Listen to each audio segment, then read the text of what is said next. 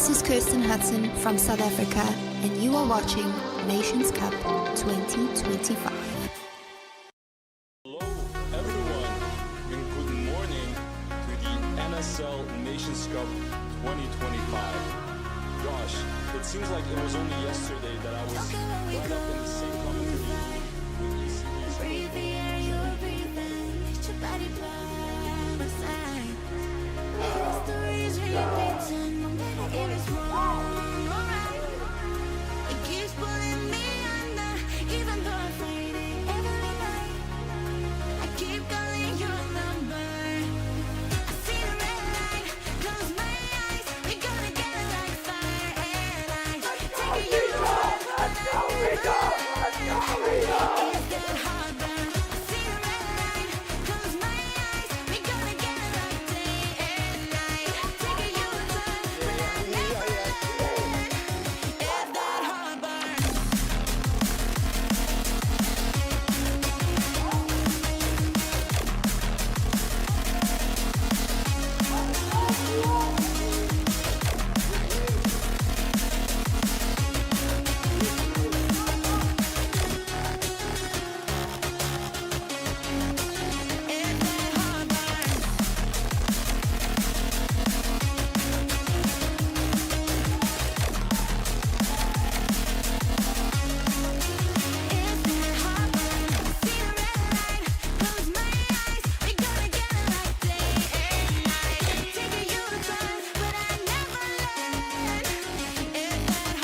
This one? Yeah. So, it was not really a downfall for us. It's a second year. First year we've been here, we had like 7 guys in the roster. We tried to train this year. We're trying to do a lot of practice. Yeah, It's it's showing that you guys are working hard. We are not playing on the same field as the guys are playing. The guys are playing here every weekend. They know the angles, they know the field. They're used to it. They're used with every angle. It's hard for us, but we're not gonna give up. It's Yeah, just absolutely. we're just gonna battle to the end. Yeah. It's really easy for us. What do you think is like your next steps for your next match? We're gonna take every match, every game as its own. We're not gonna tell the steps because it's gonna be like Yeah. throwing away Yeah. tactics, but we're gonna do step by step on every game. Well, you guys played an exceptional game. You guys really put out such a big fight. Super excited to see what Romania does. You guys look like a strong team this year, so it's really nice to see. Thank you. Sure. Thank you very Thank much. you so much. Let's get out of here. Let's go. All day. Let's go. Yeah. Stop. Hear them slumber. Hear the sound of the thunder. Never belly sounds on the hunger. Good morning, wonderful people, and welcome to the day number 3 Day 3. of NSL Nations Cup 2025. For the people that did not have the opportunity to check out the stream during the first 2 days, because they were business days, of course, my name is Adi. As always, I will be your host, and joining me for the intro and for the beginning of the day to some of the most anticipated heats of the tournament is Matt Black. Matt, maybe you want to introduce yourself as well to the viewers. Hey guys, I'm Matt Black. Hey guys, I'm Matt Black. I'm a speed soft player and tattoo artist from Calgary, Alberta, Canada. I'm here to, bring some excitement to the stream. Awesome. That was a really tight, clean introduction. Love it, dude. I prefer it tight, to be honest. So guys, the first heats of today are gonna be really exciting ones. We have Australia versus South Africa, and then afterwards the Netherlands versus the undefeated Belgium. And you know that's gonna be a wild one. But now we're going back to the southern hemisphere of Australia versus South Africa. Matt, what do you think? What do you feel with this matchup? This week, there's been some real serious games coming out of Australia. South Africa has been fighting so hard, and they really want this win today, so it'll be very interesting. I will say I did go outside this morning, breathed in some good air, was breathing. Yeah, I was breathing. And I saw Team Australia stretching and running laps, and they're hungry for it today, so South Africa better bring it. And that's that part that we talked about yesterday, how some teams do like this sort of prep and warm up together, and then you have different teams that say like you have like individual players that say like I need a moment for myself. They put on their headphones, listen to some music that they like or something like that, they do their drills and get in the zone. The buzzer has been shortened. Yeah. So there's less time for the flag hang, just like it originally was. So what you're telling me is before a match you wouldn't be out running laps. You would be getting in the right headspace. yeah. I mean, preferably you do both. Yeah. Preferably you do both. But I mean, like, everyone has their own sort of tradition, their own, what is the right ceremony, so to speak, on how to get in the zone. Absolutely. You know? Mine's a coffee and a cigarette and a pre-party poop. That is beautiful. But we just talked, like, for example, I think it was with Dizzy from Belgium yesterday, like, a lot of these players are different people in the arena. Like, when that mask goes on, it's like, you know, the killer instinct is activated, and you have to get in the right headspace to activate that, you know what I mean? 20 seconds. But I completely agree with you for Australia and South Africa. South Africa has been, you know, grinding. They've been fighting nail and tooth throughout this tournament, and they've been improving once again throughout it. Australia is looking phenomenal. Big head for president. Morning Riot. What's up, big head? And we're off. No penalties being served, so it's a nice 5v5. They lose Collins, though, from that snake corner. Good shooting from South Africa. They lose their home, unfortunately. And do not forget that South Africa has 2 players that are excluded from today's events. Well, not events, from this matchup specifically. Oh, a beautiful pick in that snake onto Moosh.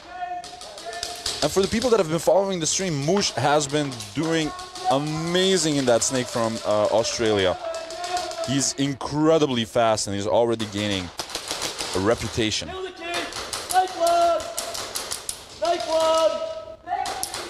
There's some good communication. Already a plexi player from Australia. Ooh, very close. So, also what has been announced at the beginning of the day is some people in the chat have noticed that the buzzer, like when everyone is eliminated, you can press the buzzer, and then usually you have 3 seconds to either get the hang, get the snatch, whatever that needs to happen. And everyone said that it seemed longer, that it's like more than 3 seconds, like 3.5, something like that. The timing felt off. And that's true because the buzzer system has been updated with new software, new hardware as well, and the programming needed to be adjusted. They did not want to make any adjustments in the middle of the day. They tried to do the update yesterday morning. It didn't completely work out. It got shortened, but not to the same level that we're used to in the NSL. And they made the final adjustments today. So, yeah, we should be on the regular buzzer system. And once again, we didn't want to make any adjustments in the middle of the day because that would mean that the people before the update had like a benefit or something like that. And, you know, we want to keep it fair for everyone. Yeah, so we just went up to every player afterwards and said, "My B, dog." Netherlands, first round. My bad. My bad. My bad. My bad. Team South Africa had the player 24. It's his birthday today. Really? South Africa fans, if you're out there, wish him a happy birthday. What number? 24. 24. Let me check what that is. I'm sorry, I don't know all the numbers and all the names specifically. 20 seconds.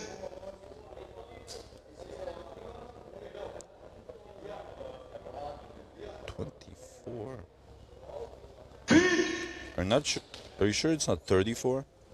I was told 24. Weapon! I don't have a 24. No, they're going to say it right. Don't say it in the chat. We're off. Now, Belgium versus Netherlands. Netherlands attacking. Netherlands still serving a second-degree penalty, so it's a 4-on-5 right now. Let's see if make any changes to that. Push being made to the snake by Viper from Belgium. They lose Tsipa from that plus. Well, Double snake from Gray, and I cannot see the other player. Is that Fusnek or Abyss? They gotta be careful because Viper has laid a trap for them. I think we have ourselves a 4-on-4 right now. As I say that, I also lose Sensei, they lose Viper, and the defenses of Belgium are crumbling. They still have Fatal on that home one, Jefe Airsoft bunker. They lose him as well. That he was the last one. Matka already got eliminated, and Jaeger gunned it. But he got a nice, crisp zone 3.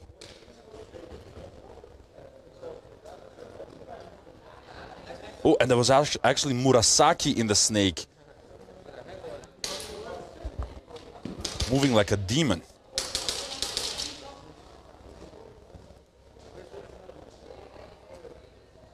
How do you need to keep in mind, this is a rivalry between the countries for years. Really? So Australia and South Africa have a rivalry. We have a nations rivalry. We really have everything on this event. Except for morning beers. Well, I mean, technically. Oh, okay.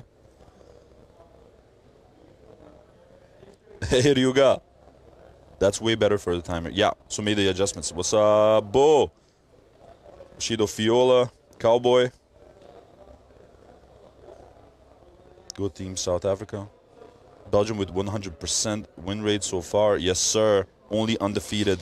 Only undefeated team. Matt has great commentary. Hey, so we got complimented. Well, okay, well, okay. Take it easy, you guys. It's still the morning. Morning, lots more time for me to suck. Morning, Adi and Matt. Yeah. Riot. Big Head. Hey, yo, Big Head. Your boy Big J was doing some amazing work yesterday, dude.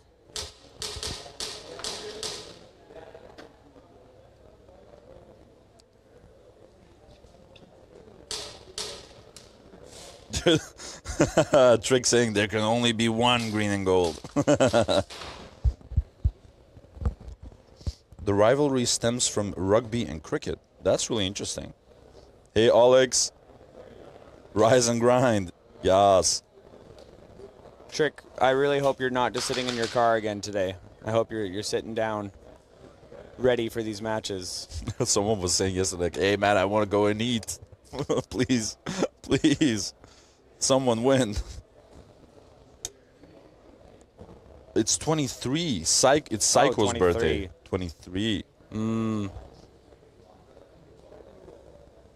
Yeah, again, coming back to how I can't read, it's probably where I messed up.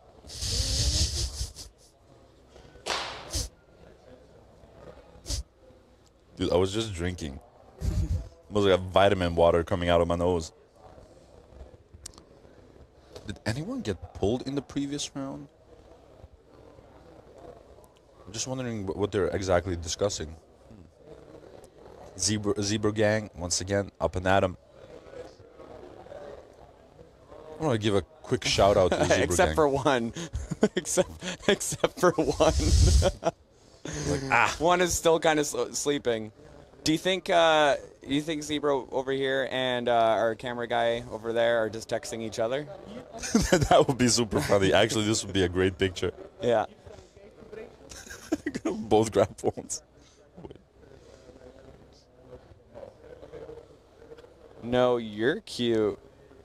No, you're the cutest. Hey, what you doing? Hey, what you doing over there? You up? Yeah.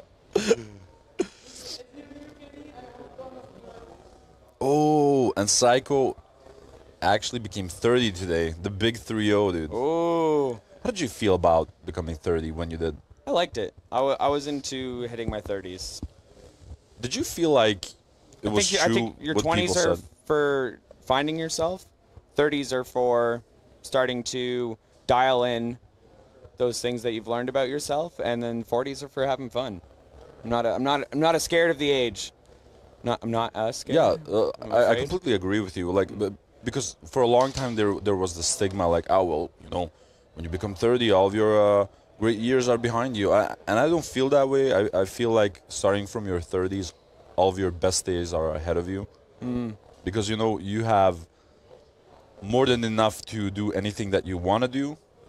And it's like, I once heard in a movie, I believe, that they said, like, there's enough behind you not to no longer fear what's coming ahead of you. Mm-hmm.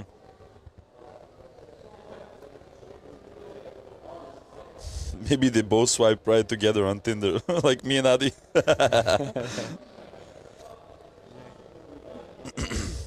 Mr. Awoken Customs birthday. Is Psycho? Psycho is part of Awoken Customs. That's really cool. I mean, I'm not judging. I'm just fixing facts. Dirty 30s. Hey, Damon Ragnar. Morning, bear with me and sticks around. Morning, Kirsten Hudson.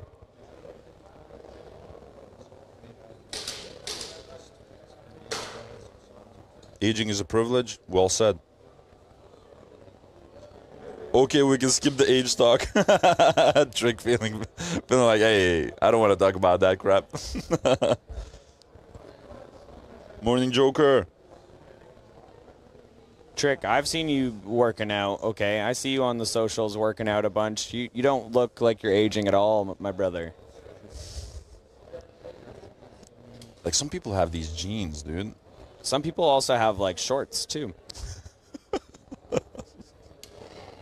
and all they're trying to do is just fit in them, you know?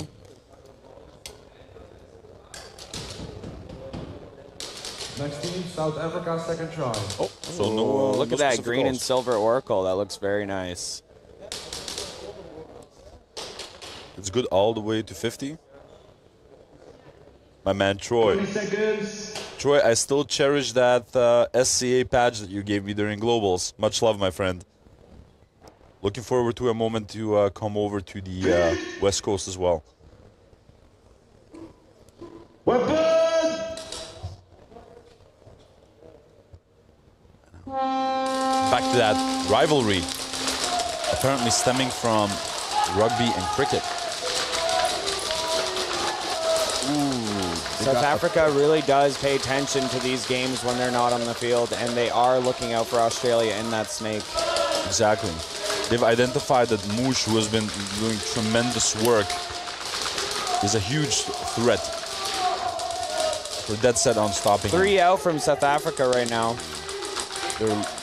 They lost most of their backline. They still have that snake player, but that snake player, it seems like he's expecting a second person in the snake, which usually Zaza sort of filled in. But Zaza has chosen this time around to go on the D side.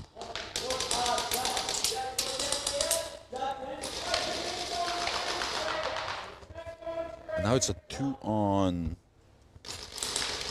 or 2-on-2? Oh, they lose Psycho. Rico coming closer. Rico and Zaza pushing it together to the last one. Why doesn't he sacrifice?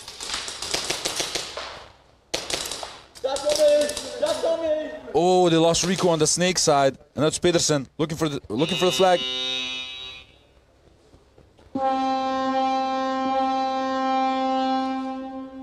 That was well played by Zaza and Rico Gray.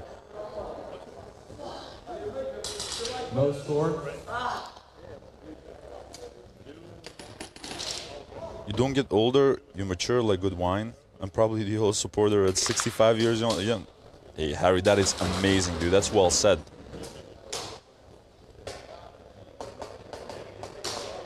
I'll be waiting for you, boo.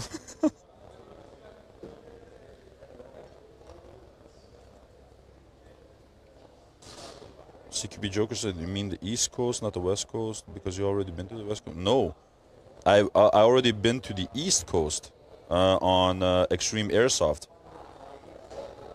but I haven't been to SCA yet.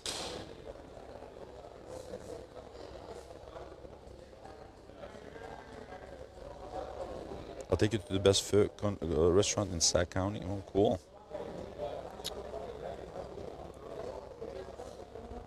So Addy, I have an idea for a patch. It's the Powerpuff Girls. All right. But you just swap the faces out with you, me, and Cringe.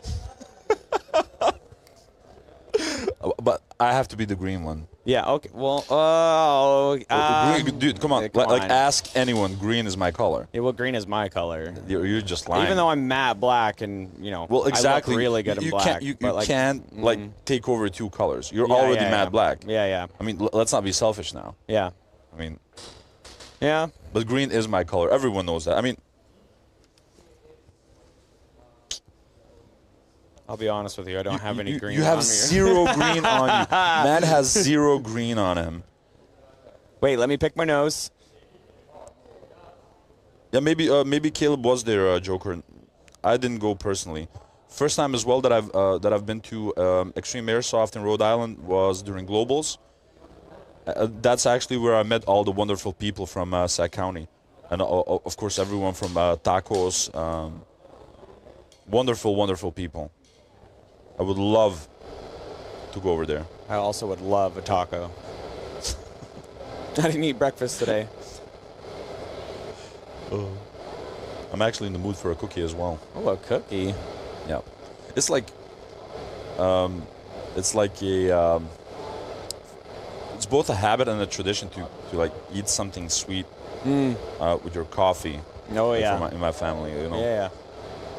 I would buy that patch. I haven't actually. Your idea is getting traction. There we go. So Troy from Sac County Airsoft already saying I would buy those Power Puff patches. Yeah.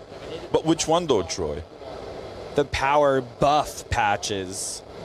Dude. The Power Dude. The Power Buff boys. Patent that crap, all right? Patent it. Like a similar idea Yeah. would be like the Power Rangers, but then like the organization, like you got Fives, you got Jewel, you got Kid Krupuk, Oh, you yeah. got all of them.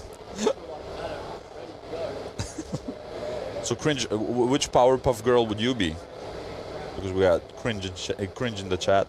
Oh, cringe. It's funny that you're in the chat and not here right now. In person, hugging us. Emil saying good morning from Belgium. Good morning back at you, Emil.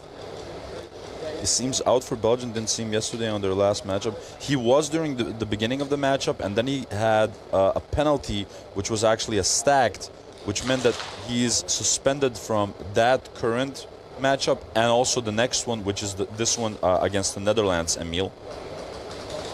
So he'll be back in after this matchup versus the Netherlands. Zaza's mom is also in the chat, giving him a lot of support. Beautiful. Adi, is your color a South Africa green? My favorite color is like a slime green. Yeah, a zombie green. Yeah. Zombie green. There we go. Like one step up of vibrance above Monster Energy. You know what I mean? Exactly. Like, exactly. Yeah. That's well put. Like give it just a little bit more tennis ball green into the Monster Energy green, and you're at the right green. Power buffed boys.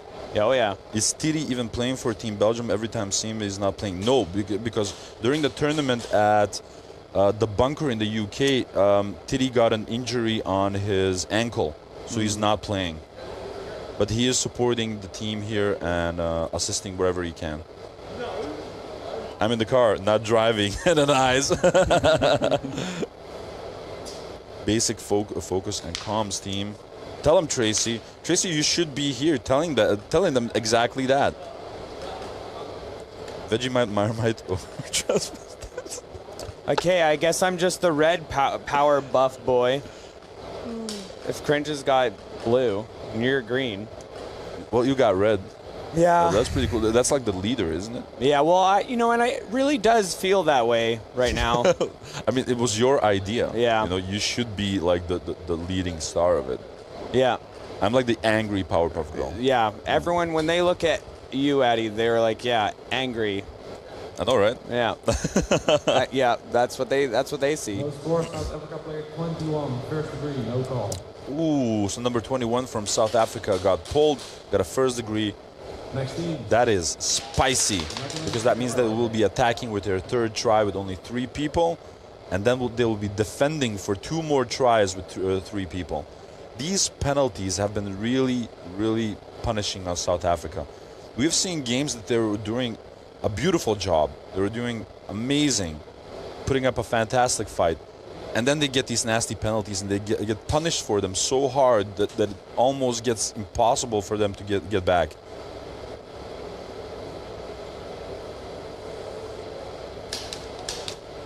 Somebody from South Africa, wake up.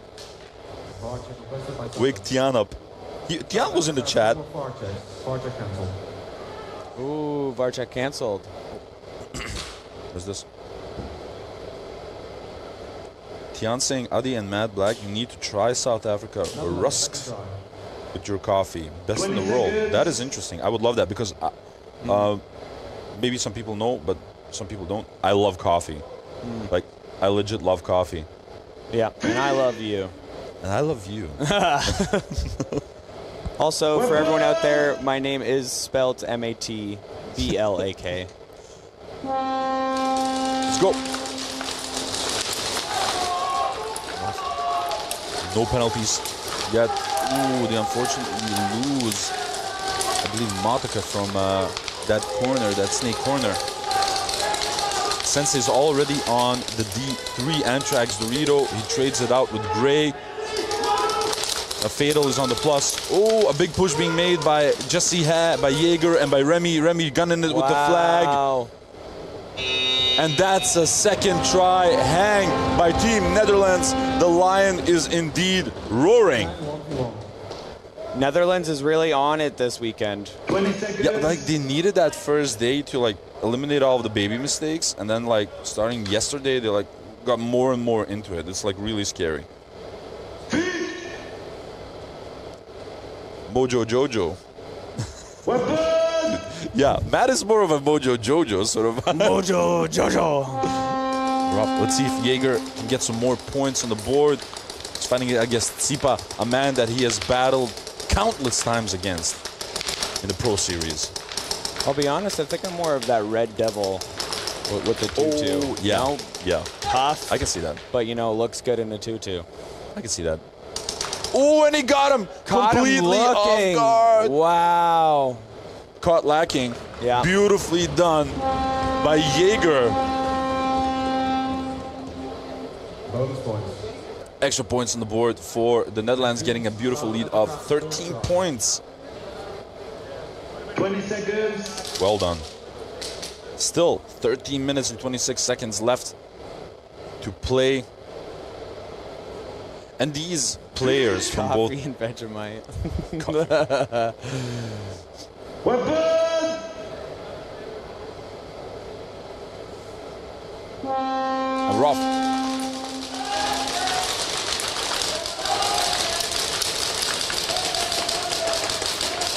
This time around, Collins getting closer and closer, understanding that they have that penalty to lose their snake player. But Callendon not getting that same success this time around against South Africa. As you said, it seems that South Africa did their homework. Collins eliminating one. 2 players left from South Africa. All the way back at the A-Stack home bunker and east side corner. Psycho moving to the home 2 Rebel bunker. Getting eliminated by Rico Gray. And they got a snatch. Got a snatch. Well done, Australia. And this is exactly what I meant. They're getting punished for that mistake. Oh! These guys have been emoting all week. Oh, God. That is just nuts. Was that part of the training? Like, yeah, listen, guys. They've been playing Fortnite this whole week. They're like, listen, guys, whenever we get that snatch, we got to do something cool. Otherwise, why are we even getting that snatch? You know what I mean? I think it's more so like if you want to do a cool emote, yeah, I guess you kind of have to get that snatch. I understand. Rough. Tsipa getting shot off break. Beautiful shooting by... Ooh, and there was another one. And another one. And another one. My God. DJ Khaled! Belgium is completely crumbling under this roaring lion. Murasaki pushing the hell out of them through that snake. And Remy getting a snatch by touching the wall. They did not lose a single body on the side of the Netherlands. And they have come to play. First try. 20 seconds. Listen, my phone is telling you good morning, Matt. Oh, good morning, phone.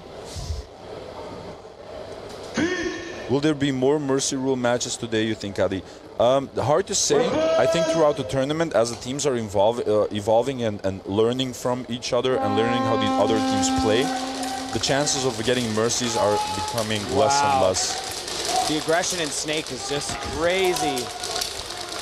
What is it? Is this like the third time that Moose gets eliminated from that Snake? South Africa has done their research. They have Snake dominance right now. Lost Collins as well. Psycho getting shot out. And once again, Zaza forced to get that flag because they lost Rico Gray from the home. Is Zaza the last one? Or is Strobe still in the play? I think we got ourselves a 1v1. Oh, did he see Zaza move? Oh, and he got him. Oh. Beautifully done by Zaza. He's gunning for it. Oh, and so short. But still 3 points on the board. Phenomenal, intelligent gameplay by Zerin Pedersen. Next teams. Zaza. First try. 20 seconds. Dane Baker saying Netherlands looking solid AF today. You can say that again. Nice snatch, Collins. Yes.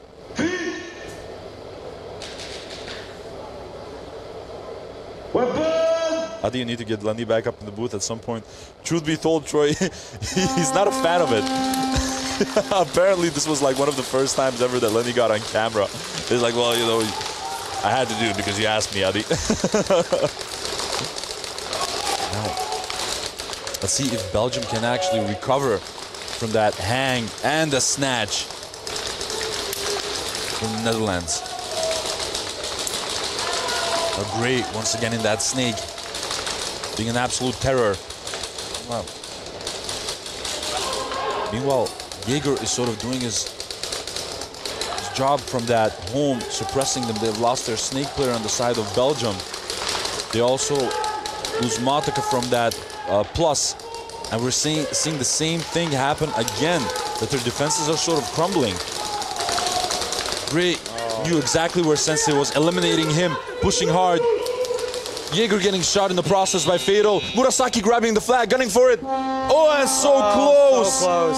Wow. But this is the third time in a row, I think, against 3 different Snakes that Murasaki just eliminates them. He assassinates them and just grabs over the entire dominance of the Snake. He's doing everything. Murasaki and Gray in that Snake are looking like a very powerful duo. Second try.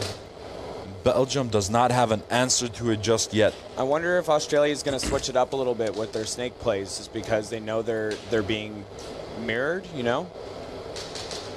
Why is South Africa with only 3? Charles, they're serving a first-degree penalty. So one of their players got hit and didn't call it.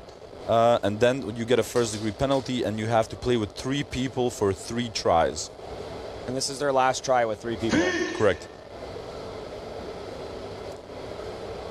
Troy, like, nor would I. Come on, Troy. You wouldn't like to be in the commentary booth with me? I think we would have a great time.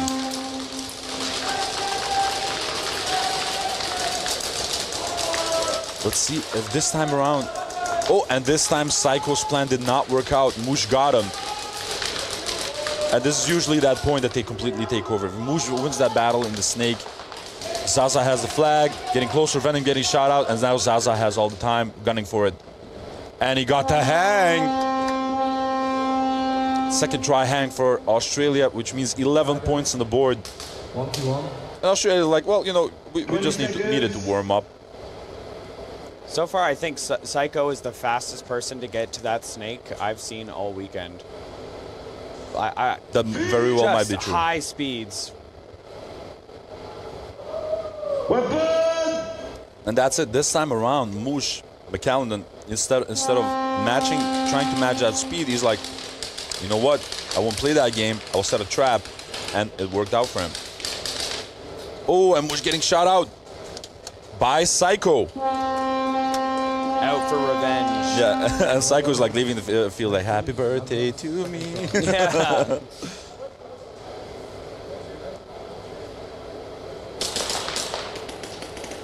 Seconds. I believe we are missing the French in England. You are right. And I do miss them. Shout out to my boy Dams, Damien Delage. Miss you, buddy. Weapon!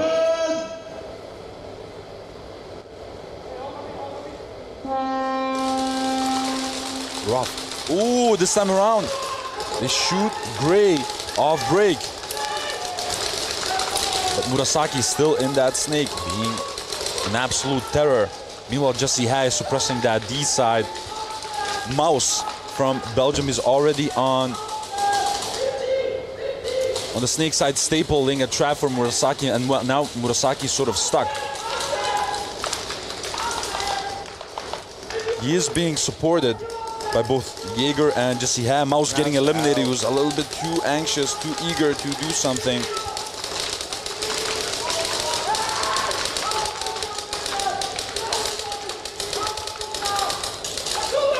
Ooh, and Murasaki eliminating Mataka. The shootout fatal. Last one left.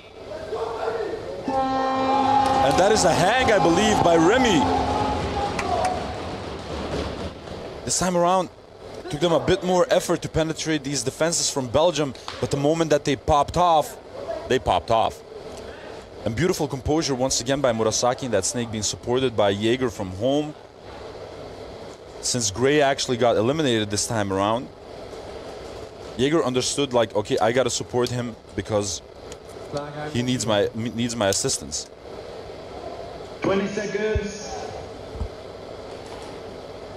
Murasaki not being very patient in that snake, like understanding, like, okay, I gotta wait for my moment. Then Remy just bomb rushed him on the D side. Weapon!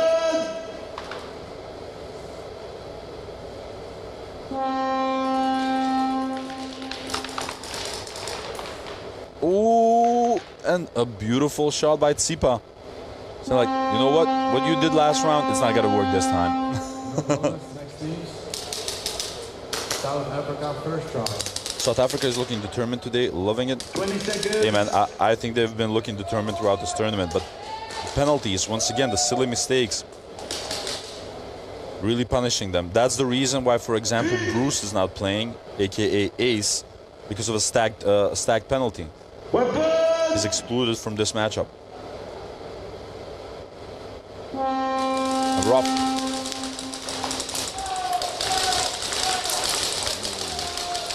Did they lose? Psycho on home Q with pistol. Rico Gray trying to support everyone from the home position. Rico Gray has been playing that home position wonderfully.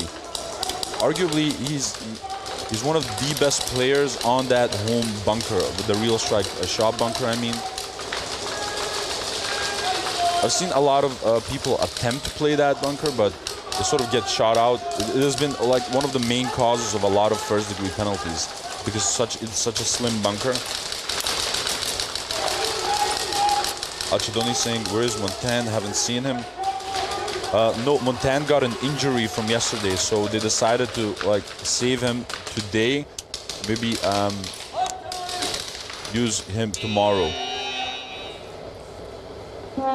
Oh, Rico Gray saw the flag. Just a little bit late.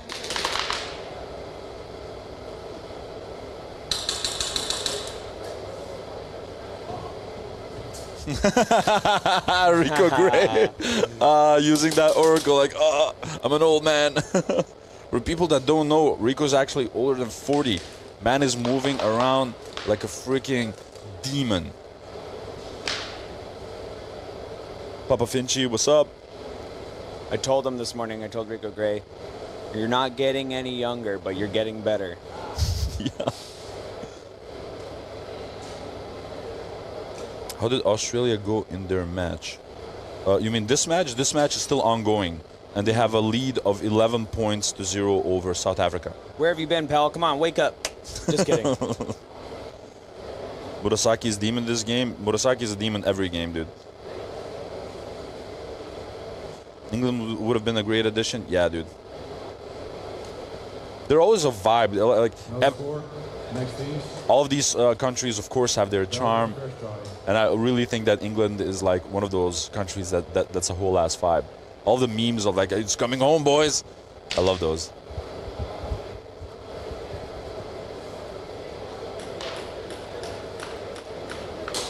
Wise choice to rest him, given he's been an absolute monster when he's been playing. Completely agree, Dane Baker. Monsters need some sleep too. Yeah, man. Basically, what happened yesterday, there was a crucial moment when he needed to really gun to that breakout wall. He had the flag, he wanted to hang. And he ran so fast from the 50 line to the wall that he smashed so hard against it that sort of the HPA bottle that he's wearing on his belt for his pistol was between him and the wall. Yeah. So it sort of crushed his hip, I don't know. I was up in the VIP room a few times yesterday looking out that window where that wall is, and Belgium losing Sensei off break. They lose Jaeger this time around. Now, the tactic has been switched a little bit. Now we have Gray actually on that center Polar Star Dorito. It's worked out for him because he eliminated Tsipa.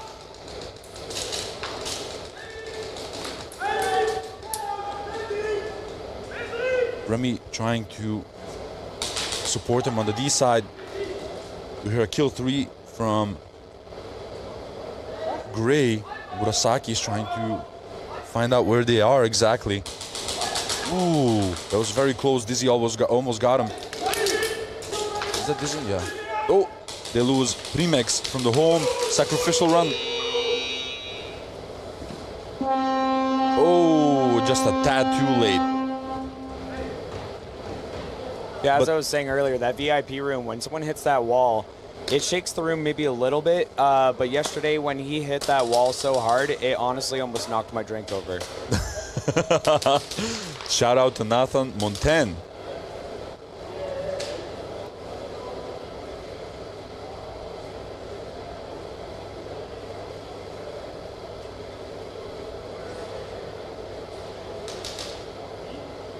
The England lads unselfishly went out of their way to assist us last year, realizing that we were out of our depth. Them and the USA, love those guys. Those are really kind words, Harry. Shout out to England and US. Age makes no difference. Mindset is where it is. One thing that always, well, not always, usually comes with age is wisdom. That's what we can hope for. Depends on what you drink. Psycho really putting in the effort. Completely agree, Tian. He's like, you know what? It's my birthday. I want this win. That's what I want for my birthday. I want this win. Yeah, it doesn't sound pleasant of an injury. That hopefully he has a good recovery and is back playing soon. I just spoke with him outside. He's like, like I said, he's on his legs. He's still supporting the team here, but they sort of chose together with him that it's a smarter option to just let him rest today, not risk anything. When's your birthday, Addy? It's on the 21st of May. Oh, okay. Well, happy belated birthday. Thank you, man. When is your birthday? October 9th. I'll be 35 or 34. I'll be something. I'll be something. Something in my 30s. What is that? What is that referee doing? Oh. Tapping on his own ass. Yep. Let's have a Discord session. Have a drink on your birthday. Okay. South Africa, second try. 20 seconds. Is there any tournaments going on during October? Or NSL? I think there is a Fun Cup. Oh, a Fun Cup. Yeah, a 3v3 Fun Cup. That's one of those tournaments that I told you about that you can actually mix a match. You're allowed to, it doesn't count like a team switch. I think we should bring out the power buffed boys. That would honestly be fun. Power buff boys. We hear a clear kill one. Now South Africa's back to full strength. Oh, an aquatic bacon is already on the plexi. Getting a pull on Collins. Psycho is already on the 50. Trade happening in the snake. And now South Africa looking really determined. Aquatic bacon trying to keep an overview. Now Rico Gray cannot move his eyes off him.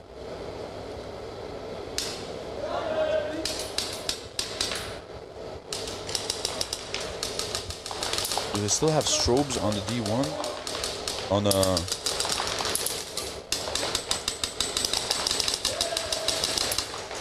Oh, Psycho getting eliminated.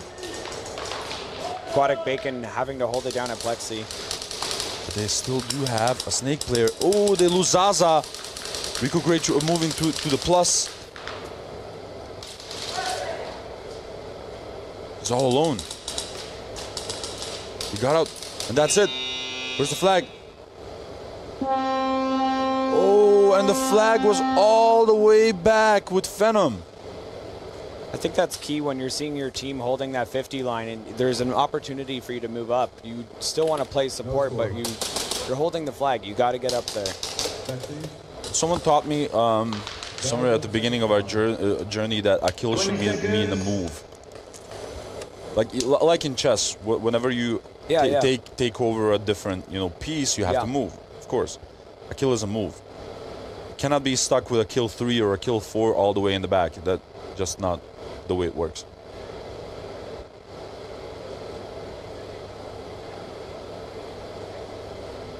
But a beautiful performance by Australia. Now that they're full force once again. There was a pull on Collins. And that's a first degree on Collins from Australia. And to quote The Office, oh, how the turn have tabled. How the turns have tabled.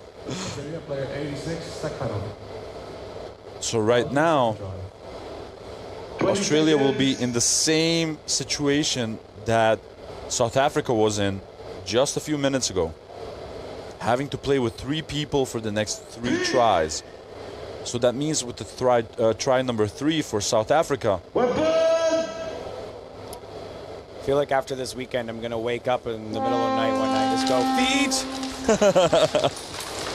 You have no idea how old that audio recording is. It's like at least 5 years old. Is that you? No. Oh.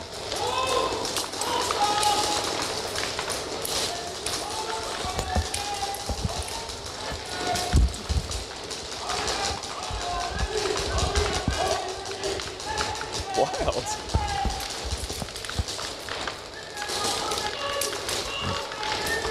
Now this game has slowed down quite a bit. Of course, we have a second-degree penalty on number 48 from the Netherlands for a midfield exit. Oh, that was a conscious one. So I'm gonna tell you guys about that in a second. I'm just waiting.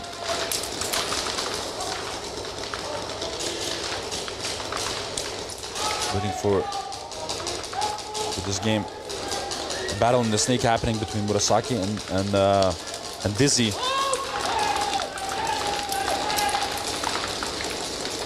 Is this Mouse? I believe it is. It's Mouse actually on the D3 Antrax. Dorito. Belgium switching up their tactics. Still 9 minutes left, approximately.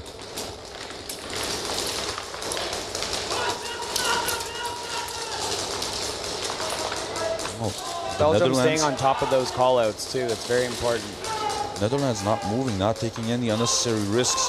Oh, and a beautiful shot by Gray from that plus onto Dizzy. And sniped him. And now he knows where Mouse is as well. He's trying to get a pick on him. Murasaki moving through the snake with Gray once again. Dynamic duo in the snake. Oh, as I say that, commentator curse, they lose Gray.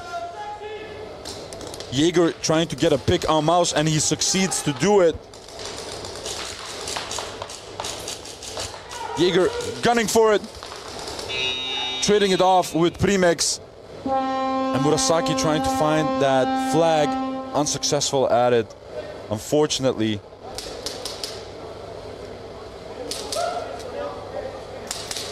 But now there's a little bit of commotion. Jaeger making a complaint to the referees. I think, at least from my perspective, that he might claim that Primex turned on him, but I'm not sure. And with turn, I mean like he spun him. Like, you know what I mean? He spun. He made the spin. Oh, spin move. Matt is so invested in observing the game that like, I'm gonna ignore Adi. He talks too much. No, I'm not the greatest at, 3 things at once, Well, you are a man. Yeah. That's something that our female counterparts are. Could be your man, but you're playing. Matt, come down to SCA for a tournament. Absolutely.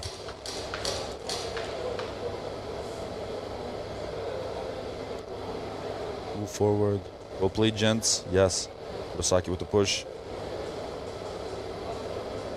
Divas and saying, good morning, let's go NL.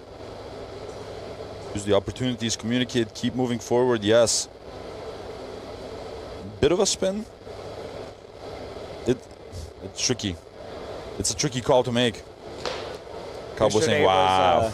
Was a super fun day. We had Jordan from Super Dead out, and he's a paintball player, and he watched the gameplay yesterday and was like, oh my gosh, this is intense. And we brought him down, we put an oracle in his hand and had him fire it, and he was hooked. And that is the trick, right? Yeah. For a lot of people wondering, like, well, I'm not sure it's for me or whatever. Just try it once. You'll be hooked. Just try it once. Put a replica in your hand and get on a field. It'll change everything. Yes, Cowboy. How you train is how you play.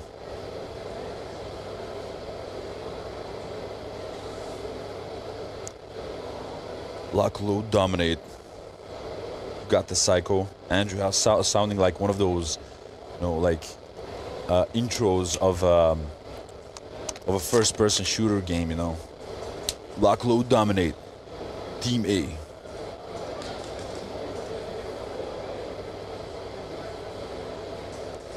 Some love for Australia in the chat as well. Australia right now in the lead. 11 points. Opposed to the 0 from South Africa. But now they'll be in the same situation that Australia has been. South Africa has been in, with that first degree onto Collins. They will have to play with 3 people for 3 rounds.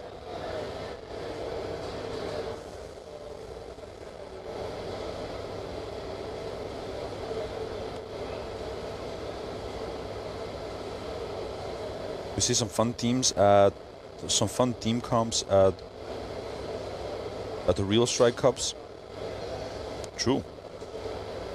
And they're fun, there's a lot less tension, during those fun cups.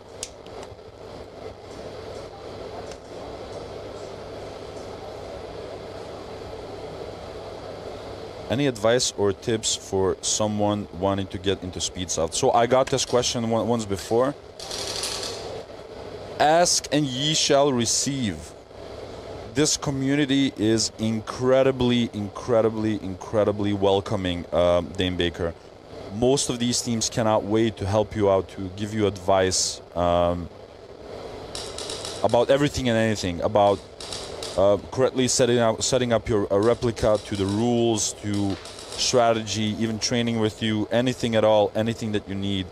Ask and ye shall receive. I don't want to bother you with things like, well, you got to do this and that and get in shape. And no, ask and ye shall receive. The first thing that we did when we started off, we got tons of help from Delta Airsoft. Right now, we're extremely close with second to none. We train with different teams as well. I got tons of advice from Tsipa from Belgium on how to correctly and efficiently build my monks. Hakai has also helped us in the past a lot with a lot of advice on how to. 92, first degree, 4 straight, game altering. Whoa. Score, snatch. Belgium player 23, first degree, no call. To speak a little bit more on that, Team Canada has definitely been having a time since it being their first time here, and every team has just been so helpful to them, offering the advice that they need. And not only that, just advice on synergy. I'm not even playing on Team Canada this year. I'm here, with NSL, helping them out, and every team here has also just been offering me advice as a player, and I'm not even having the opportunity to play this event. So it's just been wonderful. The community is so strong here. Oh, and guys, just to unpack a little bit the situation of the previous round between Belgium and the Netherlands. Primex number 992 got a first degree for a fourth straight, and Mataka number 23 got a first degree for a hit no call. So they will be playing with one person for 3 rounds. Why did Collins get a first degree? It was a hit no call. I believe it was Aquatic Bacon who got to the plexi. He was shooting at Collins, but I think that Collins interpreted it as a ricochet. Now Strobe's getting shot out from that corner. Rico Gray and Zaza trying to holding it down now together from the home one. Kefe Airsoft bunker. Rico's the last one. Psycho's gunning for it. And that is a zone 3. But a good attack from South Africa. This time around, they were pushing a lot more, getting to that 50 line. No one was left behind all the way in the back. Yep. Netherlands, first try. Just do it, yeah. Every kill is a move, and they did that. Vinta saying finals tomorrow is going to be lit. Yeah.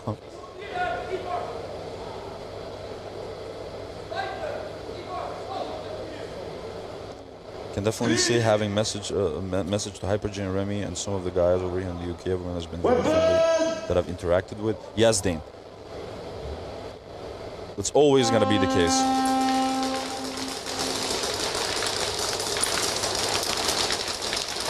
Ooh, a big, massive push. They know exactly what is up. Call being made onto Murasaki by Jaeger, getting that pick on Tsipa to get another hang. Cleaning the goggles off on the wall.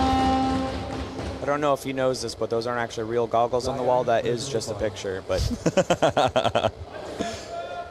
do you know what's also funny? Oh, yeah. The guy that you see at the middle of the breakout wall? Yep. That's one of our players. Oh, wow. Yeah, it's one of your players. Yeah, one of our players from Bushido. That's Maniac. Troy. Oh, nice. Very cool. Yeah. 20 seconds. And since we're very close with S2N, like we train with them, we do a lot of stuff with them. Murasaki is one of the players from Second to None, so he's like, I'm gonna wipe Troy's goggles for a second, you know. Weapon!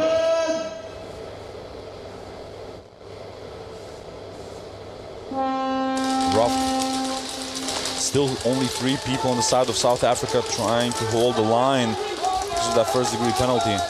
And it's funny because during the first try that that Australia had before, while they were serving their penalty, they also had a zone 3 initially. Psycho once again getting to that 50 line.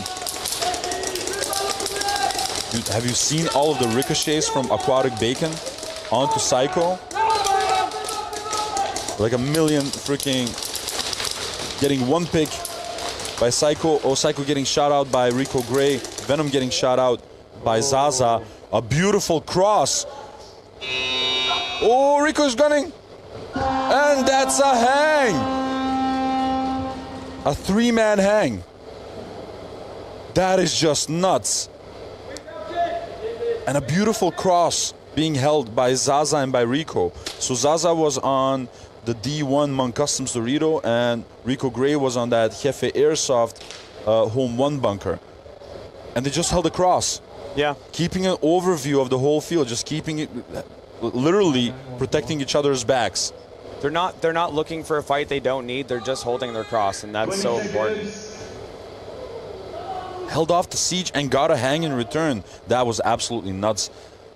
Australia unfazed. That's one of the things that delights me the most. Yeah, they've had a clear headspace. Yeah. They never seem cornered.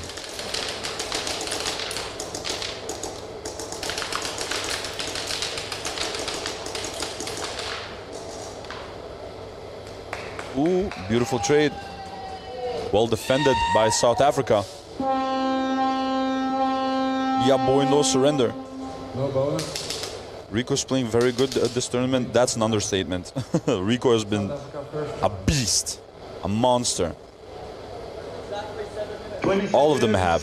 Like, I also like to give respect where respect is due. Strobes and Collins have also been doing an amazing job as the supporting gunners.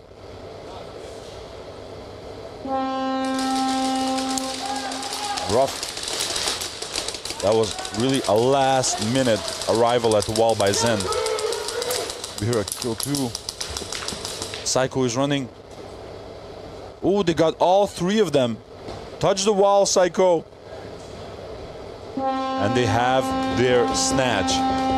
And this is more of what they have to do when someone has a first-degree penalty.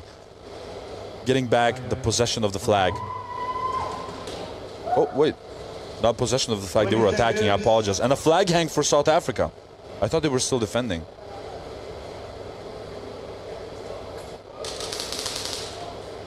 Rico defending those extra points against South Africa. VAR check requested by Australia. VAR check requested by Australia.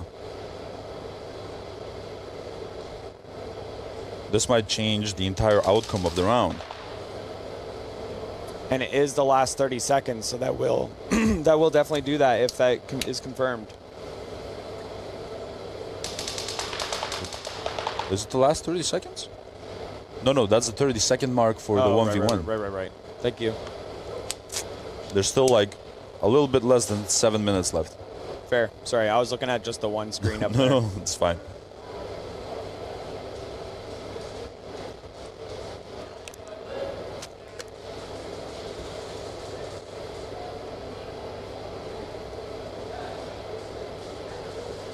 So that's the part that they have to deliberate now. It's like, imagine that Rico Gray hit someone. Will it be considered a game altering though? Like, depending who he hit. Imagine that he hit the flag carrier, then it's automatically a game altering because you know, completely changed the outcome of the round. Because I believe the flag carrier was still in home when that happened. What is the VAR request for? So the VAR request came from Australia, and I believe that Rico Gray has told the referee that he is confident that he got a hit somewhere on the Dorito side of the field against South Africa.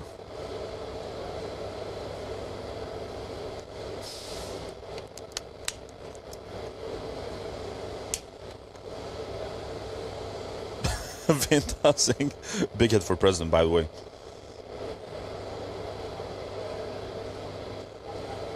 I thought he got whoever was running through the middle. That's more like it. Aggressive on the attack. Yes. But let's just see.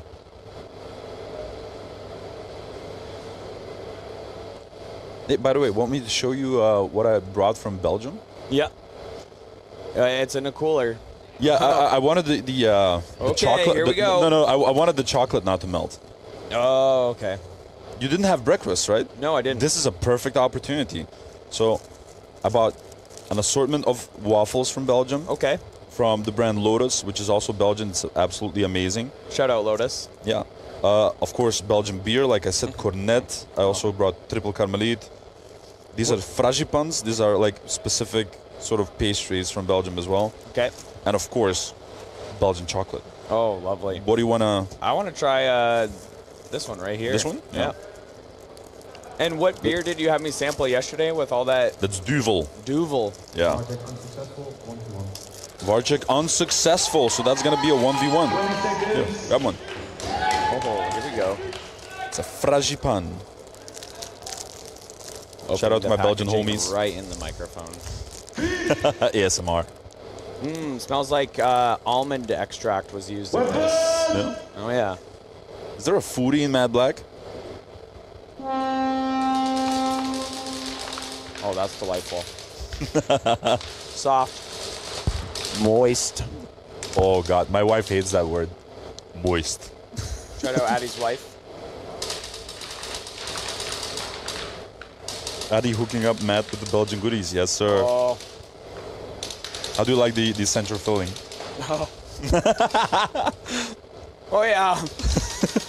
Ooh, Venom tried hard, but he lost that 1v1 against Rico Gray. Oh wait, there's like a butterfly thing pissing me off. I'm losing this 1v1 to the pastry. Dang it. Oh, mama, that's good. And mind you, Matt did not have breakfast this morning.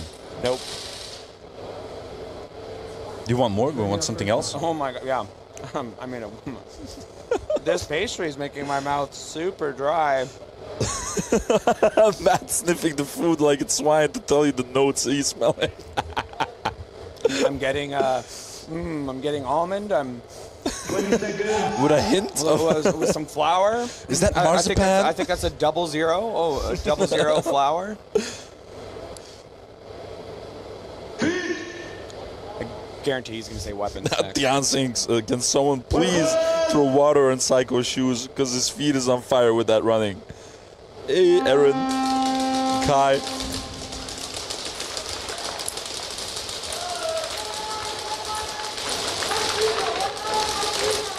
Ooh, a big push by South Africa. They lose 1. They lose 2. And mind you, Australia is still serving that penalty, right? Number 86 is suspended because of a stacked penalty inside of Australia.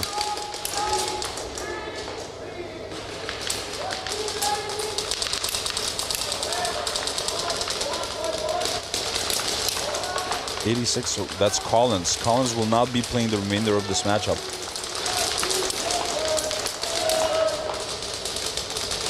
So I think since Adams got that, oh, listen to this. Since Adams got that major yesterday, Yep.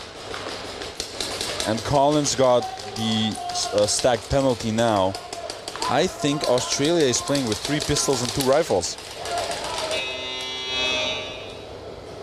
Because the rifles that they have are Rico Gray, Collins, Adams, and Strobes.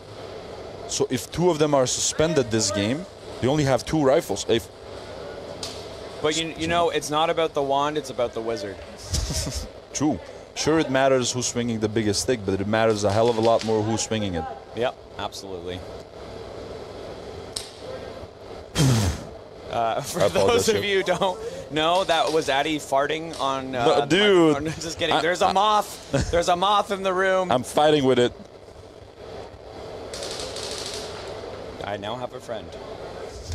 I'm fighting with a freaking moth. Come on, come here, little guy. South Africa making a comeback. Told you we don't give up. That is definitely visible. I don't know where he went. It's probably He's up top. on my head or something. Wouldn't amaze me. 20 seconds. The snake cam is fire. I agree.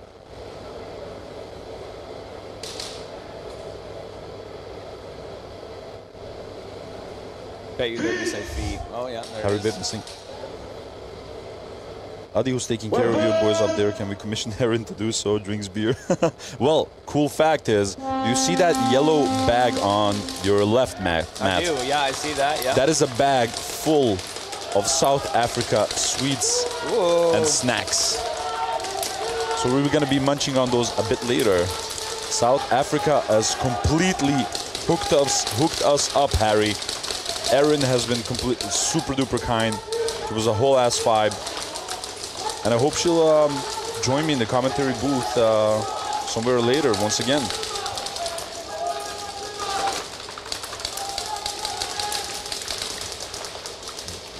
Ooh, once again, South Africa is bleeding bodies. And again, they're with 3 pistols now, I think, on the side of Australia. 4 minutes and 23 seconds left.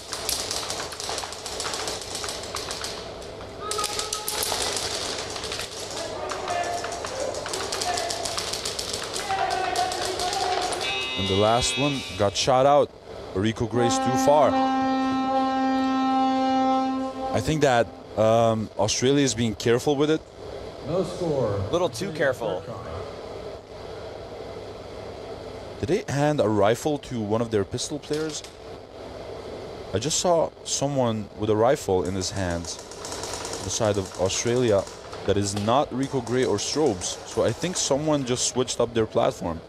That's interesting. It's not Moosh, it's not Zaza.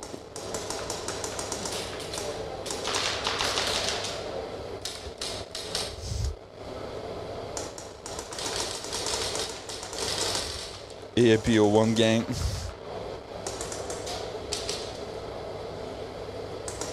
Which newcomer player, regardless of its first time in the nations competing, or if it's their first time being called up on nations, looks the most exciting? Ooh, that is a tough question, Dane Baker.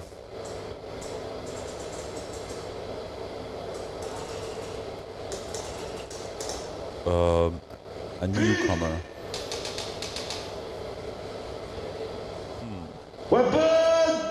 I'll think about that one and come back to you. But that is a really good question.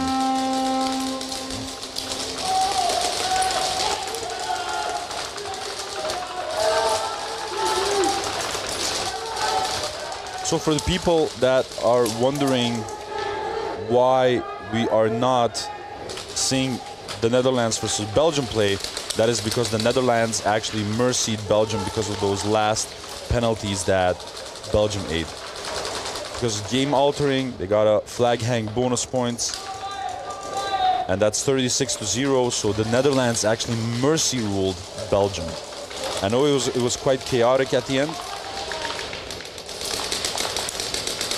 but that is the reason. So we're playing back-to-back Australia versus South Africa. I think after this round here, I have the answer to my most excited player that's new, first time.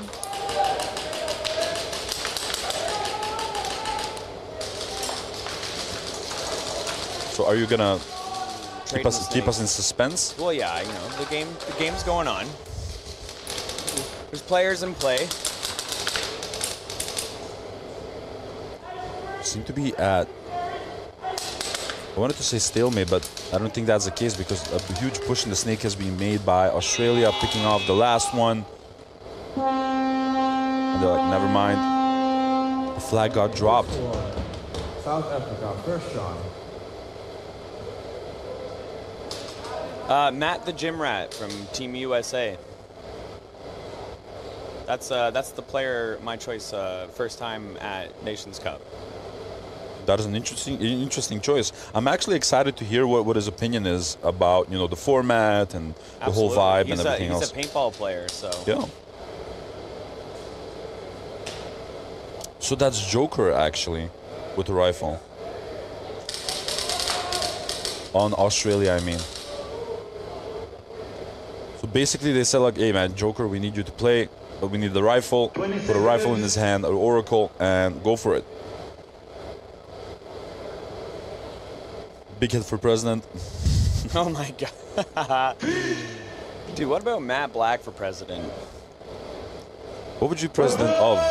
What would you be a president of, Matt? Good question.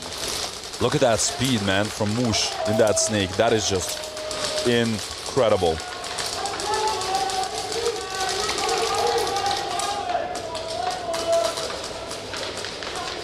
He's already in enemy territory, I think. 2 minutes and 15 seconds left. It seems that Australia is playing the safe game. They're like, you know what? We're in the lead. Let them come to us. Zaza moving to the D2. High Kappa Hub Dorito.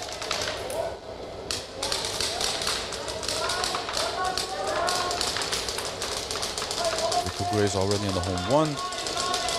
Some movement coming from South Africa, and it seems that Moosh just kept a trap, that snake, eliminating the corner. Joker is now pushing through the snake. Rico Gray pushing hard, looking for the flag. Oh, did he get it in time? I don't know. That was close. No score. South Africa second try. You could definitely No see score. that the camera was watching Rico Gray with that flag, looking for that emo if you got it. Adi, tell us more about those South Africa snacks. But well, I was actually saving that for later. But we can take a look. We can take a look because it's quite a feisty bag. So what I have here are Uma Kering Milk mini biscuits.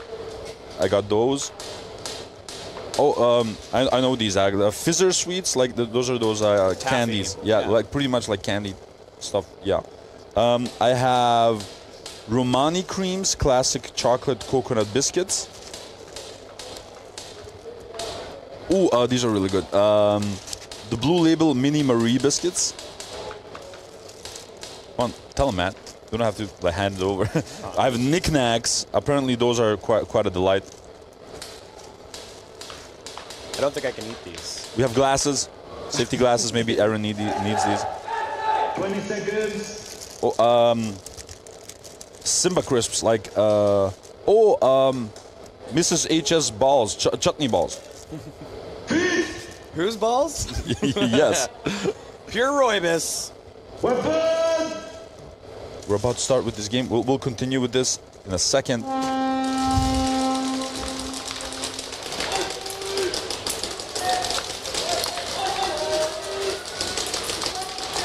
Minute 20 left on the clock. Diggs getting shot out of that snake. Zaza looking for, once again, that bump to the D2 high kappa hub Dorito. Zaza switching up his tactics, so he remains unpredictable. Yesterday he was playing on that plus, and now he's all the way on the D side. Joker once again moving through the snake. Psycho setting that trap on snake. Oh, and he got shot out. He dropped the flag all the way in the corner. That's gonna be a hard one to find. It's Yeah, really tough in they're not gonna find that one. Not a chance in hell. Such an atypical place actually to leave a flag. That's crazy actually. No score. Really South great. Africa third try. So to continue the with the snacks. South Yeah, Africa back to the snacks, all right. snacks. Yeah, here we we go. have tea. Yeah. So lager, pure rooibos tea. Apparently this is amazing tea according to Erin, and I believe her. What is this? Can you read what this is? We have tennis, mini classic coconut biscuits. Whoa. Some more knickknacks. Apparently knickknacks are a whole thing, so I'm gonna have to try one of these. But these are differently flavored. The packaging is giving 20 Takis seconds. for me. I don't know if you've heard of Takis. Oh, I love Takis. Yeah, all right. What are these? We also have ginger nuts. If you weren't interested in what's her name's balls, you have Ginger's nuts. And we have rascals. Rascals. Rough. Pretty flavors. Well, these look good. 45 seconds left. If South Africa wants to do something, Diggs getting shot out from the snake once again. If South Africa wants something to happen, to make something happen, they have to do it now. 30 seconds left. Now is not the time for silly mistakes. We still have future setups of the day. Venom getting shot out. They're pushing hard. 20 seconds left. Ooh, did Zaza get it? I believe that was a snatch. Zaza! I swear to God. Oh, my Lord. Australia, you're just killing me. He used it as a blanket. He like took the flag and I put it like a blanket over him. Oh, Zarin Pedersen. Beast mode. They're so entertaining. I can't get enough of this team. So what are you holding there? Oh, what I'm holding by Nestle. Peppermint Crisp. Peppermint crisp. And then we have a whole bunch of fizzer like these. We have cream soda flavor, of course green. It's immediate. I'm just saying, I immediately grabbed the green. Yeah, we've gone through all the different varieties in here. I think so, yeah. Yeah, man. Captain Psycho's Saka like- is looking for snacks. What are you hungry for? Is sweet, salty? So Harry, Aaron has set us up like quite beautifully. We have all sorts of stuff. Of course, I don't think that she intended this to be in the commentary booth alone, so we'll be sharing it with everybody that we can. He looks hungry. We should feed the man.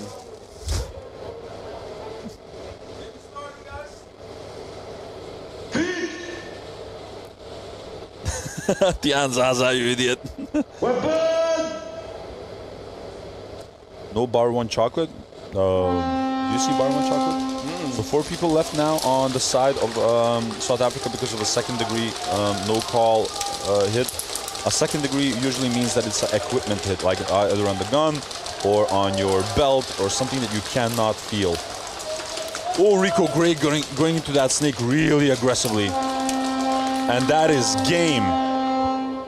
And a victory for Australia, 23-15. I really enjoyed that one. It was a really nice back and forth. Oh, good sports, shaking hands. Always beautiful sportsmanship, loving this. But Tapping those each other are the up. results, guys, of the first heats of the day. Australia proving victorious over South Africa, and the Netherlands mercying the previously undefeated Belgium. Second degree no call. Game altering in the last 30 seconds. Flag and bonus points. Oh, and flag hang bonus points for Australia because in the last 30 seconds, the silly second degree that South Africa had resulted in a game altering, yeah. Mags out, please. Mags out. Refs, please stay on the field. Gather in the middle. Next matchup will be Blind man. Czech Republic against Romania Please send the player to the media box for a post-game interview. and Germany versus Canada. How are you feeling about that Germany versus Canada matchup, Matt? Next game will I think these boys are ready for it today. I think Team Canada had that win under a belt yesterday, and I think they're going to be in a new headspace, ready to rock. Let's hope that's true. Yeah, Looking and forward to it. honestly, Germany's such a great team. They've been so helpful to Team Canada and understanding how to rebuild that synergy and how to make those plays a little bit stronger and tighten up a little bit. So we'll see what happens. If anyone can give you a lesson on efficiency, it's got to be Germany. Well, and look at Team USA, helping out South Africa out last year, and really trying to help Definitely. them grow in the sport. So to see South Africa yesterday playing against Team USA and South Africa came out on It was top, interesting, wasn't it? it's like, oh, But guys, how helpful are we really being? damn it. Yeah. But guys, thank you very much for joining us for the beginning of the day. We'll be back with some post-game interviews. And after that, of course, the next exciting heats. Thank you again, and talk to you in a second.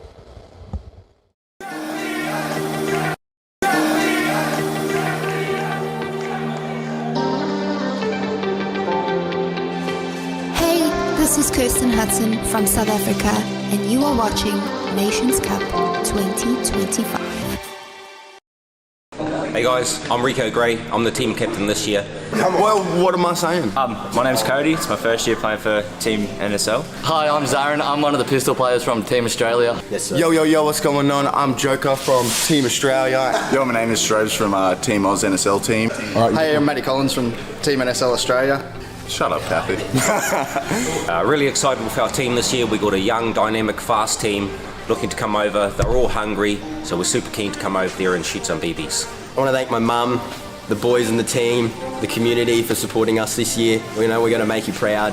I just want to give a massive shout out to everyone who supported me on the way, mainly my family and all my personal sponsors and all the team sponsors and my kids. Gonna go over there and rep it for them. Keen as to play with the Monk Oracles, major sponsor this year. Shout out Monk. Thanks, guys. Hey, this is Kirsten Hudson from South Africa, and you are watching Nations Cup 2025.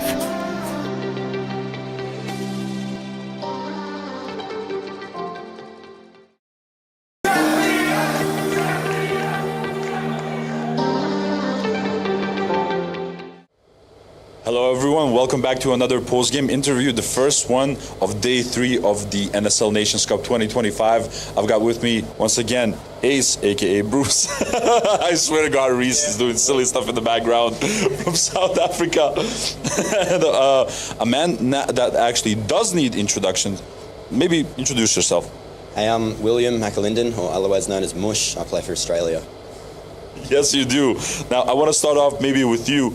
Do you mind if I call you Moosh? Because everyone kept telling me, like in the chat, like, yeah, just call him Moosh. He loves that. Yeah, Mush. Is it going to be Moosh? All right. How are you feeling about the Nations Cup right now? It's your first appearance, right? Yeah. It's definitely hectic. It's tough and way more physically draining than playing back at home. So. Is it though? Well, because of what? Because of the competition, or what is the reason? More play style here. Everything's more accurate. It's like if you see a lane, they will be shooting that lane. Whereas at home, it's inaccurate. Like you can get through that gap without being shot. But here, it's like you're gonna get shot, so you have to. Like you can take the risk. Yeah. At home, you can take the risk. You can't take any risks here. You have been looking phenomenal in that snake. I don't think that anyone from the spectators feels that it's your first time in the Real Strike Arena. It definitely doesn't feel so. Like, do you ever think about your performance at all, or do you just go out to the field and say, like, oh, you know what, I got a job to do and that's it? There's definitely planning that goes into it. Like, I know I've got a job to do and I have to complete that job at a minimum. But yeah, most of the time it's just getting in that game set of being, aggressive and winning. So there is a plan, but most of the time it's just go with the flow. Go with the flow. Now, Bruce, I want to ask you something interesting. Tian and some other of your plenty of supporters online tell me that there has always been a rivalry between Australia and South Africa because of rugby and cricket and stuff like that. Is that true? Yeah, 100% true. There's always going to be an Aussie-SA rivalry. It's rugby, it's always one or the other. Cricket, it's always one or the other. And we're soon going to make Speedsoft one or the other, no matter what. There's always going to be that rivalry. It's such a wicked rivalry to have. And when you're on the field, it's all war, and when you're off the field, it's all fair. It's just fun and stuff. But yeah, look, I mean, these boys, it's always going to be that rivalry. It's just good fun, man. And you know what? People enjoy rivalries, like in a good way, as long as it's good competition, of course. Now, an interesting question for you maybe is, how did you feel, sort of putting that trust into your boys not being able to play because of the suspension now during this game? Like, did you feel powerless? What was going through your mind?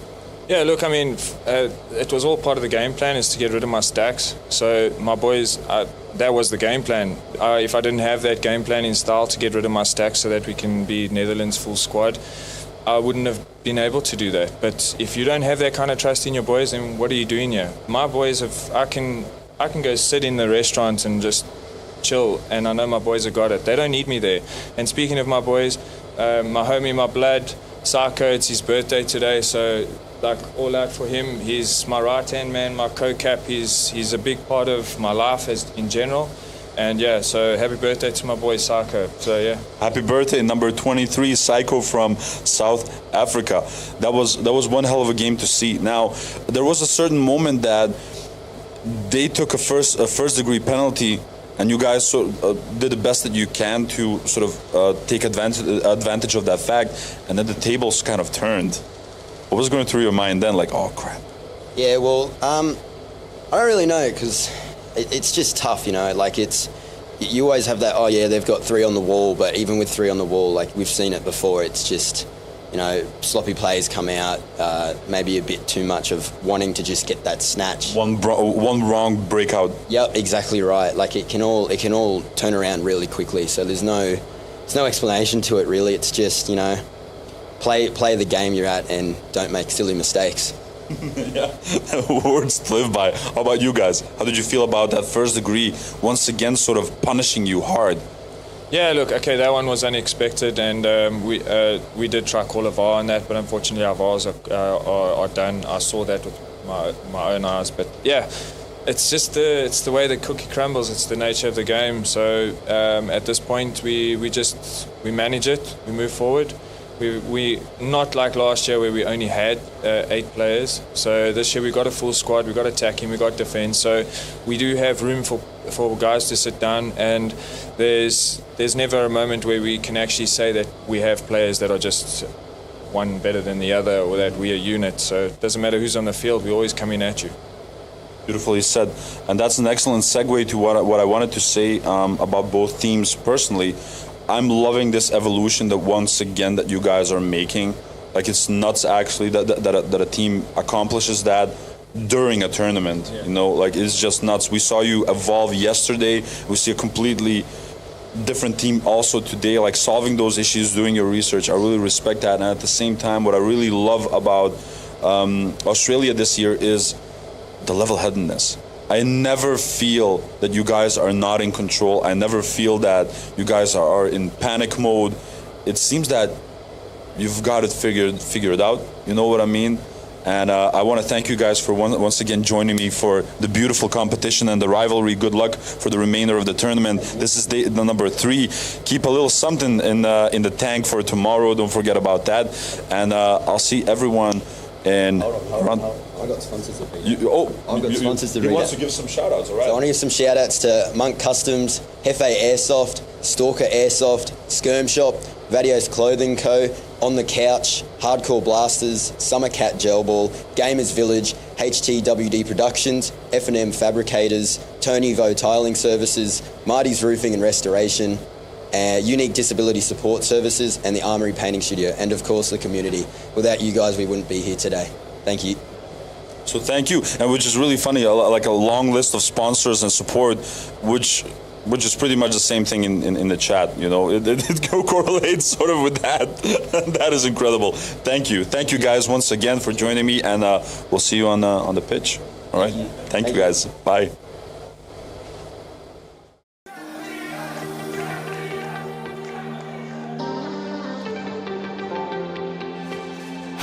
This is Kirsten Hudson from South Africa, and you are watching Nations Cup 2025. Hello, everyone, and good morning to the NSL Nations Cup 2025. Gosh, it seems like it was only yesterday that I was right up in the same commentary with ECU's. Breathe the air you're breathing, let your body blow inside. History's repeating. It is wrong, alright. It keeps pulling me under, even though I'm fighting every night. I keep calling your number. I see the red light, close my eyes. We're gonna get it like fire and ice. Take it, let's go, we go, let's go, we go. Is that hard burn? I see the red light, close my eyes. We're gonna get it like day and night. Take it, you turn.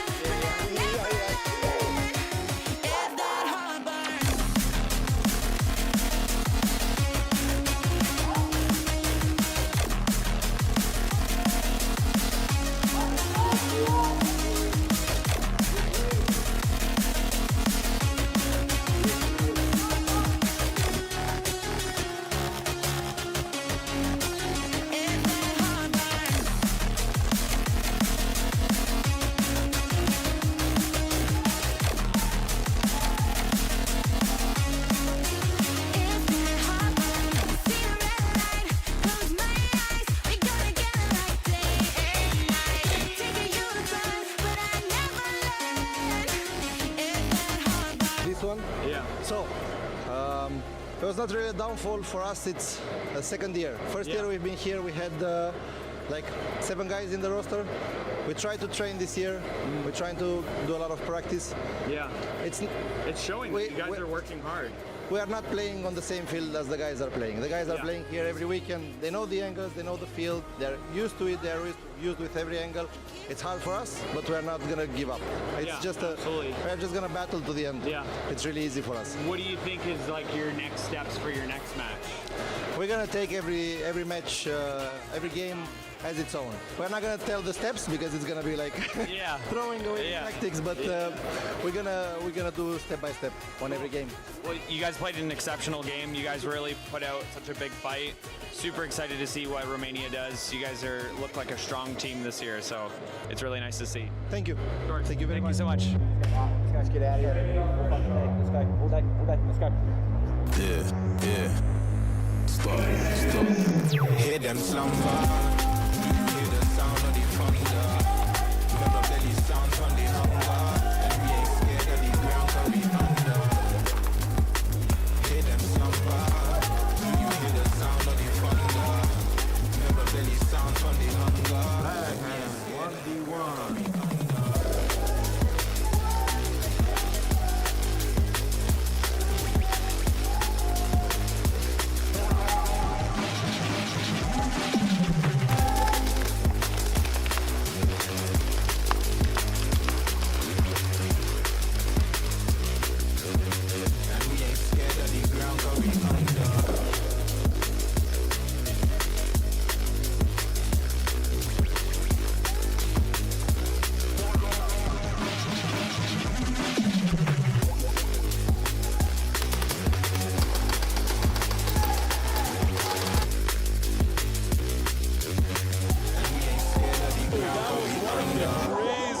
matchups I've ever seen.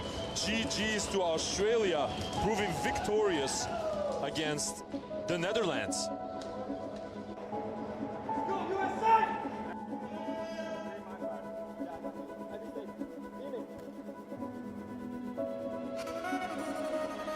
Giving it all, like leaving nothing on the field. And I expect these guys to just full send it, no matter what. Talk to each other, play smart. I know individual skills are there. I know we can like come up with the team plan and do good. It's just a matter of execution. So I'm confident. I know these guys will deliver. So let's do it. Incredible, incredible, sweet. Well, good luck out there, boys.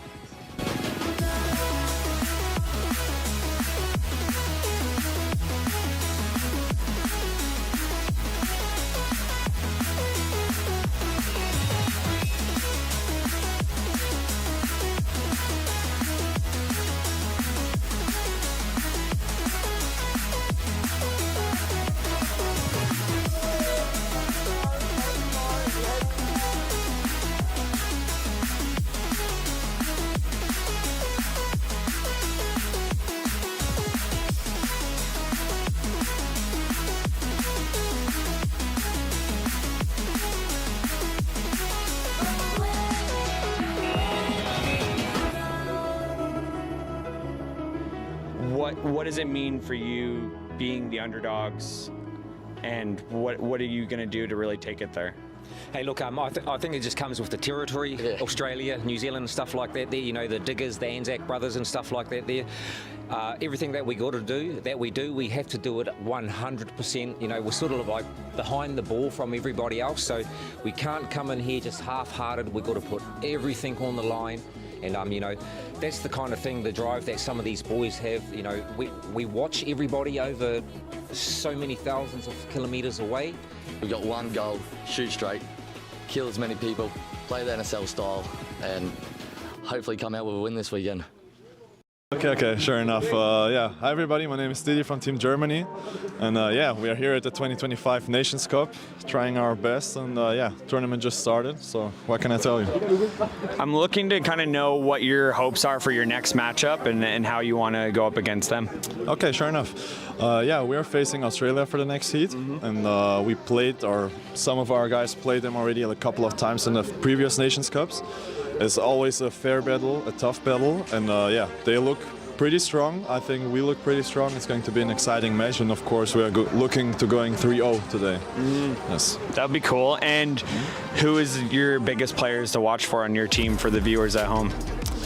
I would say Hyper J and our new Snake player Finn. They are doing a great job, so cool. Keep an eye out for them. Cool. Yes, sir. And what was your biggest lessons learned from last year going into this year? Oh, the biggest lessons coming with a bigger team. That's a little bit difficult in Germany because there's not that much of that big of a player base. But yeah, we learned from that, and yeah, we're not going to let the tournament go the way it went last year. Last year we missed third place in the final, and yeah, we're looking to get up the podium again. So yeah. You looking for gold, or are you looking for podium? No, we are looking for gold, but we are definitely not going to miss the podium like we did last year. There we go. Yes, sir. Yeah, wicked. Sweet. And any advice for players or people interested in getting into the sport? Like, what do you think would help grow this sport a little bit more? Oh yeah, advice for newer players. If you're seeing maybe this interview or seeing the Nations Cup, just take a look where there's a local field. Don't bother buying any gear before you're getting to know players that know the game. Just go there, get some stuff from other people, try the game, get social with the players, and yeah, just enjoy the hell out of it like we do.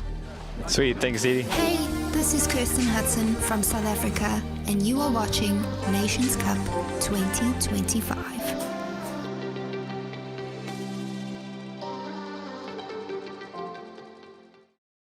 This one? Yeah. So, it was not really a downfall for us. It's a second year. First year we've been here, we had like 7 guys in the roster.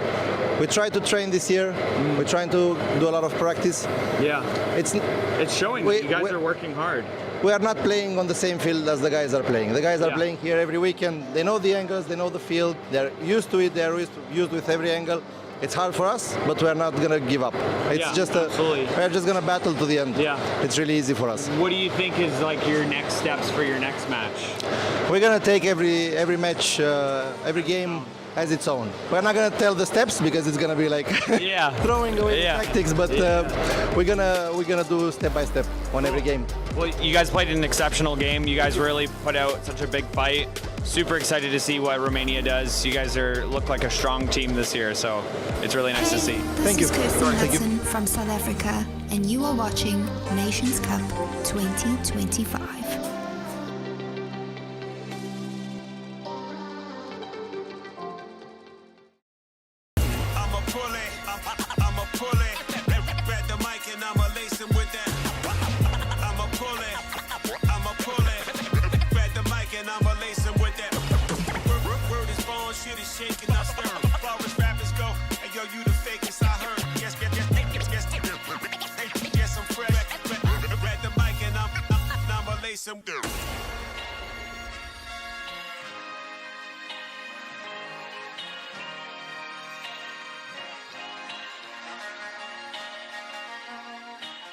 Hi guys, I'm Kyle from High Kappa Hub. We're the head sponsor for NSL 2025 season. We are a UK-based company and we specialise mostly in High Kappa builds, so High Kappa parts or actual full builds.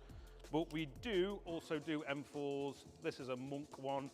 And we also do everything that goes in it, from your gorilla boards to your engines, to your triggers, to regs, everything like that. If you do need a slide for a Kappa, we've got plenty of those in 4351, and as well as grips, if you want a grip. Goggles, we will be stocking JTs real soon, so everybody's hyping off these JTs, we'll have these in. So we're going to try and make it over to NSL, or Real Strike, as much as we can this year for Challengers Pros and for Nations Cup as well. So if you're there, come and say hello to me. I'll be wearing something like this, or you'll see me somewhere. Also, we'll have a range of our products in the Real Strike shop on the left-hand side as you walk in. It'll be High Kappa Hub corner. You can't miss it. It'll be lovely to see as many as we can over there, so pop up and say hi.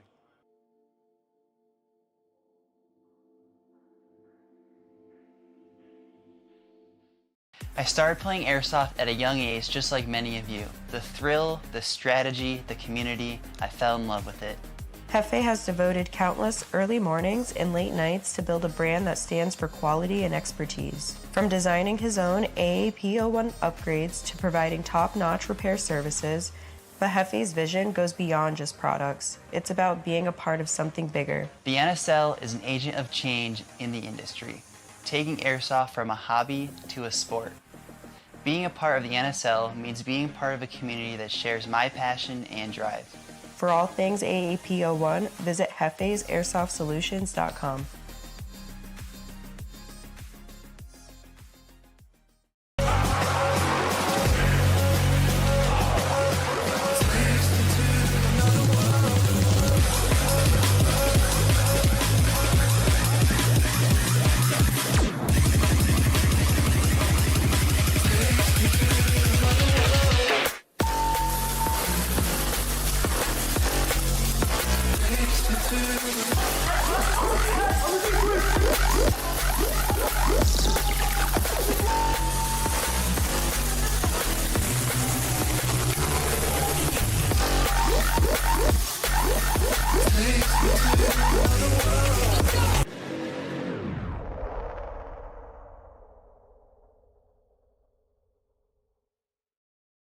Hey, this is Walker with Carbon Paintball here to talk to you about our SC custom jerseys.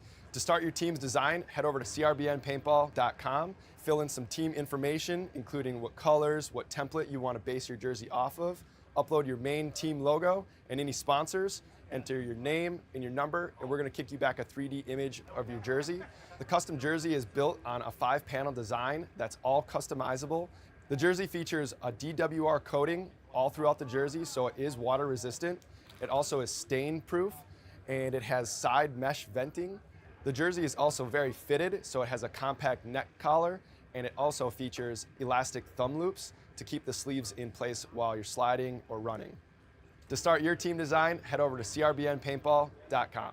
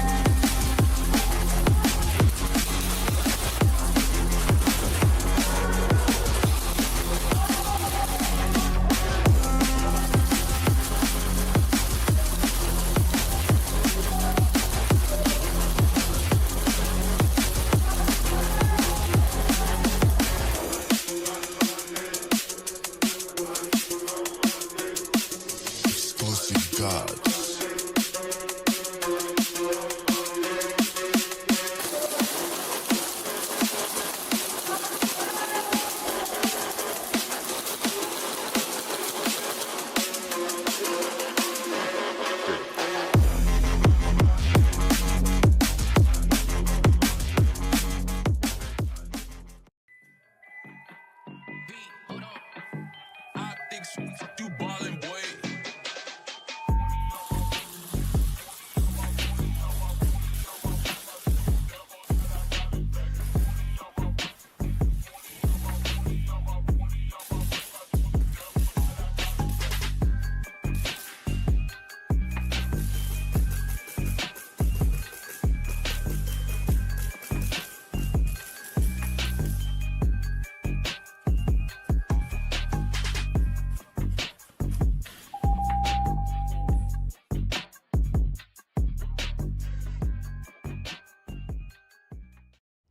Walker here with Carbon Paintball to discuss the Zero goggle system with you guys. We have the Pro version and then the SLD. What you're going to notice first is the color options. On the Pro, it is a semi-translucent Airflex bottom. That's the mask region. And then with the Solid series, it is just a solid color. It's opaque. They're both exactly the same durometer. They're both the same softness or squishiness. Other than that, you're actually going to get a clear lens with your Pro goggle. They both come with a case. And another cool feature of the Pro model is a dual silicone strap versus a sublimated strap on the SLD. And last but not Hello everyone and welcome back to the NSL Nations Cup 2025 day number 3. And I got a familiar face next to me. I got Erin next to me once again. Hey everybody. So many people actually enjoyed having you here at the commentary booth. They wanted more. They're like, we want more of Erin. Oh, thanks guys. And I cannot deny what the people want, of course.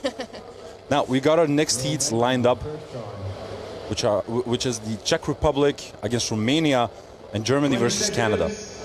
I want to see the Czech Republic evolve even more throughout the tournament, and I want to see Romania once again work their magic, that unpredictability. How do you feel about these matchups, Aaron? I'm actually most looking forward to Canada because from their first game, like they have also been steadily progressing and working. Let's see what happens. Now, Czech Republic started off with 3 people, I believe. They got one off break. That is really interesting. And Romania shooting out their home player. But a lot more composure coming from Romania compared to yesterday when they showed a bit more aggressiveness. Yeah. Oh. Going for it. Oh, and that's actually only a zone 1. Very unfortunate. Now, Erin and I will also do some fun shenanigans on stream as well. We're going to taste the snacks of each other's countries, right? So I want to start because I have a little bit of a hunger on. I already mentioned what we got here, but I got, is it like Mrs. HS Balls chutney flavor? Yeah, we just call it Mrs. Balls. It's chutney. Mm-hmm. Yeah, in Afrikaans bladjang. Cool. And yeah, this is very like famous sauce that we use actually on like a lot of stuff. That is really interesting. I want to show it here on the stream. This is it. Let me try that. And of course, Erin will try Belgian chocolate from Côte d'Or. Let me try this. Let me dig into this. Yes. Hope you like it. What? Ah, yeah. So we're going to do the coin toss first because that's really important to understand who's going to win. Canada first try. Ooh, and it's Canada be on the attacking side. Brown, Keeley looking well in shape. So let's see if your theory is correct, Erin, and that they kick ass. They gotta fight against that German efficiency, though. Let's see how the breakout goes, and then we can munch. Now Germany is still serving a second degree. That's where they're starting with 4. 2 breakout shooters on the side of Canada. Oh, they lose one off break, though. Got ourselves a 4-on-4. Canada very aggressive on that D side. Very interesting.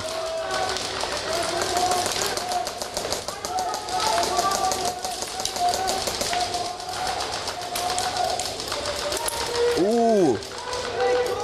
Alar already on that plexi. He was there quick, man.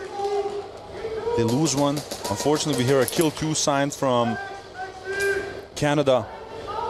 They lose their snake player on the side of Germany. Now Didi's trying to communicate with that snake corner. Alar trying to find his moment.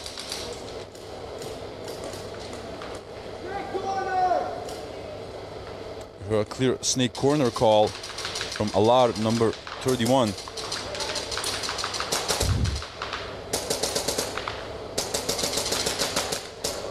think Alar should take over dominance whenever he gets a chance and not let it go, because right now it's sort of a back and forth, and they seem to be at a stalemate. Germany refusing to make any sort of aggressive move. Canada is lurking around there. Oh, and he got him. Alar now pushing hard. He smells blood. Oh, shut up. Oh, he's looking for the flag, but he doesn't know that he's on the attacking side. Oh, no. But a formidable attack by Canada. Nice, Canada. No score, next team, Romania, second try. It seemed like you were right. But let's try these snacks. Oh, this looks delightful, all right? Look at this. They're quite thick compared to normal chips and like wall season. It's all about that season. Yeah? Oh God, this is so good. Those are my favorite. I love them. Oh my Lord. You want some? No, thank you. I'm eating chocolate. Thanks, Eddie. We'll be eating a bunch of unhealthy things. Rough. So clean game up until now. Clean break, it seems. As I say that, they lose their corner from the Czech Republic. Oh! And we hear an end signal. We hear an end signal. Good. Erin is liking the chocolate, apparently. A lot. Should I put it in the fridge? It seems to be melting a little bit. It's okay. I'll put it in the fridge after this. Why did they end the game? Did you see? I'm not sure. But it's end game, guys.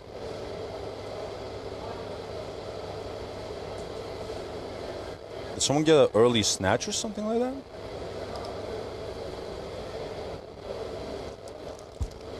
Meanwhile, I'm gonna ASMR the chat. Oh God, guys. Administrative penalty. Player on the field with an active stack penalty. Game altering, flag and bonus points. Oh. So guys, there was apparently a player at the setup of the Czech Republic in the game who still had an active stack penalty. And a stack penalty means that you're suspended from the current matchup and the next. And this is the next. And he forgot and he stood there on the breakout wall. And that's why they have to serve now the administrative penalty. They'll have to start with 4 people for the next 3 rounds. This is so good, Aaron. Hold on. Ooh, Canada losing 2 off break. They're not going to give an opportunity to Alar for Alar to get closer to the plexi any further. Didi being pressured on that D1.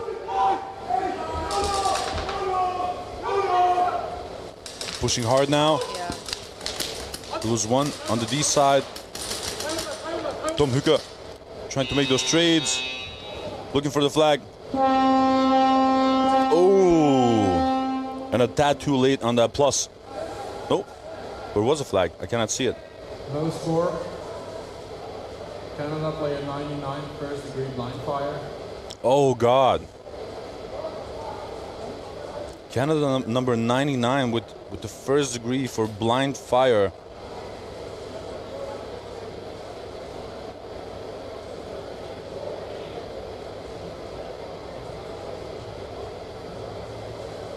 Second, let me see. 99. That is Max Carriere, aka Push, the co-captain. Oh God. That is not a mistake you want to make.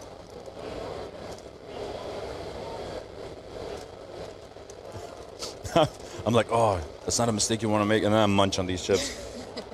But they're weirdly addictive, guys. This is so good. And how do you call the sauce? chutney. Chutney sauce. Yeah. What do you eat it with? You can eat it with meat and... Snack decks. You want some? Snack decks, guys, snack decks.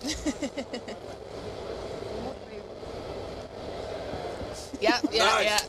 yeah. So good. Yeah, it's just like a flavor. It's like ketchup. You can eat it like that. It is like yeah, ketchup. Yeah, like that. Damn, this is good. God. Yeah, I'm just gonna fail at commentating because I'll just be eating, you know. That's a problem. That's a problem. Oh, thank you. Thank you, Sako. This is ridiculous. Now, everyone's expecting like primo commentary. I'm just like, no, I gotta eat. And you said it's a problem, but it's their problem, you know. So many blind fires the last days. Yeah, it's weird. Usually I don't very often hear that, but it is happening. Aaron for president, yes. NSL food channel, yes or no?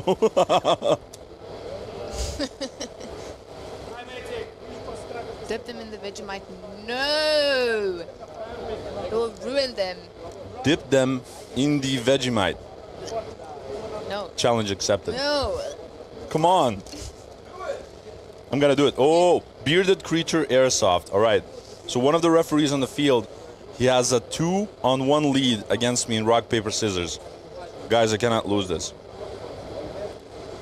Wish me luck, Aaron. Good luck, Eddie. You got this. You got this.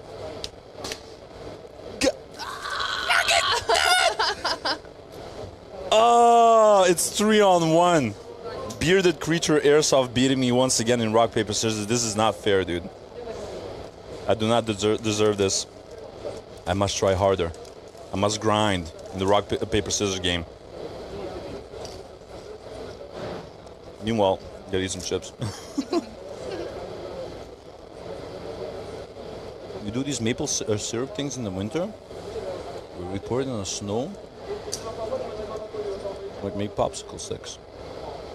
Gotta have that next year. But wait, like can you do that? Like, basically, I would have to like freeze maple syrup. Basically, did I understand that correctly? Yeah, I think that's what they're saying. Popsicle sticks with maple. Amila, Gruch's back. Much love.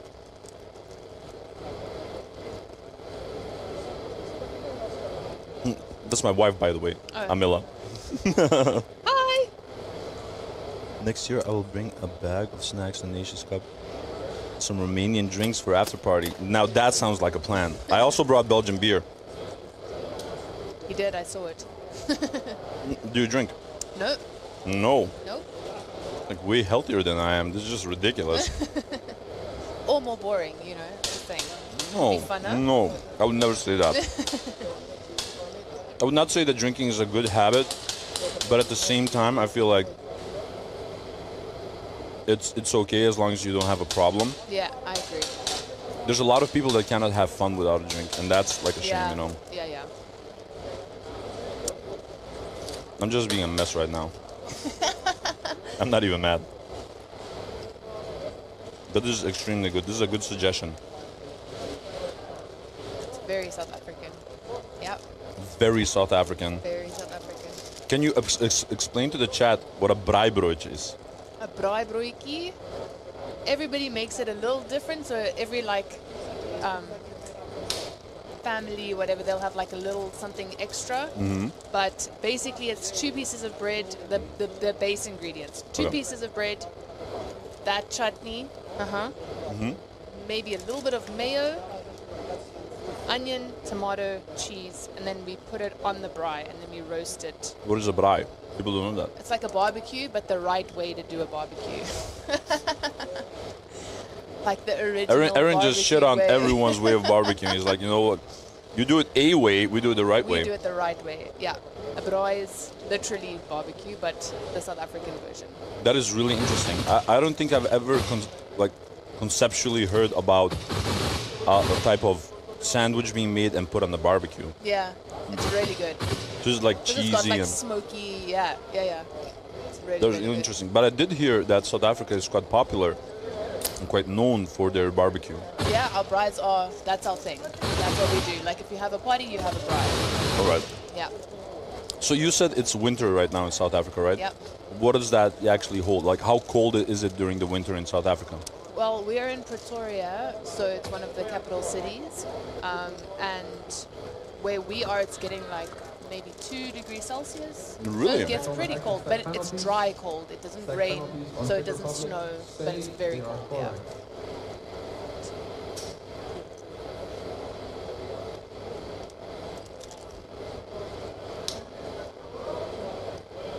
Next team, Czech Republic, first try. 20 seconds. I don't understand what just happened. They mentioned the stack penalty once again.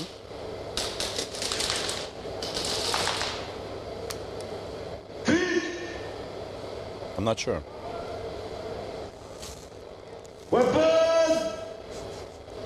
Eddie's really enjoying these chips, guys. I am. Oh, there was one outbreak from Romania, but so did the Czech Republic lose Nick after that home. They lose Frost and the Snake, who traded us out with Pippo. And now they have Rocky already on the plexi.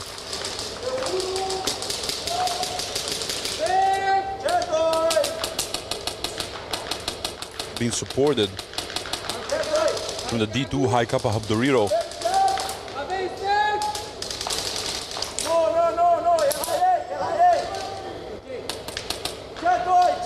So the Snake sides have completely fallen on both countries. And it's a 2-on-2 right now.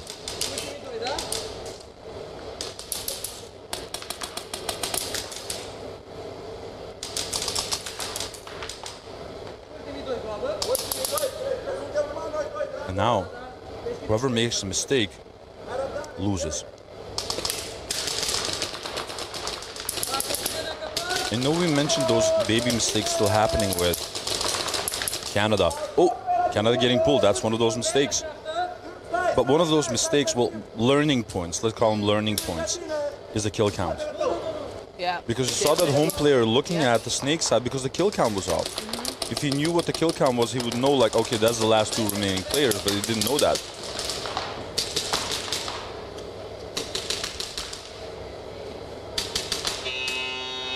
Rocky got the last one. Oh, just a tad too late. But this game of Romania versus Czech Republic, really neck and neck. The Czech Republic, once again, no. The penalties are just giving them a horrible time.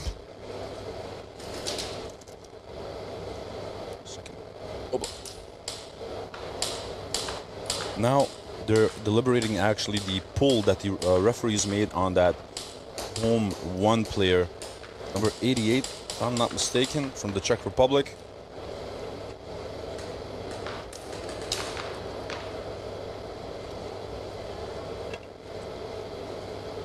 That's Papazito.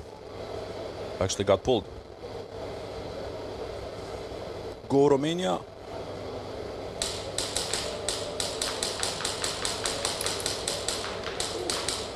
No score, Czech Republic. Now. Player 5, first degree, no call. Czech Republic, player 88, second degree, no call.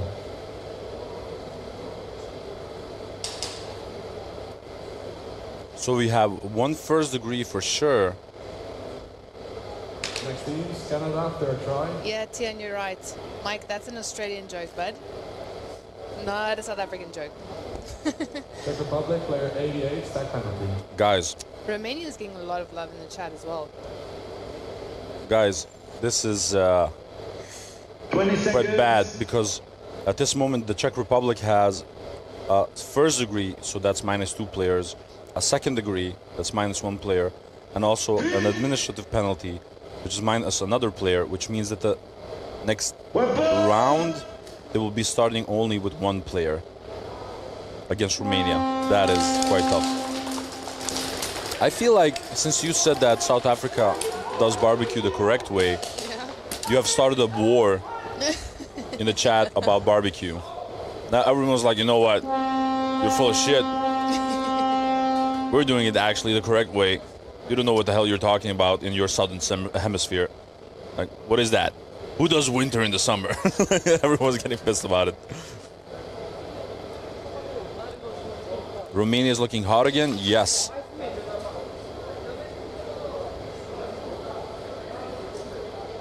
I just saw it, Tian. Sacrilege to call a fellow brew an Aussie. Sacrilege. And now Germany completely abusing that penalty that Canada has, the first degree penalty for the blind fire. So Didi just run over on their side of the field without hesitation. Even flew past the flag that was on the ground just to tap the wall. Like, I'm not gonna risk anything. So good to see you again for 3 days in Nations Cup 2025. While you're here, don't forget to subscribe. Click on notifications. Yes. Give us ye old like. Rough. And now, Romania knows what's up. They know exactly what they have to do. And that is a snatch for Romania. So after this, they've served the second degree. But that still means that they have to start with only 2 people. No, wait. Yeah, 2 people. Yeah. It's not going to get any easier for the Czech Republic. The penalties are quite literally losing them the game. Yeah, like, my bad. Oopsie. Now, this game of Canada versus Germany going a bit slower than most people anticipated, which is sort of a testament to the growth of Canada through this tournament.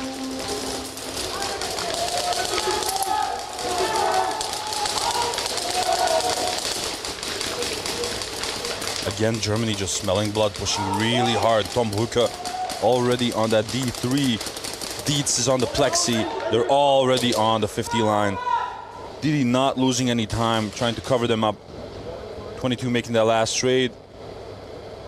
And now Didi is going to wait for it to burn as much clock as he can to make the hang.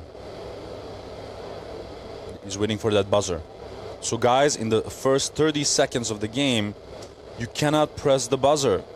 You have to wait for the 30 seconds. So if you get that advantage, you're already on the breakout wall with the flag, you can make the hang. You just wait and burn the clock as much as you can, because after that hang, giving that monk logo a nice little wipe. Well done, Germany. 20 seconds. And Didi, once again, looking phenomenal. We just had a quaint little conversation yesterday as well, like Dizzy and I, like about Didi. I've never seen Didi have a bad tournament, or like a bad game even. Yep, he's like always in it. Even online, he's always in the zone. Every single time. Let's see if he can get those bonus points though. Oh, and he got him. So yes, he can. With small little strut. There,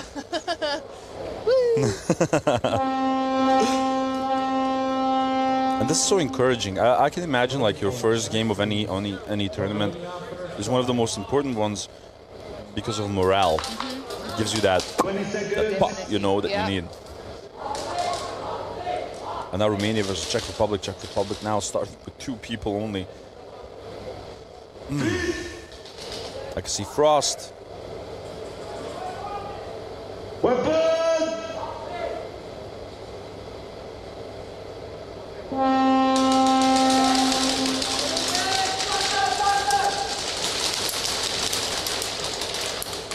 Frost and Flesicus. Frost getting shot out. Now it's only Flesicus valiantly trying to defend from that Dorito corner. They really want that flag. And he taps the wall for The snatch. Wait. Oh no, never mind. Romania was attacking. I thought they were looking for the flag. But that's a nice first try hang by Romania. 12 more points on the board, 25 in total. And now, depending on the 1v1, see how it goes, they can extend their lead even more. But now that administrative penalty of the Czech Republic should be served, so they can get some more bodies on the field. How's the chat looking, Aaron? Looking pretty good. Romania really getting some love right now. Hi, Mom. That's my mom, yeah. The way that you From said South mom. Africa. Oh, that is incredibly adorable. Just chucking some South African flags in there. And this is the funny part. So Erin is being all sweet and kind out here, and then you see her play, and she's like just like a maniac. Yeah, don't get fooled, guys. Don't get fooled by the Chucksy Doodle stuff. No, don't get fooled. She will clap you. Tippy Pippy saying, let's get the extra points. Yes, that's what you want. That's it. Romania looking really determined to finish this game off as fast as they can.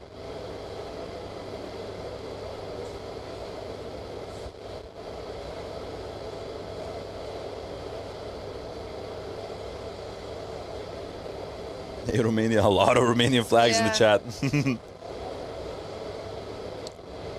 Hadi just rooting for South Africa. Yeah. Even though you're not playing. Yeah.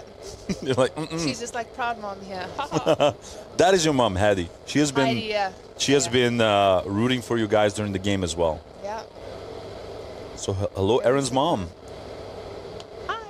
I'm getting to know more and more of the players and the community's moms. You also like have Maggie in the chat. You have Coco's mom. You have of course Danielle. Yeah. A lot of moms. The moms are all very Proud supportive. moms. Yeah. Zarin's mom as well. Zaza's mom. Gotta love that. There's something adorable about that. Moms just being proud of her. So proud. Oh. I must say, on all the Team SA groups though, it's the dads. All the dads. Are like, Really? go boys! Yeah. So it's like the dads that are like incognito in the background, Yes, like the yeah, silent admirers, and like the moms in the foreground, like let's get it, cheerleading, you know? Yeah. That's them. Tian, why do you want to know that? Aaron, find out what size Addy's pants are. Why? My pants. Are you sending him pants? Oh, he might send Specifically you the pants. Speedo. The South African Speedo. South African Speedo. No, don't tempt me, Tian. Speedo in combination with a couple of Belgian beers is gonna be deadly. Meanwhile, I'm gonna Flag gang 1v1. yeah, flag gang 1v1. I want to try this fizzer. I'm feeling 20 seconds. sweet. It is. It's super sweet and it's quite chewy. Just. Oh, is this edible or is this paper? No, you have to oh, take okay, it okay. off. It's part of the fun because it never comes off properly. Damn it. Weapon!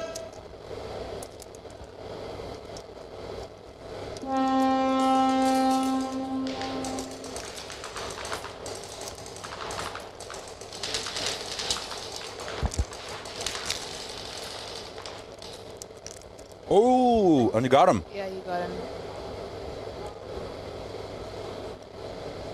Also a nice little jog. Oh my god. You weren't kidding. This is really chewy. Bonus points. Fizzers, dude. This is so great. I thought And our first try. it would have the typical taste of like chewy candy, but it's not. No. It's like It's really not. This is so interesting. My god, this is good. Oh, I also have Belgian chips, but they're in the car We'll get them later. with pickles. Okay. Bro. Oh my god. Oh, that was so Dietz is already That on the was plexi. fast. That was fast. Canada still serving that first degree penalty. Tom Hucke and Didi just rampaging through the middle. No score snatch. No mercy. Next team, Czech Republic, first try. Oh my god, this is addictive. It is. And they come in bags that are like this big. So So you have no choice Yeah. but to buy a big bag. Yeah.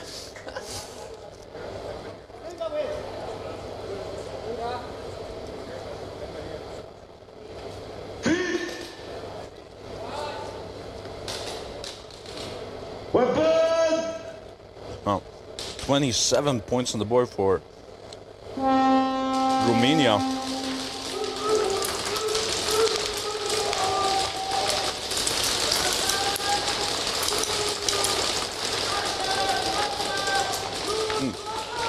It's only 3 people for Czech Republic on the field. Was that Frost who was pulled?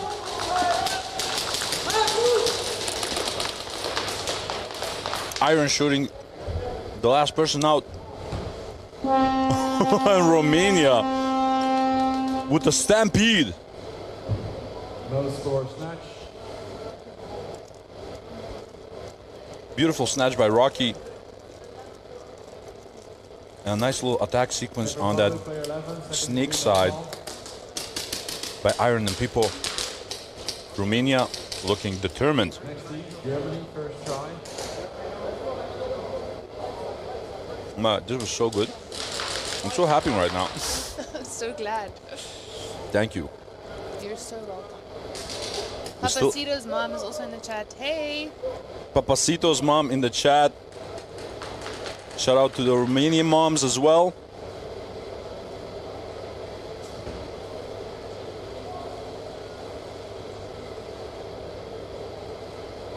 Snatch, snatch, snatch. Adelina saying snatch, snatch, snatch. Romania getting tons of support in the chat. A lot of love. There's some German love too. I think that the Germans are also like the silent admirers sort of people. You know what I mean? Yeah, really yeah. proud of them, Yeah, but at the same time, like, definitely. I will show that- my love when it's due. Yes. Yeah. Once you win, then we show love. Yeah, exactly.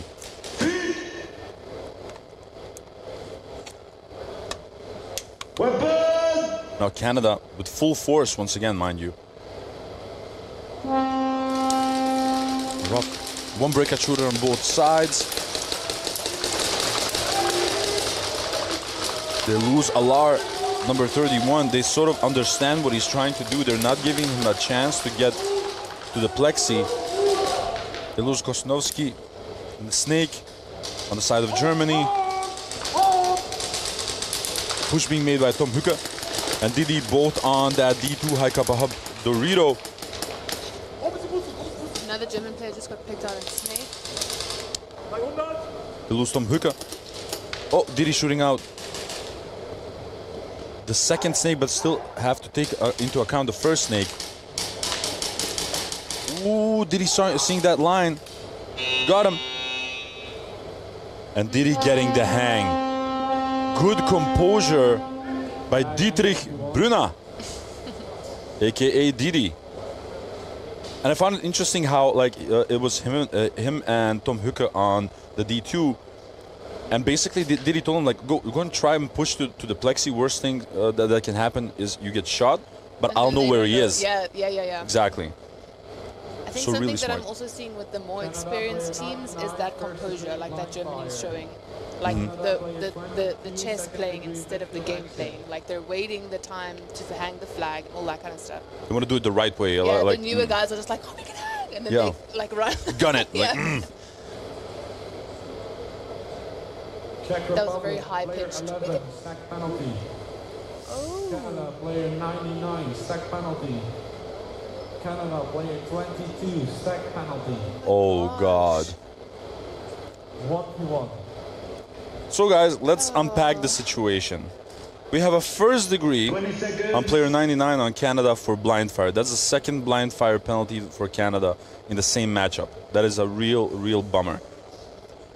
And then we have a second degree for player 22 from Canada for a midfield exit. And both player 99 and 22 also have a stacked penalty, which means that you got 3 penalties one after the other, which means that you're excluded from this matchup and the following one.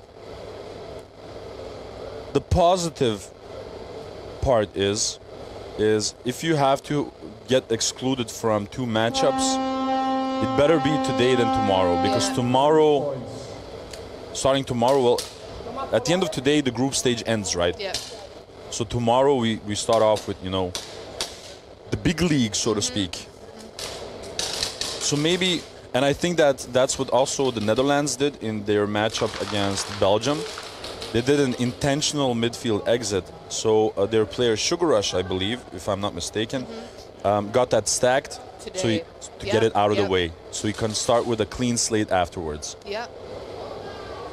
So that is also a strategy, guys. Do not Yeah. forget about that one. I heard it from, I don't want to say the team because maybe they're going to use the same strategy again, but I heard it from another player and he was like, yeah, I'm just going to go get my penalty. You can sit out for this one. I was like, okay. We did the same thing on Challenger too. One of our Snake players got 2 second degrees by a hit on his bottle on his belt. So we thought, like, let's get you out of the way today, so we miss this, and then afterwards we can count on you during the ending stages. But the Czech Republic also has a second degree on player 11, which is probably a no call from a weapon hit or a bottle hit or something like that. And he also got a stacked, so he's also suspended this time around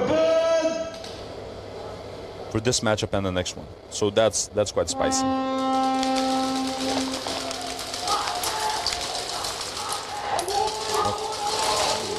A lot of activity in that snake.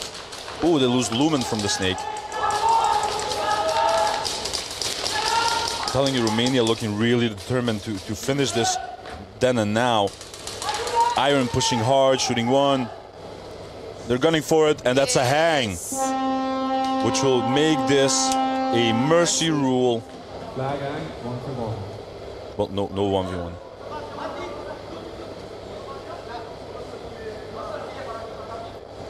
This is 12 points. Yeah, it's a mercy rule, right? 1v1 mercy rule applied. Okay. Mercy rule applied. Congratulations to Romania. Really bummed for the Czech Republic, but once again, the penalties, Aaron. Yep. The penalties. They are costing them a lot. So, Aaron, tell me a little bit about your objective once you have, like, you know, experienced this, like during nations and whatever. Do you have ambition to actually, like, participate here? Do you want to, like, really grind away in South Africa and get better and participate with the teams? Yeah, so I think the first thing would be to kind of, to improve and get better. And then once I've made my way onto a team, then I can work. Like once I've made my way onto a team, like a national team, then I can work my way up to the international stage. Do you know what I mean? Awesome. Yeah. You want to do it one step at a time. Yes. And now, let's see if Germany can also Canada just lost its snake. finish this then and now. Is this Dietz? Well, yeah, that's Dietz once again. And that is a snatch for Germany. No score snatch. Germany first try. This nice systematic snatch. We once again see Hyper J instead of on this pistol, on this rifle. He's been enjoying that a lot lately. We train a lot with him. He's also a player from Second to None, of course, and I see him quite often as well with the rifles. Like, yeah, cool.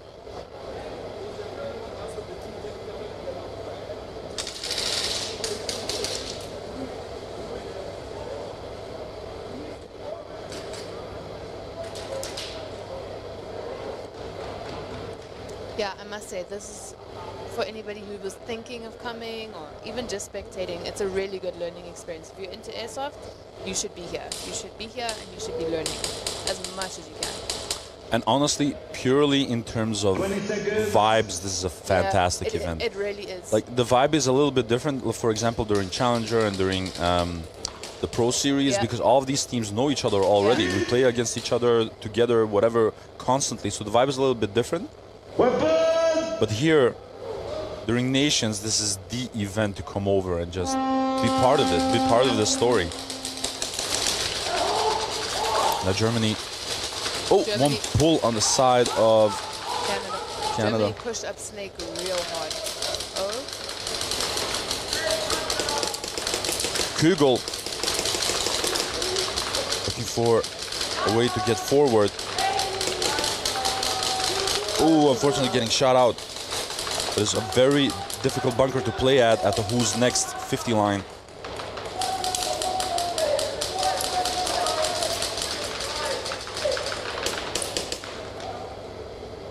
Just the background of Germany communicating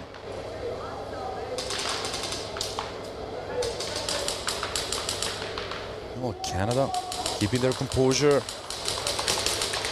holding their lines, but I do not hear a lot of communication with from Canada and in those back lines. I hear no calls of like, I think they're here. Where are they? How many do we have left? What is the kill count? Nothing. They're sort of playing their own game. And in this type of position, just a little bit of communication would definitely help them. Saying like, hey, I think I see one here, I see one there. That's what turns the tides. It's that communication on the moment itself. Oh! Last one is Hyper on the D2. Now they're switching. Oh, he trades it off. Nope, never mind. Brown was looking for the flag. But some good shooting by Brown. No score. Very on well that played by D2. Canada at that side. Well played. Maybe they were holding off on the communication until they saw someone. Maybe they were both thinking like, oh, we don't know, neither of us actually know where they are, so let's listen. Possible. Yeah. It's part of the strategy. Yep. Yeah, and people gotta understand that these nations are all composed from different teams and yeah. different team members. It's not like one team says like, oh, we'll be representing like our nation. No, it doesn't work that way. So if these different players that are on the fly trying to get some synergy. Usually some of them like trained a month or two or more in advance depending on their organization, but sometimes that's not enough. Yeah. That is very true.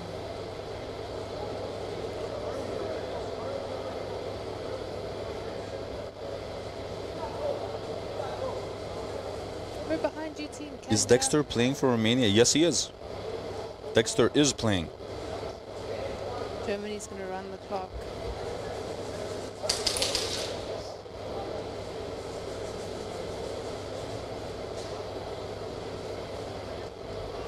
I really have to talk about Lazy, what a absolute beast he is.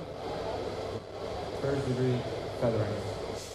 And now Canada has a first degree penalty on player 9. That's one of the Allard brothers because we have twins in Canada. Oh, wow. Number 9 and number 31, I believe, are twins. I feel like that doesn't happen often. Yeah, exactly. Yeah. That's the Allard brothers. Allard.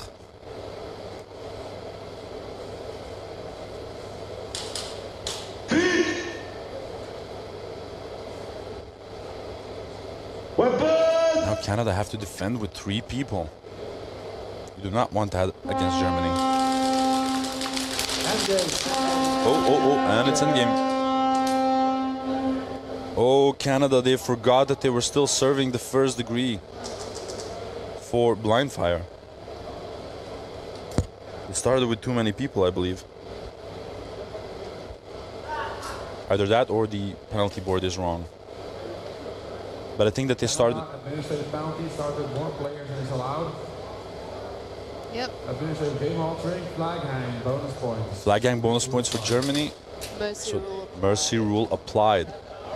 And these games were considerably shorter. Please send the player to the media box for the post-game interview. Everyone take your mags out.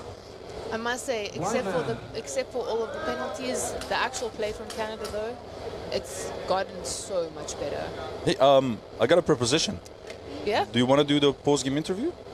Addy, no thank you. No? No thank you. Okay. This is already nerve-wracking enough. Come on. No thank you. Right. You do it so well. Thanks, Addy. All right. Thanks, guys. We'll see you later. I offered. Thank you very much, guys. We'll be back with the next heats in just a moment. I'm going to check for you. It's going to be Romania versus Germany and Belgium versus the Czech Republic. Looking forward to talking with you guys a little bit more. But first, some post-game interviews. Thank you. Break. Next game will be 11:30.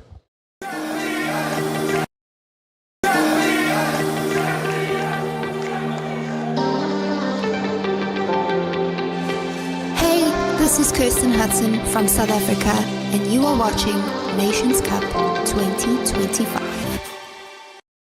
We can have it all, and we can have it all.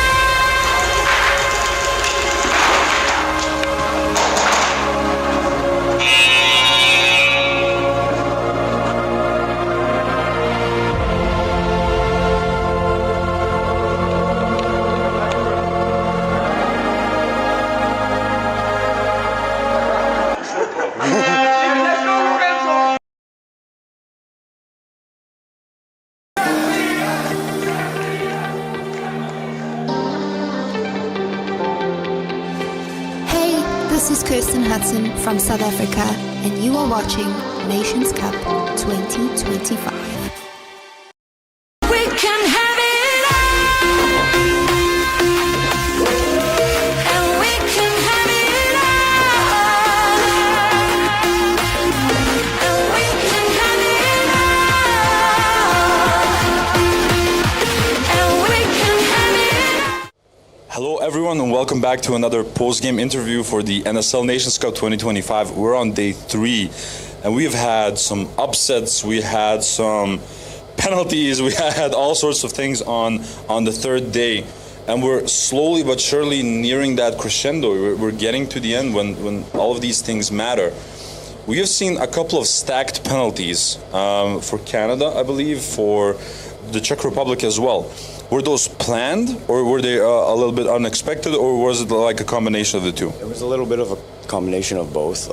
We had a couple players that we wanted to kind of make sure that they're there for Sunday, so we wanted to make sure that they got their stack penalties, had their next game out, so they're back tomorrow, and we're kind of a full team. Everyone's there prepared.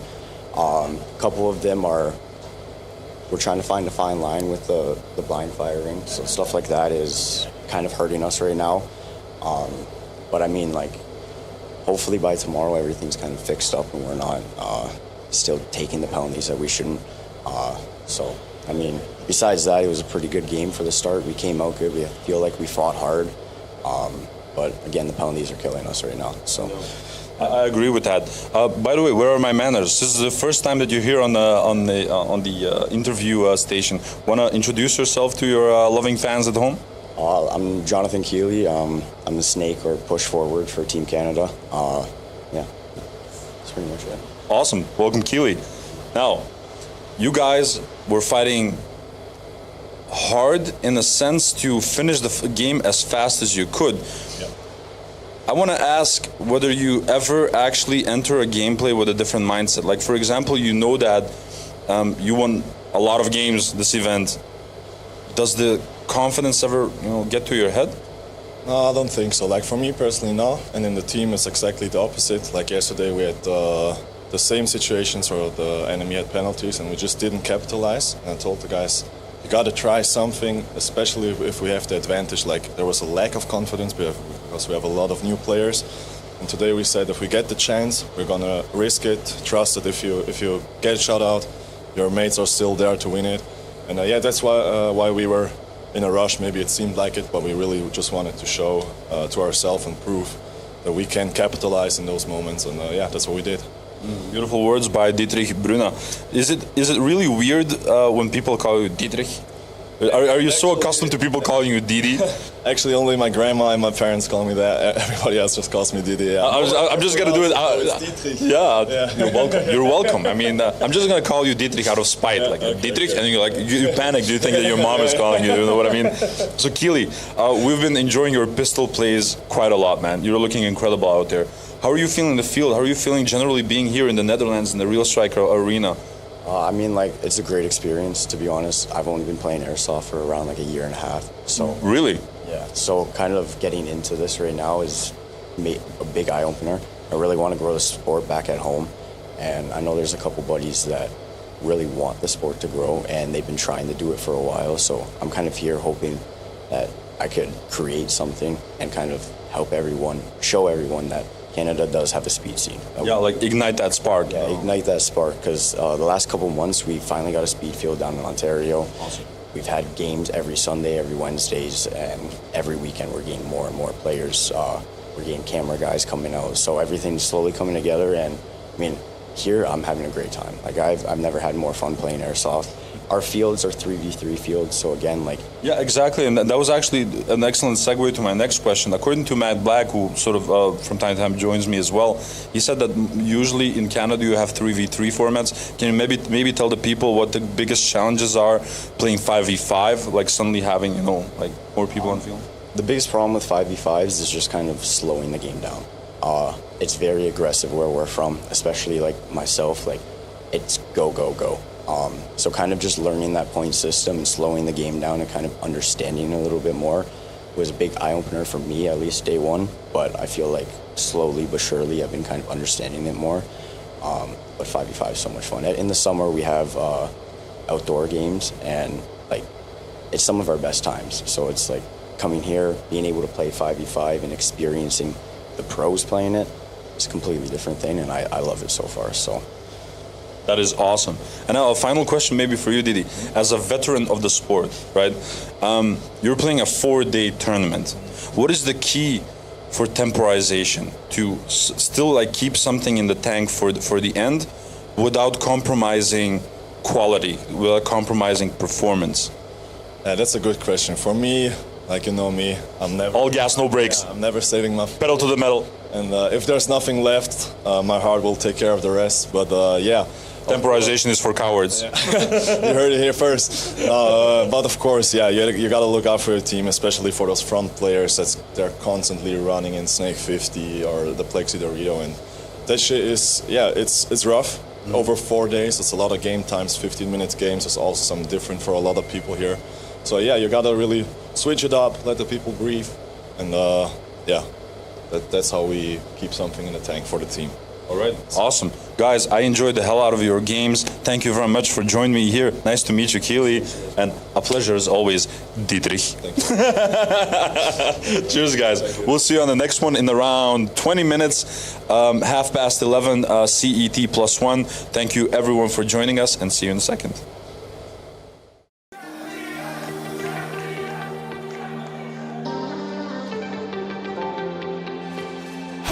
This is Kirsten Hudson from South Africa, and you are watching Nations Cup 2025. All right, you guys, I'm Matt Black. I'm here at the NSL Nations Cup. I'm here with Team Canada's coach. Hi, I'm happy. Also, Simon Works. Really happy to be here. So we just played our first match against Belgium. It went wrong in some directions, good in some others. We're still new to the rule set, so everything with the flag, the snatches, the buzzers, we were a bit overwhelmed, to be honest. So we need to get our head back in the game and make sure we survive the break and keep everything revolving the flag in our heads and just play better, to be honest. Sounds good, man. Honestly, that's the most important thing is you're here for a reason. You're here to compete, but you're growing, you're learning. And what better way to learn than have a team that really comes out there and puts it on you? Yeah. Because now you know where your weak spots are, and that's better. If you don't know where your weak spots are, how in the fuck are you going to grow? So, yeah. What better team than Belgium to just show us our weak spots? Because I wanted to play a good team at first, because I wanted to be like a wake-up call, like this is what it's going to be the whole weekend, and might as well start right away. So that was like a wake-up call. Now we want to watch other teams play too, to just make sure we're aligned with what we should do as a team, like where we get out, where we just want to do, but we're not really used to a field that big. The scene in Canada is a bit shaky because before the pandemic we had like maybe 10 teams and then it all died down. I used to play between those years, and pretty much no one that played in those years plays now. But it's all new players, young guys that have really crazy skills, but we play on smaller fields or our outdoor fields with not like this kind of organizations. So this is big for us to just come back to our country, have new players, grow the scene, and everyone gets better. So that's the objective, to just build something strong for Canada. So every year we step it up, we have better players, better communications, and just overall grow the sport, because that's what we want. We want perfect like that. Yeah. That's awesome. And speaking of players, tell me a little bit about yourself and like what do you bring to the team? So my name is Alec, and what I bring to the team is I'm the tech guy. So I'm the one that fixes the guns, makes sure they're working, and hope that they stay working while playing. Yeah. So as a player and a tech, I don't know how to say it exactly. Yeah, you can take a moment to pause. Like this is getting cut, so.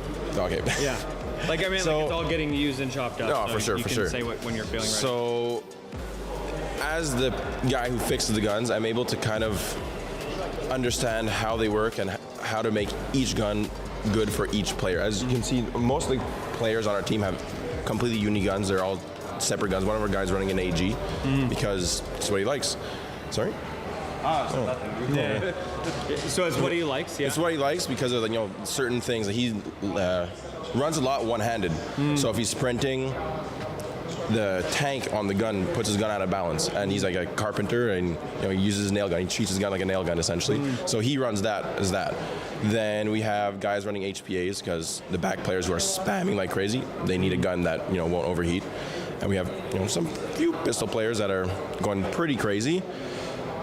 I'm not playing too well, but it is what it is, man. Just gotta get used to it. The field is huge. Not used to that at all. Also not used to sliding a lot. Our outdoor fields are on grass or dry turf, so you can't really slide. So you just eat shit most of the time. Fair. So yeah, it was a wake-up call though, playing against Belgium.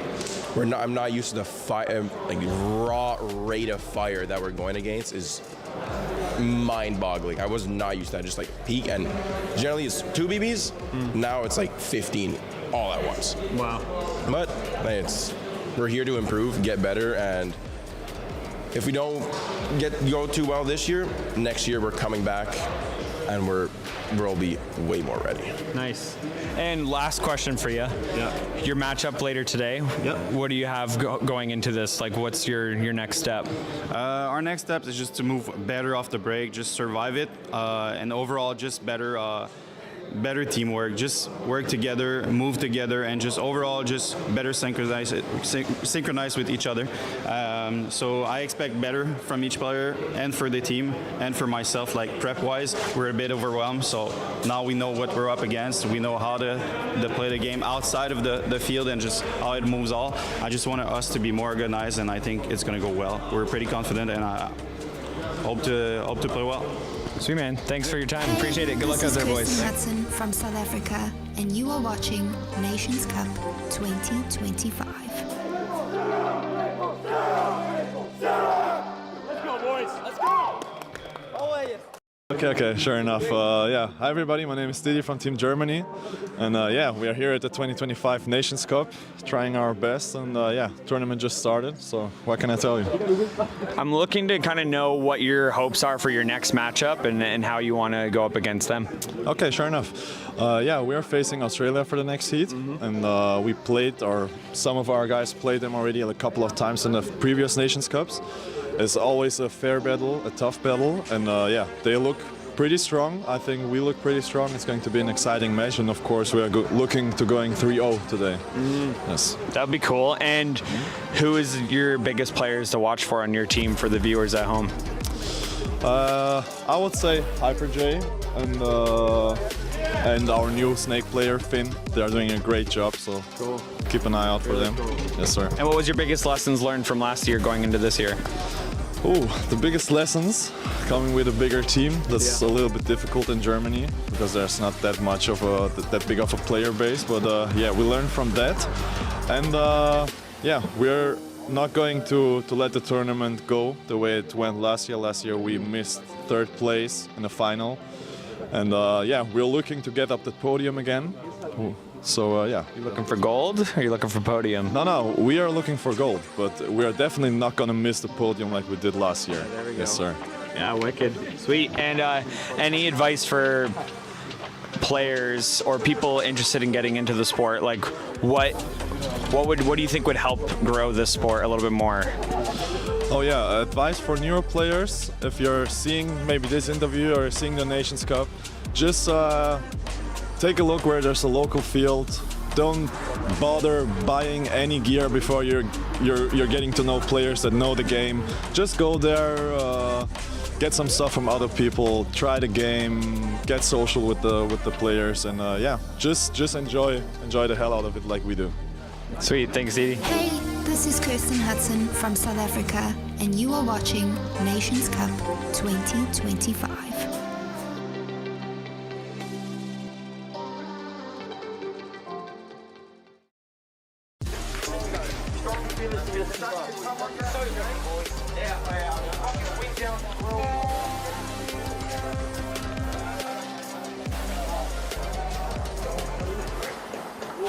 This is Kirsten Hudson from South Africa, and you are watching Nations Cup 2025. I'm Kathy. I'm from Australia. I'm the team manager of NSL Australia team this year. I run a field back home and a competition called Hardcore Speedball. We've been running for just over 6 years, and there's a bunch of other fields that run competition. Gel ball is only legal in Queensland in Australia, so it's really, really difficult to put together a national team to represent over here when we only have one state in Australia where it's legal. In saying that, the guys have never run airsoft, so you know airsoft is illegal in Australia. Given that we've been over, this is our 3rd year now, I think we're starting to represent this is more than just shooting people. This is a sport. It's an international sport and it's recognised in so many countries. To get it to Australia would be next level. Gel ball in Australia, it's still small. Obviously, Mum touching on us or her owning the field. I've been working there for 5 years, 6 years? Working. You're like, I didn't work when I was 14. Yeah.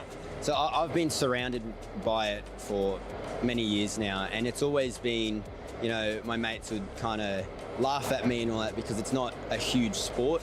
It's not like rugby or football and all that. It's more like a grassroots underground sport that not many people know of. And I think since it's gel ball and the accuracy and just the thought of it being an orby growing in water, it doesn't bring that attention to people my age or people just younger than me. And I have a feeling if it was airsoft, it would be, you know, it's a bit more extreme, you know, there's a bit more intensity to it, and it would bring people like me who like aggressive sports, rugby, it would bring those sort of people in. They like to inflict pain on other people in a way that is legal. So that's how I feel about it. Honestly, the concept of the game is exactly the same. The field size is basically exactly the same. The bunkers are the same. All the rifle looks the same. It's just a barrel and a T-piece that is different for us. And obviously that means we're nowhere near as accurate. So for over here where we can shoot 3 shots, over there we might have to put 10 to 15 in just to be able to get that one gel to go dead straight into them.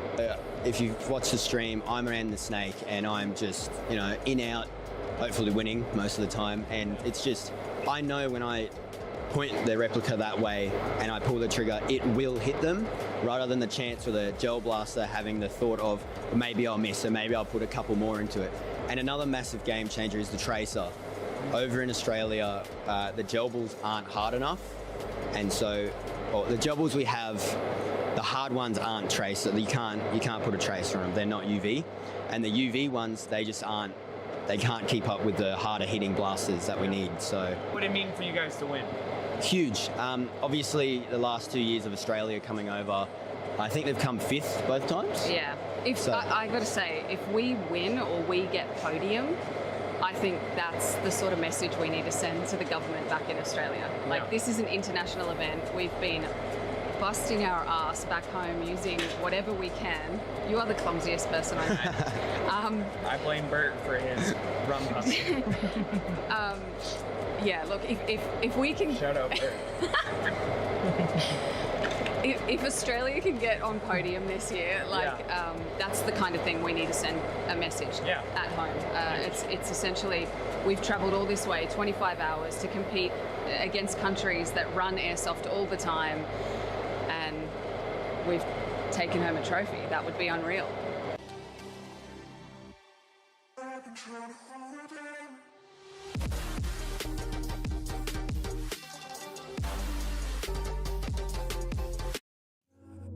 Hey, I'm Matt Black. I'm a tattoo artist from Canada.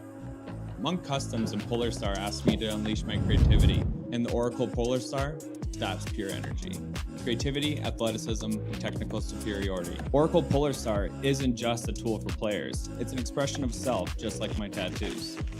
I'm Matt Black. I hope you enjoy my design and join the monastery.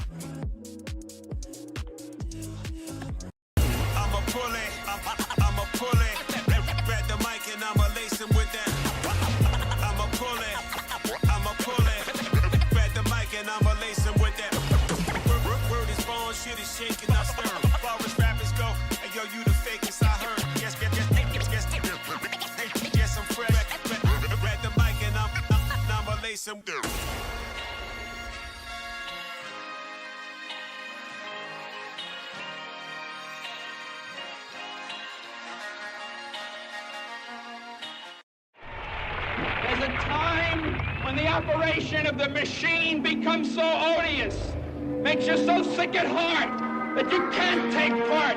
You can't even passively take part. And you've got to put your bodies upon the...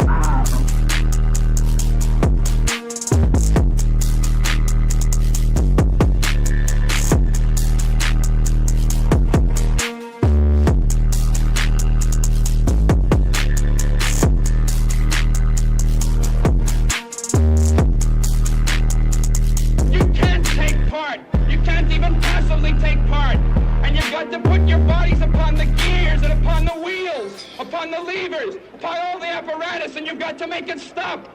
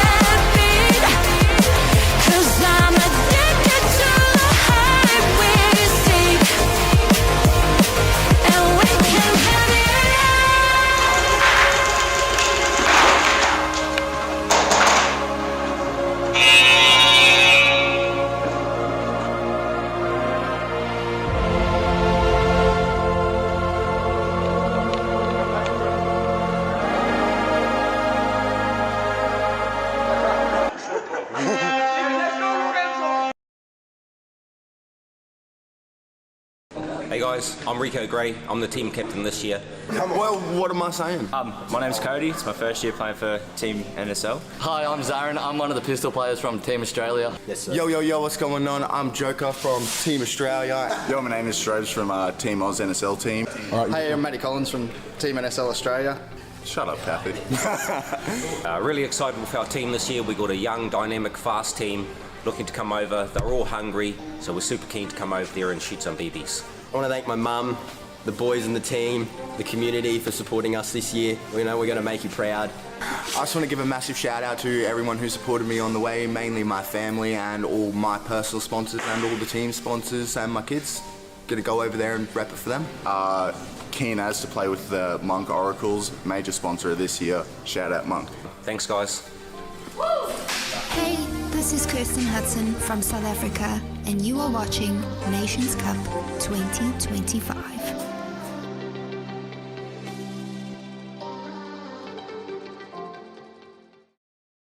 Hi guys, I'm Kyle from High Kappa Hub. We're the head sponsor for NSL 2025 season. We are a UK-based company and we specialise mostly in High Kappa builds, so High Kappa parts or actual full builds. But we do also do M4s. This is a Monk one. And we also do everything that goes in it, from your gorilla boards to your engines, to your triggers, to regs, everything like that. If you do need a slide for a Kappa, we've got plenty of those in 4351, and as well as grips, if you want a grip. Goggles, we will be stocking JTs real soon, so everybody's hyping off these JTs, we'll have these in. So we're gonna try and make it over to NSL, or Real Strike, as much as we can this year for Challengers, Pros, and for Nations Cup as well. So if you're there, come and say hello to me. I'll be wearing something like this, or you'll see me somewhere. Also, we'll have a range of our products in the Real Strike shop on the left-hand side as you walk in. It'll be High Kappa Hub Corner. You can't miss it. It'll be lovely to see as many as we can over there, so pop up and say hi.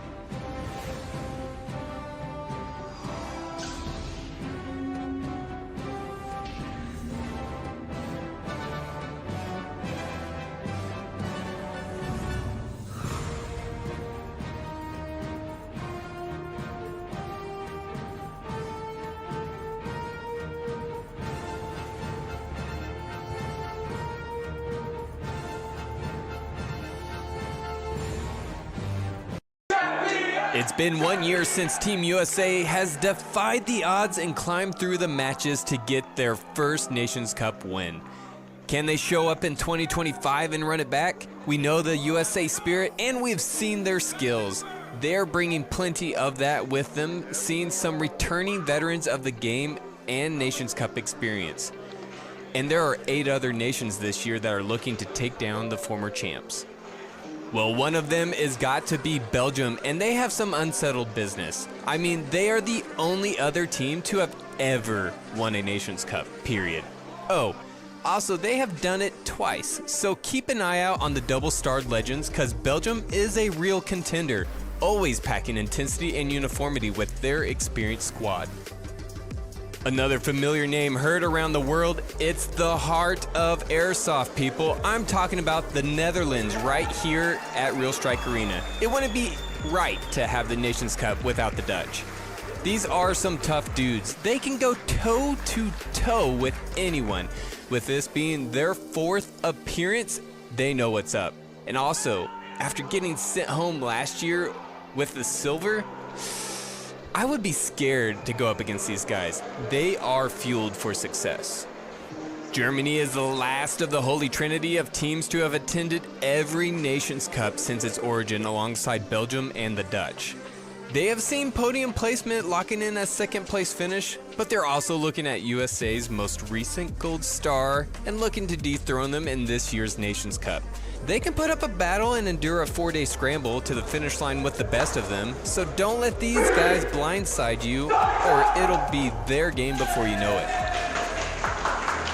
It's exciting to look out back to see what the Aussies are cooking up. That's right, Australia is back for their 3rd appearance in the Nations Cup. You want to talk about a team for the people?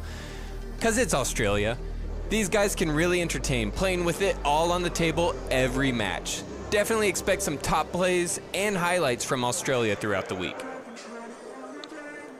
We have a triage of teams making it back for their 2nd appearance in the Nations Cup this year. That's Czechia, Romania, and South Africa.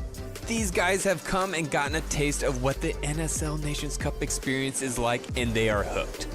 While they haven't seen a podium finish yet, it's all the more fuel and determination these teams have needed to grind it out. It is an endurance battle, and they've had a year to prep for the comeback. Now, it's time to reap the benefits and cement their nation in the history books.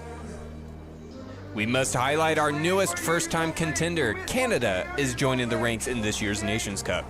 Just gotta love seeing more nations throw their hat into the rink, and mark my words, never underestimate a new team. Just because it's Canada's first Nations Cup appearance does not mean underskilled. These guys are looking to come in swinging and leave their name on the wall, walking away on Sunday with a gold star for their nation. I'm Caleb Freeling, and you're watching the 2025 NSL Nations Cup. May the best nation win. Good luck to all of you.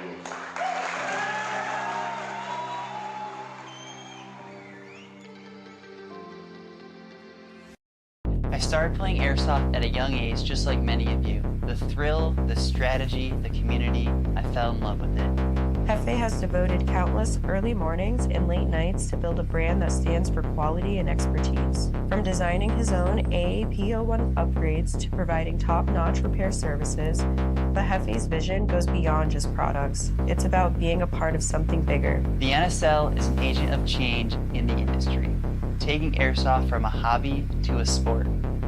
Being a part of the NSL means being part of a community that shares my passion and drive. For all things AAP01, visit hefesairsoft.solutions.com.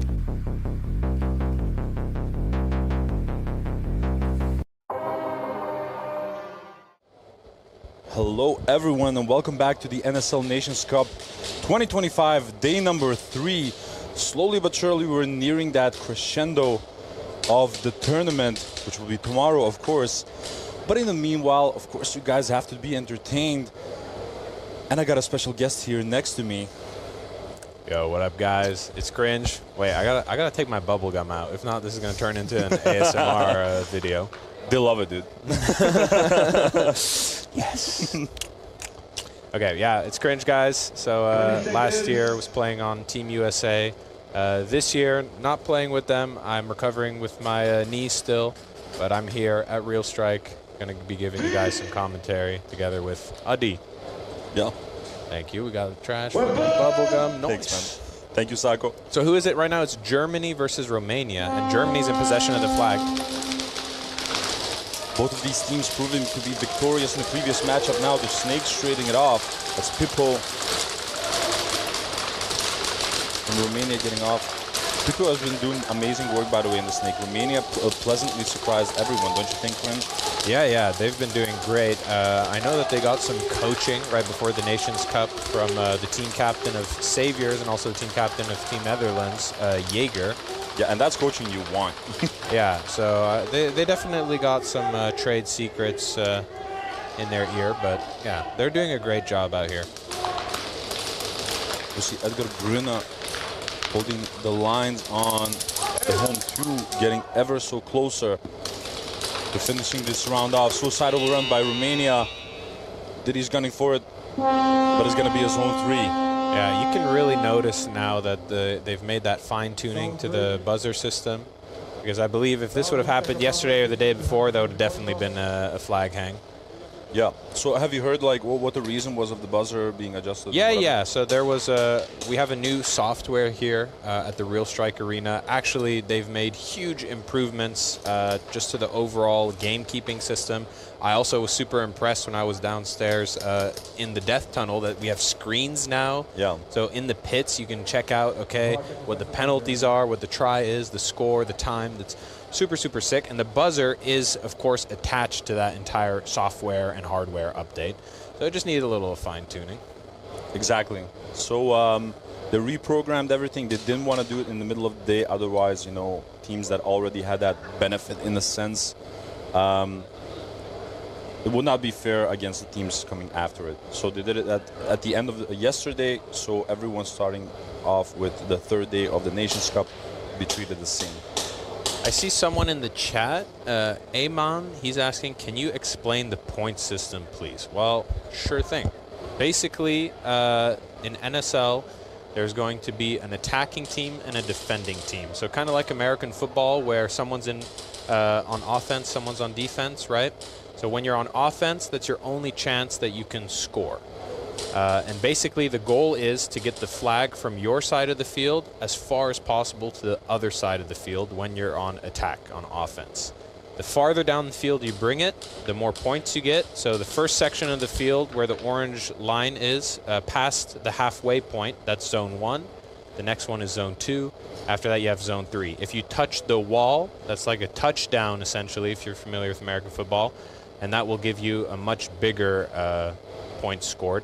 A try 1 flag hang, that's going to be 12 points. Try 2 is 11 points, and try 3 is 10 points. And there is the chance after you get a successful flag hang to get a 2-point bonus round. So I know it's a lot. You can go ahead and maybe read the rules if you need some additional guidance. Also for the people at home who aren't familiar with this format, just let us know. We're always happy to explain. Exactly. And an important notion is that you do not have infinite time to get those points. After you've eliminated the last remaining defensive player, there's a buzzer that gets pressed. Then you have 3 seconds to bring that far as fast and as far as you can into the enemy field.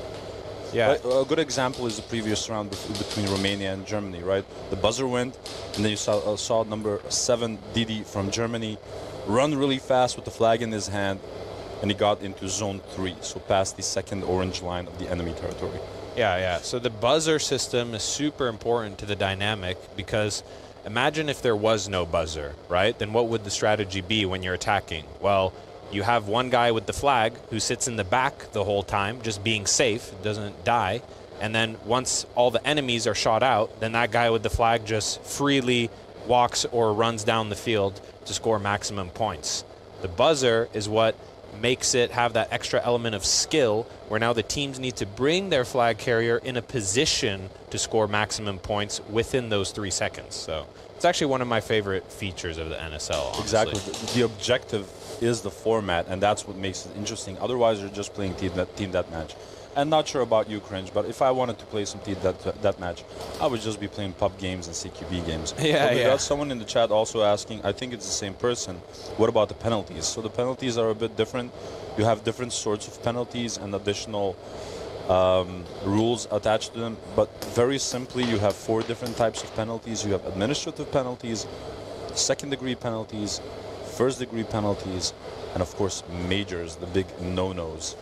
Yeah, the main thing with penalties is that teams will have to play with less players for a certain amount of rounds, and also the amount of players less varies per penalty. So, you know, the heavy penalties, then you're down 2 players for like 6 rounds. I think that's a major, something like that. So it can really be penalizing. Get it? Penalties, penalizing. I think it's in the name. But you definitely want to avoid those as a player. And I think at the moment, you know, knock on wood, it seems like the penalties are a little bit better every single day that they're going down. But yeah, hopefully we have a clean weekend and some great matches today. Yeah, also important to notice that the construction of the arena has been adjusted, so the lighting is a little bit different. The referees can see the BBs way better on the field right now, hence also their sharp eye, as well as that the VAR system has also been upgraded, so we have more cameras in the field right now. So the VAR has actually been confirming these hits and no calls like a monster, you know, like the big bad boogeyman. Yeah. But, you know, it's still good to see, right? This is the Nations Cup. We want to ensure the highest level of fair play and integrity. And part of that is the Zebra Gang giving out those penalties. And getting the tools to do so, right? Of course. And we're off. Belgium on the attacking side still serving those 2 first degrees. So it was only 1 player on the other side of the field. And the Czech Republic knows this. Flesicus diving toward They it. just dogpiled on top of each other right there. You know, I don't even know, like, the snake player was super enthusiastic from them. He did like a Superman dive, but I don't even think there was a breakout lane on him. He could have just walked there. 1 player, dude. 20 seconds. And that freaking sucks. Like, at the same time, it's like an anime movie. You're like all alone against 5 people. And I asked an interesting question yesterday to Sugar Rush. If you were allowed to wear headphones, like for music, and you're 1v5, what song would be playing for you? Oh my gosh, dude. I would probably be playing Lose Yourself by Eminem, 100%. One chance, one opportunity. One moment. Seize everything you ever wanted. Would you capture it or just let it slip? Bum, bum, bum, bum, bum, I know I just put that song in someone's head right now. They're going to be hearing it for the rest of the day. Ooh. Nice trade out from the snake. Oh, why is he's getting put to the penalty box. All right. So that's going to be like a force trade, or? Yeah, we'll see. I'm sure one of the refs who saw the interaction in the snake called it out on the communication system that they're wearing. Tom Hucke already filling in that snake. understanding that snake presence is ever so important. Edgar Brunner trying to keep an overview from the home one, get the airsoft bunker. Where is Hyper J? Because he was popping off for Germany in the snake, and now you can really notice when he's not on the field that their snake is way more passive. Maybe they're saving him up a little bit, because you know Hyper J, when he goes, like he goes 100%. So someone put in the chat, oh no, overshooting, I guess, for what happened in the snake. So I don't know, maybe you guys saw something on the stream that I didn't.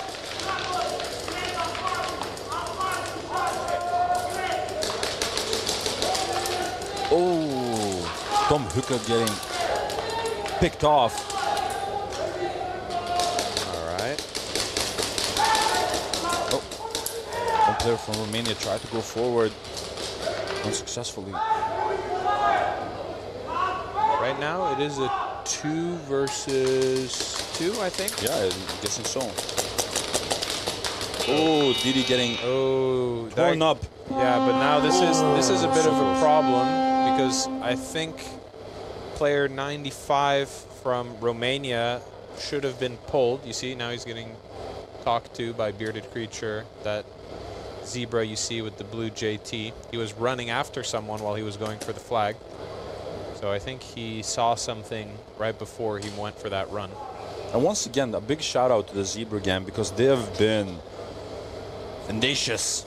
They've been really, really attentive, and they do not hold back by the end of the day. They never lose energy. I'm really, really pleasantly impressed by them. Yeah. Yeah, they're super, super dedicated. You can really tell, and they're doing their best out here.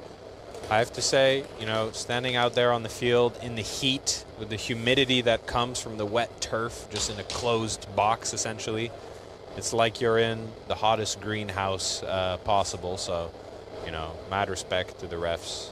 And there as well, they sort of understood that message, and they've made constructions into the arena to better improve the airflow. Yeah. And according to some of the players, it actually has helped. It's a lot more manageable compared to last year. Oh yeah, I definitely noticed a difference for sure.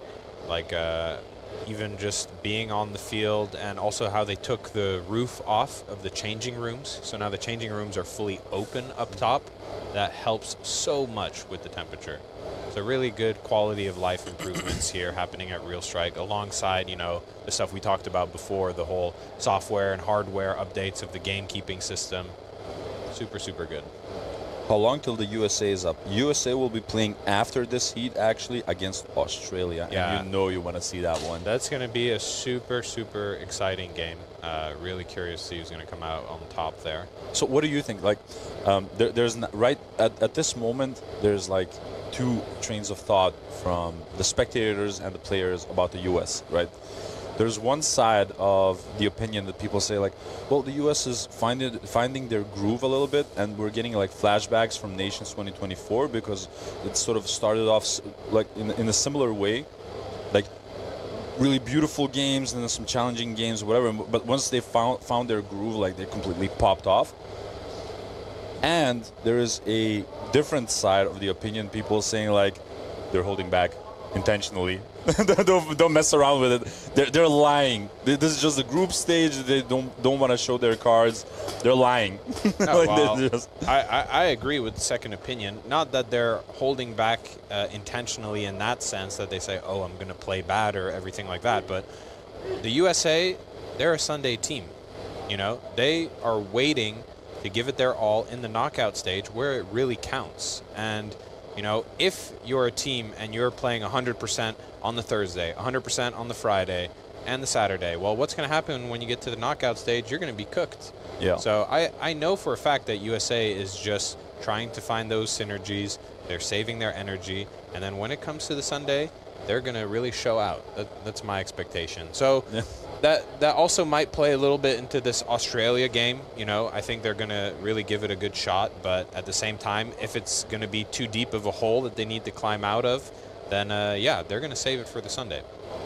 Understandable as well. I had an interesting conversation with Abstract, a.k.a. Tris Bickham. Tristan, shout out, dude. And he was saying like how happy he was to be back at the arena and that he has missed this so much. And he talked a little bit about his struggle pretty much to get adapted a little bit to like the layout and all of these nations and whatever, because he has been like out of the game for a couple of months, right? So he said like, I'm learning on the fly, and I told him like, I can see this. I can see you popping off at those certain moments, but then like you get clipped from a position that someone who played like since the beginning of the layout maybe would have known, but then you don't make that like mistake in the next round. So he's like quickly adapting in these few days, and he's such a talent, dude. Yeah, and I know one of Tristan's strengths, you know, playing with him so closely last year is he's a tall dude, and what helps tall players is to be able to play behind standing bunkers. And this layout, you know, it really forces you to get down low. The bigger you are, the more challenging that becomes, you can imagine. That is absolutely true. And we're seeing the same, but we also have a lot of players that played in that similar style last year and quickly adapted now this year. A good example of that is Gray. He used to play mainly on the standing bunkers as well last year, and now this year is just popping off in that snake. And he's also like this scary, big Wendigo dude. Like, it looks like a freaking demon. Yeah, you know, I also noticed, like today I saw Gray in a tank top. The dude's also getting wider, mate. He's just bulking up constantly, and I'm like, is that really optimal for your position that you're playing? But he's still killing it nonetheless. Hey, man, he's looking mighty fine, gotta be honest. There's a reason there's a gray hoodie here behind me. Yeah. I wear it in the morning because it's quite frisky, but afterwards I just have to take it off. It's really hot. But I'm repping my boy Gray all day, every day. I think I would potentially nominate Gray for my MVP nomination. If you didn't know, guys, you can check it out on Instagram. We're doing an Oracle P-Star giveaway. And all you have to do to get an entry into the raffle is simply post an Instagram story. Today the theme is MVP, player MVP. So just go ahead and post a story, tag Monk Customs, Polar Star Airsoft of who your favorite MVP is here at the Nations Cup, and then yeah, you'll have a chance to win a free Oracle. Crazy. I think that's an excellent trade-off. Make a post, win an Oracle. That's quite a good deal.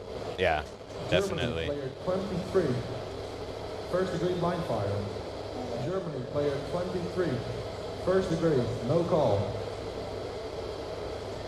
Romania, player 95, first degree, no call. Yeah. Romania, player 26, second degree, no call. Yeah. All right, so 95 from Romania. That was the guy who ran down the middle of the field trying to get the snatch. So he did indeed get hit. But Germany, the same player getting a blind fire in the first round. And a no-hit. So the same player, that's Dietz, I believe, number 23 from Germany. A first degree for blind fire and a first degree for... Player is supposed to be in a row, so it will be 6 rounds with a first degree, not the not 3 rounds with 2 first degrees. I don't get it. What did you say? Yeah, so basically... The screen shows you to play with 1 player, the penalty screen, but there's 2 penalties on the same player, they should be played. Yeah, so essentially, since the same player has 2 first degrees, it's not allowed to then play out those 2 first degrees simultaneously. So they need to treat it as like 2 separate instances, since it's the same player. So basically like a major, dude. Yeah, it's literally a major. It's going to be 6 rounds. So I saw Didi. He was definitely unpleased about that. He's still talking to the ref. But hey, he understands. They're gonna clap back. You know, it is what it is. Nothing to do here. I have noticed, though. What do you think about this? I feel like in Nations Cup, we've been getting these freaking Street Fighter combo penalties where it's like, dude, you know, multiple on one player. Like, dude, like. He basically comes up to the referee and like, what did I do? What happened? Like, you did everything. Yeah. Everything. Now let's see if the Czech Republic once again takes advantage of that, of those 2 first degrees that Belgium was serving and gets a hang this time around. Sipa is the one defending. Let's see how long he can hold it off. Oh, and he got shot out from the snake. They're moving for it. And a hang for the Czech Republic. Why is it that they're always like falling down, like right before the snatch or right before the hang? They're just giving it their all, I guess. They're just enthusiastic. And Shebby really happy now that he can once again be with his comrades on the field. He has served his stack penalty. Czech Republic is definitely a vibe, man. I like just their enthusiasm on the field. Super positive. But their mindset has completely changed since last year. Last year, like, they had a mission. They wanted to like make the speed soft scene a bit bigger over in the Czech Republic and whatever. They didn't really have any expectations from this. And now this year, it's like they do not have that mentality of, oh, I don't want to lose. They have the mentality of, I want to win. Yeah. And they're genuinely disappointed with games that they feel that they could have had. Yeah. You really notice that mindset shift, indeed. And I love that evolution, you know. I've spoken with Canada a lot as well after their games because they're really fighting for it, and they're like genuinely battling to win these games, and they have these struggles and these baby mistakes. They're working on it, but it's really hard to adapt throughout the tournament. I think South Africa has done really a wonderful job at constantly adapting throughout the nations. Yeah. Okay, here we go. So Germany with 2. So far, Germany playing up top, putting down a lot of pressure despite being down bodies, but at the same time, I mean, Romania are is they down also in bodies? They're not, though, because Romania also has a first degree and a second degree, so it's a 2-on-2 now. I thought Romania had one more, but yeah, now actually Romania is getting shot off the field, so the advantage is definitely in Germany's favor right now, both on the snake side. Edgar Brunner and Tom Hucke pushing on the snake side. Edgar Brunner getting shot out. 1v1. No, Hucke is on the same angle. Didi meanwhile on the plexi already. Now Tom Hucke has to make that trade for him. Oh, such a shame. I felt that they communicated well. Yeah. But it was just a tad too late that Didi popped off. Yeah, it's difficult, you know, especially if the last player is on the same side as the flag carrier, then the flag carrier can't really move forward more. So that's really hard to get down the field in that specific situation. What is that thing? You have your own little. It's a water gun. Ah, I thought maybe you were doing like referee hits. You know how they do on skirm fields from up here, sniping players. We see a pull in the snake. So I think the Czech Republic. Oh, there was a discussion. Actually, the player wasn't hit or something. A little bit of confusion there between the referees. It seems sorted out. So you can really tell now that Belgium is back with bodies on the field because the Czech Republic is just falling apart one by one. Yeah, I can imagine them being really disappointed with how the game went in the previous match. Ooh, look at this. Look at this. Whoa! Triple kill. He got 3. No, he got 3. Oh, but he didn't see the flag. He killed first. He killed from the Anthrax Dorito near the plexi. He shot the plus.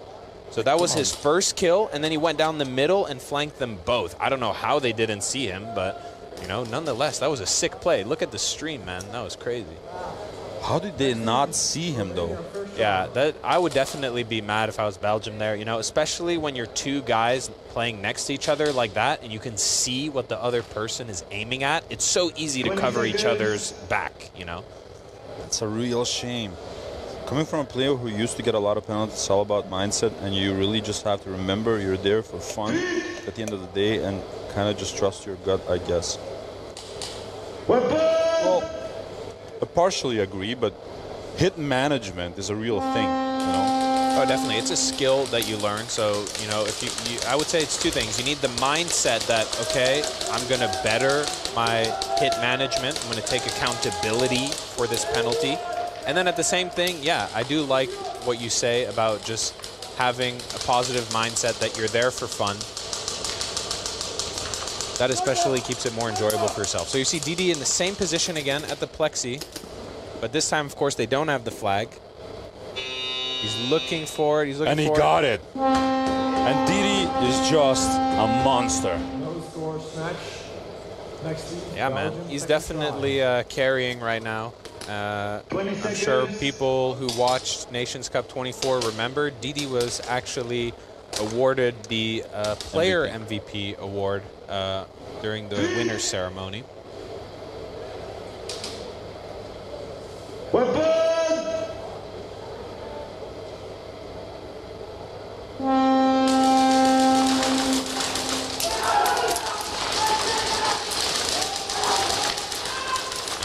we see Czech Republic getting pulled in the snake, but Belgium lost their snake player as well. Klaus not being able to get the pick that he wanted. Seems showing signs of frustration from that snake corner. Oh, they lose Nick from the home on the Czech Republic side. Yeah, so they're with 3 now on the Czech Republic side, while Team Belgium is with 2 or 3. I can't see the corner player. I think they have 3. Do we see something on the screen? No. A little bit hard to see from this position, actually, if they're right underneath us. But Czech Republic moving up quite aggressively. They lose their snake player, though. Is it Vlesikus supporting... Home player takes out the guy near the staple. Belgium taking advantage of the bodies now. It's Seaman Primex trying to push them in. Now Seams is going to do the trade. Primex trying to run. Oh. He almost got it. He went for it. He dropped his gun to full send it straight to the wall. All gas, no brakes. Czech Republic player was rubbing his head. You saw that? It was a close flank. Have you seen the hang that Nathan Montagne made yesterday? The smash against the wall? No, I heard about it though. Dude, that's crazy, dude. He smashed, like, the buzzer went and he was still like a little bit behind the 50 line.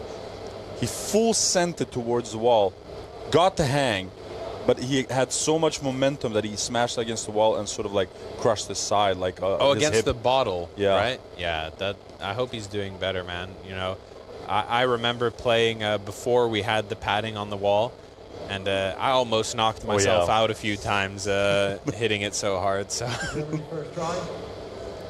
Is Australia playing tonight? Australia played this morning, and they will be playing the Heat after this one against USA.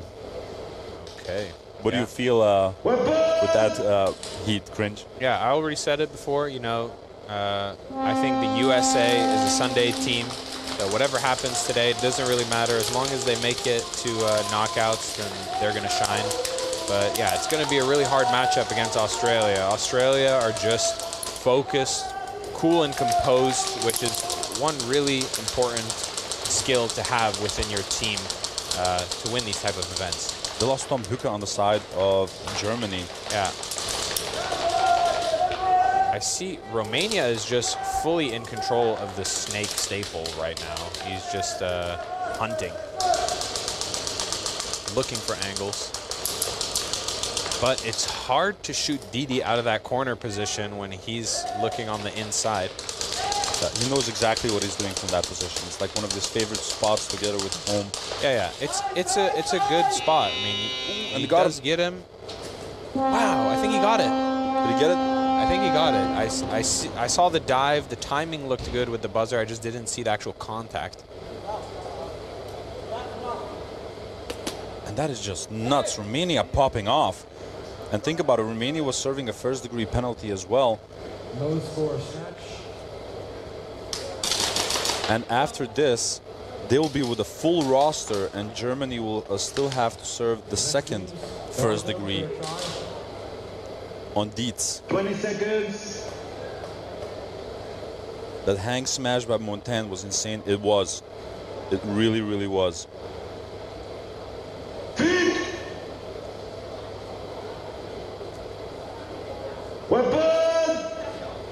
And now Belgium once again. Full roster against Czech Republic. Czech Republic just serving a second degree. Trade being made in the snake by Viper. Ooh, 3 players from Belgium shot out that quick, all at once. I'm telling you, Czech Republic has some shooters. Yeah, but now Mouse is hunting. I think everyone is dead from Seems Czech Republic. flag. Seems running with the flag. Just to hustle. Buzzer, buzzer, buzzer. No, it's too late. It's a hang. And that's a hang by Belgium. Third try hang. 10 points on the board. Let's see if they can get some bonus points to equalize. Yeah, but regardless, they have the lead. You know, that's the important thing. But you definitely want to extend that lead as much as possible, because if not, then the other team could beat you just by getting some easy zone points. They don't have the lead. This is a third try hang. Oh yeah, that was those zone points were from that set of attacking scores. Oh yeah, well, for the viewers at home, I know we had some questions about scoring before. You have 3 tries to score on attack. Let's say if you collect zone points, so just by getting down the field, those zone points will disappear once you actually get a flag hang. So you get awarded the points for the flag hang and not the zones if the zones came from the same set. And Seams with another successful 1v1. He's been on fire with these 1v1s. Yeah, but indeed, so I stand corrected. The score is now 12-12. They don't have the lead, but at least it is tied. Still, it's anyone's game. 20 seconds. That thing has blowback? Yeah, crazy. That's a really cool water gun. Dude, not only that, check this out. You know how you fill it? Like cock it, of course. You fill it here. Yo, show the camera. Check it out. Yeah, check this stuff. This is the AliExpress special. It has a slide lock and everything. Crazy. Now back to this Romania versus Germany game. Don't forget, Romania is now with a full roster. Germany still has 3 rounds left that they have to play with only 3 people because of that second first degree on Dietz, number 23. Yeah, I mean, because the 2 first degrees were stacked on number 23, it's essentially as if Germany got a major penalty. So it's a really, really heavy player disadvantage for 6 rounds. But still, I feel like they're making it work. They're not taking any unnecessary fights. That's what it looks like to me. They're just playing collected and calculated. Edgar Bruna together with Tom Hucke holding the line. Switching it up a little bit. Oh, Tom Hucke tried to get into that snake to get some overview from that side, getting shot out. Germany 6 in a 6-point lead, but if Romania even get 1 hang, they'll immediately take over that lead. I see something. Hey, Cringe, you didn't tell me last night you were going to Real Strike and commentate. Yeah, Al Capone, I know. I was on Surprise. Discord. I was on Discord with this dude. We were playing some Rainbow Six. Yeah, Do you play Siege? Dude, I'm a Siege addict. I've been playing since the beta. You know, Dude, me too, but I haven't been playing it like the last year and a half. Dude, I would actually say that Siege really, you know, fueled also my CQB airsoft addiction. I don't know if it was the same for you. No, I've been playing for 12 years, bro. Like, Siege didn't even exist by then. Yeah, I sort of had it, you know, I was playing airsoft in the States, and then I came to the Netherlands, and you have to be 18 to play here. So I sort of got really addicted to Siege to sort of hold off on playing airsoft until I was 18, and then hopped into the CQB stuff. What is your favorite operator? Like, the defensive one. Yeah, that's a defensive operator. You know, I definitely have to go with my guy Bandit. You know? Oh, really? All right. It's super classic, super simple. I like Capcom. Yeah, man. Okay. That says a lot about you. You're a Capcom player, yeah. That's like horoscopes, but for guys. You know, what Siege operator do you pick? There should be like a test, like in Men's Magazine, like in Flair, like, oh, what kind of, you know, moon are you? I see a question in the chat. What's the minimum ladder to make finals or ladder position? I think for quarters, how many teams are there going to be? I don't know off the top of my head, but we can check real quick for you. And dude, Czech Republic just wiping Belgium from the field. You can really tell that they have, like, you know, an increased sense of confidence from the penalty that Germany is serving, and they're taking every advantage. Okay. Let me go check the schedule real quick, and I can answer the question about the finals. What did you mean with it? That says a lot about you, Cap. Was that like in a bad way? I feel like, oh yeah, you're that type of player. Now he's just, let's say, he's a pain in the ass. One of the most annoying people you can play against, right? It's just like you're going to be trying to get a nice clutch, right? Making your way to the objective, and how do you end up losing? Yeah, you blow up to a cap can. It always sucks. And it used to be worse, right? Because like initially the mines would kill you instantaneously. Yeah, dude. The mines, they were so strong. Now you have to place like a bunch of them to get an insta-kill. Yeah. Oh, I see someone saying recruit all the way. Yeah. They actually got rid of the recruit operator in Siege. Now it's like sentry or something. Really weird. Sentry. Tag Force dummy. I guarantee you there are some Siege players in the chat. I mean, I know a lot of airsofters are gamers as well. What has changed actually with Siege 2? Yeah, that there's more cheaters. No, I don't really know. It's free to play. It's has some audio changes, things like that. Player 15, second degree breakout foul. Breakout what?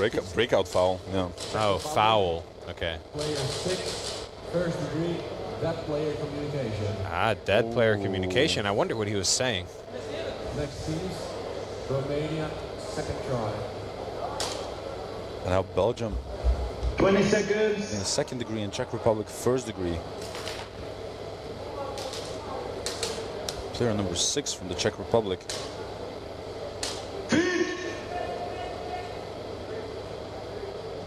This Dave. Okay, so I think the quarterfinals, there's going to be 8 teams, it looks like. And Canada and the Czech Republic will play each other on Sunday morning to see which one of them goes through to the quarterfinals. So there's going to be just one team not making it through, I believe. And then it also matters like on what position that you are. I think that number 1 will be playing against number 8, number 2 will be playing against number 7. So the higher that you get, in theory, the easier of a matchup you will have as well. Yeah, exactly. In theory, right? Because we've seen a lot of upsets as well. Ooh, quarterfinal upsets, yeah, those are the worst, and they happen every single year. Sure. Tom Hucke. Now, this time around, very successful at getting in the snake. Look at that, though. They're wrapping the snake player. They know that he's low. Ati's going for him. Ati got him. That was, and that is a hang. That was so nice. That was exactly like what we called, you know, textbook. Yeah. What was the term that you used? I swear I heard something you were calling. Bread and butter. Yeah, butter. Bread and butter. Bread and butter. So when you really just, you know, get down the field like that, oh my God. The bread and butter. Thanks, special guest. This is Cringe Airsoft, a beast with a rifle, player of the Saviors. Yeah, man. You need no introduction. Good to be here, you guys. Yeah, I also played a Nations Cup last year. You didn't see Cringe on my jersey. It said my last name, St. Cyr, but I was playing with Team USA. Yeah, haven't been on the field in a while, though, I have to say. I think the last time I really played a tournament was the DSL tournament from the NABV here in the Netherlands. So how painful is it for you to like just sit and watch? Oh, dude. It's like, imagine you're a heroin addict and then you have to watch people shoot up all day. You know, you're just itching, you know? Yeah, that's the best comparison I can give. And a beautiful bonus round by Iron. Iron has been popping off this entire tournament, dude. This is crazy. Iron is an absolute beast. Number 26 from Romania, an absolute beast, man. I'm loving also the gameplay of Rocky as well. He's also amazing. Booyah! A lot of support in Romania in the chat. Have you ever been to Romania? No, but here's a funny part, and I'll tell you after this breakout. So second degree on Belgium and a first degree on the Czech Republic. Czech Republic struggling a bit with that. There's a little bit of an awkward breakout there. I don't know if he slipped. Maybe there's some BBs on the ground. Fatal already on the D1 Monk Customs Dorito. But I would love to go to Romania, by the way. Oh, and now Fatal is going for it. Shooting him. Boom. Ooh, why did the game time... Okay, I guess there was already... Yeah, so Tsipa was already on the flag by the corner way earlier than the guy who touched the wall. Yeah, and Tsipa just, you know, like as a player right now, because he's mainly a player, he doesn't have to do everything else like he usually did for the Terra Knights. He can just focus on his gameplay, and it shows that he's been popping off this entire event. Yeah. But Romania, I would love to go to Romania. But you know why? Because I have this weird fascination with Dracula. So I would love to go and like visit his castle, but not the house. Like a lot of people go to the Dracula house, which is sort of like a tourist attraction. Okay. But this real fortress is called the Poeni Castle. It's like a fortress in the mountains that you can visit. But you have to like climb up there, and it has never ever been conquered, ever. Whoa. It's really crazy. I have a real fascination, dude, with Vlad the Impaler, dude. I love Dracula and stuff. Yeah, the lore goes crazy. Yeah, I've actually been to Transylvania, so that, you know, really forested part of Romania. What did you think? And of course, that's also where Dracula comes from, right? Yeah. Yeah. Well, it's a great country, especially if you like nature. And what I noticed is the people from Romania, so friendly. I had it that I would just drive into these small towns, and there's just people. They're like, hey, you want a coffee? You want to, here, I have some berries from my garden. You know, you're just stopped on the side of the road. Really crazy. The hospitality goes nuts. Okay, so we see the teams are a little bit at a stalemate right now, it seems like. No one really daring take more space on the field, just holding their angles.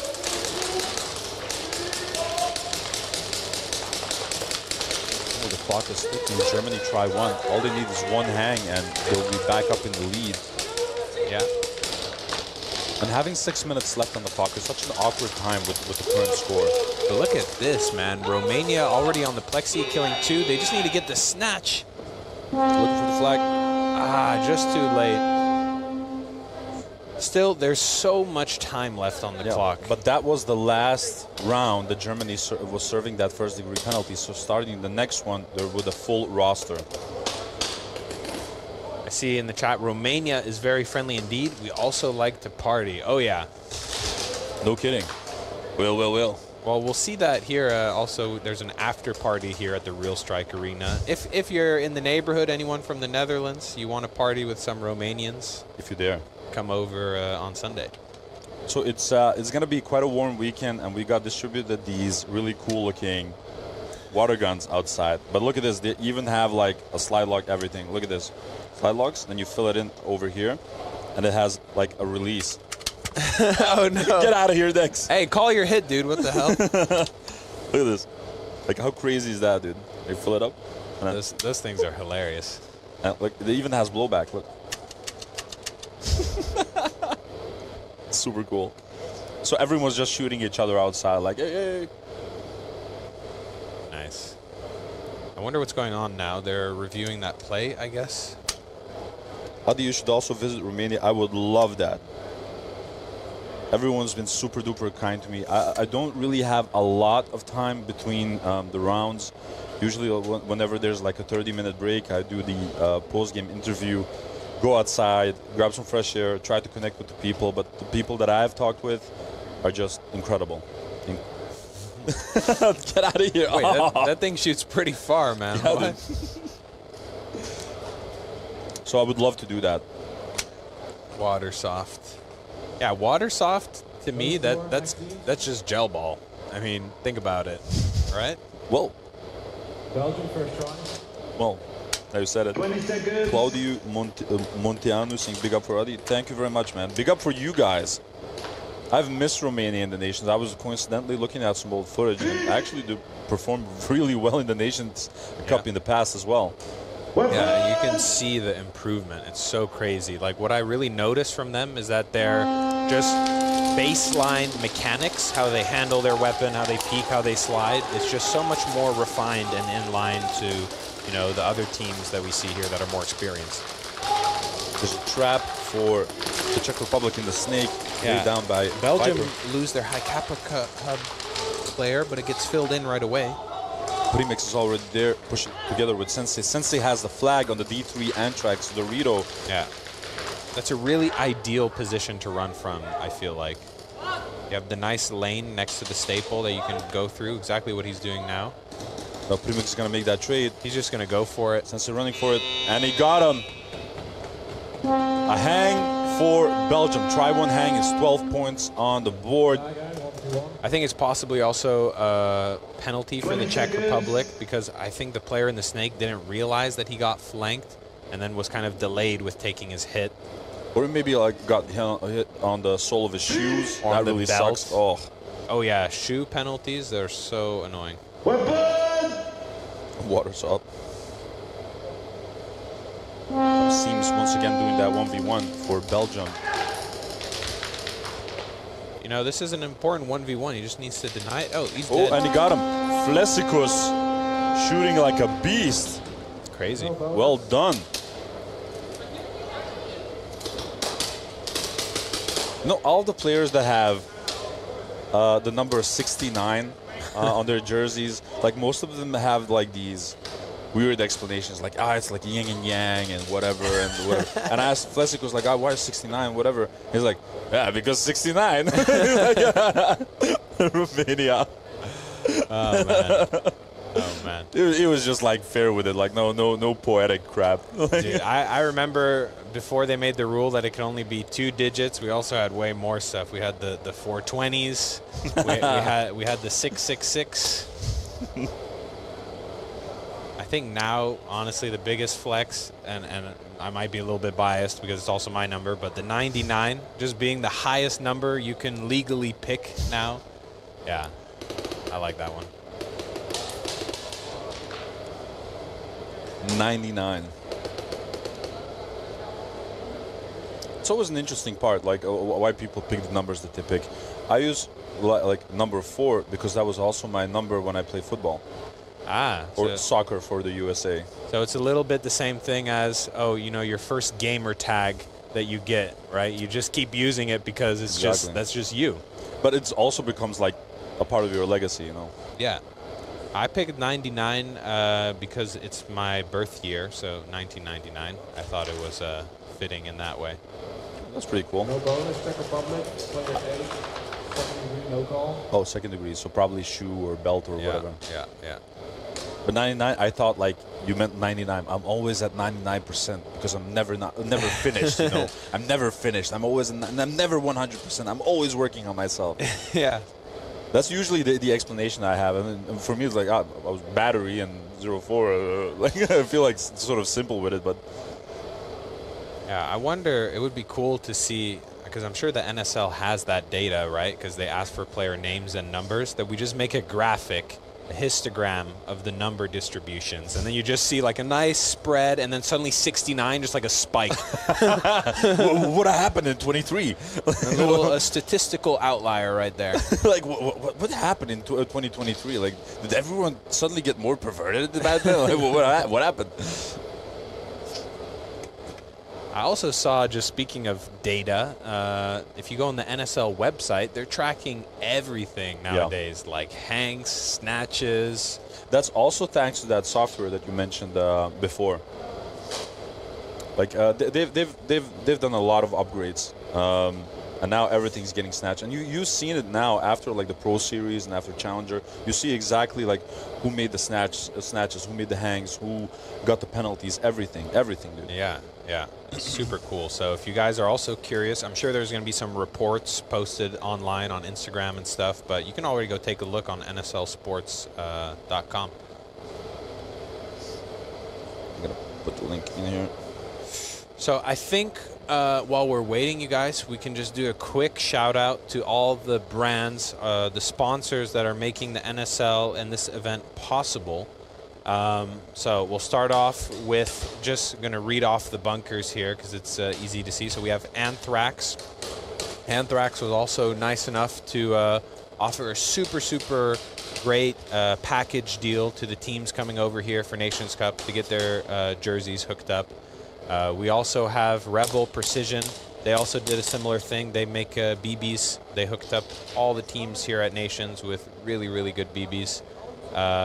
Carbon, right? Clothing, mask brand, super, super nice gear. Ace Tech, nice tracer units. First degree referee influencing. Wow, first degree. So Primex from Belgium got a first degree for referee influencing. That's gonna hurt. Anyway. Player 92, stack penalty. And a stacked penalty, so he's excluded from this matchup. Yeah, so and the next one. That's crazy. He's done. He's done. Other sponsors want to shout out Polar Star Airsoft. I'm sure you guys are familiar with them. Monk Customs, really influential brand here. Been supporting the sport since the beginning. Who's next? Delta Airsoft Events. High Kappa Hub, my man Kyle. Yeah, dude. Hefe Airsoft. SCA, Extreme Airsoft. And the Real Strike Shop.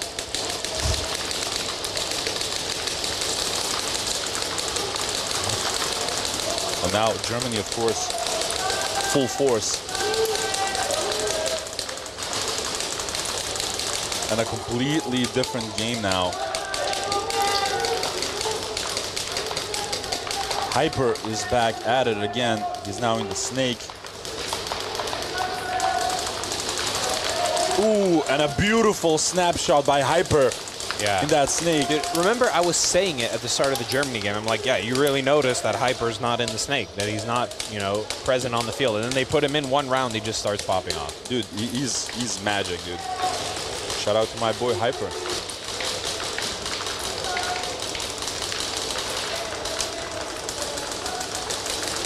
I wonder if he knows that he's uncontested in the snake. I feel like he would have already gone a bit deeper, but maybe he's waiting for the rest of his team to make a move with him. Romania is just holding their ground. Now, listen to this. You have the best players of the country on the field. 2 years in a row, national champions, vice champions in the Speedsoft Romania Championship. We are proud of them. Hi, Romania. So the one thing, though, is now we're at 4 minutes, 40 seconds on the clock, and Germany still has flag possession. So Germany, you know, they can just waste the time a little bit, get a score, get a flag hang, and then after that, there's going to be no time for Romania to clap back. So it's all about time management right now. Because if Romania decide, hey, we're just going to run down these 4 minutes, well, one mistake could cost them the whole match. A beautiful clip by Edgar Brunner onto the opposing plus player from Romania. Yeah, he absolutely domed his mirror. Rocky getting shot out, Iron getting shot out, last one remaining from Romania. He's doing the suicidal run. Good. He's going forward. This is not good. Ooh. And dude is running for it. Looks like a zone 2. So that's also a thing. If you do these sacrificial runs, you should actually never go forward, because otherwise you might get out of view of the person that has to press the buzzer. Yeah, I also understand that take, and I've actually seen it before, that someone goes so far on their sacrificial run, they actually kill everyone, don't get shot out themselves, but then since the person in the death tunnel loses track of it, then they still buzzer and get an early buzzer. That is anyway. so silly, dude. Yeah. But actually, you know, I think if you're a team, you can train about how to do a sacrificial run while remaining in view of your death tunnel player. It's an easy drill. And I think that the running down the field is way more effective at preventing them from taking space compared to just standing still and getting shot out in the open where you originally were. What did he say in the chat? Oh my God, the emotions. Yeah, from Romania, dude. Romania's got so much support in the chat right now. Now Belgium with 3 people for 3 rounds. That's gonna sting. Yeah. Also without their captain Primex for this matchup and the following one. Now we have Fatal trying to push them on the D side. You know what's funny is that if the Czech Republic get a flag hang right here, they would take the lead. That was a beautiful snipe by Mouse. Is that Mouse? The snake? Yeah. Yes, it is. Fatal already in the flexi.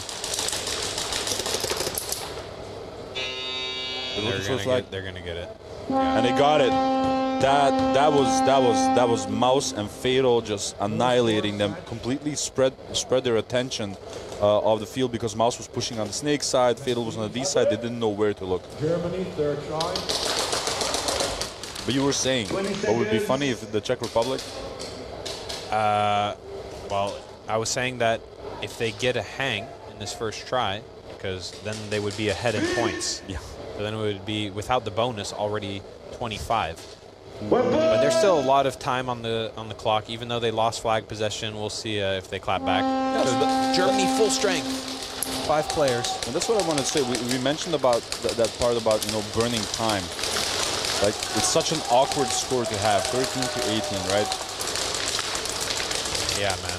Yeah, it's definitely not a comfortable score. I can tell you that. So this means, was that zone 2 by DD? Yes, that was zone 2. So they went from 6 to 8. They can get 8 more points actually with this third try, which would still mean that they would get in the lead.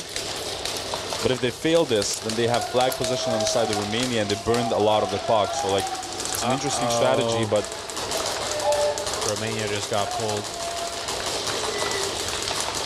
That could be a really influential penalty call. We'll see what happens after this round. Have you also noticed that we have referees from different nations? We have people from the Netherlands, we have people from Belgium, we also even have people from the UK. I didn't notice that we have UK refs right yet. there with the yellow cap. Yeah. That is OB's Reese. Ah, cool. Shout out OB. So Germany going aggro, but the flag carrier is down. Such shame. Yeah, you know, you really notice both their pistol players were popping off, getting bodies left and right, but they were just too focused in hunting mode, and they weren't focused on, hey, let's try and score. Rayman and Hyper just going beast mode through that snake. But unfortunately, as we mentioned many times before, you get 0 points for kills. Exactly. All right, so I think they're going to review that penalty on Romania. The support from Romania in the chat is just overwhelming, dude. Guys, we need some positive thoughts right now for Romania. They're evaluating a pull. Give me your energy. Give it to Goku. Look, Romanian fans, we need to hear no penalty in the chat. Hashtag no penalty. Everyone's saying hashtag free Remy again, and then Remy's penalty got revoked. So really? Yeah, we did it. Oh yeah, it was that penalty. I was also in the chat at that moment. It was the one where he ran around him on the D side. Right there, yeah. Yeah. Sending positive energy. What is pakat the penalty? Okay, maybe that's some Romanian. No penalty, no penalty. Free Dexter. Hashtag free Dexter. Come on, guys, you can do it. No penalty, only love. Traga bolas.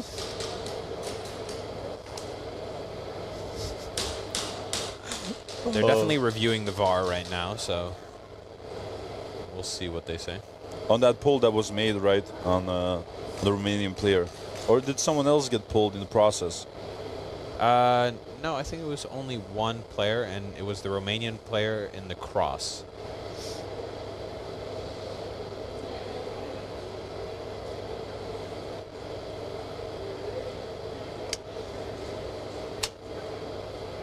We will see, guys. Manifesting. Shabi is best. Shabi is such a positive guy as well. I love talking with him. He's so motivated. He's so driven.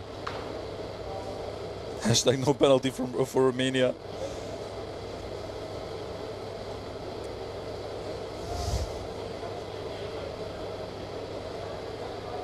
For it, guys. You see the Czech Republic, they're going crazy in front of Dex, showing their moves, showing off their guns as well. By the way, Cringe is here next to me, showing off his support for the U.S. Yeah, I'm wearing my USA socks, so there's no question about who I'm rooting for. Right, with all my affiliations, also holding a Canadian passport along with a U.S. one, right, and Canada playing for the first time this year, and then having my own teammates from the Saviors on the Dutch team. It's a little bit. Dude, you're like in the Bermuda Triangle. Dude. Yeah, man, it's hard. You know, I got to keep everyone happy, and simultaneously they're all out to kill me, thinking that I'm betraying them. So I'm also pulling up wearing the Nations Cup champions jersey that was gifted to us. Turn the GoPro on.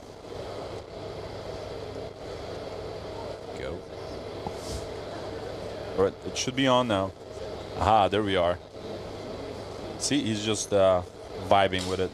Did it go off again? Oh yeah, the light is off. Yeah, I think it might be overheat. Yeah, I've experienced that on the field here at Real Strike, trying to capture footage at pickups. Your GoPro just gets completely cooked during the summertime. Technologia. Technologia. We win in 4, no problem. What did this person say? Can I ask what early buzzer penalties are? Okay, so the buzzer, right, will end the game time in 3 seconds. But you're only allowed to press it when your entire team is shot out. So when the last player of your team dies. So an early buzzer is basically when you press the buzzer before the last person on your team is shot out, so that they're still active in the game. Then you basically deny the opportunity for the enemy to get in a position to score. It's totally unfair. You know, an early buzzer penalty often awards an automatic snatch or hang because of how unfair it is. You know, if an early buzzer penalty was a very light penalty, then you could pretty much strategically early buzzer, take a little penalty just to prevent the enemy team from scoring or snatching. So it's super game influencing and something you want to avoid at all costs. I want to show you something cringe. Something that I bought like a couple of days ago on Amazon. You had like Prime Days. Oh yeah. And I just spent like a bunch of money on oh no, you went crazy, didn't you? Yeah.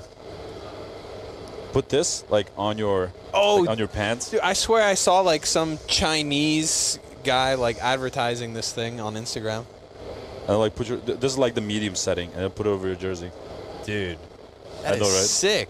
I know, right? It's like I don't think we have the camera on, guys, but this is like a little fan, I guess, a ventilator that you can clip onto your belt, and then you just put your shirt over it.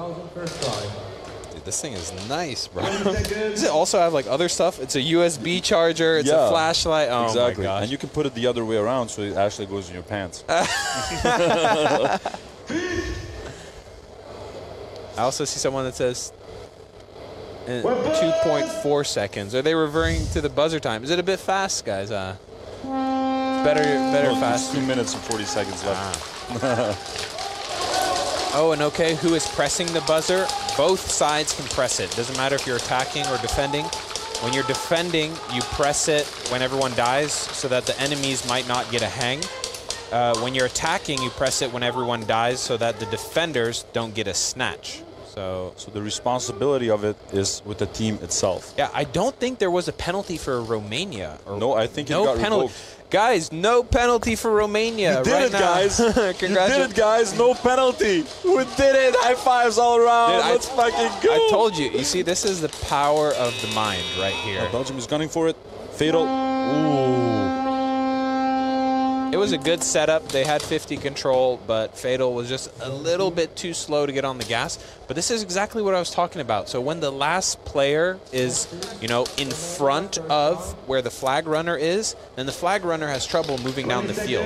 The easiest flag hangs is when the last player is actually on the opposite side of the field to where the flag runner is, because then the flag runner can continuously creep up. But you guys did it. No penalty for Romania. They've reviewed it, and he got no penalty. So you guys did it. Your support, your energy, your love helped them not to get a penalty. And they're with 5 people on the field right now. It's try 1 for Romania. Oh, dude, have you seen how fast that... Oh, never mind. Wow, Romania win the snake. Yeah, Raymond was super fast at the 50. They lose their Monk Customs Dorito player, and they lose their cross player. So Dexter getting shot out. Wow. Hyper once again in the snake. Yeah, the advantage is definitely for Germany right now, at least in terms of bodies. Edgar Brunner now already on the 50 line. Oh, another victory in the snake for. Oh, never mind, he traded it out. Yeah, the thing is Hyper peaked twice there because he didn't realize that his first shots actually killed the snake player. So he just wanted to confirm the kill and then got punished for it by the rifle player. Oh, sacrificial run coming. Looking for the flag. And it was hidden. It was hidden. It was in the cross. Ooh. This is that big brain play right now for Romania. They have been putting the flag in other positions, and they just decided this time, no, we're not losing possession. It's going in the cross. And the situation is exactly as I described it a couple of minutes ago. I wanted to ask you, like, if you make one mistake with the tactic of burning time, you get into this awkward position that you only have 2 minutes left, and the flag position is with the party that's already having a lead. Yeah, man. So now Romania can actually burn the clock. Yeah. I would say with the time left and the fact that they still have 2 attacking tries, I would completely try to just lock it down. Rolex the hell out of it. Okay, that's a second to none call out, right? The Rolex, or is it also Bushido's? No, it's a paintball. Call out. I thought it was a general one. Too much of an airsoft nerd. Not enough in the paintball stuff. I know a lot of stuff we do here is a crossover from speedball. Czech Republic losing bodies. Belgium definitely taking more space, rushing down the field, killing the last guy. Oh, Mouse is going for it. And he has time, waiting for the buzzer to go.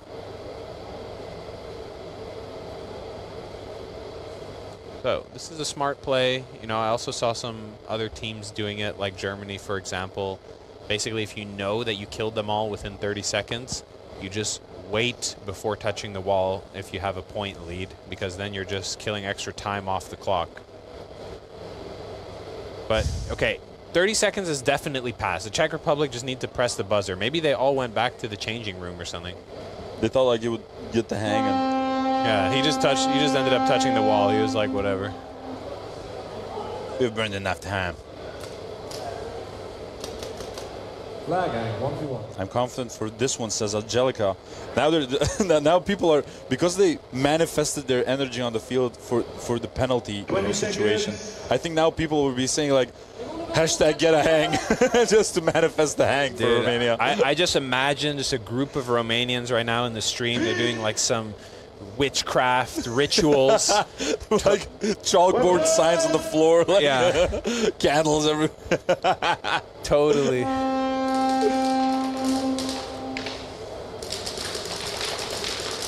Once again, Seams is doing the 1v1 for Belgium. Ooh, I like this strat. Oh, he thought he had him. No, never mind. Czech Republic player just holding it down. Oh, you just gotta wait, dude. 8 seconds left. Just stay low. Hide. Is that Flisicus? Don't peek up. Don't peek up. 3, 2, 1. Ah, it's over. Oh! Yeah, he got hit. Oh, he clipped him. It looked like he got hit, but then he kept playing on. He clipped him. I mean, I won't say what the referees saw, you know, but like the Czech Republic player definitely shot a lane. That's all I saw. I didn't actually see an impact. Say Dracula is coming. Ooh.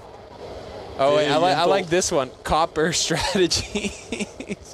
That's like one of the lower ranks in Rainbow Six Siege. Copper strategy. If you play Siege right now, you need to share your rank in the chat. Let us know if you're a good player or not. You silver peasants. Yeah, I know most of you guys are hard stuck gold.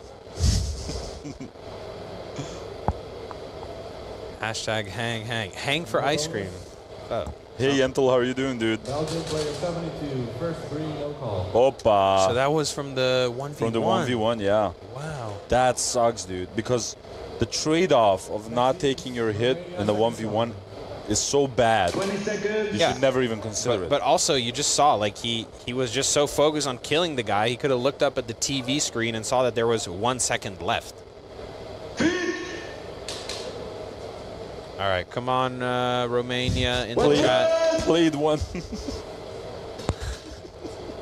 Wood one, dude. Yeah, wet tissue one.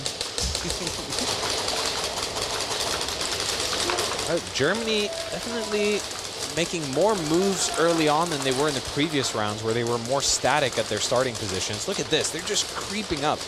They know that it's now or never. They're making it hard for Romania. 1 minute and 24 seconds left, guys.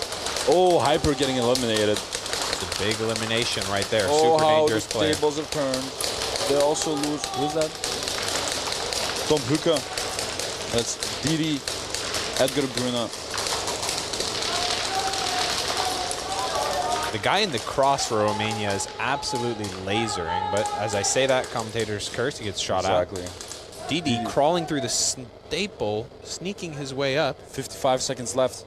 He has to be careful of that snake. Didi's going to get some crazy kills here. Yeah, and a pull. Okay, luckily that pull is still at 45 seconds, so it's not an automatic game influencing. Didi getting the flank. Gets shot out by the snake player. But Germany still do not get the flag. And that wasn't even the third try. I think Romania has got this one in the pocket. Look, there was a pull, okay? It kind of looked like Didi shot a lane where that guy made a transition to like the arrow, the V bunker, whatever you call it. But the thing is, that pull happened at 45 seconds. I'm sure some of you guys in the chat are familiar, right? You want to explain it, maybe the 30-second penalty rule? Because we've seen that happen already this weekend. Exactly. So in the last 30 seconds of any game, so we play 15 minutes per matchup, right? And at the last 30 seconds of the game, you have to be extra careful, because if you get a penalty in the last 30 seconds of the game... Romania player 25, second degree, no call. Yeah, so second degree now. It's considered automatically as a game-altering play, because the last 30 seconds of the game are integral to the outcome. Yeah, they had to draw a baseline somewhere, whether it was 30 seconds, 45 seconds. They decided on 30. But, yeah, it's just a threshold. Anything that happens under there, game-altering. Yeah, exactly. And depending on whether the attacking or the defending party got the penalty, it's either going to be an automatic hang plus bonus points or an automatic snatch. Yeah, and often if it's the automatic snatch, they even award the 30 seconds back to then try again for that team. But luckily, the penalty for Romania was at 45 seconds, so it's only a second degree. That means they'll have 38 seconds with 4 players to hold back the German offensive. And now we see the Czech Republic getting pulled on the snake corner. You know this matchup of Belgium versus Czech Republic? Look, the Czech Republic is in their snake. Yeah. He's right there. They're unafraid, bro. He's already past the 50, but... Unfazed, doesn't give a crap. Oh. He's got to be careful. Tsipa rarely misses. To be honest, you can really tell that Belgium don't care right now. They're just, like, wasting the time. Got him. The last player.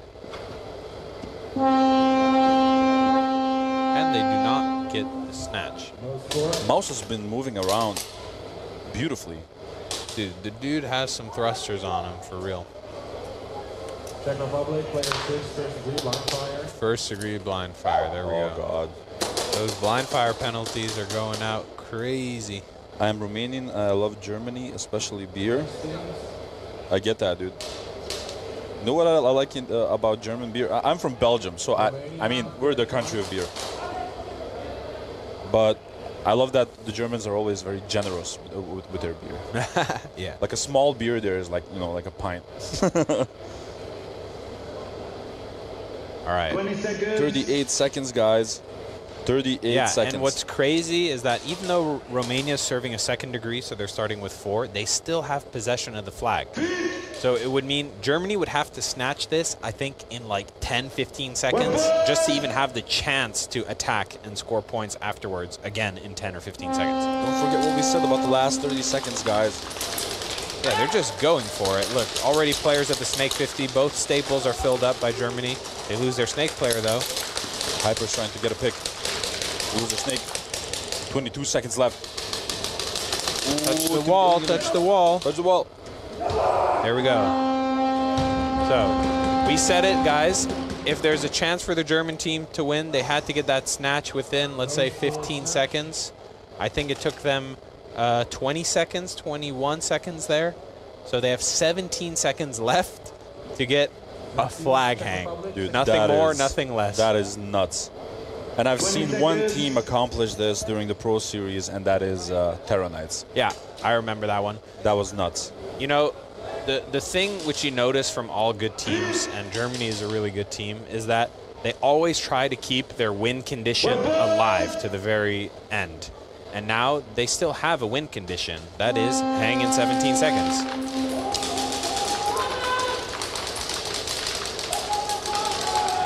Oh, they lose fatal on that D1.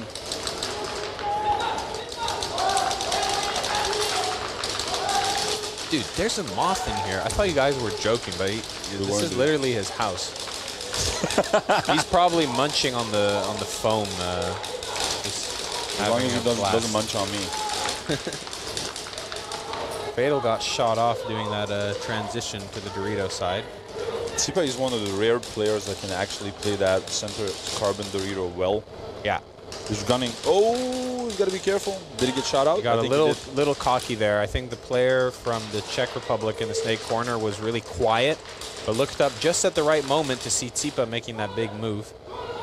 That's Chevy, actually, from the Czech Republic, holding it down. I think it's a 1v1. It's Chevy versus Mouse. Who shall prevail? 5 minutes, 45 seconds left on the clock. I mean, the Czech Republic is basically down 2 flag hangs. Just knowing how this game flow works, the Czech Republic really need to stop wasting time. Yeah. I also saw a sort of ricochet there in his dive.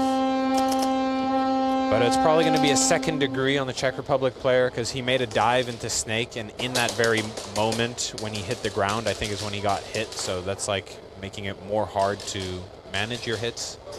There's probably going to be a second degree, but we'll see. So 17 seconds. I really, really, really want to see what Germany has up their sleeves. Yeah, I'm also curious. You know, you can get really creative when you have nothing to lose. Like maybe send the flag through the snake, for example, right? Just crawl it up all the way down the side, or do the same thing on the Dorito side. You just run down that lane. What I did really like were like those games. You know, you guys also saw it, especially in your league, where there's like a 1-point game, you know, in the challengers, and then teams are doing creative stuff like sending the flag to the staple, right, and then crawling it through just at the last moment to get into zone 1. Yeah, we did it with Kenya, with one of our pistol players. We had a 0-on-0 game against 187. I just sent it there. And you're like, go to the staple, just crawl through, GG. Yeah, no, we like started it off. It was like, I think, like 40 seconds left. So we started with him starting on the D1, crawling through. First degree, no call. First degree, wow. Despite the dive. Germany, first try. Unfortunate. That was quite a cool game. Yeah.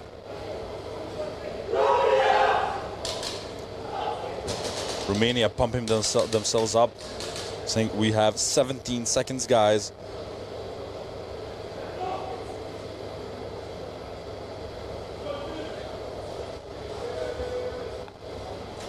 Really curious to see where Germany's going to send the flag. That's my main, because you know they usually always keep it, we're honest, right, with Didi.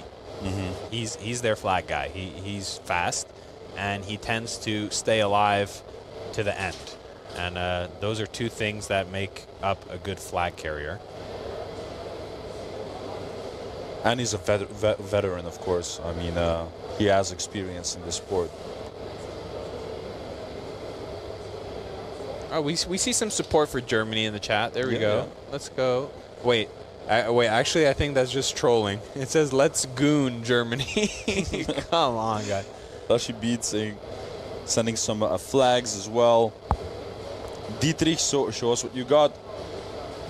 Zerda SQB.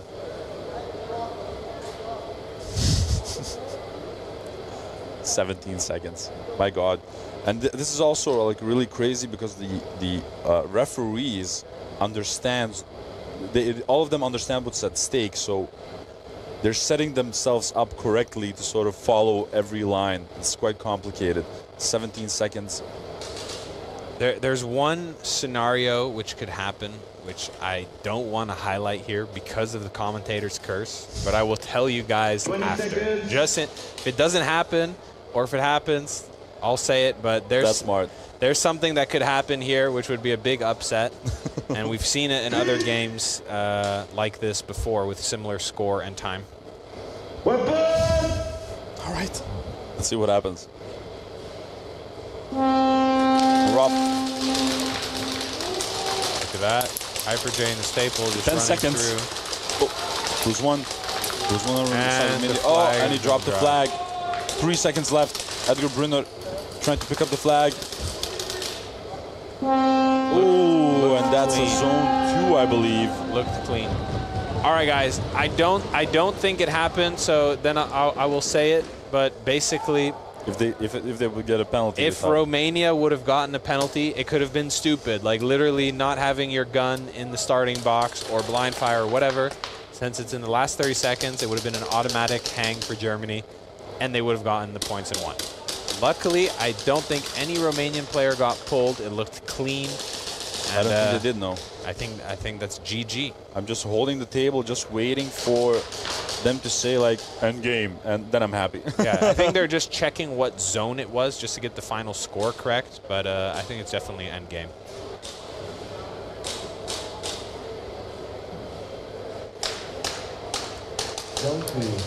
Zone 2. And end game. There we go. Congratulations, Romania, on this phenomenal victory over Germany. That was truly a nail-biter. Yes. And GG to Germany for really keeping it alive until the end.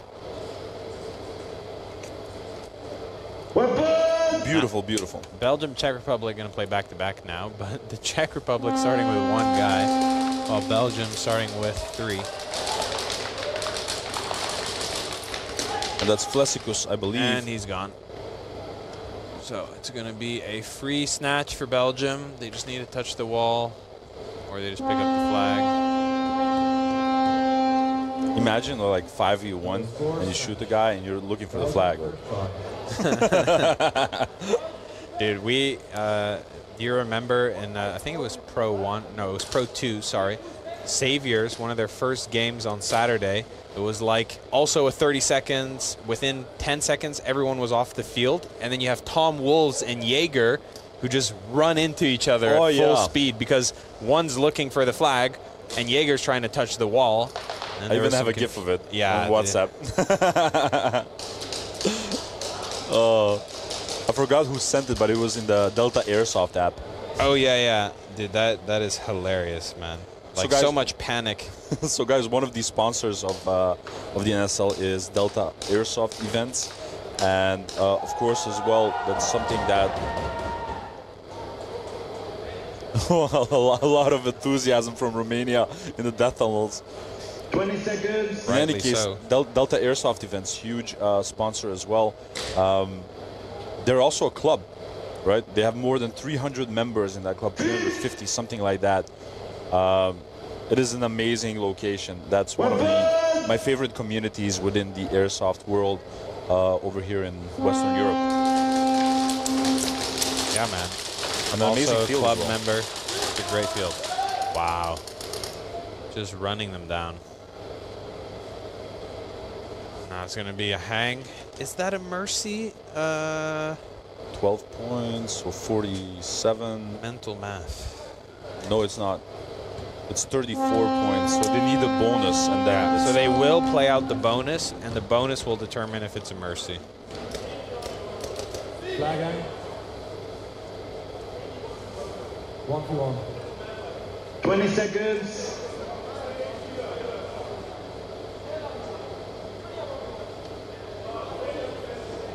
Hey, Tim. Not too hot. Well, the weekend is actually a bit hotter than the first 2 days, but It's manageable. Now Seams is going to be fighting for those bonus points against the Flesicus. Yes, that's Flesicus. I wonder if the Czech Republic know how important this 1v1 is to keep the game alive. Ooh, Dude, and he jump shot him. That was one ball. Jump shot. Whoop. That was one ball jump shot. Dude, Flesicus is fantastic. Even the player from Belgium was like, yeah, that was just a crazy hit. Like, mad respect.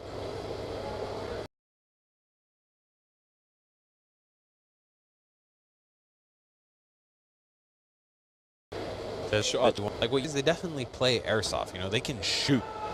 Okay, maybe then the whole thing as playing as a team at this level is a little bit more difficult. Flesicus is the #1 1v1 guy. Really? The event, yeah. Number 69 from the Czech Republic. If you didn't know, guys, if you go on nsl-sports.com and you click on NSL Nations Cup 2025, alongside with the schedule, you can see player statistics for hangs, snatches, bonus scores, that's the 1v1, bonus defended, so denying the 1v1, total penalties, and just points scored in general. But Flesicus, a 1v1 god. Yeah, man. I'm just clicking through the statistics right now. I haven't actually looked. Oh, yeah. Bonus scored. I think I'll try a Belgian beer now. You definitely should, Christian. Bonus defended. Country of beer, come on. Beer, chocolate, and fries.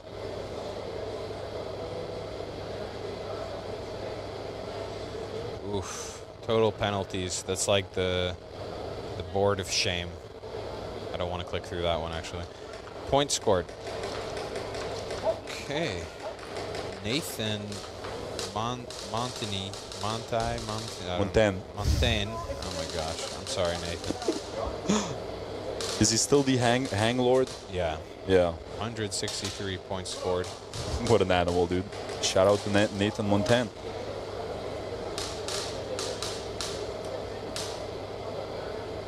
So, Cringe, why aren't you helping USA? I haven't had the time, man, or the capacity, right? It's been really, really hard with my recovery, with my knee. And yeah, you know, being here 4 days during Nations Cup really asks a lot, not only from you physically, but mentally. And yeah, I just didn't have it in me this year, so. But hey, I'm here now. I'm going to give you guys some nice commentary, so hope you're enjoying the stream. And thanks for asking. Health first, right? Yeah, exactly. What exactly are they deliberating right now?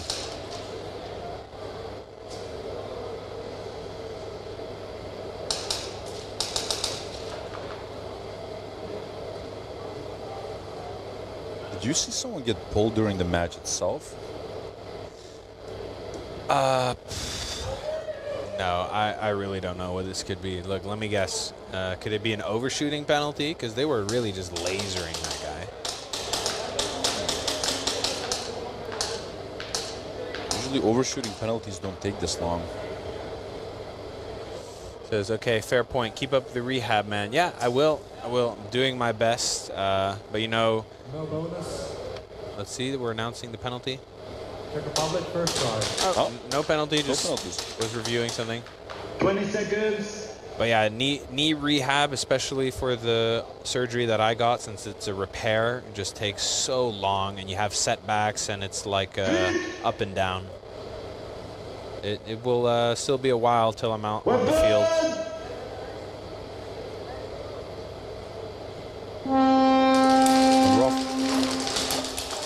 Czech Republic started with how many there? I think it was Still with 3 people because of that first degree. Oh. Uh-oh. I think they may have started with the wrong amount. Without the flag. Yeah, that's No. They started without the flag. Flag was still in the middle. Oh, yeah, they were checking. I agree with the people in the chat, actually. They were checking for a potential blind fire on the jump shot. Indeed, because when you jump shot, that's actually a really easy moment to accidentally blind fire. I feel like especially for Kappa players who try to jump shot. That makes a lot of sense, actually. Belgium first try. It's because you're kind of like throwing, you know, you use your arms when you jump. You throw your arms up, and especially when you have a pistol in your hand, and you also throw your pistol up, and it often ends up above your head. But the key is that when you pull the trigger, it needs to be below eye level. Yeah, most importantly, never play too early or the surgery was for nothing. Yeah, exactly, you know. I definitely don't want to re-tear my shit. If not, it's going to suck twice as hard. Now Belgium in a position to score 1 point. And just mercy rule. Yeah. I still like that the Czech Republic is keeping it alive, you know. That 1v1 was a crucial moment. Maybe they can turn it in their favor, but now that Belgium is full force on the field, it just looks so much in their favor. Remy is master in blind fire. Is that true? Yo, dude. We got some more. How's it going? How's it going? Good? Good? What's up, guys? Surprise my boys, yo. Wake up, he's like, look at these Gerbers. we got a bunch of USA players in the booth right now. Want to say hello to the people? I apologize. My headset is sweaty though. Yo, hello everybody. I don't even know what I'm understand. DJ Bread for you. Okay, it's the game ended. I don't know exactly why it ended. You already know that. Yeah, they're like, oh no. Yeah, so they did indeed get the extra point. It's gonna be a break now, right? Yeah. Now we have our lunch break of 60 minutes, but before that, guys, we'll be doing the post-game interviews. Thank you very much for listening to the shenanigans of Cringe and I, and we'll see you in 60 minutes. Peace out.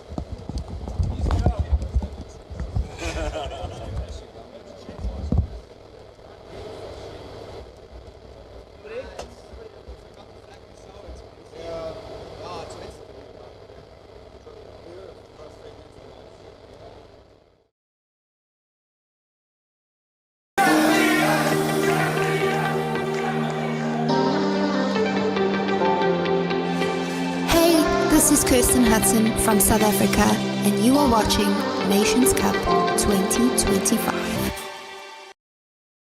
Yo guys, it's giveaway time here at NSL Nations Cup. I'm Matt Black. I'm here with Monk Customs and Polar Star, and we're giving away a whole Monk Polar Star Oracle. Here's the deal. Post daily stories using the NC25 giveaway and tag Monk Customs M and Polar Star Airsoft, and follow the daily themes.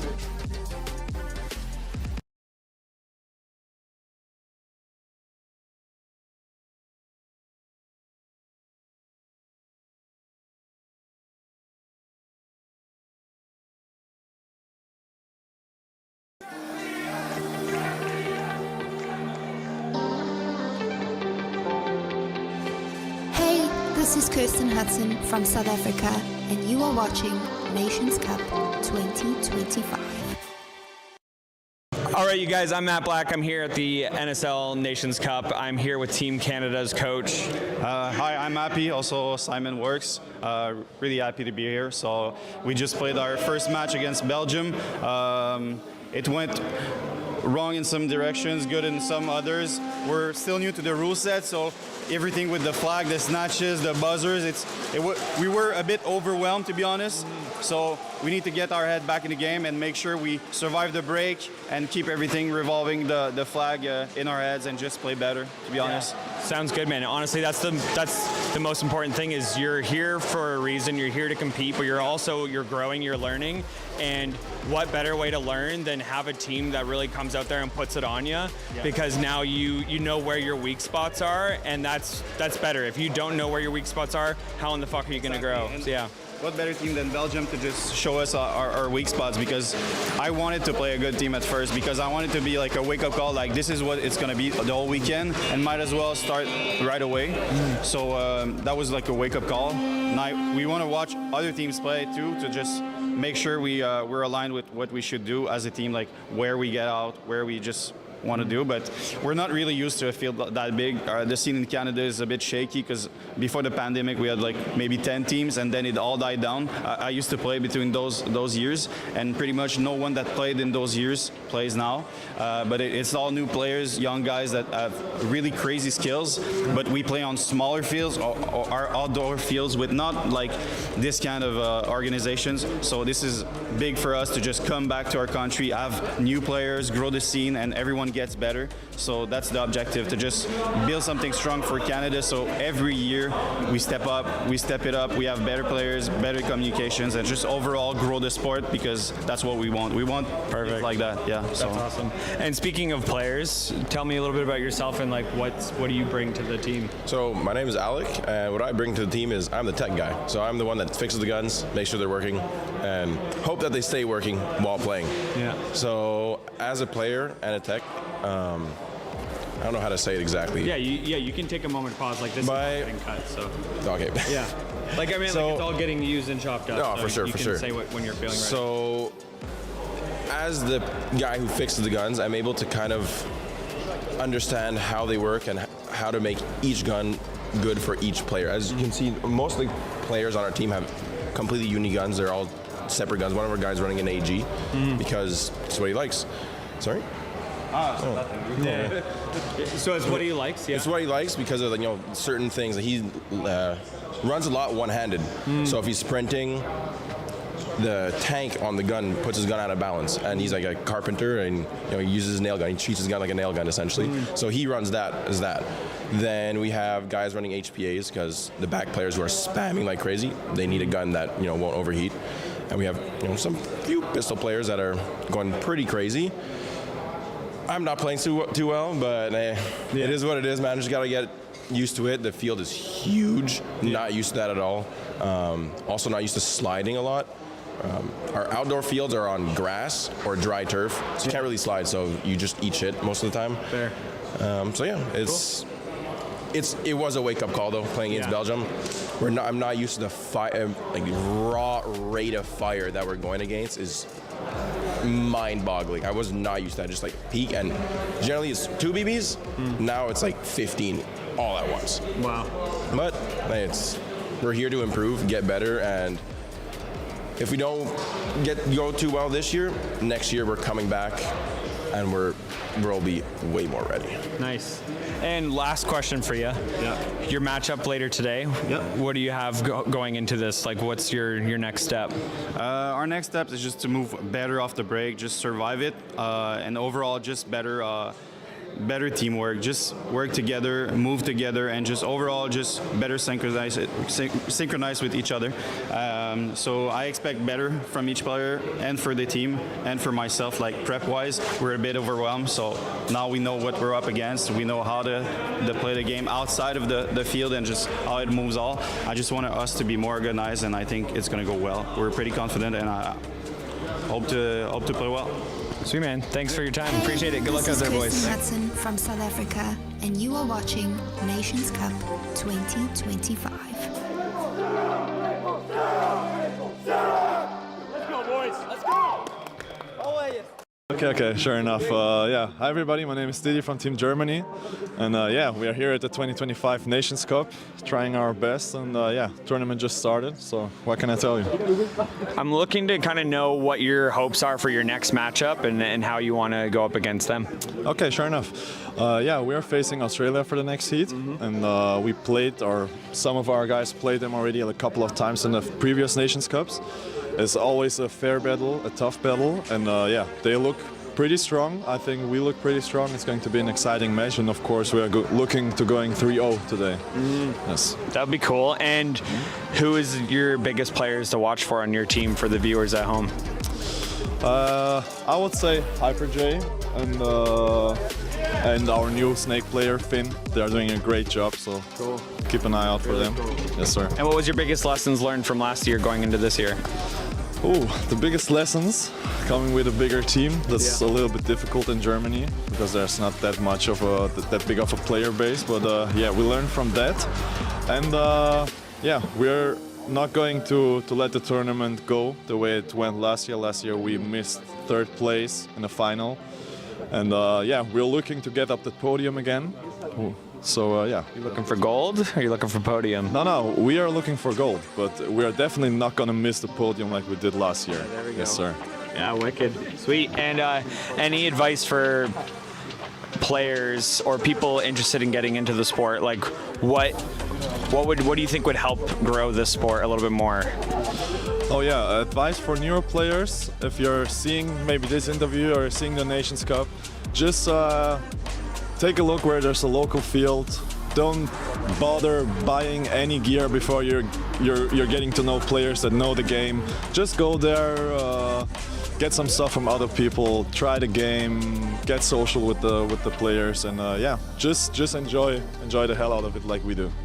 Sweet, thanks, Edie. Hey, this is Kirsten Hudson from South Africa, and you are watching Nations Cup 2025.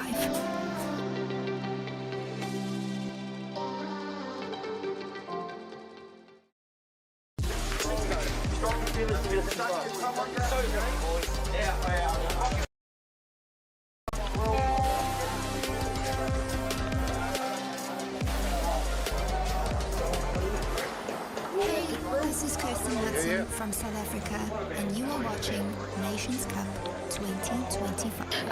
I'm Kathy. I'm from Australia. I'm the team manager of NSL Australia team this year. I run a field back home and a competition called Hardcore Speedball. We've been running for just over 6 years, and there's a bunch of other fields that run competition. Gel ball is only legal in Queensland in Australia, so it's really, really difficult to put together a national team to represent over here when we only have one state in Australia where it's legal. In saying that, the guys have never run airsoft, so you know airsoft is illegal in Australia. Given that we've been over, this is our 3rd year now, I think we're starting to represent this is more than just shooting people. This is a sport. It's an international sport, and it's recognised in so many countries. To get it to Australia would be next level. Gel ball in Australia, it's still small. Obviously, Mum touching on us or her owning the field. I've been working there for 5 years, 6 years? Working. You're like, I didn't work when he's 14. Yeah. So I've been surrounded by it for many years now, and it's always been, you know, my mates would kind of laugh at me and all that because it's not a huge sport. It's not like rugby or football and all that. It's more like a grassroots underground sport that not many people know of.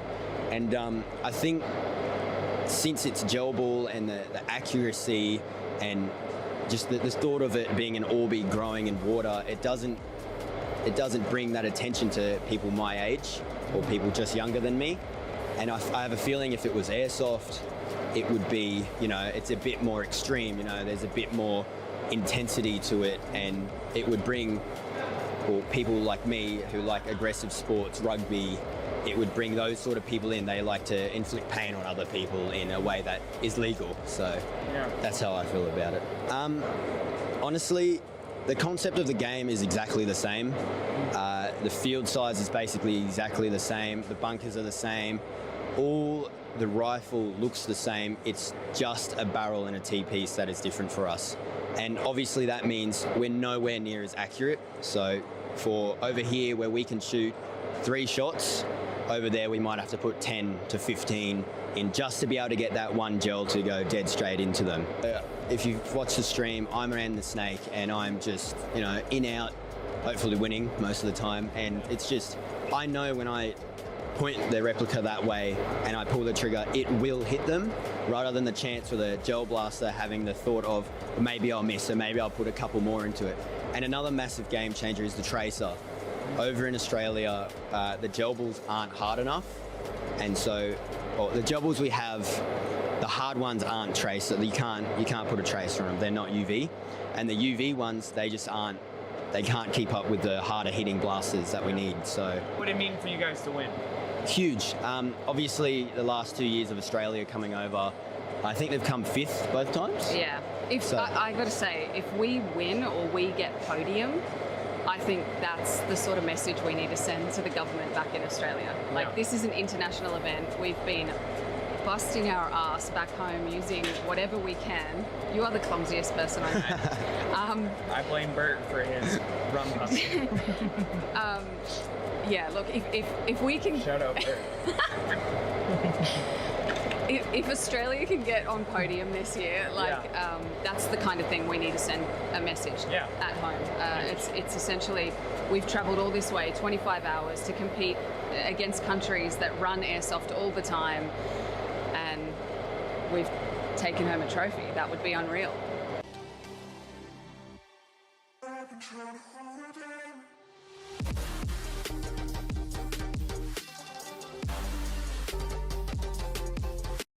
Yo guys, it's giveaway time here at NSL Nations Cup. I'm Matt Black. I'm here with Monk Customs and Polar Star, and we're giving away a whole Monk Polar Star Oracle.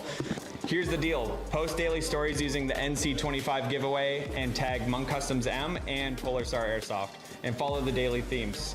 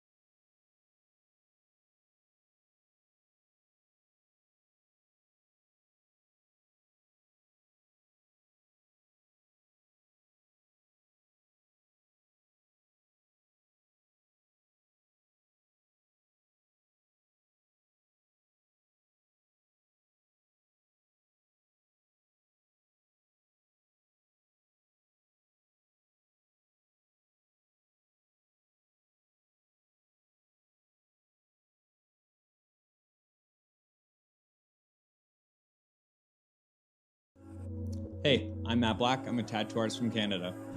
Monk Customs and Polar Star asked me to unleash my creativity, and the Oracle Polar Star, that's pure energy. Creativity, athleticism, and technical superiority. Oracle Polar Star isn't just a tool for players. It's an expression of self, just like my tattoos. I'm Matt Black. I hope you enjoy my design and join the monastery. It's been 1 year since Team USA has defied the odds and climbed through the matches to get their first Nations Cup win. Can they show up in 2025 and run it back? We know the USA spirit and we've seen their skills. They're bringing plenty of that with them, seeing some returning veterans of the game and Nations Cup experience. And there are 8 other nations this year that are looking to take down the former champs. Well, one of them is got to be Belgium, and they have some unsettled business. I mean, they are the only other team to have ever won a Nations Cup, period. Oh, also, they have done it twice, so keep an eye out on the double-starred legends, because Belgium is a real contender, always packing intensity and uniformity with their experienced squad. Another familiar name heard around the world, it's the heart of airsoft, people. I'm talking about the Netherlands right here at Real Strike Arena. It wouldn't be right to have the Nations Cup without the Dutch. These are some tough dudes. They can go toe to toe with anyone. With this being their 4th appearance, they know what's up. And also, after getting sent home last year with the silver, I would be scared to go up against these guys. They are fueled for success. Germany is the last of the holy trinity of teams to have attended every Nations Cup since its origin, alongside Belgium and the Dutch. They have seen podium placement locking in a 2nd place finish, but they're also looking at USA's most recent gold star and looking to dethrone them in this year's Nations Cup.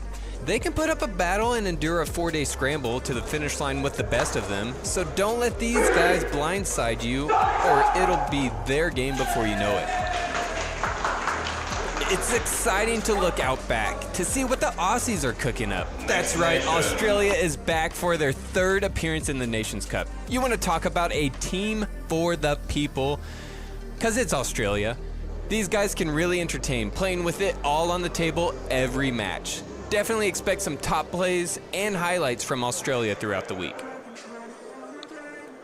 We have a triage of teams making it back for their 2nd appearance in the Nations Cup this year. That's Czechia, Romania, and South Africa. These guys have come and gotten a taste of what the NSL Nations Cup experience is like, and they are hooked.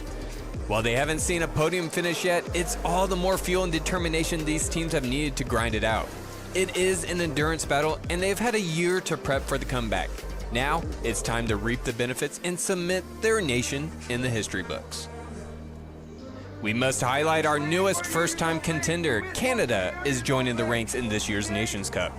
Just gotta love seeing more nations throw their hat into the rink, and mark my words, never underestimate a new team.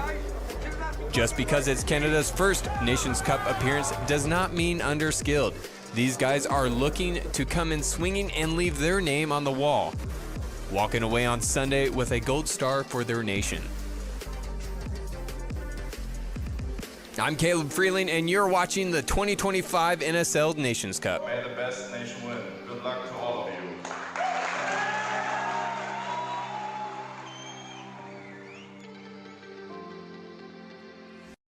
I started playing airsoft at a young age, just like many of you. The thrill, the strategy, the community, I fell in love with it. Hefe has devoted countless early mornings and late nights to build a brand that stands for quality and expertise. From designing his own AAP01 upgrades to providing top-notch repair services, but Hefe's vision goes beyond just products. It's about being a part of something bigger. The NSL is an agent of change in the industry, taking airsoft from a hobby to a sport. Being a part of the NSL means being part of a community that shares my passion and drive. For all things AAP01, visit hefesairsoft.solutions.com.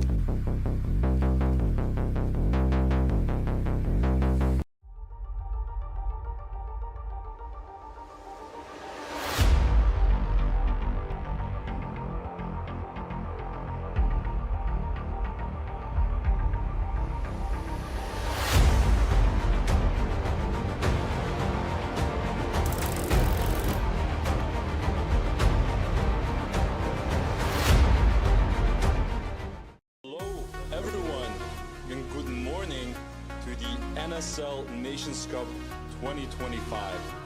Gosh, it seems like it was only yesterday that I was right up in the same commentary booth with ECE's Coco.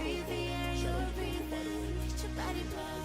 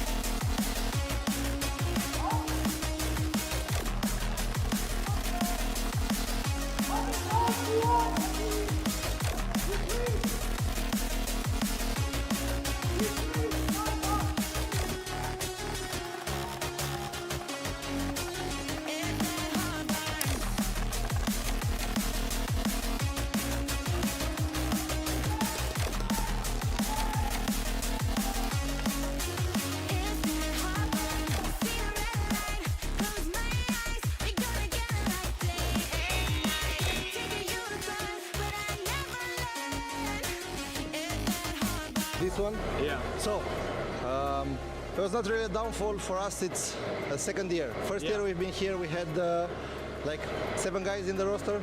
We try to train this year. We're trying to do a lot of practice. Yeah. It's showing that you guys are working hard. We are not playing on the same field as the guys are playing. The guys are playing here every weekend. They know the angles, they know the field. They're used to it. They're used with every angle. It's hard for us, but we're not gonna give up.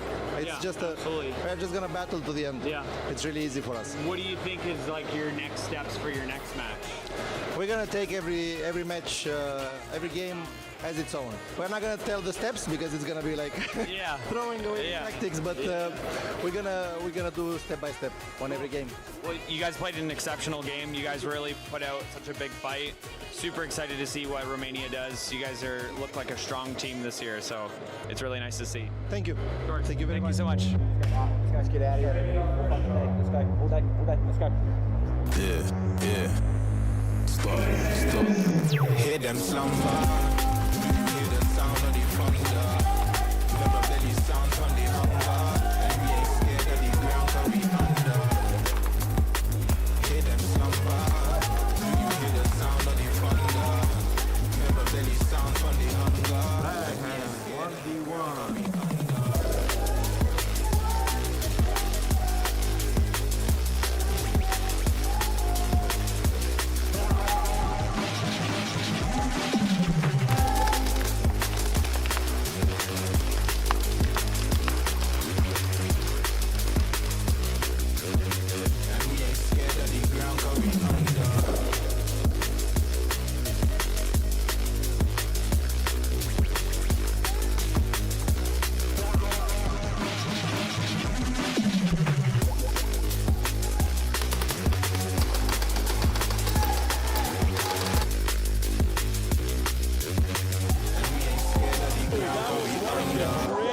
Matchups I've ever seen. GG's to Australia, proving victorious against the Netherlands.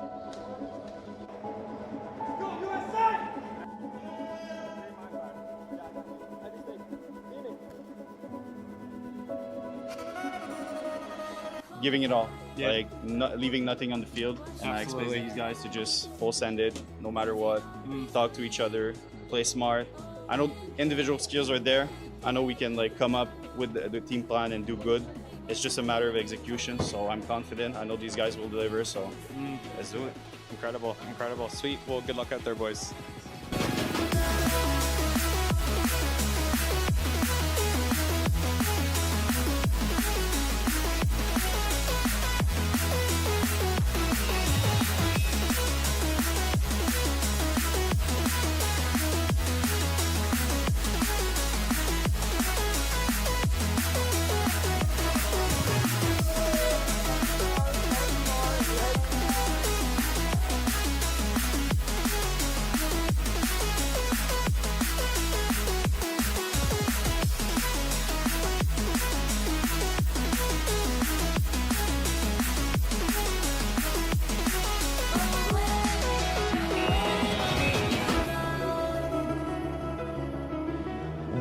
what does it mean for you being the underdogs, and what are you going to do to really take it there?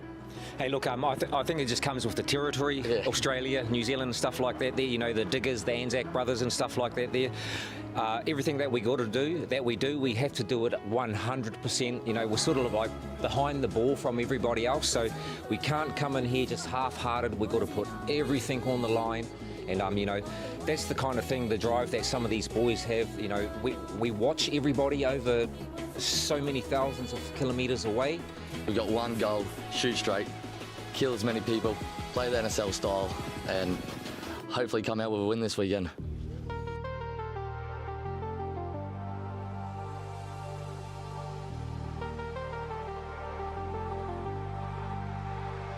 Look into my eyes, I cross my heart and hope to die. We'll keep this high alive until the end of time. Can you set me free and show me a reality, like it's meant to be, only you and me. When we touch, you like the flame in me, and like my ecstasy, I feel it from my blood stream. All my body needs, I feel the chemistry, I feel it in my blood stream. When we touch, you like the flame in me, and like my ecstasy, I feel it from my blood stream.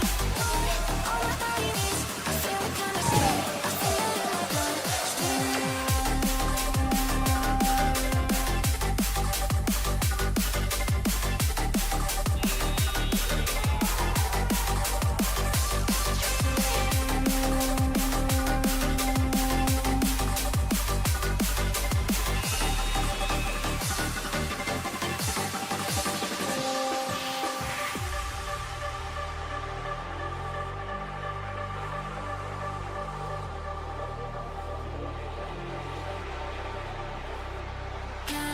Look, we feel that our comms is coming together. We've actually kind of perfected our spots. Yeah. We're not letting too much, we had no penalties, so we're keeping it nice and tight. So just basically the team synergy is happening. So we are collective, we all there, we all want the same thing, we all got the end goal, and the SA is always going to be like that. We're all about SA DNA, and that's it. We can have it all, and we can have it all, and we can have it all, and we can have it all. We can have it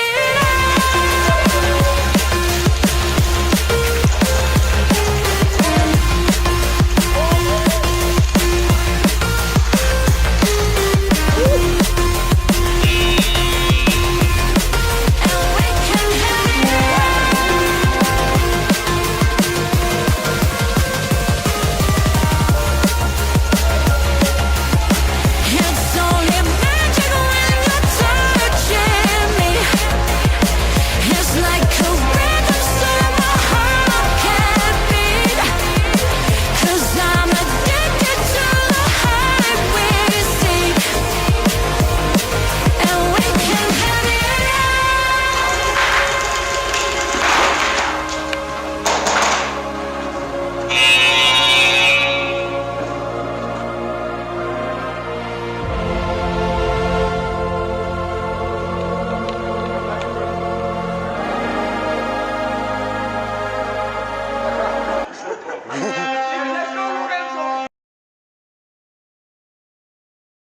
Hi guys, I'm Kyle from High Kappa Hub. We're the head sponsor for NSL 2025 season. We're a UK-based company and we specialise mostly in High Kappa builds, so High Kappa parts or actual full builds. But we do also do M4s. This is a Monk one.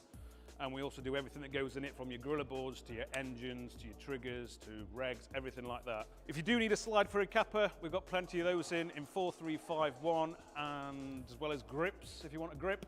Goggles, we will be stocking JTs real soon, so everybody's hyping off these JTs, we'll have these in. So we're going to try and make it over to NSL, or Real Strike, as much as we can this year for Challengers, Pros, and for Nations Cup as well. So if you're there, come and say hello to me. I'll be wearing something like this, or you'll see me somewhere. Also, we'll have a range of our products in the Real Strike shop on the left-hand side as you walk in. It'll be High Kappa Hub Corner. You can't miss it. It'll be lovely to see as many as we can over there, so pop up and say hi.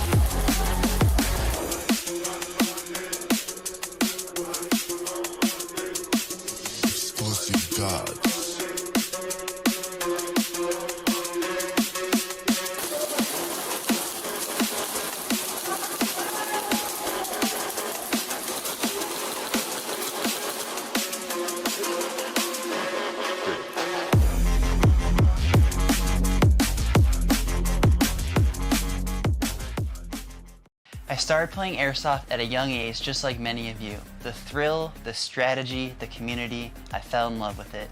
Jefe has devoted countless early mornings and late nights to build a brand that stands for quality and expertise. From designing his own AAP01 upgrades to providing top-notch repair services, the Jefe's vision goes beyond just products. It's about being a part of something bigger. The NSL is an agent of change in the industry, taking airsoft from a hobby to a sport.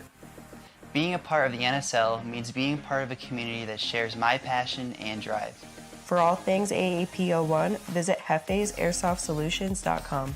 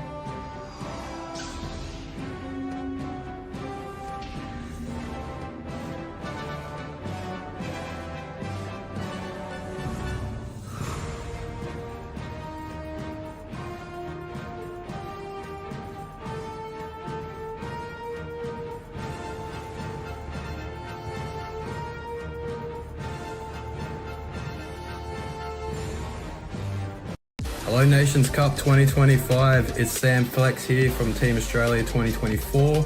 Just wishing everyone a great weekend, and obviously I'm backing my boys. Aussie, Aussie, Aussie! Nations Cup 2025.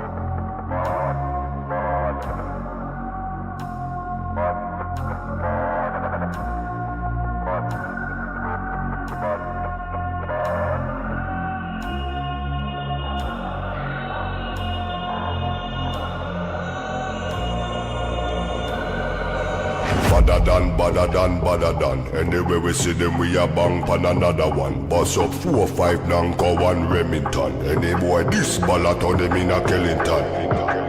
Bad man, you know where vibes can done. Vibes can done, we kill a sound boy for fun. Big bad man from outer England. Baseline drop, I tell you who Nobody better than we. Nobody better than we.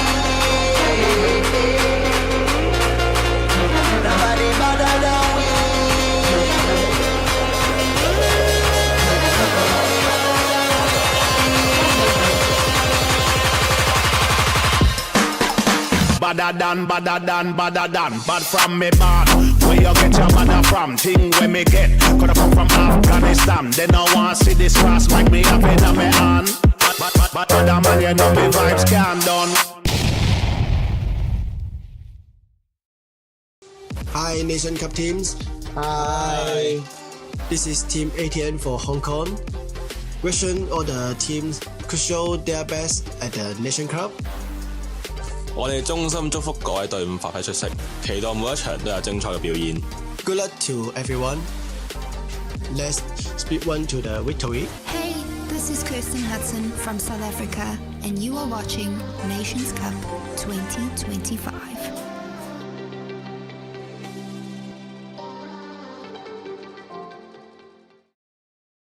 Hey, this is Walker with Carbon Paintball here to talk to you about our SC custom jerseys. To start your team's design, head over to crbnpaintball.com, fill in some team information, including what colors, what template you want to base your jersey off of, upload your main team logo and any sponsors, enter your name and your number, and we're going to kick you back a 3D image of your jersey. The custom jersey is built on a 5-panel design that's all customizable. The jersey features a DWR coating all throughout the jersey, so it is water resistant. It also is stain proof, and it has side mesh venting. The jersey is also very fitted, so it has a compact neck collar, and it also features elastic thumb loops to keep the sleeves in place while you're sliding or running. To start your team design, head over to crbnpaintball.com. I'm a pulley, I'm a pulley. Grab the mic and I'm a lace him with that. I'm a pulley, I'm a pulley. Grab the mic and I'm a lace him with that. Word is born, shit is shaking, I stir. Far as rappers go, and yo, you the fakest I heard. Guess I'm fresh. Grab the mic and I'm a lace him.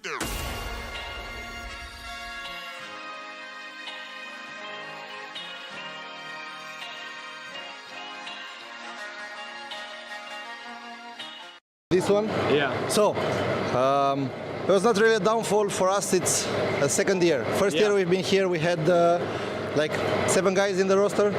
We tried to train this year. We're trying to do a lot of practice. Yeah. It's showing you guys are working hard.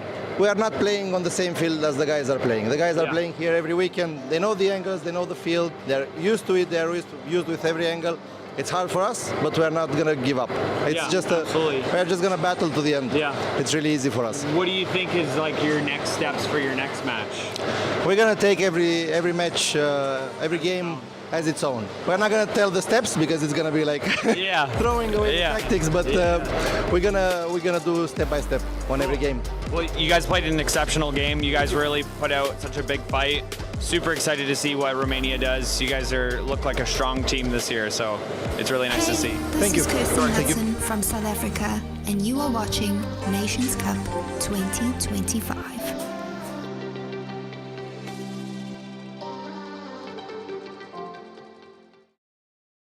Walker here with Carbon Paintball. I'm going to run you guys through our new CC Pro bottom versus the SC bottom.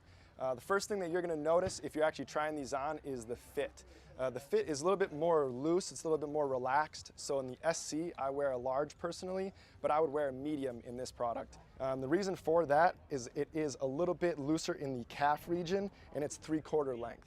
So if you're a skinnier guy like me, I would still suggest the SC Pro bottoms with the full length. It's just going to be a little bit better coverage for you so it's not moving around. But if you're a little bit of a bigger guy, these do go all the way up to 3XL. And then the last feature to note is our new knee region. It's got a Cordura weave on top of our padding.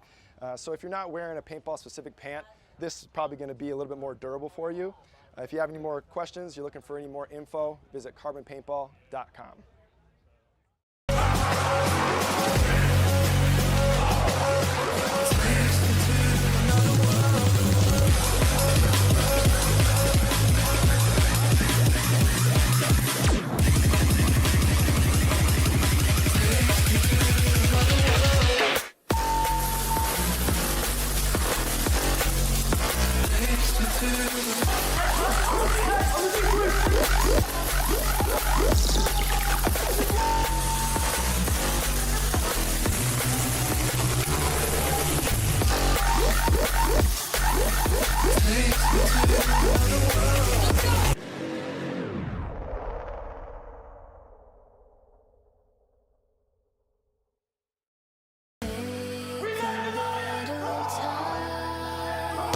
How's it going? I'm Matt Black. I'm here at NSL Nations Cup. I am kind of going behind the scenes, showcasing everything, narrating. I am hosting the after movie this year for 2025 Nations Cup. Just kind of wanted to introduce myself and show you around. Go inside. People chasing, feel the craving, never reaching expectations, losing sleep, never ending. So what are we proving? Souls are dimming, overfilling, lonely life so unforgiving. Roles we play, always victim. So what are we proving? Sir, are you ready?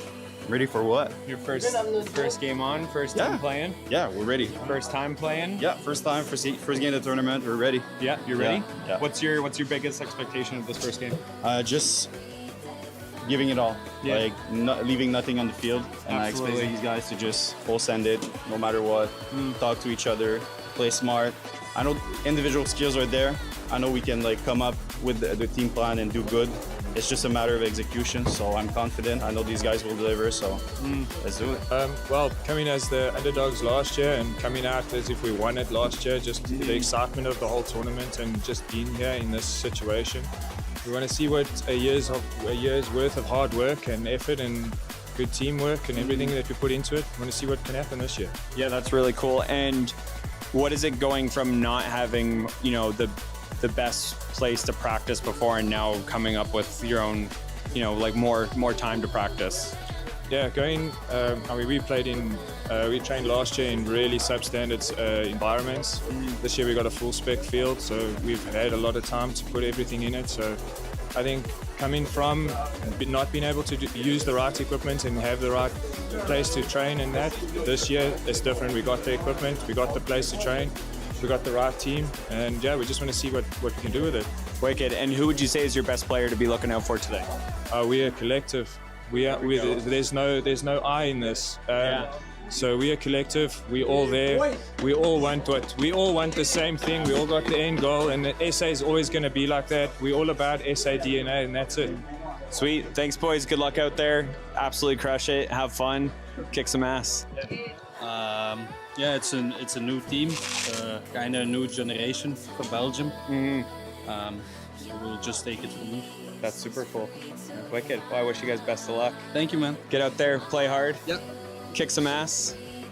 That's my boys out there, though, Team Canada. So, like, you know, be nice, but, like, you know, ruin them, you know?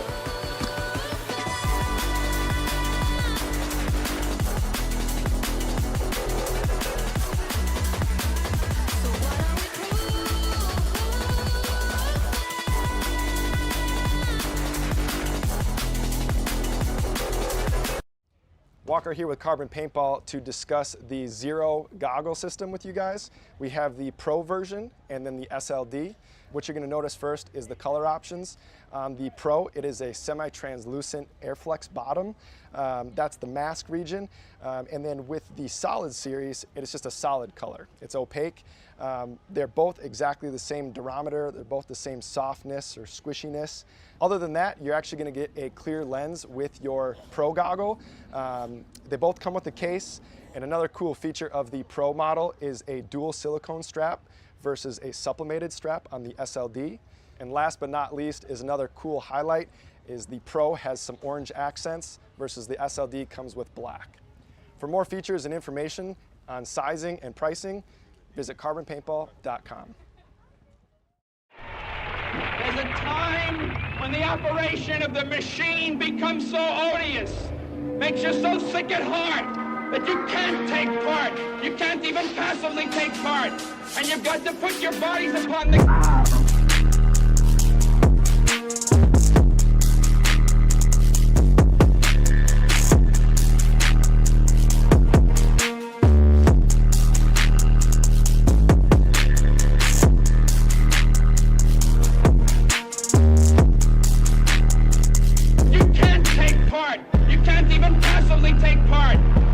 To put your bodies upon the gears and upon the wheels, upon the levers, upon all the apparatus, and you've got to make it stop.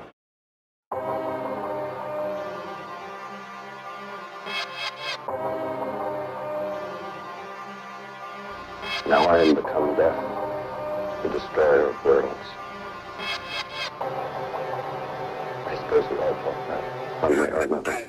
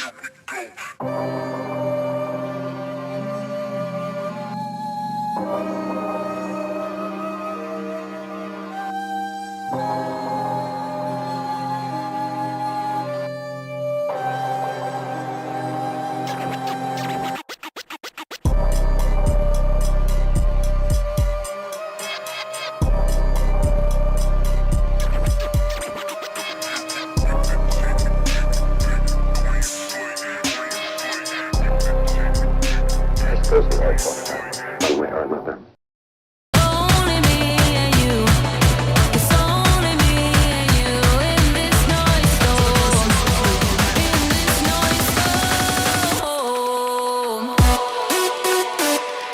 But you guys are using the oracles. Tell me a little bit about that. What's your vibe with that? You were supplied with oracles from Monk. Tell me a little bit more about that. Yeah, absolutely. Massive support from Monk for us this year. Actually, since 2023, 2024 and 2025 now, we've had the support of Monk in our corner right from day one. So absolutely amazing. These new oracles are honestly the next level of markers, blasters, guns, whatever you want to call them.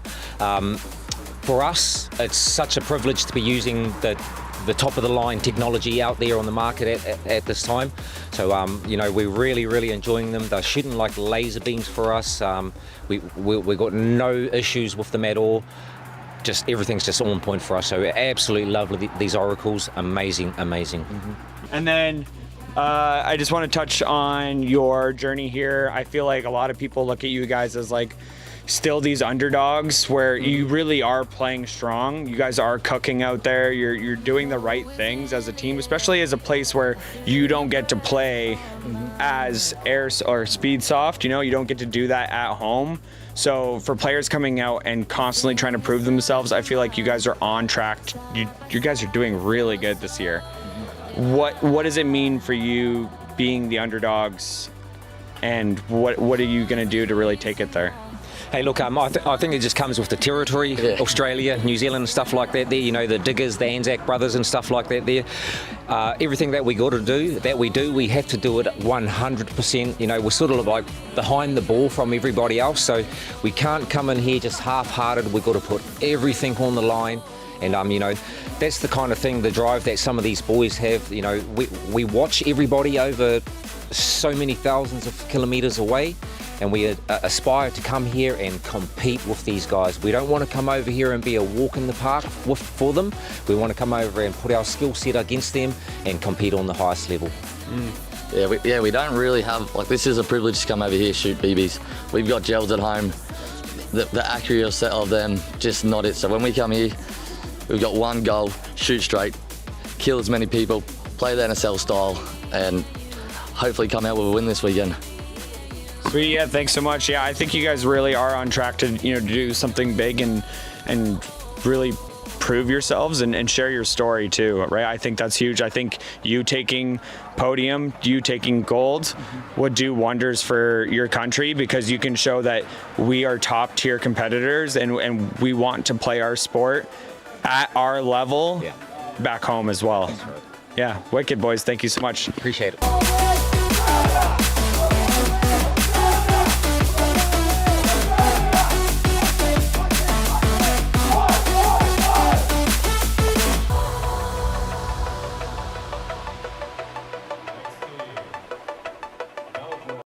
Hey guys, I'm Rico Gray. I'm the team captain this year. Well, what am I saying? My name's Cody. It's my first year playing for Team NSL. Hi, I'm Zarin. I'm one of the pistol players from Team Australia. Yes, sir. Yo, what's going on? I'm Joker from Team Australia. Yo, my name is Strobes from Team Oz NSL team. Hey, I'm Matty Collins from Team NSL Australia. Shut up, Kathy. Really excited with our team this year. We got a young, dynamic, fast team looking to come over. They're all hungry, so we're super keen to come over there and shoot some BBs. I want to thank my mum, the boys in the team, the community for supporting us this year. We know we're going to make you proud. I just want to give a massive shout out to everyone who supported me on the way, mainly my family and all my personal sponsors and all the team sponsors and my kids. Gonna go over there and rep it for them. Keen as to play with the Monk Oracles, major sponsor this year. Shout out Monk. Thanks guys.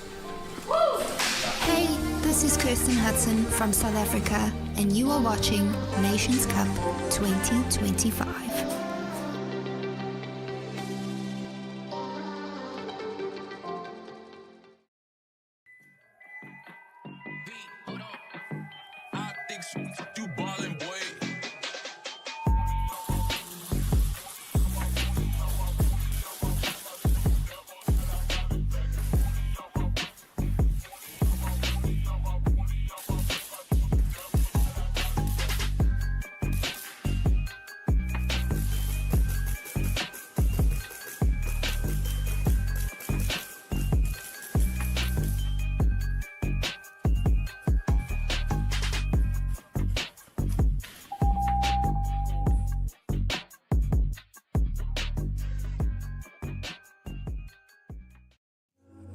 Hey, I'm Matt Black. I'm a tattoo artist from Canada.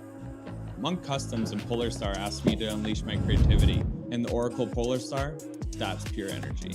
Creativity, athleticism, and technical superiority. Oracle Polar Star isn't just a tool for players. It's an expression of self, just like my tattoos. I'm Matt Black. I hope you enjoy my design and join the monastery.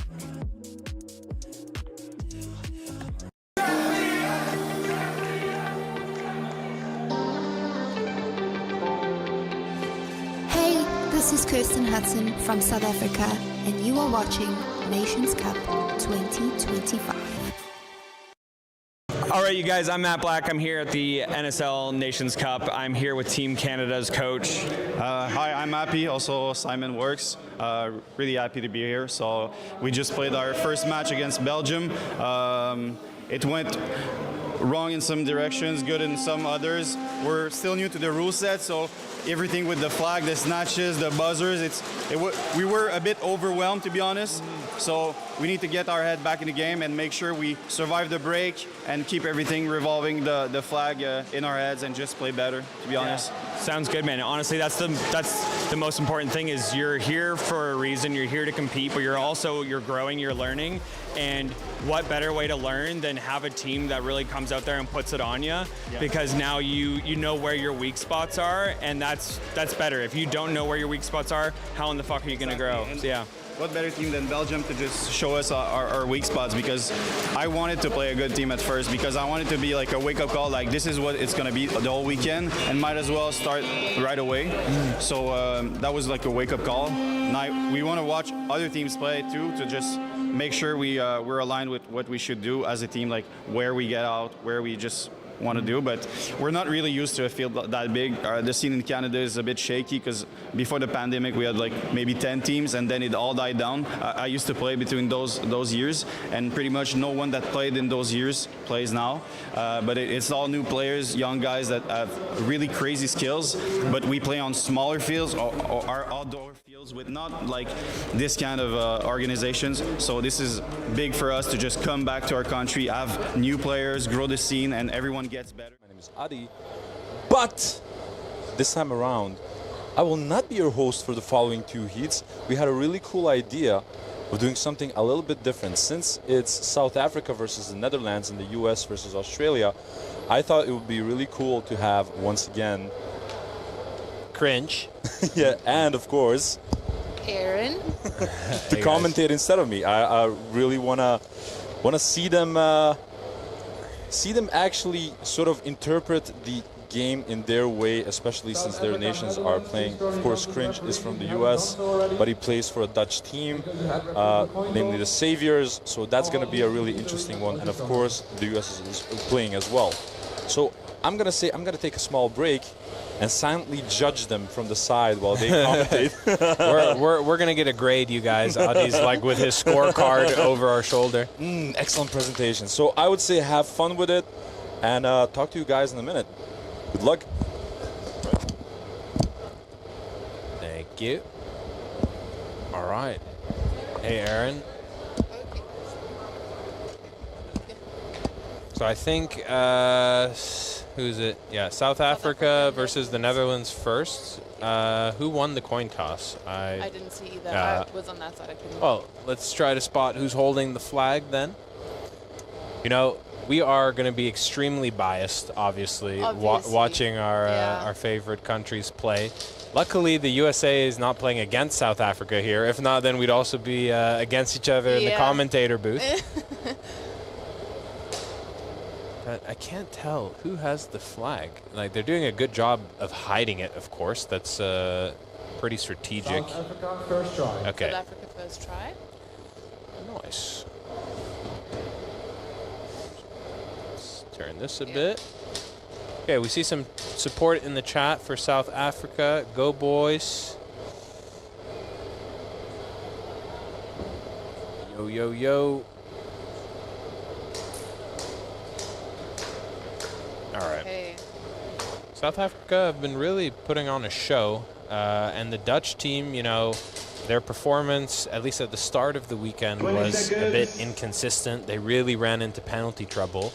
But when they're not in penalty trouble, I feel like they're doing a really good job. All right. So remember, to the viewers at home, it's South Africa first try. That means they are using the flag, trying to bring it down the field to score points. They have 3 tries, so 3 attempts that they can use to attack.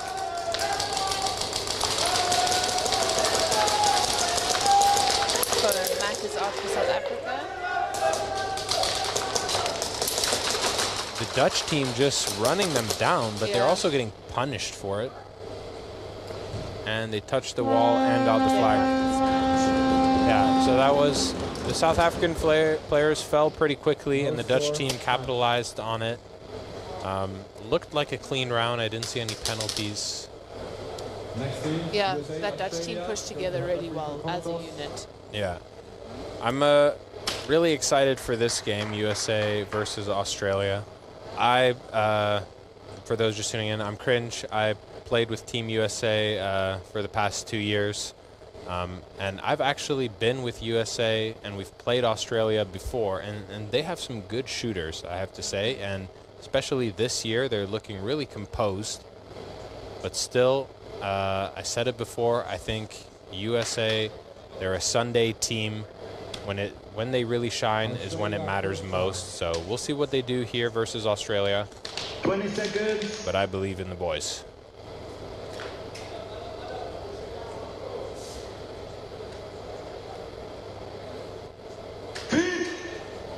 So, Australia with the flag possession.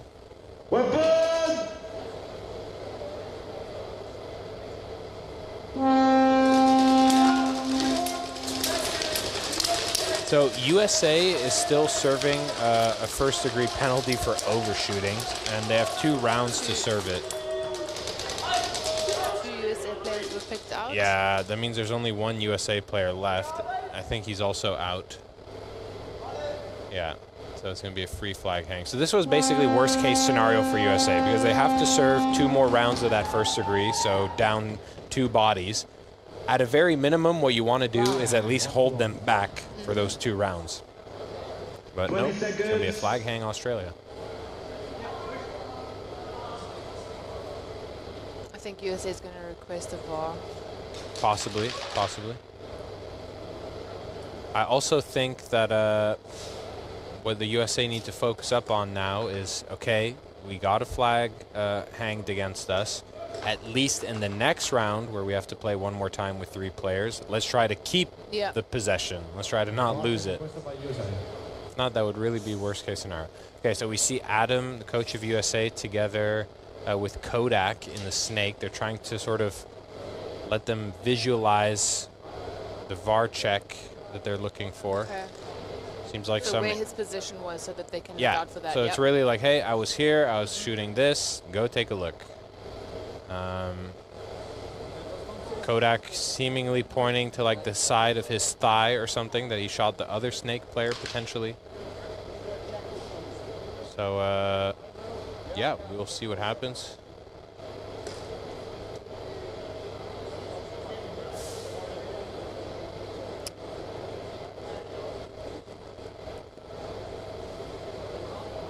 USA, show the Aussies how it's done. Let's go Aussies, let's go Kangaroos. Yeah, there's a lot of love for Australia, USA, South Africa.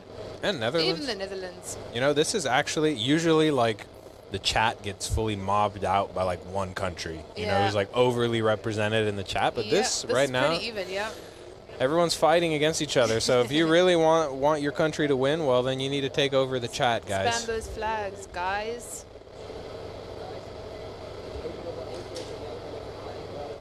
That referee on the snake corner, I don't know if we can get a camera on him, but he's like... That's so funny. Someone should check on him, I feel like. He's like really not moving. Just laying on it.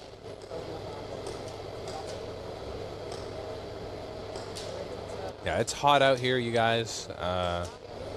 They've made big improvements to the field to improve ventilation, also especially in the changing rooms. It does make a difference. I don't know what we'd be doing without it right now because still it's hot in here.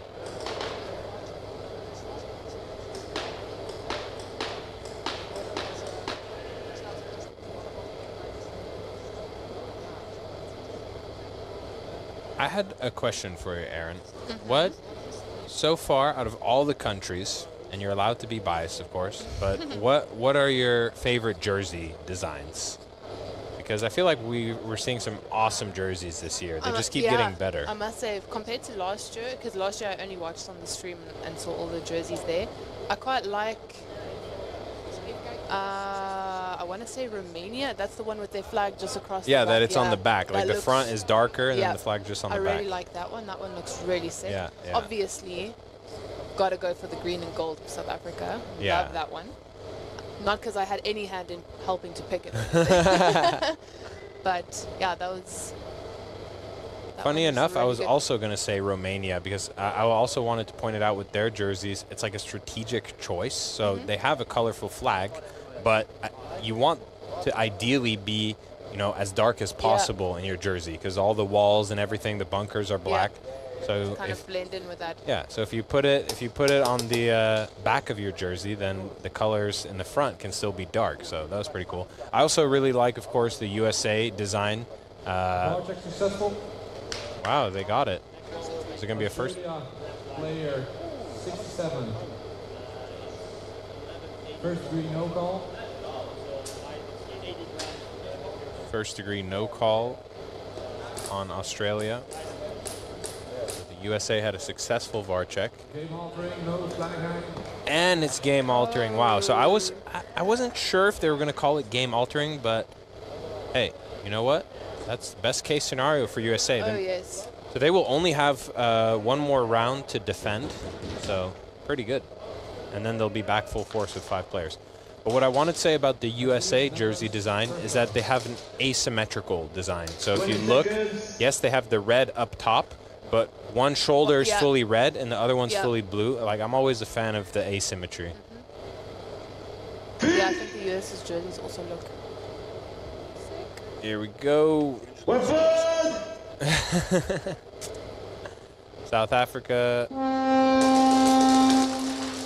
Only one break shooter from South Africa, while the Netherlands had 2 break shooters. Ooh, but they lose. Wiebe and Jaeger from the Netherlands get shot relatively quick. So current advantage in terms of bodies seems to be for South Africa. There was 2 also pulled off for South Africa. I think it's pretty even. Well, oh no, there's 3. Yeah, the Netherlands is winning in terms of positioning right now because they have one in the snake of South Africa and they have plexi control. So remember, this is try 1 for the Netherlands.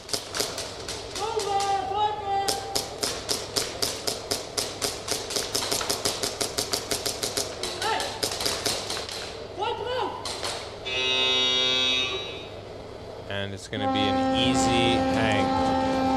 So this was a nice example of something I talked about before, is when you're trying to escort your flag carrier down the field, what you often see is most successful flag hangs happen when the last defender is on the opposite side of the field of the flag carrier, right? Because if the flag, if the last defender is on the same side of the field as the flag carrier, then they sort of get in a stalemate. The flag carrier can't go forward. He's waiting for his teammates to kill him, and then he's still further back on the field when he starts running.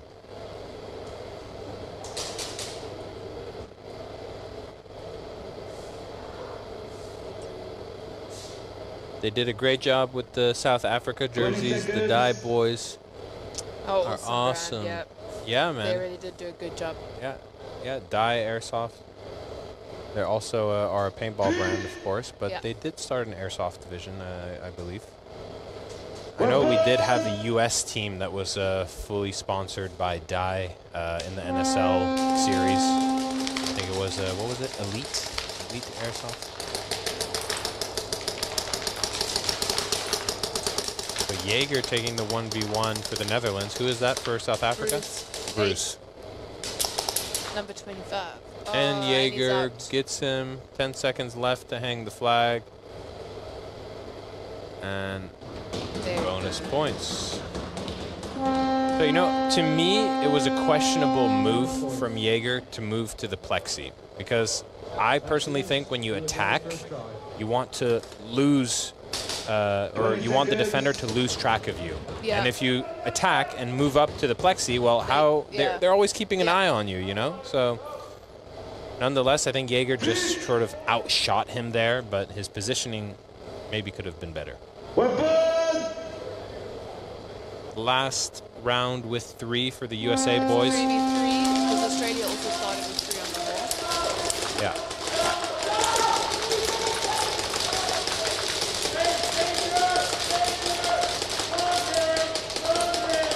So, seems like a pretty much of a stalemate. As I say that, South Africa loses, or Australia loses 1 player.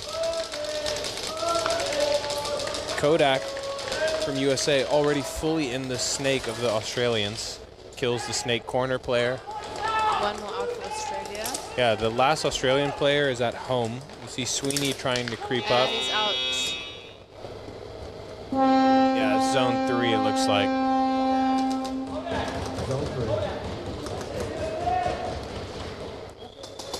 Okay, so I think now for try 2 for the USA, the dynamic's going to shift a lot because Australia still has to serve 2 more times that first degree, and the USA is coming back full force. Lots of support in the chat for South Africa. Give it all you got. It's still a one flag hang game so far for South Africa. They have every opportunity in the world. Right off the break. Yeah, well, you really... Oh, but the Netherlands also losing 2 bodies quickly. Number 11 from South Africa also getting hit. Netherlands snake player shoots out the home. Number 19 also. And Jaeger getting pulled from Netherlands. Jaeger getting pulled. They do get the snatch. But depending on what the penalty is on Jaeger, it might not be a favorable outcome.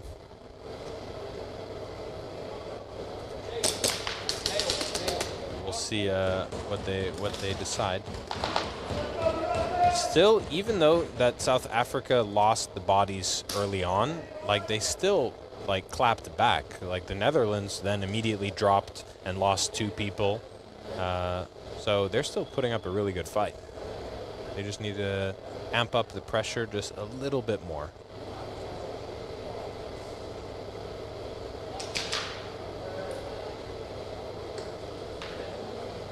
Well, that was a really funny shot on the stream. You had Adam walking with the flag, and then he kind of just shot it like a basketball towards the camera because his player was behind the camera.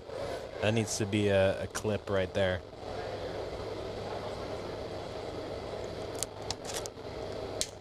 So I think it seems like TJ Martino, he's helping out USA with coaching right now. He's not wearing a mask, so he's really just out there supporting his guys, make sure their heads are right, that they're in the game.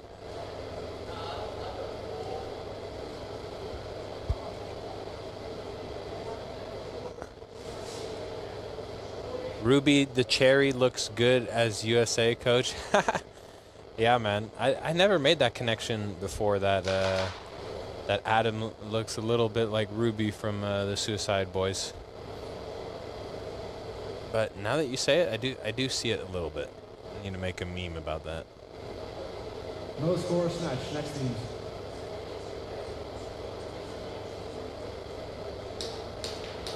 Come on, Australia, give them the old 1-2 buckle my shoe. Is that actually a saying? 20 seconds. That's kind of funny.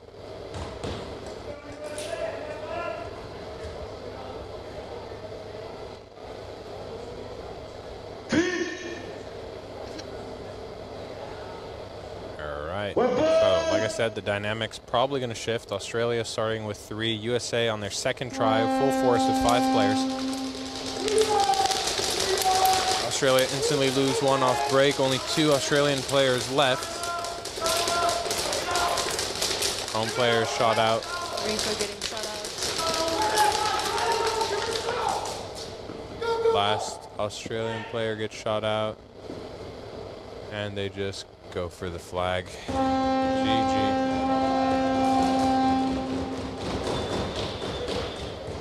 So I see in the chat they're asking, why do we have 3? Well, Australia got a first degree from a VAR check that was requested from USA.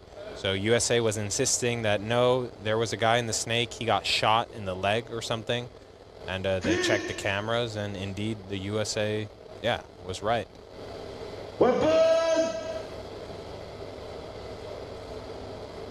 So there's one more like round with 3 for Australia, and after that they will also be full force. So basically what Australia needs to do now is just keep the flag possession. They are going to get the flag back in their hands. They just need to say, hey guys, we're down bodies, but let's just hide the flag, let's not lose it. Whoa!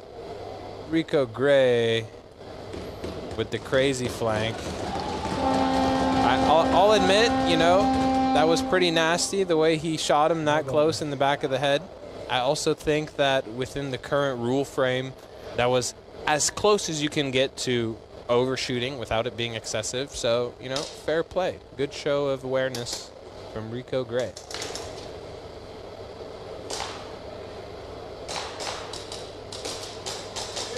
Next is Netherlands first drawing. 20 seconds. Okay, now it's up to South Africa to keep Netherlands out of their side of the field as best they can. Weapon!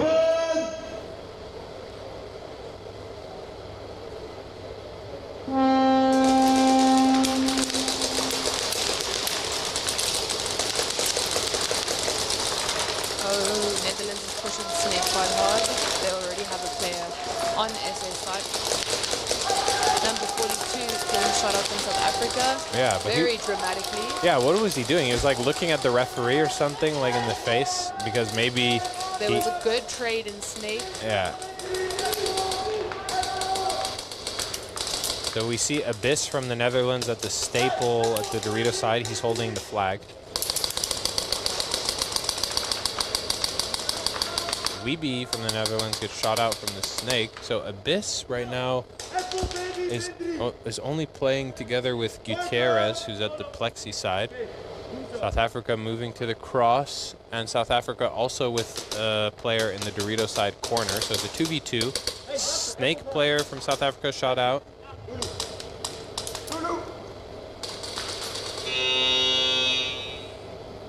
Nice. That was a well-executed escort there by the Netherlands. So Gutierrez made the sacrifice. Second degree midfield exit. Second degree midfield exit. So someone from South Africa left the field through the middle exit, which is an automatic second degree. You have to enter and exit, from your own side. Or actually, sorry, enter is from the midfield, exit is from your side. Africa doesn't. Oh, that's Netherlands. Netherlands got that. It was Yes. Netherlands. Yep. What? Yep. Number 10. Isn't that Jaeger? What is... Oh, wait. You know, I know what this is. This is an intentional second degree penalty. So this is sort of a loophole in the rules, you guys. But basically, you know, you can get stacked second degrees as an individual, as a player. And what you want to avoid is that you have 2 penalties, 2 second degrees on the Sunday, and then you get another second degree on the Sunday, which turns into your third one, and that's a stacked penalty. So what players have been doing, we've seen it a lot this Nations Cup, is they intentionally get their third second degree on a different day just to get rid of like the stacked thing for the next day.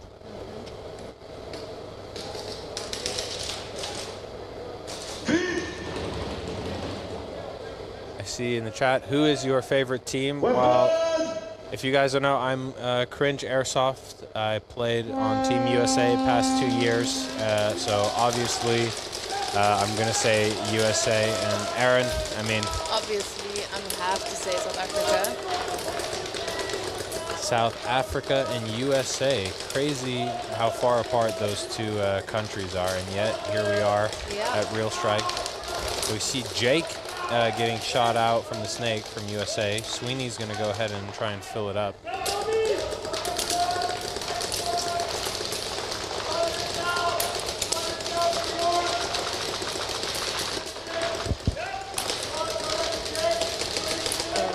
Ooh, he tried to make a move. What I notice is that the Australians right now are playing way more passive. The USA keep trying to make moves, and they're getting punished for it. But now it looks like a 2 versus 2, I believe. Yeah, 2 versus 2. Australia have a home player who just moved up to the cross, and someone at the Dorito 2. Dorito 2 gets shot out. Sweeney gets shot out. So 1v1. USA Dorito side versus Australia and their Snake. Ooh. shoots him out, and he's going for it. Oh, that was crazy. He could have almost hung the flag single-handedly himself. He just happened to just be a little bit too slow when he got up and running. That was a really, really good try.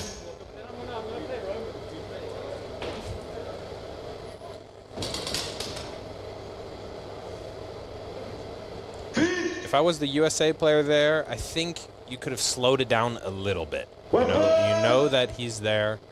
Just don't run out into the open. Just hold your angle. Use a little bit of that time you have, you know? There's still quite a lot of time on the clock. 12 minutes 23 for USA, while the South Africa-Netherlands game is still just under 12 minutes now. South Africa with flag possession. The player in the V at home has the flag for South Africa. The Netherlands have the body advantage right now, so they're also taking extra space on the field. Yep.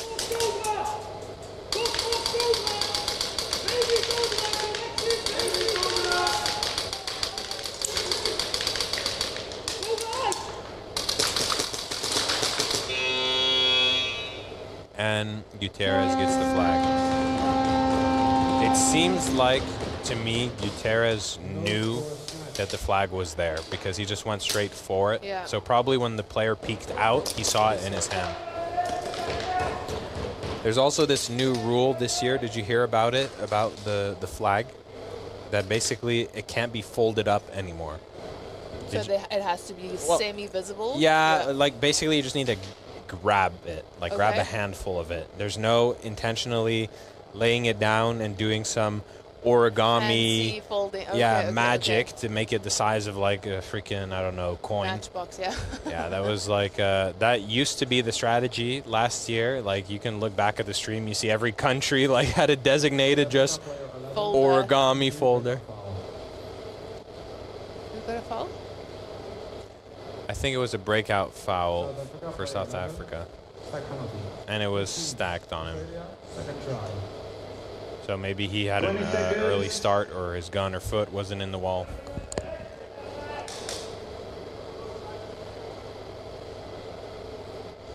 Okay, it's going to be second try for Australia. They're done serving their first degree penalty.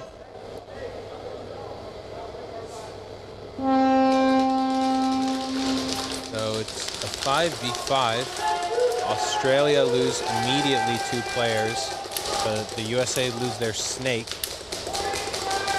But the USA is really good at filling that loss. Yeah. They fill it real fast. Yeah.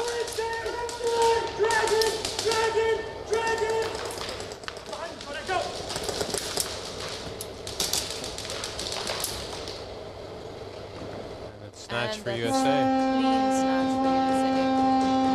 Yeah. So USA knew that they had the body advantage, so they were using a strategic call out, basically saying, guys, we need to push now and we need to push on this side. Very good.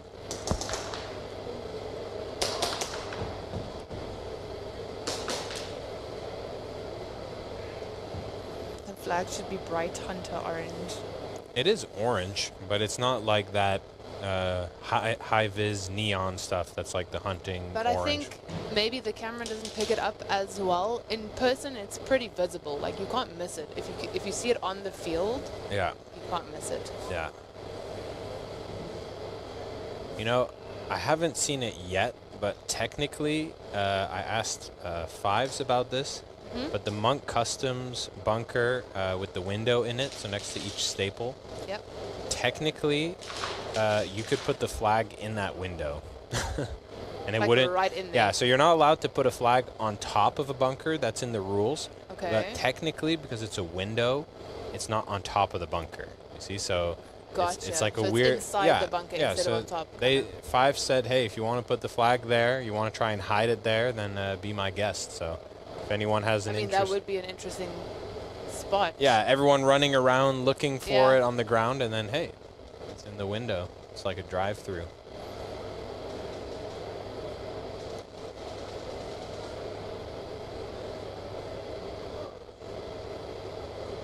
So I guess they're reviewing a play. potentially.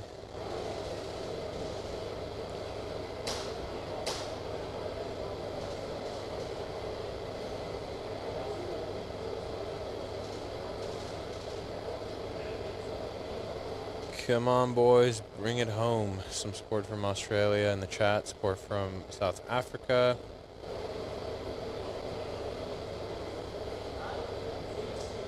$255 viewers. I haven't seen the stream break the 300 yet, which is kind of surprising because now it's a weekend. I know when the Nations Cup first kicked off on Thursday, we were instantly above 300 viewers. So I wonder when they're going to pour in. I think last year during the finals with USA versus the Netherlands, we managed to have over 500 people in the stream. I have a feeling that this year we'll be able to break that. So I'd like to see something like, I don't know, 700 would be crazy. That would be so sick, yeah. Well, South Africa, I know, are posting the links to the stream like every day. Yeah. So we're trying to get as many people in as possible. I'm sure USA is doing the same. Definitely. And I know that, you know, the reason that we have more people in the stream is because we have a lot of family and friends of players who are watching. Yeah. For those of you at home who are family and friends, maybe you're not familiar with the NSL, I can explain the rules a little bit. So essentially, there's going to be a team. No score snatch. 77, major headshot no call. Player 77. Okay. Sorry, Ernst. No, it's not 77. It's score 62. So major headshot no call for Australia. Oh. Crazy. Really crazy. So that's gonna hurt. That means they're gonna start 6. Major headshot no call for player 62. Whoa! Headshot no call for Australia. You guys, super sorry to all the Australian fans out there, but your boys are gonna have to crawl out of a deep hole right now. That means 6 rounds with 3 players, and the USA is attacking next round. So. But I was explaining the rules. So basically you have a team which is attacking. They have the flag. And then you have a team that's defending. They don't have anything. The goal is to take the flag as far down the field as possible. And to do that, yeah, well, you need to shoot away the enemy players to make it easier. And basically past the halfway point, that first zone to the first orange line after the halfway point, that's zone 1. The second zone is zone 2 and then zone 3.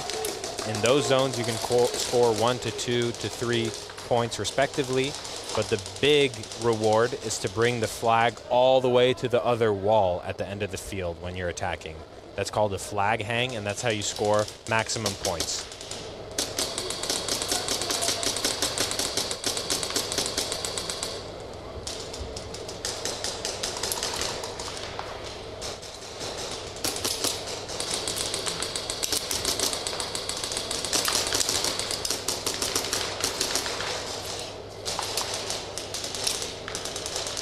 Netherlands definitely winning the positioning game right now.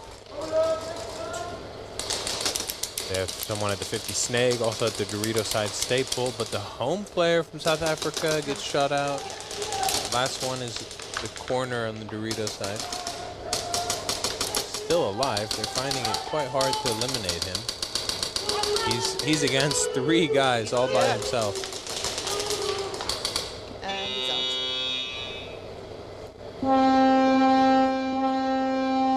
So Gutierrez from the Netherlands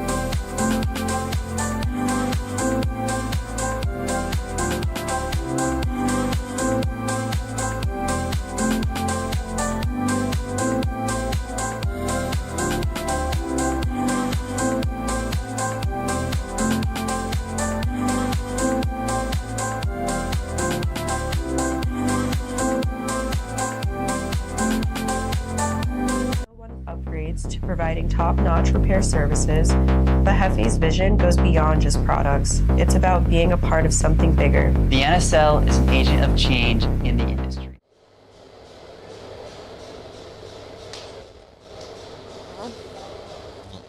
Sad. It is what it is. We are live. All right. Holy. Hey guys, welcome back. Let us know in the chat if you can hear us, guys. South Africa player 27, second.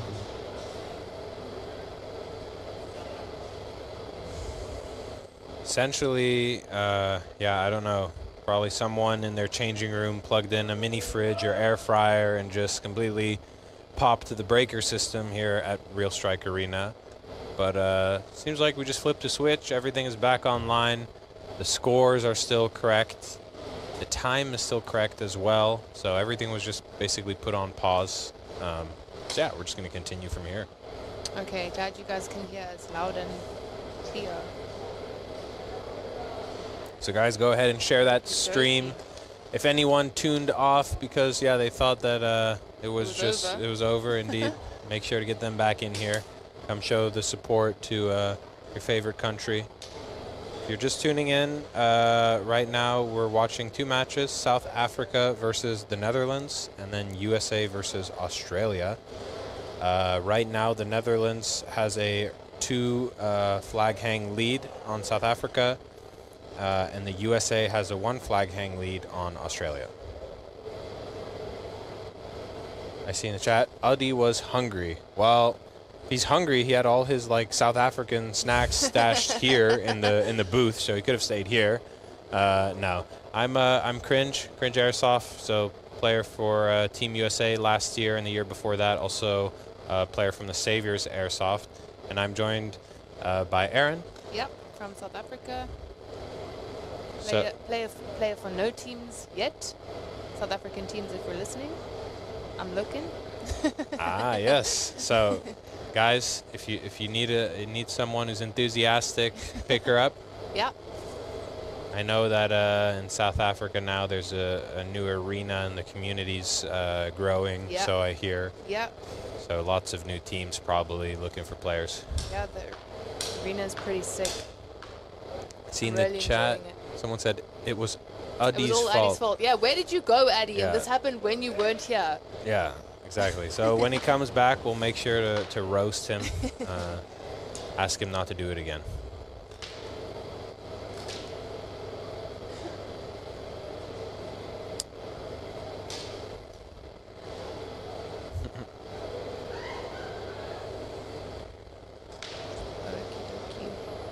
So because of this, Australia's 3 on the wall?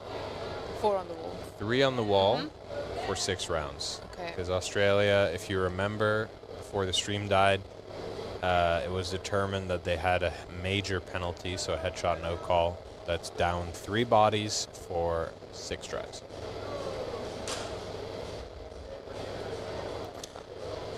From the chat, Kirsten, Aaron, I'll be your main cheerleader. Kirsten, from day one, you've been my main cheerleader, girl. From day one. I see a question, still playing Cringe? Well, actually no. So I had my knee surgery in February. And I'm still busy just focusing on pure physio and rehab because I'm not at the stage where I should come back. Even though I probably could get away with it, it's better not to rush things and then need a second surgery.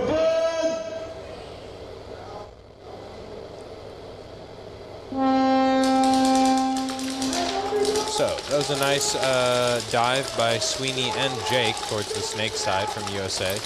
Australia taking a more conservative approach, sort of sitting back, holding zones.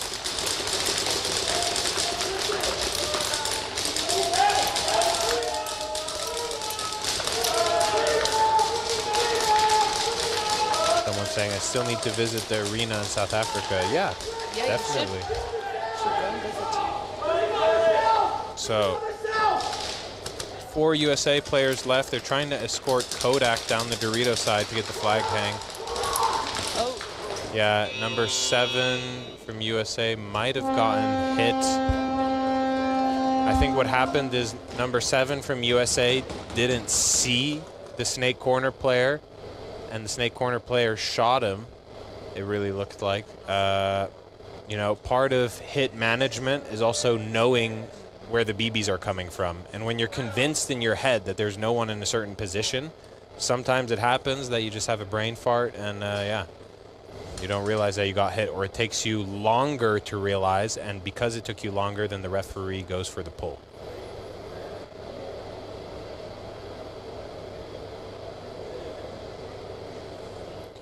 Oh, you know, I was just thinking about it.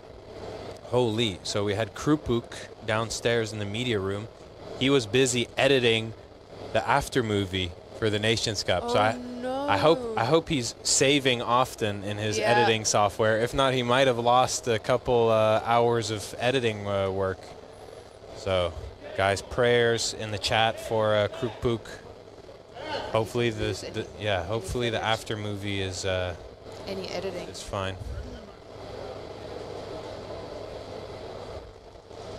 Has Jim Rat played today? I know he had a suspension yesterday. Need to check, actually. Not exactly sure.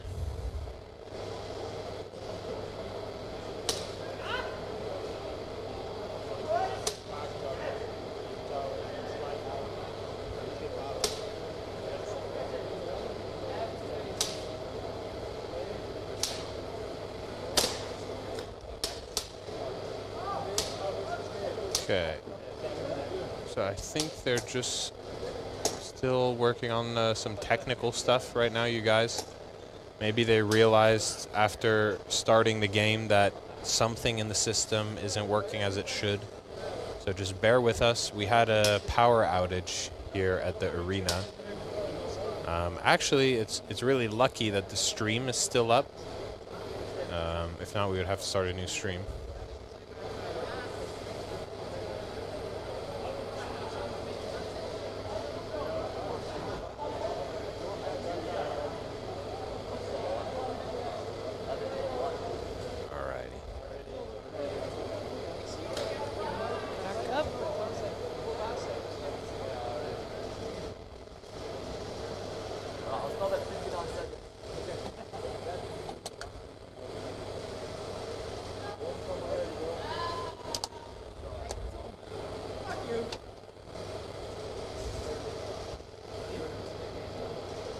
So this penalty, if it is one that sticks for USA, it's going to be evening out the playing field a little bit, because Australia still has 5 more rounds to go serving that major.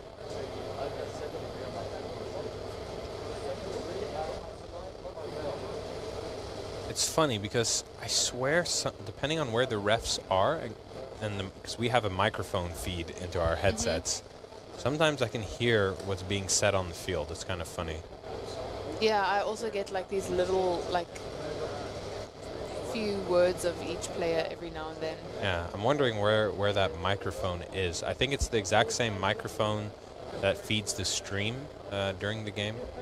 But I think we can just hear it much better. Yeah.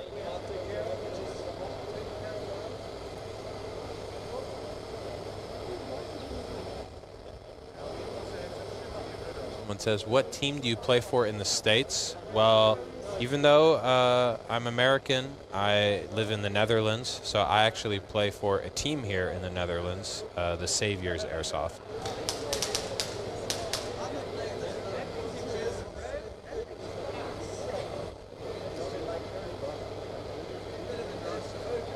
McChicken, who won RSA versus Australia? Australia won that game earlier on this morning.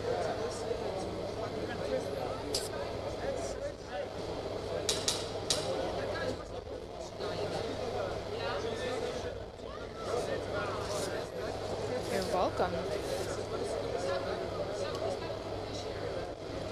So I wonder what is going on now. I know there's still a penalty being discussed, but I think I saw that they were maybe doing something by the VAR. Yeah, they're definitely discussing the penalty now, because you see the person in the VAR booth directing the referees, asking them questions. Commentators, what are your IG handles? My IG handle is cringe_airsoft. And what's your IG handle? E.co_ZA.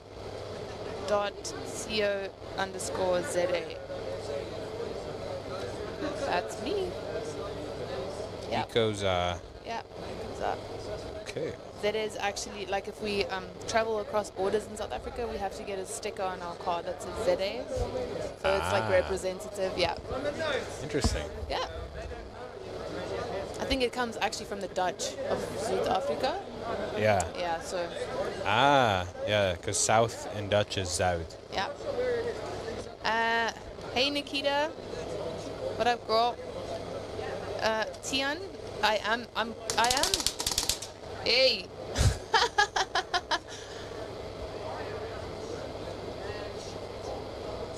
So we're getting a bit shot at. Some players are getting bored now, so they're shooting at our commentary booth.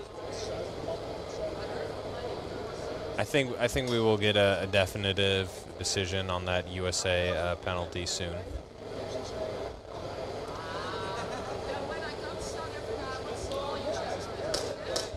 Maybe you can put your mic a little bit closer to your mouth.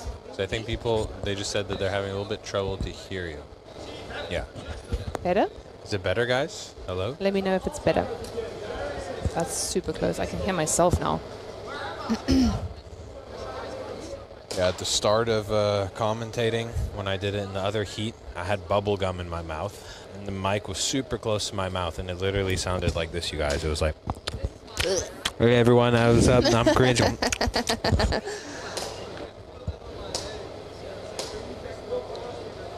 How did Jimrat get a suspension? I actually missed that game. Yeah, I wasn't watching the stream the entire day.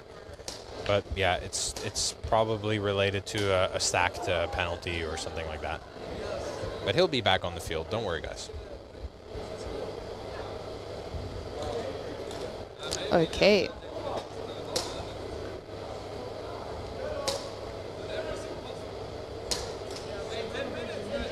Cringe, how long until you can play again? Also fractured my foot same time in February. Oh, sorry to hear that, bro. Good luck with the recovery. Did you have like a surgery or something? But yeah, for me, there's obviously a timeline of when I could theoretically play again, but I like to not think of that in my head.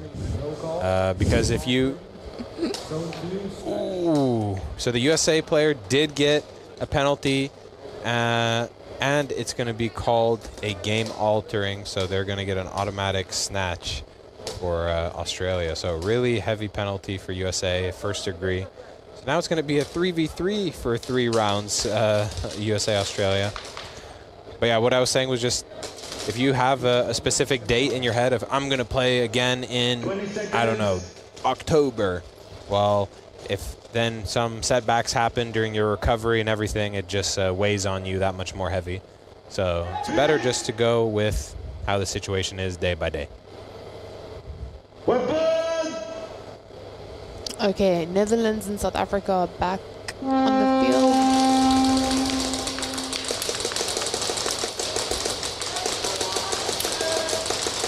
Okay.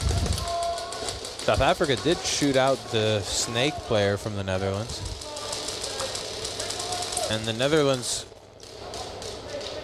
not with many people left on the field right now. How many do you see on the Dutch side? I can only see 2. Yeah, and Australia, or sorry, South Africa okay. is crawling down the snake. They're already at snake 50. Look at this. The South African player is just fully standing up through the snake. He's in the enemy snake, the South Africa pistol player. While South Africa also have someone at home. The player from the Netherlands gets shot out by him. Good moves. Unfortunate. Little bit too late to go searching for that flag. No score. So what was the penalty? I'm assuming you're talking for USA. It was number 7 from USA. Thought that he cleared the field, killing the last guy. But there was actually one more in the snake corner who shot a lane at him. And I'm assuming then, since he wasn't even registering that there was a player left, his reaction was delayed and the referee pulled him before he got off the field. And yes, now USA versus Australia. It's just 3v3 tournament now. Yeah. Interesting. Well, at least for 3 rounds. Yeah, so Together. Australia still has to play with 3, 4, 5 rounds. They're serving that major headshot no call. All the Netherlands is, or the USA is going to be with 3 for 3 rounds because of the first degree no call that I just explained on number 7.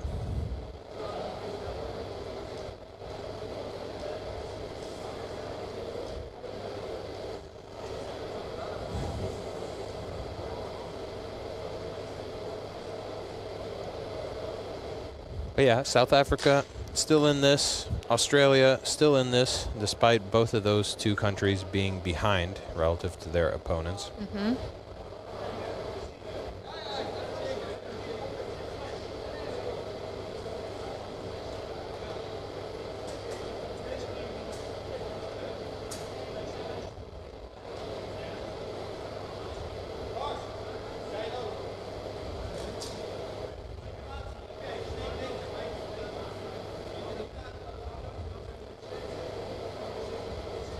Seconds.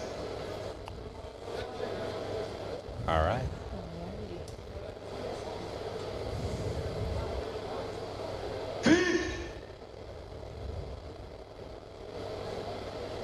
Weapon.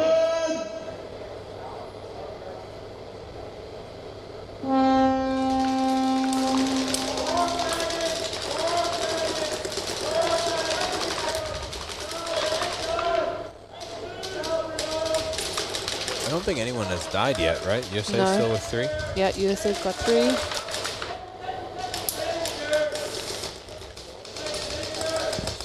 Someone in the chat said, Sweeney and Kodak, take those kids' lunch money. Wow.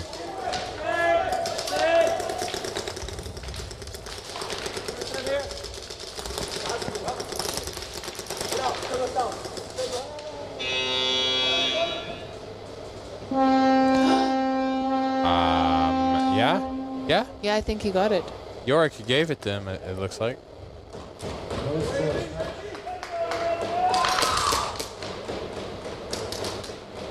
Yeah, so that was Hollywood, Team USA. He had to do a double take. Flag was in the V, and he did a dive for it.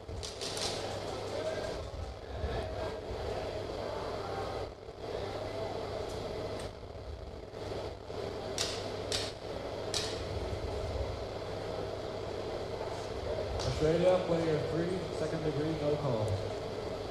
Wow. Okay. Australia, second degree, no call. Seems like the snake corner got pulled. I think he had his like shoe or belt sticking out a little bit. 20 seconds. Happens. But that does mean Australia is going to be playing with 2 players for the next round. Still, the Aussie boys holding down.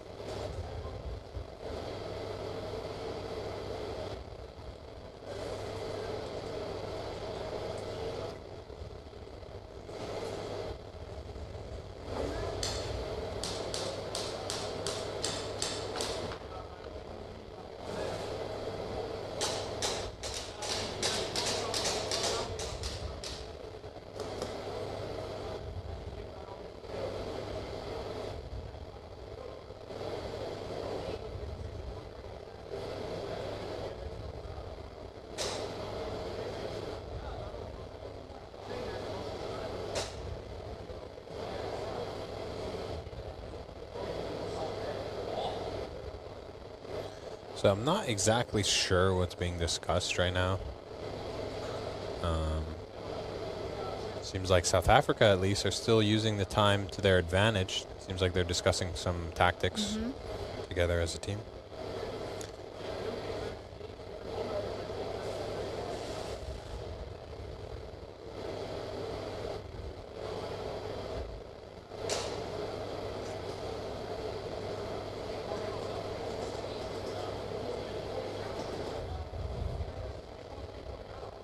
Hollywood wearing Abstract's number. Was that Abstract who got the snatch? Oh my gosh, I'm sorry if I mixed the two up. If it was you, Tristan, and you're watching this back, please don't beat me up, bro. I know you would win. It's harder to see from up here, guys, than you think. I'm just saying. Yeah. The field of vision isn't... You know, okay. Yeah, isn't as clear as maybe the spectators, yeah? It is better to where it was like 2 years ago. So 2 years ago, we had the commentary booth over where the VAR is now, which meant you had a fully like one-sided view of the field. Like one team you had to look down to see, and then the other team you almost didn't see because they're all in Too cover close. Yep. to your perspective.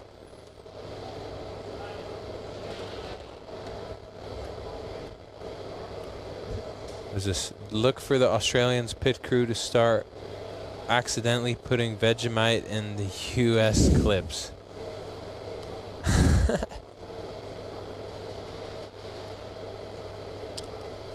McChicken, nope. RSA does not have any VAR checks left. Oh, that's really unfortunate. Actually, I think they might have one. Hope that they do, because they're so important, especially on the weekend. If I'm not mistaken, they have one. But I could be wrong. If you go back to Pro Series 2 and also Pro Series 1, it's really hilarious because there were teams that just had all three of their VAR checks just for the finals, and they used all three in the finals. Yeah.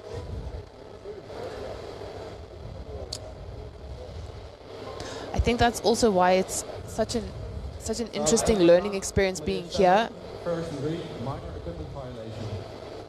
Minor equipment violation. First degree. I believe. Was that for South Africa? Yeah, it's number 7. Netherlands, third try. They wrote it as overshooting in the penalty tracker, but I think that's just because they don't have minor equipment violation as an option to note down. Okay. But what can a minor equipment violation be? Well, I know one of them, for example, is having a gun that shoots too low. Too low? No, because too hot is a major equipment violation. That's way heavier. Okay. Too low, then that's a minor. So I think that's probably what happened. If not, it could also be that his tracer wasn't working. That's also a minor violation. Netherlands losing Weeby from the cross. So it was South Africa, number 7, who got that penalty. But we'll see what happens. That's why they're playing with 3 right now, but they're still holding back the Dutch pretty good. Ooh. Number 19 digs out. 2 South African players left versus 3 Dutch. See number 65 from the Netherlands creeping down the field, kills the home player. Last is on the Dorito corner for South Africa. He's taken out. Gutierrez gets the hang. You know, I saw him start hitting the brakes right before the wall, and I was like, wait, is he going to not hang it in time? But he did get it in time. Mercy rule applied. Netherlands. You know, take that one. Apologies to all the South Africa fans in the chat. You guys are doing a great job supporting your boys, but yeah, the Dutch team just really locked in for this one.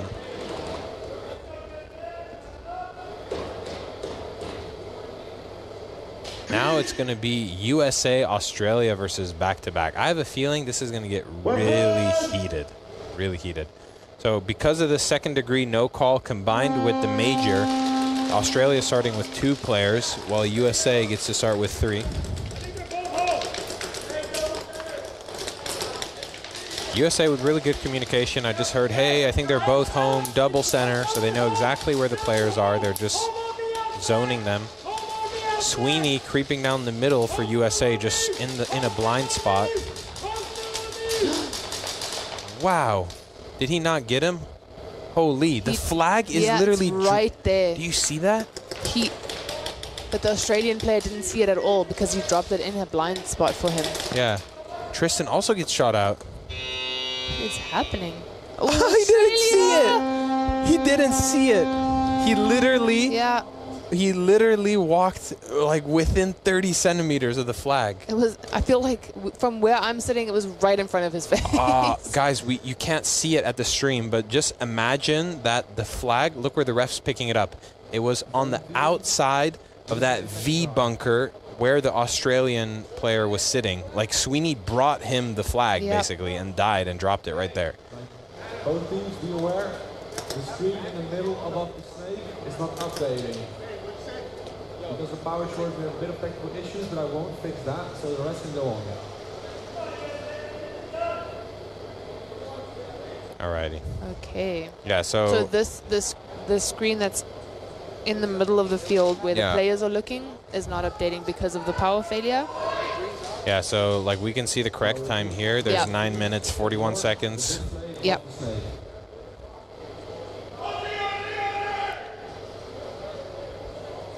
Okay, so Australia at least can go back to 3 players now. They have 3 more tries with 3 players, while the USA has 1 more try with 3 players.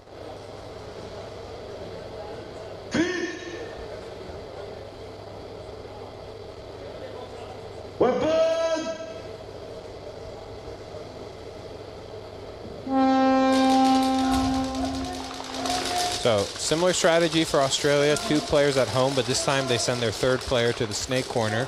Oh, Rico gets shot out from home. USA players sort of doing a V formation. Look at Kodak. He's literally just sitting out in the open in a blind spot. Like really, it's such a weird spot to be in.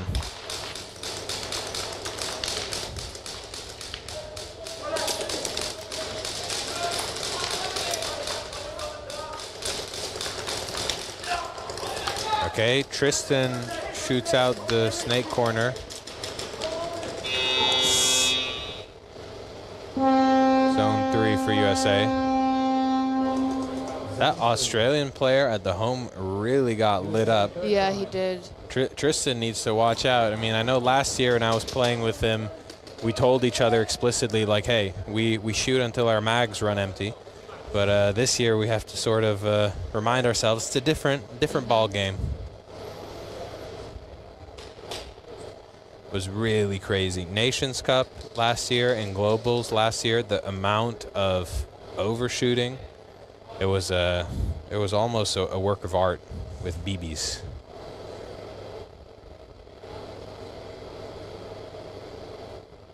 seconds.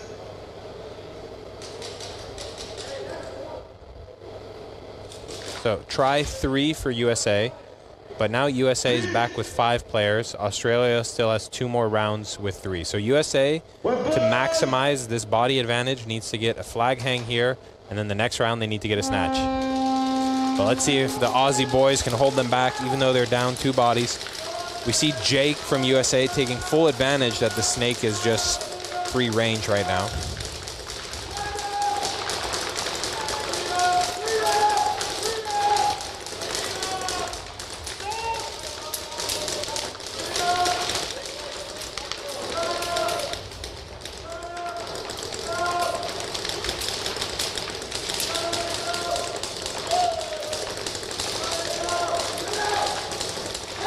Tristan absolutely lasered the home player.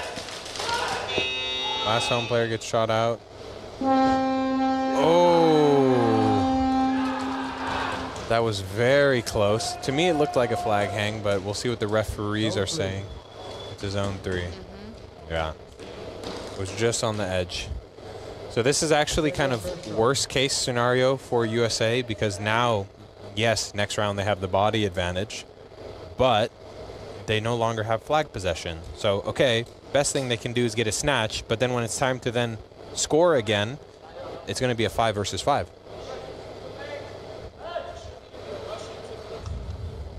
So the Aussie boys did what they needed to do. They prevented that flag hang, even in a 3v5.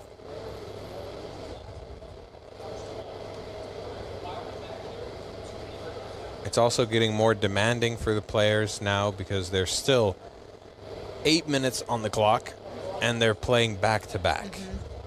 So they have maybe a 1-minute refill just to grab some mags, take a sip of water. But it means there's very little time to debrief on any tactical decisions. It's just go, go, go. 20 seconds.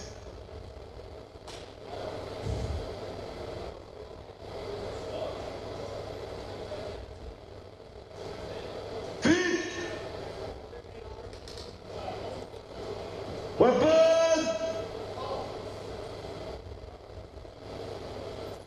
So I wonder if Australia is going to do the strategy of trying to stash the flag. USA snake player got shot off break.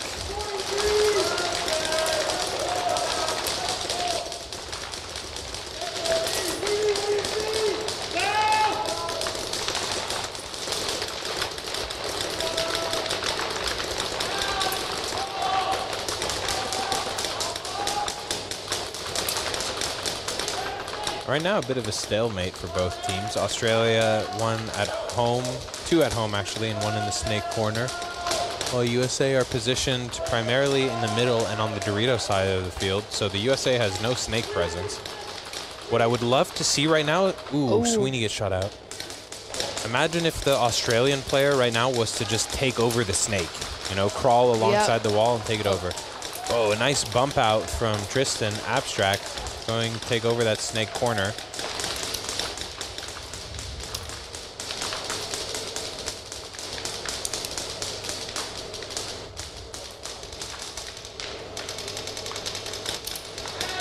Yeah, you see, this was the move I wanted to see from Australia. Just go ahead, slide along the wall, take over the snake, and make something happen.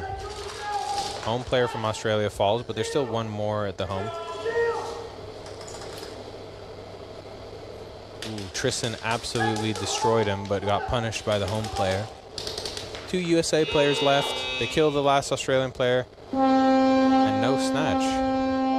Okay, guys. Could have been on the snake side. Yeah, they did stash it, exactly.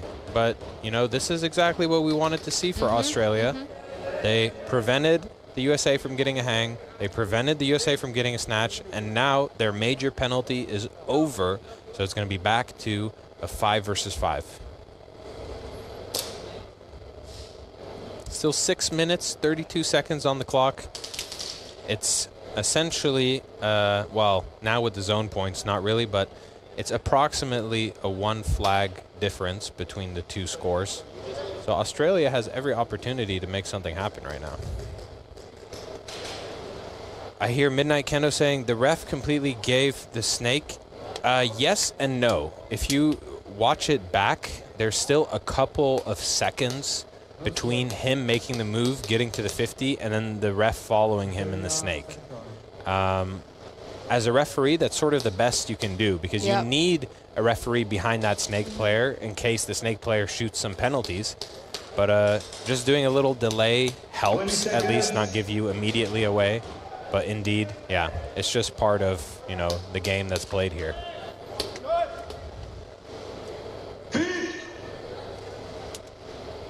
And, you know, I have also, with Nations Cup last year, specifically used referees as reference points to the team. Like when we were like, hey, guys, like, where is he? Where is he? It's kill 4. Where's the last guy? And I was like, look at the refs. Where are they looking? And then you instantly notice, oh, yeah, probably where those 2 refs are, and the rest are kind of, you know, looking around randomly. Yeah.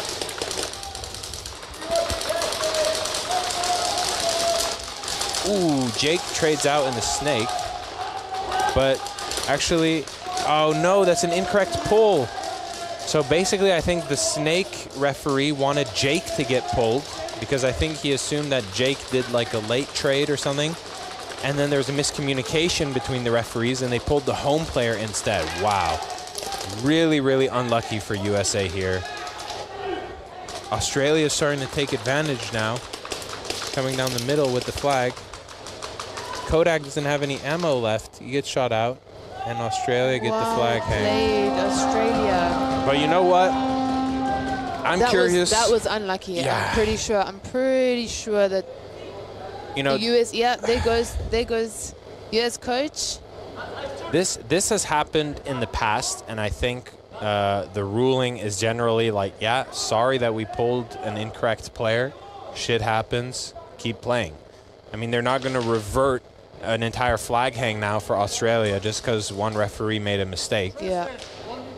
You know, the mistake can happen on both sides. It's sort of just random noise in your strategy. Human error kind of vibes. Yeah, but now what I would really be upset at is if they decide to give Jake, who originally was the player they were trying to pull, if they give him a heavy penalty on top.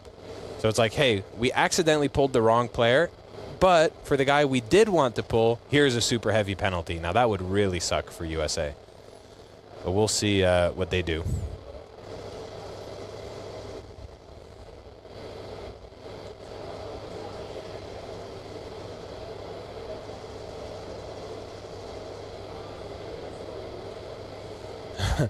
Tacos Ash saying that sounds like it came straight from Fives' mouth.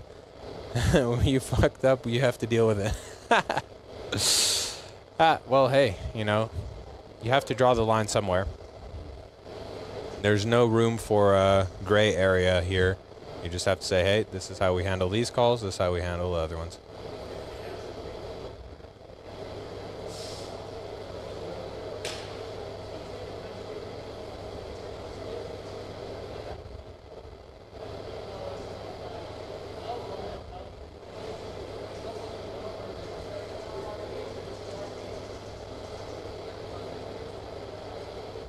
I know no matter what the call is, I already gave my prediction, but it will be an upset for both sides, for sure. If they say, hey, it's no flag hang because we made a mistake with pulling players, then Australia's going to flip out. If they say, hey, USA, we pulled up 2 players, but actually we are sorry, and you get this penalty, then USA is going to be really mad. Flag hang. Flag. USA, player 3. First degree, 4 straight. Yeah, so it's exactly like I thought it would be. It's just nothing happens to the flag hang. 20 seconds. Australia gets the flag hang. Even though the referees accidentally pulled someone who didn't get a penalty on USA, it is what it is. The original player who was supposed to get pulled from USA got a first degree for doing a forced trade in the snake. 20 seconds.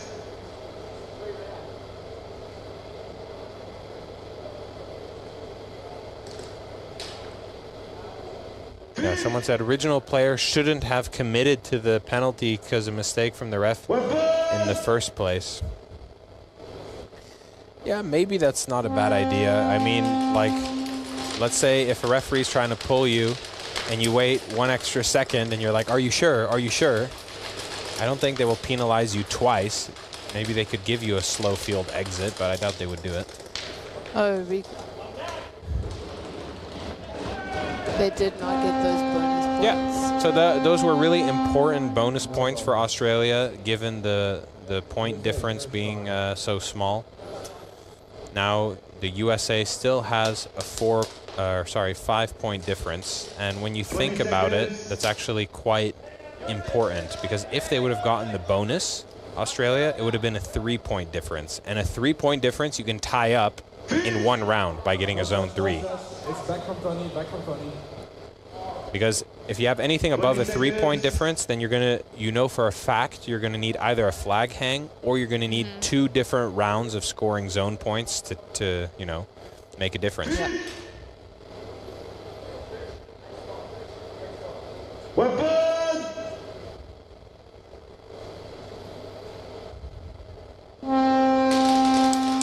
Okay, USA with 3 players, Australia with 5. Oh, Australia getting into that snake real fast. Kodak with a and he's out. super nasty kill on the Australia snake player. It was like Kodak just read him like a book. He knew exactly what he was going to do. Sweeney filling in the snake for USA as well. But right now, I think this is actually kind of a dangerous position for USA because their corner player on the Dorito side is not very far down the field, so the snake players are kind of on their own right now. Australia with 2 players left, I believe. Yep. Home and snake corner. So it's a 3 versus 2. Sweeney gets punished. Oh. Kodak there's 3 also left gets for punished. Australia. Last player from USA drops the flag in the Dorito corner, gets shot out. Australia going for the snatch, did not find the flag. So, crazy. It seems, I really am confused about what Sweeney and Kodak did there. There was a little bit of a miscommunication because you saw Sweeney sort of blow through the snake and he pre-fired the entrance to the Australia snake. So I think they still assumed that the snake was hot. And then when Kodak stood up and started making his move, he was also shooting towards the Dorito corner side. So it's as if they had no information. And this is exactly what I was talking about. The USA had somebody in the Dorito corner far away from his snake players. So he wasn't giving them any information. The snakes were just on their own. So that shows you that, you know, just being close to your teammates, being able to keep that communication strong sometimes is a way bigger advantage than any, you know, positioning on the field can be.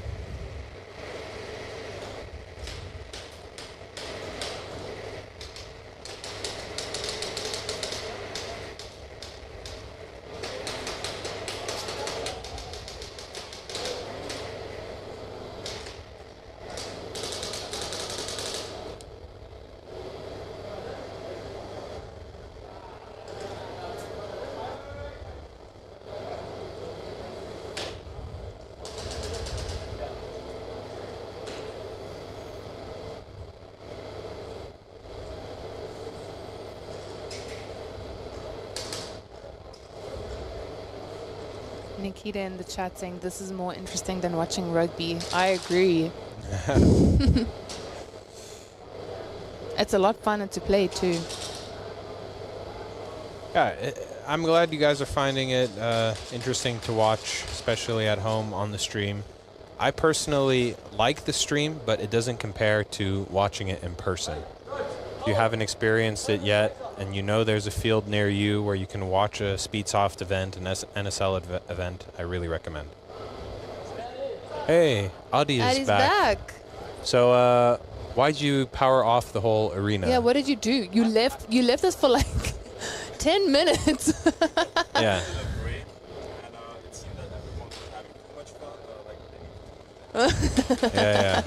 Yeah, so that's what happens, you know, commentators need their breaks, so they just go turn off the whole field. We see good morning from the great state of Florida. Nice.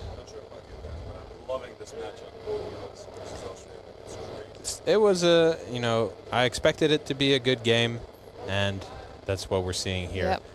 Bit crazy with the penalties, though. Another major fell through, but hey, the teams are still making it work.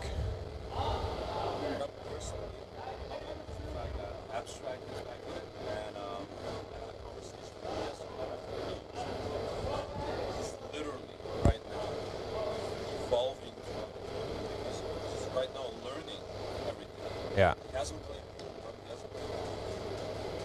None of that. He literally just came here and is learning throughout the tournament. I can see him becoming that abstract. Yeah.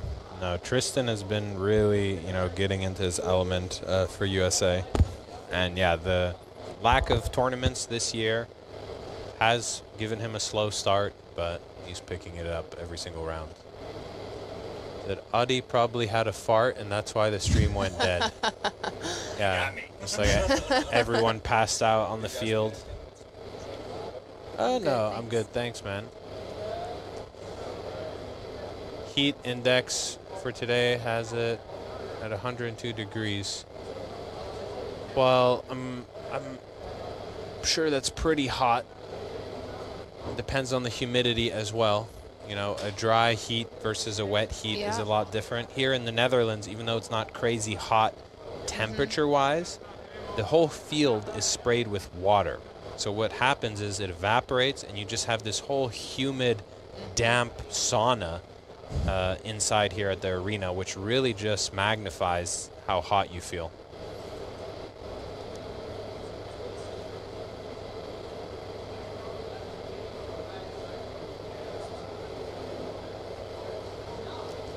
Yeah, it is wet heat. this in the arena. Wait, what is... I don't know what I just see on my screen here, but I see 2 penalties for USA, 2 major equipment violations, and that they've played 2 out of the 6 rounds for it. Really don't understand that.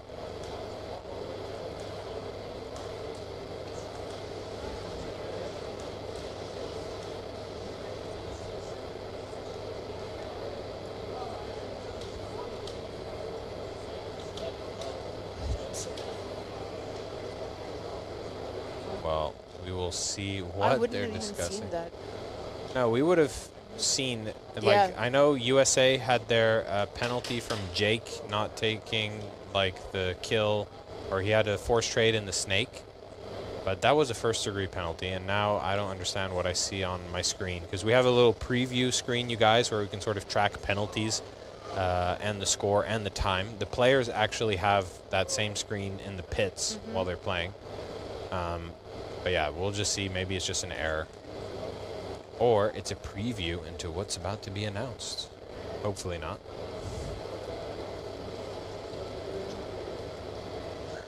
Yeah, just so you guys know, if what we're seeing on our screen is correct, USA can start with 1 player on the wall for 4 rounds. Yes? Yeah. That's... Look, major equipment violation, we talked about it before, Yeah. like minor and major. What it means, minor is like you don't have a tracer, your gun is shooting low. But major could mean that you have hot guns. If the USA is running hot guns, that's going to be a real big issue.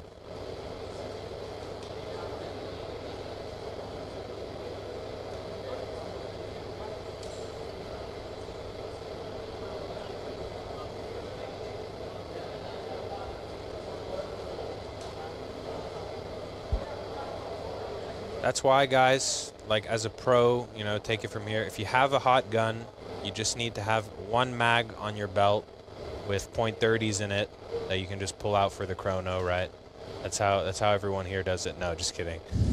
we really hope that no one is intentionally running a hot gun. I know that the temperature fluctuates during the day, that it gets hotter and hotter, so then your PSI also kind of creeps up on your regulator. Your tank is like more efficient. I think actually at this exact time yesterday, that one of, if I'm not mistaken, it was a Czech player. Similar situation. Yeah. They also chronoed and his gun was a bit hot and they got the same kind of major.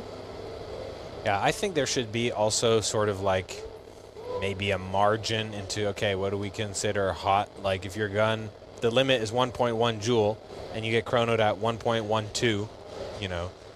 Yeah. Like, then that's a different thing to having a gun that shoots 1.4. Yeah. All right. But I do see someone in the comments saying that they saw guns being checked by the refs and that the coach of USA took 2 guns off with him. Oof. All right. Well, the story's starting to come together, guys. I actually think, like, I really can't remember the last time that there was a major equipment violation handed out during a game. Like I know there was minors with low shooting guns, but I really can't remember the last time someone had a hot gun on the field. It must be the temperature increase, the pressure causing the guns to spike. Yeah, but regardless of what it's caused by, you know, I think that you still chrono your gun at the start of the game. So, you know, maybe if you know it's going to get hotter throughout the day, you purposely chrono or set your gun to the lower side to account for that creep. But yeah, that's just really unfortunate.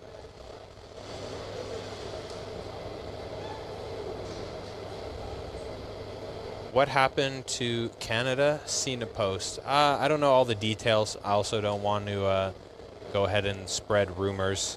But let's just say that there was a player who seemingly on his own was acting against the interests of the team and sort of defaming certain people and brands online.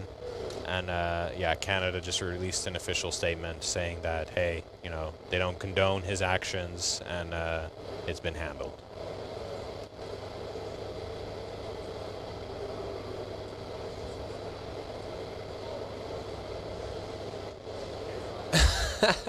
Yeah, temperature increase, feeling the heat from Aussies making a comeback.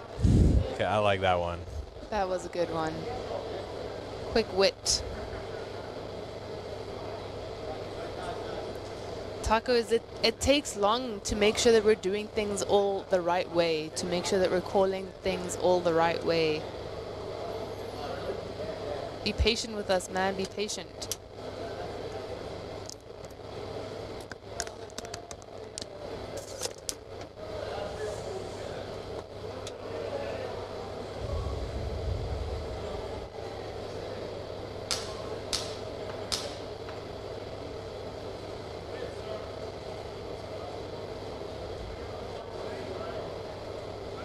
So, again, indeed, in the chat we see it. It's all Adi's fault.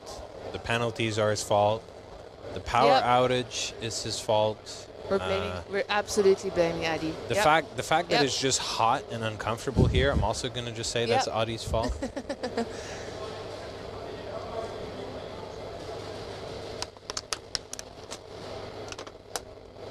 The score just went up for Australia. Yeah. Holy. 19-42. What is this, guys? What is this? I need to pull up the major penalty rules, or major equipment violations. Could it be game? Are they considering every major equipment violation to be like game altering? What? What is happening? Cringe, you gotta get back, man. You can home for me on one leg. Dude, I've been saying that. You know, I need to hold myself back because I know that if I'm just going to play home that I'm going to do more and then fuck my shit up. But if I just stand at the breakout wall, you already know I'll get a break kill right away. No problem. Uh-oh, we see some beef in the chat. Troy, why you cheat? Uh-oh, you're getting called out, Troy. You're gonna stand for that? Everyone's scoreboards are not correct right now. Okay, the scoreboards are not correct. Woo! I'm about to say, like, then this match is just over. But okay, I think. Scoreboards are currently incorrect. Yeah, scoreboards are incorrect, you guys. So don't worry. Whatever's happening on the scoreboard, ignore it. Maybe they're checking its functionality or something. Also, the time is completely incorrect. So just hang in there, guys. They're currently incorrect. The rounds have been skipped because of the 2, but it will go back to 1 and we'll go back to where it was before. 1 second to see correct settings, and I'll give you a couple seconds and then we start again. Yeah, we see my team captain, Sonny Jaeger, in the chat. He indeed confirms that it's not allowed. Even if I insisted, I'm not gonna have a gun in my hand this season. Sorry, guys. Does Canada play again? Yes, they do, but at like 5 p.m. or 5:30 p.m. Dutch time. So I'm assuming, depending where you are in Canada, that's like minus 6.5 hours, something like that. So let's assume 11 a.m. Canadian time. I think Team Canada is playing.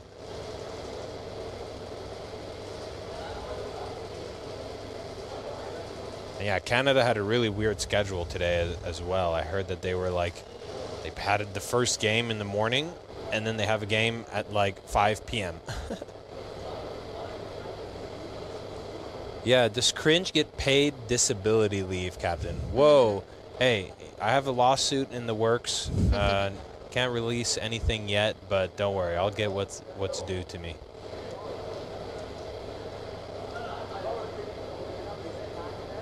USA number 24 looking smooth. Oh no, here we go. This is shit talking. I already know who he's talking about. I'll let the viewers figure it out, and then they'll get the joke.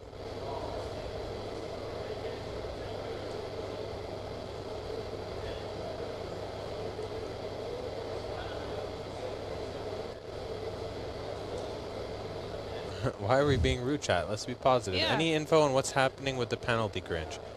Well, guys, I wish I was more connected to the referees on the field, to the rest of the NSL staff, but we're kind of isolated here in our little quarantine zone. But what we do anticipate is that it has something to do with hot guns. Because we saw refs checking guns of USA players. We saw a lot of discussion, carrying guns back and forth, chronometers. And yeah, a major equipment violation, I think it is equivalent to a major, like a headshot, no call. The score is still incorrect. Well, actually, I think 1914, that's the correct score. I think they did fix it, if you also see 1914. Yeah. The time, I'm not 100% sure on if it's correct or not. We'll have to double check. But basically, if they get hot guns, then it will be like a major penalty, which is 6 rounds with 3 players. So then Australia is definitely going to capitalize.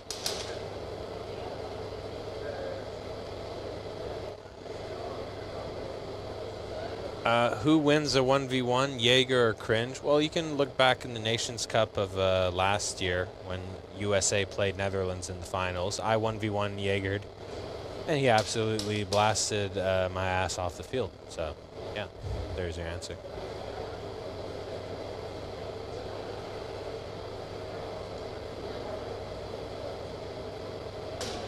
Sword fight time. That's funny. Yeah. Just go arm wrestle in the middle or something. Yeah. Rock, paper, scissors.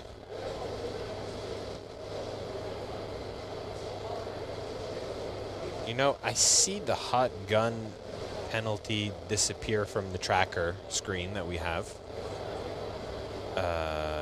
Yeah. Yep, both. Yeah, I don't know. Look, no decisions have been made, guys. Anything that I say is speculation. Only until the official call is made do we know what's really going on.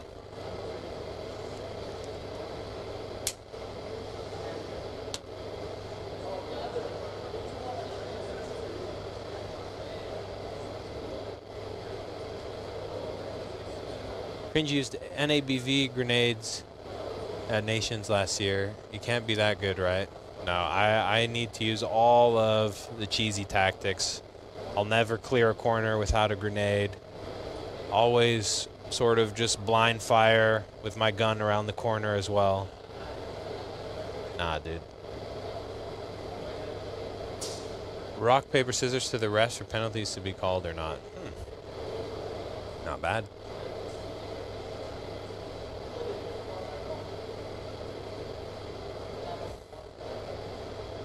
You know, imagine you have like a sort of sports gambling system for NSL, okay? And you know, on sports gambling sites, you can bet on different things, outcomes during the match. I'm sure for NSL, we'd be able to like gamble on penalties. So, you know, odds that this team gets a major this match and then it pays out like whatever, 2-1. I know you guys would be on that shit for real.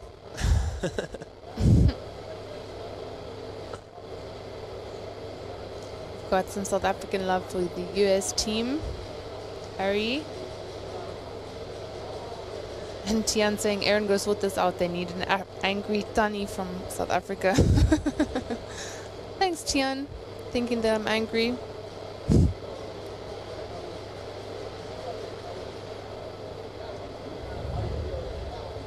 See, Gats now. They said the guns are not shooting hot after 20 minutes off the field with a reg tool. Sweating in that commentary box, yeah, a little bit. Yep. Well, maybe a bit more than a little bit. Cringe still rocking the OG speed build, the GNG body. I actually took that build apart to use the internals for an Oracle. So actually, no, that build has been retired. Yeah, NSL would make millions if they did that. I know, right?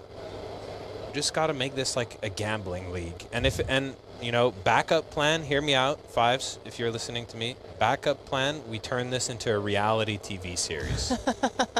That we just have like everyone like just zoom in on the drama and then film all the drama. That would also make millions.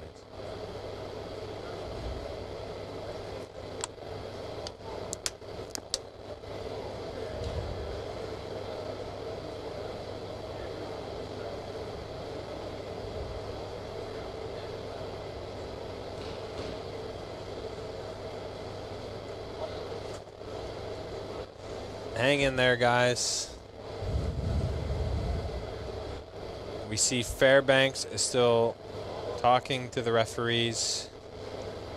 They're sort of, you know, both sides pleading their case.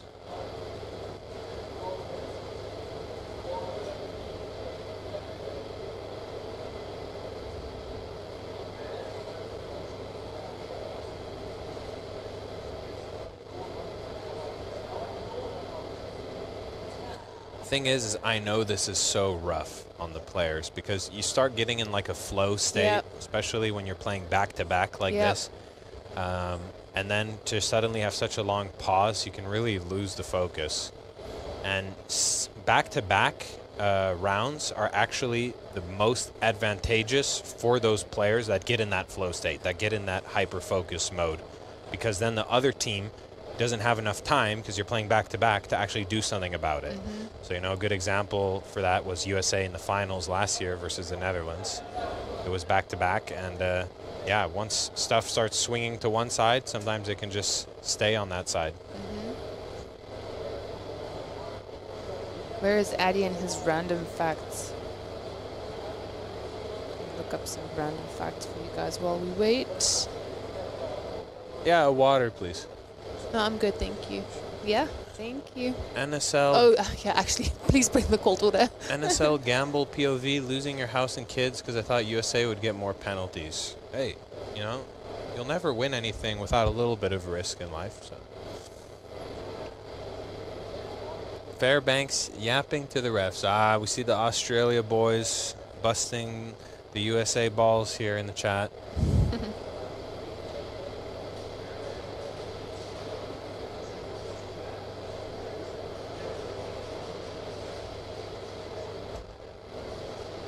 Look, you know, thank you so much. A major equipment violation is a major penalty. Major penalties are the heaviest penalty you can receive. It's no joke. I fully understand why Adam Fairbanks, the coach of USA, is, you know, pleading so hard, pleading his case for his team, and why the staff here and the refs are taking their time with making this choice, because it will significantly influence the outcome of this game.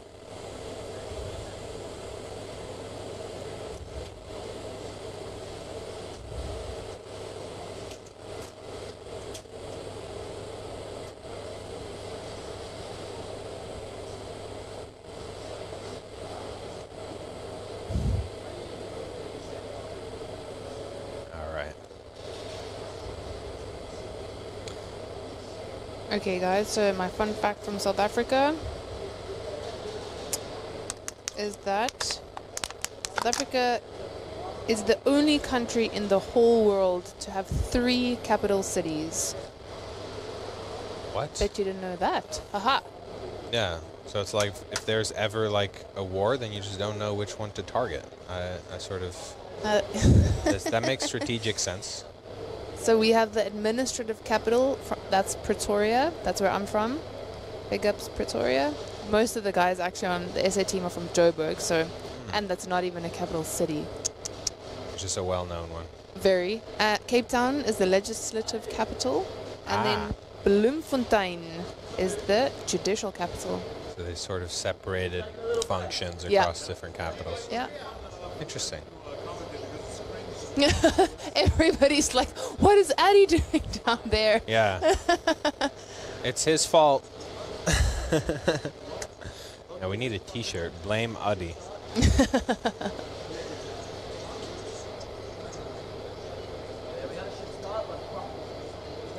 We see really it's taking a long time. Cringe, can I get a bing bong? I don't know what I just said, but hopefully it's not a racial slur.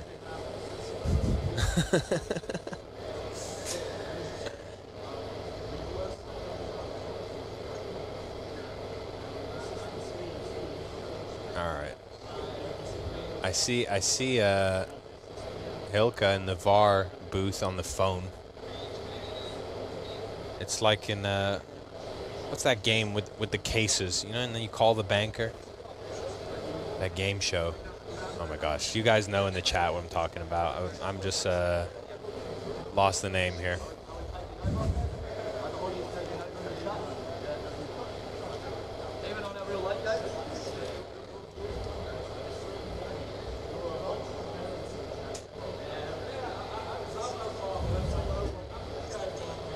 I really know how we could like double viewership for the stream in these moments. We would just need someone with like a gaming laptop to just open CSGO cases, or like do some super yeah, that would be sick. Just some super ADHD thing, like maybe go do some like blackjack hands online.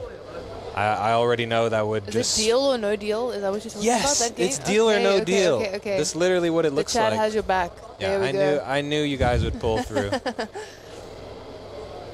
It really looks like deal or no deal because you have. Even in South Africa, guys. I don't watch a lot of TV, so I'm too busy playing Airsoft and Counter-Strike.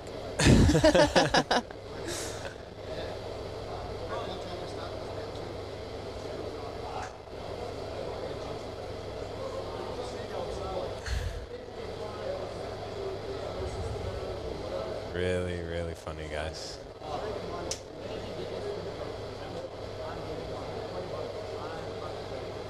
Your wife leaves you, blame it on Addy. You're late for your taxes, blame it on Addy. Yep.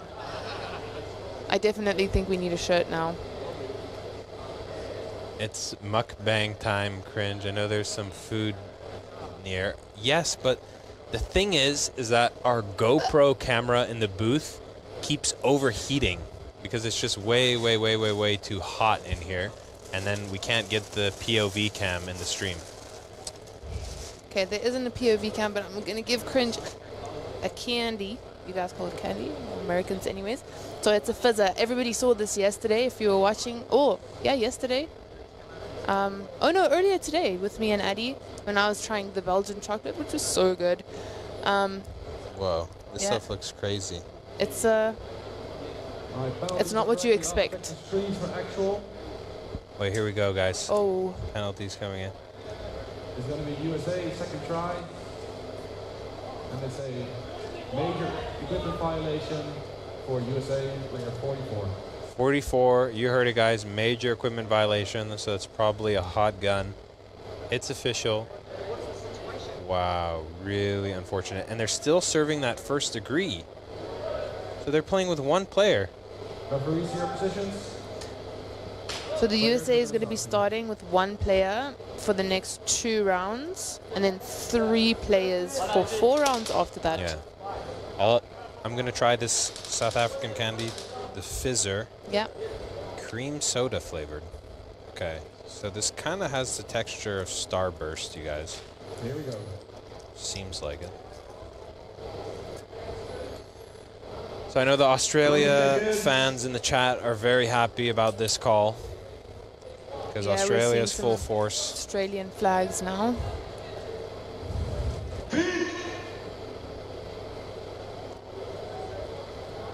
I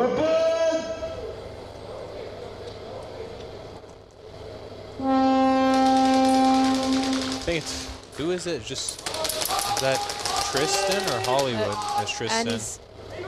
They know where the flag is. They instantly get it. Could have also just touched the wall, but okay.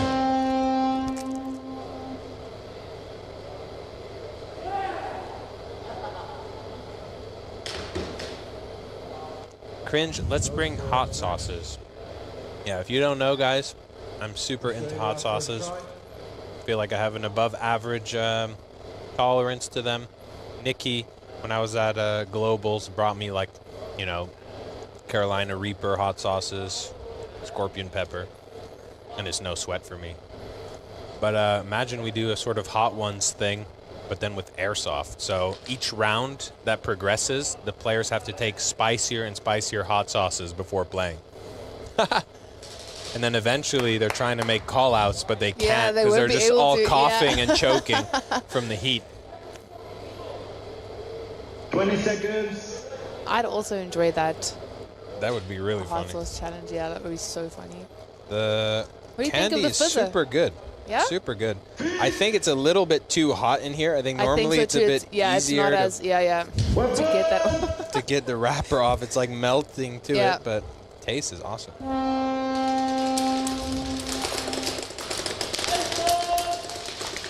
Australia is just absolutely taking advantage of the penalties on the US. This is just sad, you guys. Yeah. I'm not really saying anything because it's kind of painful for me to watch. Oh, Australia just hung the flag. They're doing a celebration. I really don't understand what that celebration was, you know. Looked like it was referencing something, but maybe I just don't get it. Jared, Adam. Go get him, bro. Go get him.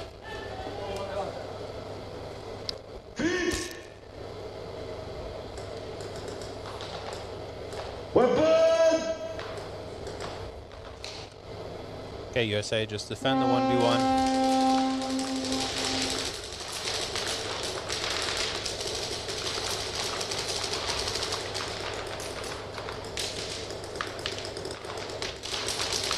Tristan Abstract just completely in control of this 1v1 right now. Not letting the Australian player move at all.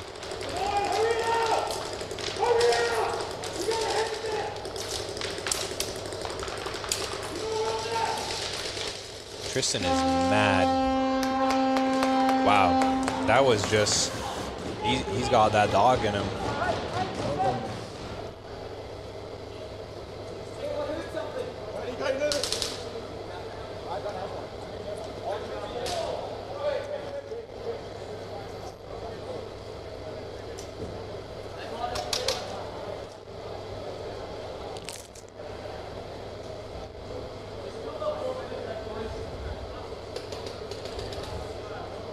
Oh, it's Papa Kodak.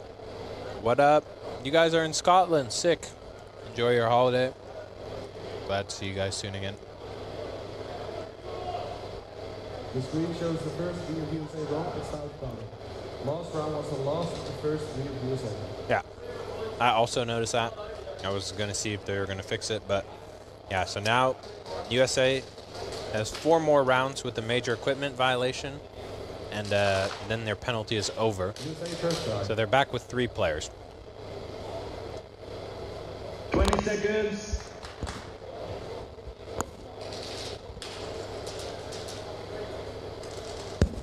People shouldn't underestimate USA. I mean, do you remember the finals of last year? We were with 3 guys. All right, versus 5. Hang, snatch, hang with 3 guys. Yep.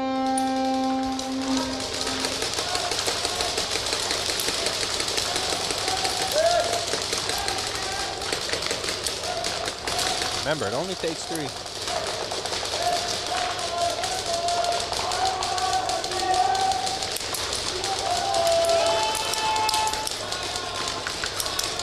But what I noticed from Australia now is they're really taking this sort of passive approach.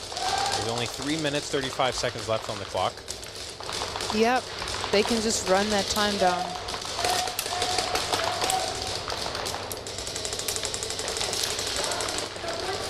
Oh, USA gets hit. 1, 2 from Australia get picked off. Wow. USA still fully in this. They need to watch out for the snake, though. Australia has snake control.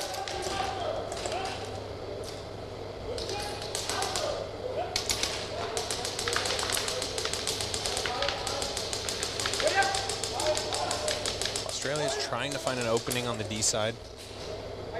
Tristan is watching that zone for USA. USA recovers the flag in the cross.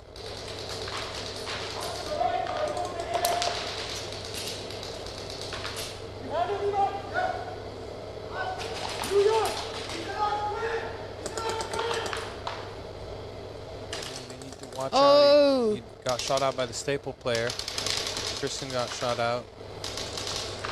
No, he actually still in this. He's in this.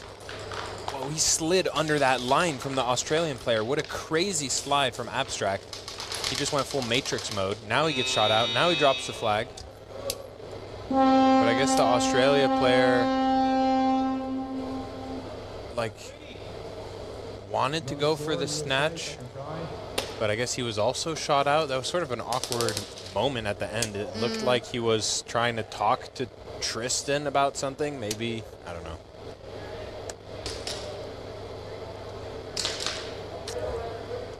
Regardless, USA didn't lose possession.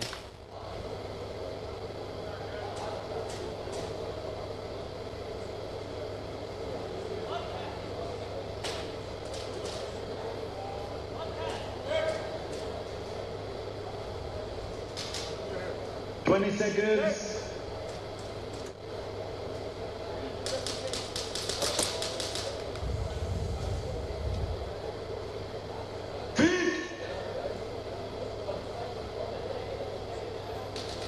Weapon!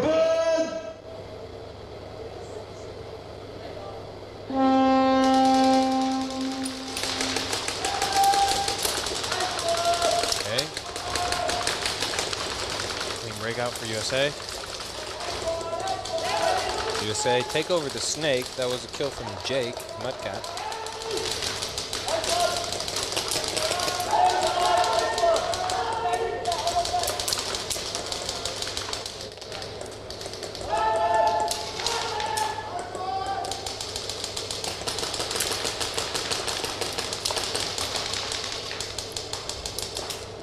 Ooh, but Jake is getting flanked in the snake now.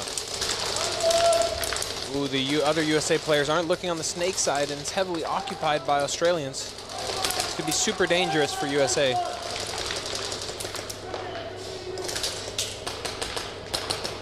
the same time, Australia is pressing the Dorito side. Oh. Yeah, he's gonna get... Wow. The disrespect. That was like the Australian player flanked the home player, shot one ball execution style in the back of his head, and then got the snatch. That was straight up savage. Absolutely savage. 20 seconds. Oh.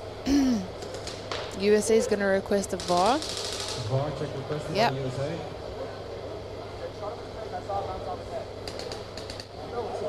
A headshot by. It looks like... Okay, in the snake. I don't understand this because maybe there's some confusion. I'm pretty sure Jake shot the snake player and he got out. Yep.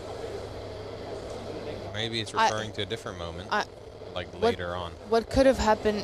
What could have happened is because the two Australia players pushed into snake after he shot the initial snake player out, he might have not seen them push and then think that they were still there. Yeah, possibly.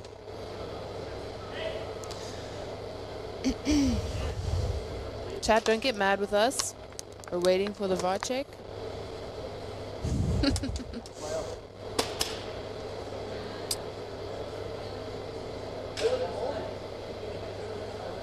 I thought you couldn't headshot like that. Is that in the rules? I don't think so. You can headshot like that, Yeah. no problem. That's how they roll. The thing that you can't do is, let's say, overshoot them nowadays. That's in the rules. So unnecessary amount of BBs. So if you would have flanked him and then like fully lit him up on the back of the head, like, you know, 5+ shots. But he just shot one. Yeah, he shot 1 BB. That was it. Because that's all he needed. I'm not going to lie. That specific player from Australia, number 77, he has been on fire. He's been doing super well this tournament. I think he also played last year, right? Yeah, Rico, yeah. I believe so. And every time I ask Australia, like, what's going on? They're like, it's a new team, completely new team. So, and they've been working together really well, apparently. So, it's obviously paying off. What I noticed compared to previous years is that the Australians are swearing a lot less. They're way more composed. Like previous years, they were getting pretty heated sometimes. And now they just seem more focused. Yeah, they've got their eyes on the prize. VAR check unsuccessful. VAR check unsuccessful. I think what I was saying is correct. I think that he didn't see him walk off. He didn't see him go off. But he got off. That's, yeah. But from his perspective, it makes a lot of sense that he's like, oh no, he shot that guy, and then there was another guy in his place. Like, if you want to use your VAR check successfully, it's best to have at least, you know, 2 people pushing the issue. So you say, hey, I was upstairs, you know, I was not playing, but I also saw something fishy, and then you have the player themselves saying something fishy. If you just go on every individual player's hunch, then you're going to lose all your VAR checks. Ooh, a little bit of a stumble for Australia off break, but they do manage to survive. USA survived their breakout. Australia first to fall, losing a Dorito side player. If USA snatch this right now, you know, there's still enough time to win the game. But there's right now 40 seconds left on the clock. Ooh, the time is creeping away from USA. 27 seconds. USA, make a move. You need that flag. If not, it's GG Australia. 15, 14, 13, 12, 11, 10, 9, 8, 7. And it's done. well played, Australia. Unlucky, USA. That was unlucky. That's it, guys. Yep. USA have officially won. Nice try. I'm pretty sure Cringe is going to go and do the interviews now, because I'm not going to do that. Yeah, sure. I'll go do the interviews. Okie dokie. We thank you so much for watching, guys. I'm sure Addie's going to be back the next round. Thanks for chilling with us. That was a bit of a long one. Yes. Thanks for hanging in there. Thanks for chilling. Bye, guys. You'll see Cringe downstairs for the interviews. Yeah, later.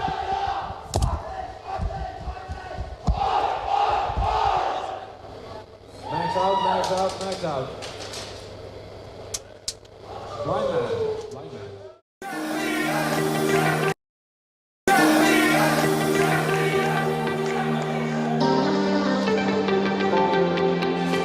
Hey, this is Kirsten Hudson from South Africa, and you are watching Nations Cup 2025.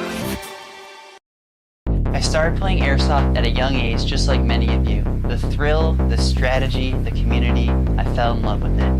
Hefe has devoted countless early mornings and late nights to build a brand that stands for quality and expertise. From designing his own AAP01 upgrades to providing top-notch repair services, the Hefe's vision goes beyond just products. It's about being a part of something bigger.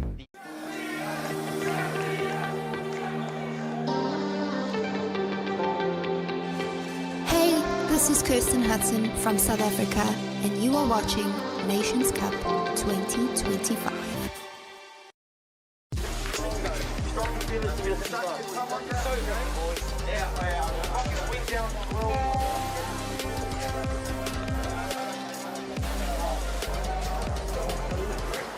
Hey, this is Kirsten Hudson from South Africa, and you are watching Nations Cup 2025. I'm Kathy. I'm from Australia. I'm the team manager of NSL Australia team this year. I run a field back home and a competition called Hardcore Speedball. We've been running for just over 6 years, and there's a bunch of other fields that run competition. Gel ball is only legal in Queensland in Australia, so it's really, really difficult to put together a national team to represent over here when we only have one state in Australia where it's legal. In saying that, the guys have never run airsoft, so you know airsoft is illegal in Australia. Given that we've been over, this is our 3rd year now, I think we're starting to represent this is more than just shooting people. This is a sport. It's an international sport, and it's recognised in so many countries. To get it to Australia would be next level. Gel ball in Australia, it's still small. Obviously, Mum touching on us or her owning the field. I've been working there for 5 years, 6 years. Working. You're like, I didn't work when he's 14. Yeah. So I've been surrounded by it for many years now, and it's always been, you know, my mates would kind of laugh at me and all that because it's not a huge sport. It's not like rugby or football and all that. It's more like a grassroots underground sport that not many people know of. And I think since it's gel ball and... What up, guys? So that was a really crazy match. I have two players here, Team South Africa, Team Australia. They didn't play each other, but still we can listen in to them and ask what they found experiencing those games that they had. So Australia, right, played the USA. Was a close game until USA got into penalty trouble. But how was it feeling playing the USA? Like, what was your impression? Oh, hey, look, man, nothing but respect and honour to USA. You know, the reigning champs from last year and all that there. They put a can of whip ass on us last year, so it was something I wanted to come back. We found ourselves deep in the hole very early in that game. Our boys were just like, we were down, we weren't out though. It took a big effort to pull it back. But man, just to get that scalp against USA, man, it feels good. Yeah, well, congratulations. It must be a really awesome feeling for the boys to beat the champions of last year. And yeah, unfortunately, things went a little bit different for South Africa against the second place team of last year, the Netherlands. So again, a tough matchup for you. But what was your impression? How did it feel playing the Netherlands on the field? Well, first of all, it went exactly to game plan. I mean, it's not always a plan to lose. That wasn't the plan. But we went in, we had a couple of stacked penalties on us, so we were just trying to clear things so we had a clear schedule going in tomorrow.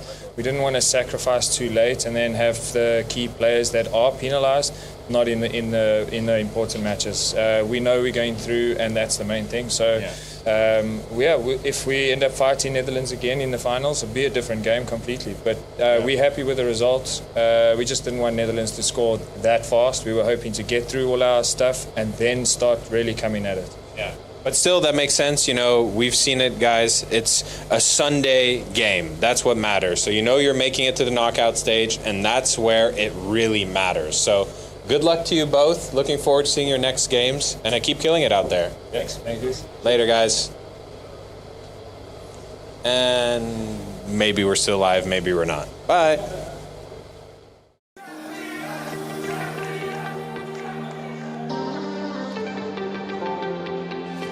Hey, this is Kirsten Hudson from South Africa, and you are watching Nations Cup 2025.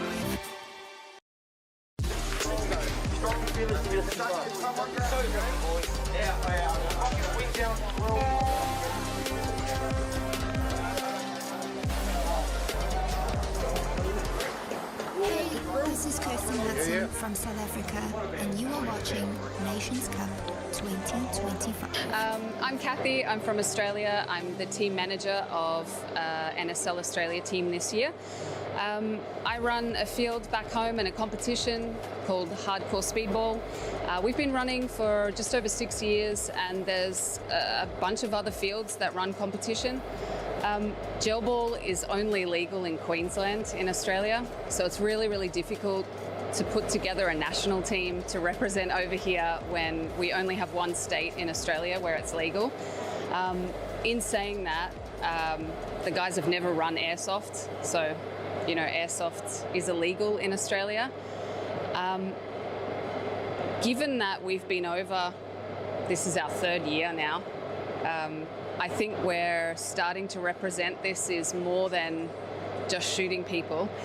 This is a sport. It's an international sport, and it's recognised in so many countries. To get it to Australia would be next level. Gel ball in Australia, it's still small. Obviously, Mum touching on us or her owning the field. I've been working there for 5 years, 6 years. Working. You're like, I didn't work when he's 14. Yeah. So I've been surrounded by it for many years now, and it's always been, you know, my mates would kind of laugh at me and all that because it's not a huge sport. It's not like rugby or football and all that. It's more like a grassroots underground sport that not many people know of. And I think since it's gel ball and the accuracy and just the thought of it being an orby growing in water, it doesn't bring that attention to people my age or people just younger than me. And I have a feeling if it was airsoft, it would be, you know, it's a bit more extreme, you know, there's a bit more intensity to it, and it would bring, well, people like me who like aggressive sports, rugby, it would bring those sort of people in. They like to inflict pain on other people in a way that is legal. So that's how I feel about it. Honestly, the concept of the game is exactly the same. The field size is basically exactly the same. The bunkers are the same. All the rifle looks the same. It's just a barrel and a T-piece that is different for us. And obviously that means we're nowhere near as accurate. So for over here where we can shoot 3 shots, over there we might have to put 10 to 15 in just to be able to get that one gel to go dead straight into them. If you've watched the stream, I'm around the snake and I'm just, you know, in, out, hopefully winning most of the time. And it's just, I know when I point the replica that way and I pull the trigger, it will hit them, rather than the chance with a gel blaster having the thought of maybe I'll miss or maybe I'll put a couple more into it. And another massive game changer is the tracer. Over in Australia, the gel balls aren't hard enough, and so the gel balls we have, the hard ones aren't tracer. You can't put a tracer on them. They're not UV, and the UV ones, they just aren't. They can't keep up with the harder hitting blasters that we need. So what would it mean for you guys to win? Huge. Obviously, the last 2 years of Australia coming over, I think they've come 5th both times. Yeah. I got to say, if we win or we get podium, I think that's the sort of message we need to send to the government back in Australia. Like, this is an international event. We've been busting our ass back home using whatever we can. You are the clumsiest person I know. I blame Bert for his rum hustle. Yeah, look, if we can... Shout out Bert. If Australia can get on podium this year, that's the kind of thing we need to send a message at home. It's essentially, we've travelled all this way, 25 hours, to compete against countries that run airsoft all the time, and we've taken home a trophy. That would be unreal.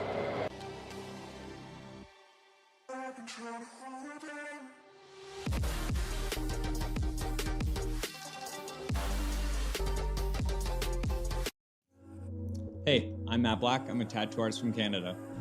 Monk Customs and Polar Star asked me to unleash my creativity, and the Oracle Polar Star, that's pure energy. Creativity, athleticism, and technical superiority. Oracle Polar Star isn't just a tool for players. It's an expression of self, just like my tattoos. I'm Matt Black. I hope you enjoy my design and join the monastery.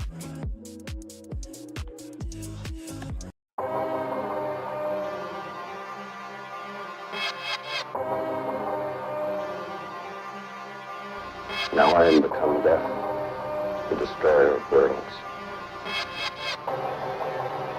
I suppose we all thought that, one way or another.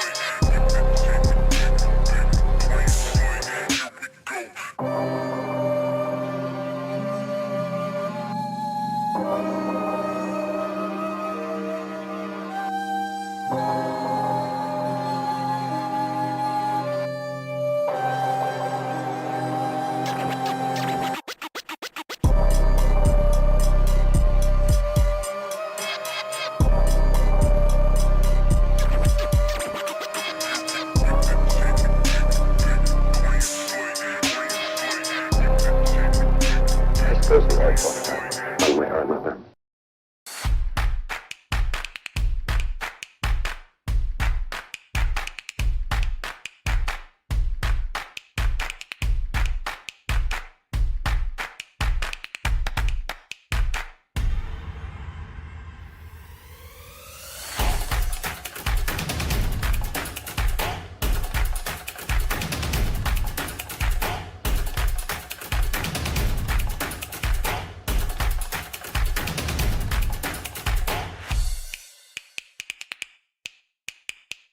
I started playing airsoft at a young age, just like many of you. The thrill, the strategy, the community, I fell in love with it.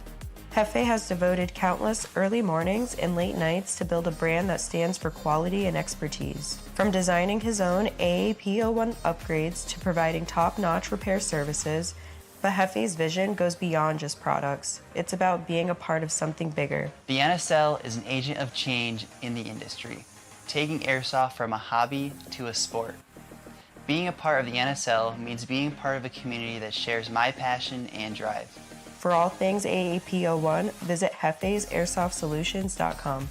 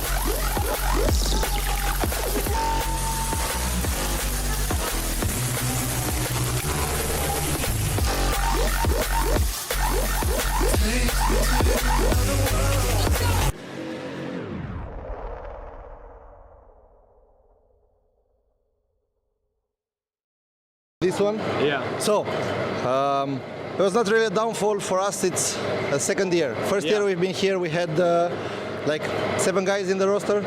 We tried to train this year. We're trying to do a lot of practice. Yeah. It's showing that you guys are working hard. We are not playing on the same field as the guys are playing. The guys are playing here every weekend. They know the angles, they know the field. They're used to it. They're used with every angle. It's hard for us, but we're not gonna give up. It's we're just gonna battle to the end. Yeah. It's really easy for us. What do you think is like your next steps for your next match?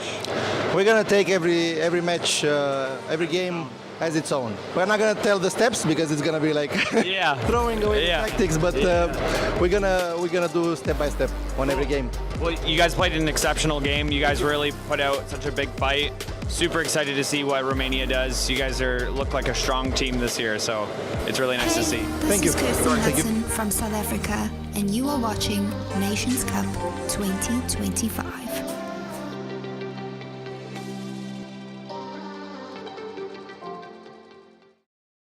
I started playing airsoft at a young age, just like many of you. The thrill, the strategy, the community, I fell in love with it. Hefe has devoted countless early mornings and late nights to build a brand that stands for quality and expertise. From designing his own AAP01 upgrades to providing top-notch repair services, the Hefe's vision goes beyond just products. It's about being a part of something bigger. The NSL is an agent of change in the industry, taking airsoft from a hobby to a sport. Being a part of the NSL means being part of a community that shares my passion and drive. For all things AAP01, visit hefesairsoft.solutions.com.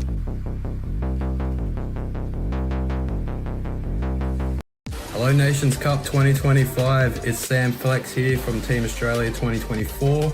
Just wishing everyone a great weekend, and obviously I'm backing my boys. Aussie, Aussie, Aussie! Nations Cup 2025.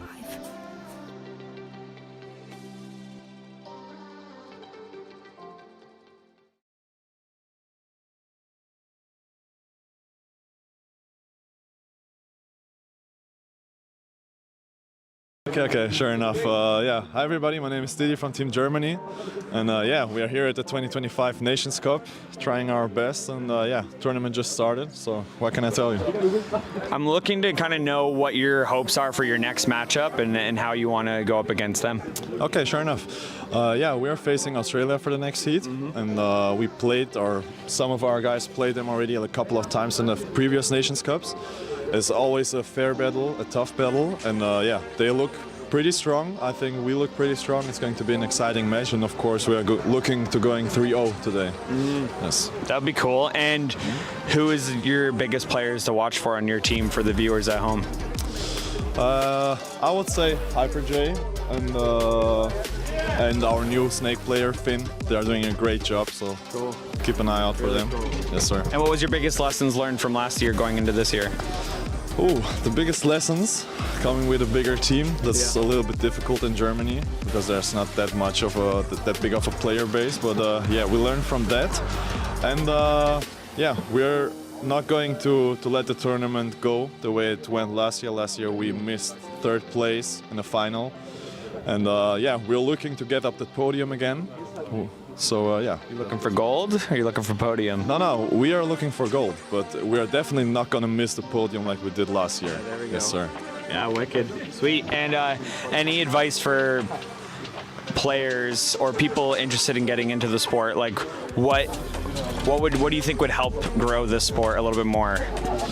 Oh yeah, advice for newer players. If you're seeing maybe this interview or seeing the Nations Cup, just take a look where there's a local field. Don't bother buying any gear before you're getting to know players that know the game. Just go there, get some stuff from other people, try the game, get social with the players, and yeah, just enjoy the hell out of it like we do. Sweet, thanks, Edie. Hey, this is Kirsten Hudson from South Africa, and you are watching Nations Cup 2025.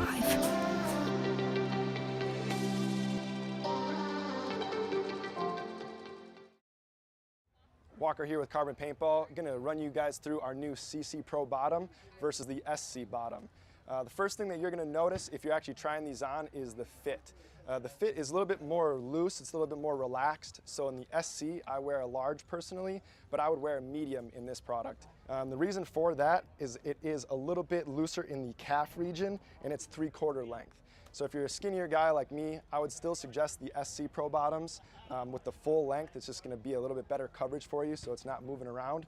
But if you're a little bit of a bigger guy, these do go all the way up to 3XL. And then the last feature to note is our new knee region. It's got a Cordura weave on top of our padding. So if you're not wearing a paintball specific pant, this is probably going to be a little bit more durable for you. If you have any more questions, you're looking for any more info, visit carbonpaintball.com. Hey, this is Walker with Carbon Paintball here to talk to you about our SC custom jerseys. To start your team's design, head over to crbnpaintball.com, fill in some team information, including what colors, what template you want to base your jersey off of, upload your main team logo and any sponsors, enter your name and your number, and we're going to kick you back a 3D image of your jersey. The custom jersey is built on a 5-panel design that's all customizable. The jersey features a DWR coating all throughout the jersey, so it is water resistant. It also is stain proof, and it has side mesh venting. The jersey is also very fitted, so it has a compact neck collar, and it also features elastic thumb loops to keep the sleeves in place while you're sliding or running. To start your team design, head over to crbnpaintball.com. There's a time when the operation of the machine becomes so odious, makes you so sick at heart, that you can't take part. You can't even passively take part. And you've got to put your bodies upon the...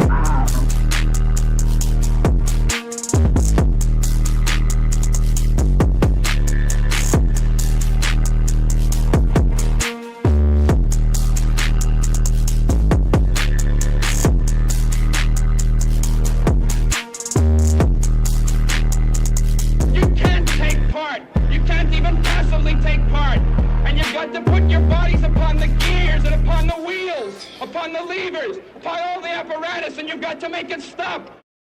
Oh, what's this? We got ballers trying to crash the party?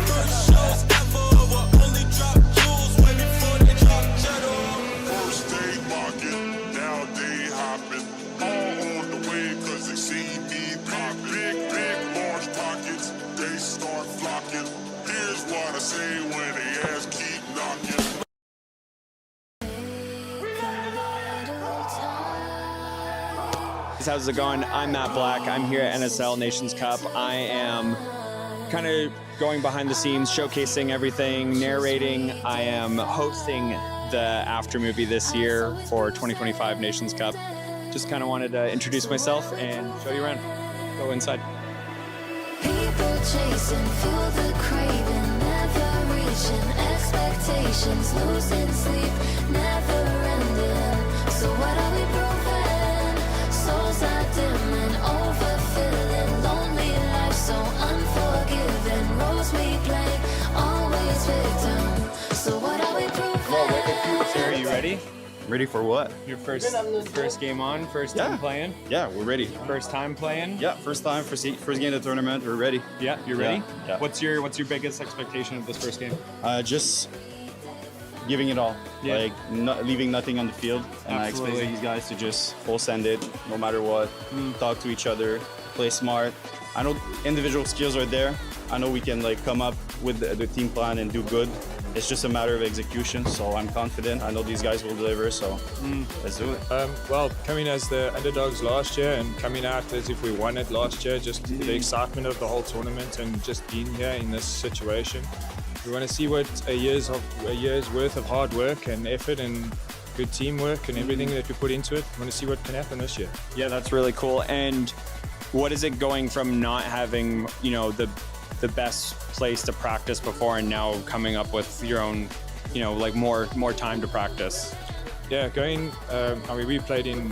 we trained last year in really substandard environments. This year we got a full spec field, so we've had a lot of time to put everything in it. So I think coming from not being able to use the right equipment and have the right place to train and that, this year it's different. We got the equipment, we got the place to train, we got the right team, and yeah, we just want to see what we can do with it. Wicked. And who would you say is your best player to be looking out for today? We are a collective. There's no I in this. So we are collective. We all there. We all want the same thing. We all got the end goal, and the SA is always going to be like that. We're all about SA DNA, and that's it. Sweet. Thanks, boys. Good luck out there. Absolutely crush it. Have fun. Kick some ass. Yeah, it's a new team, kind of a new generation for Belgium. So we'll just take it from here. That's super cool. Wicked. Well, I wish you guys best of luck. Thank you, man. Get out there, play hard. Yep. Kick some ass. That's my boys out there, though, Team Canada. So, like, be nice, but, like, ruin them,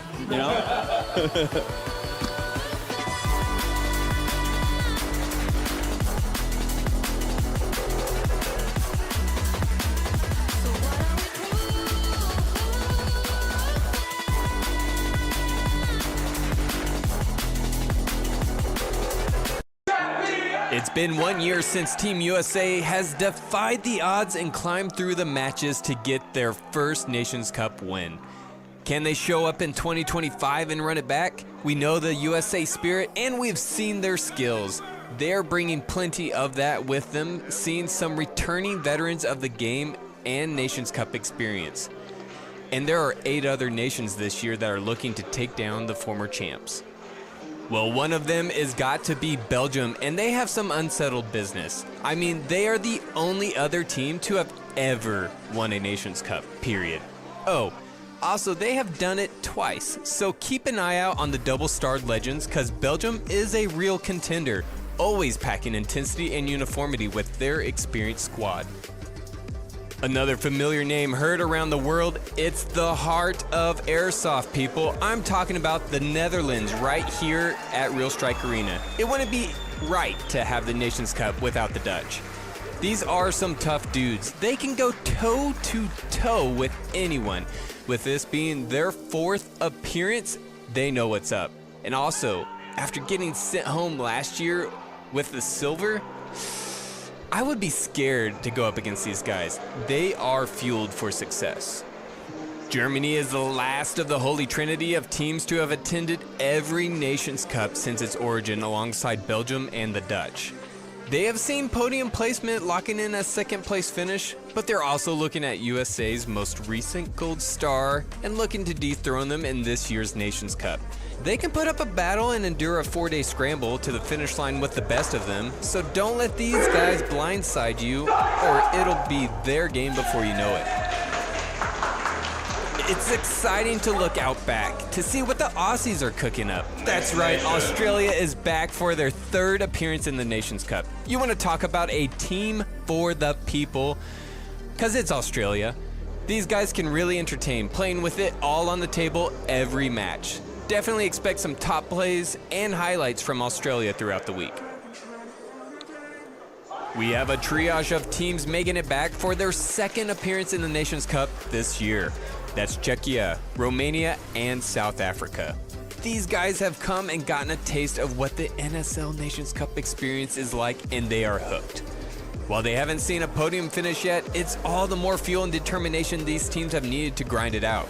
It is an endurance battle, and they've had a year to prep for the comeback.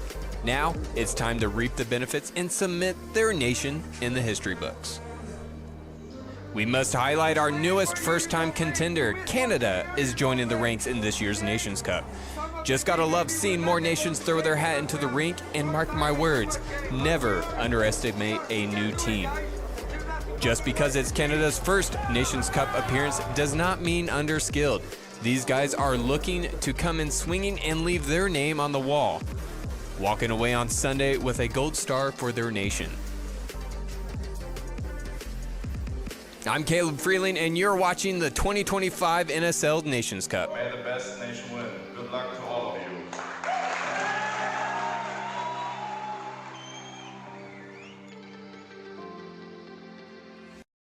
All right, you guys, I'm Matt Black. I'm here at the NSL Nations Cup. I'm here with Team Canada's coach. Hi, I'm happy. Also, Simon Works. Really happy to be here. So we just played our first match against Belgium. It went wrong in some directions, good in some others. We're still new to the rule set, so everything with the flag, the snatches, the buzzers, we were a bit overwhelmed, to be honest. So we need to get our head back in the game and make sure we survive the break and keep everything revolving the flag in our heads and just play better, to be honest. Sounds good, man. Honestly, that's the most important thing is you're here for a reason. You're here to compete, but you're growing, you're learning. And what better way to learn than have a team that really comes out there and puts it on you? Yeah. Because now you know where your weak spots are, and that's better. If you don't know where your weak spots are, how in the fuck are you going to grow? So, yeah. What better team than Belgium to just show us our weak spots? Because I wanted to play a good team at first, because I wanted to be like a wake-up call, like this is what it's going to be the whole weekend, and might as well start right away. So that was like a wake-up call. Now we want to watch other teams play too, to just make sure we're aligned with what we should do as a team, like where we get out, where we just want to do, but we're not really used to a field that big. The scene in Canada is a bit shaky because before the pandemic we had like maybe 10 teams and then it all died down. I used to play between those years, and pretty much no one that played in those years plays now.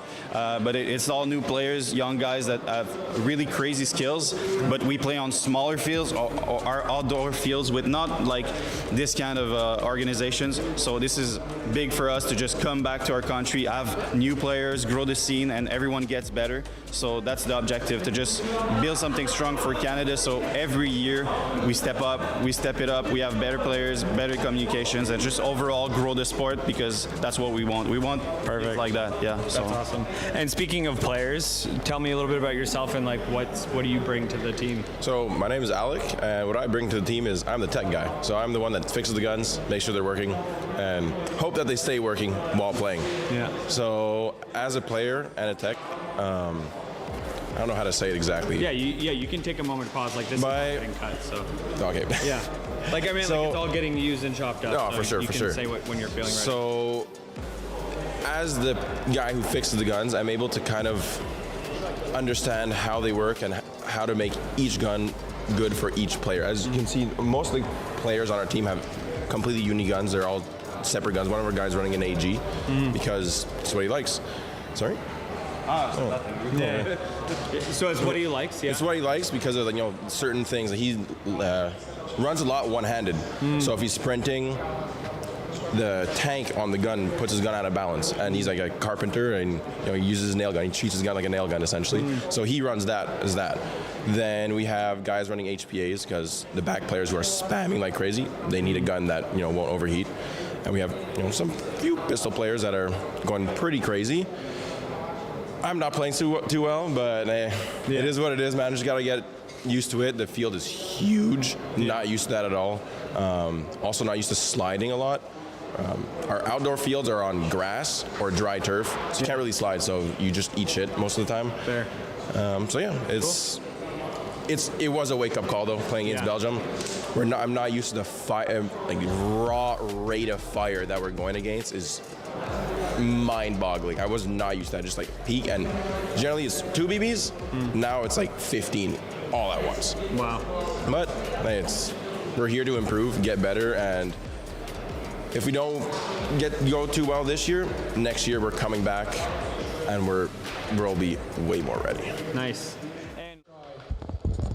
Hello everyone and welcome back to the NSL Nations Cup 2025.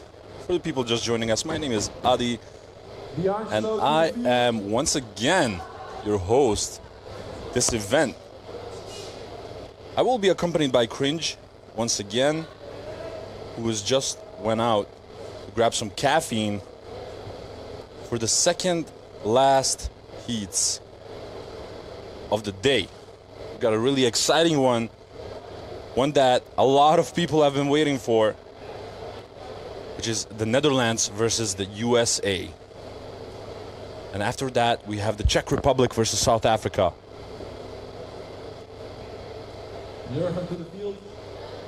I have missed all of you guys. Hopefully you have missed me.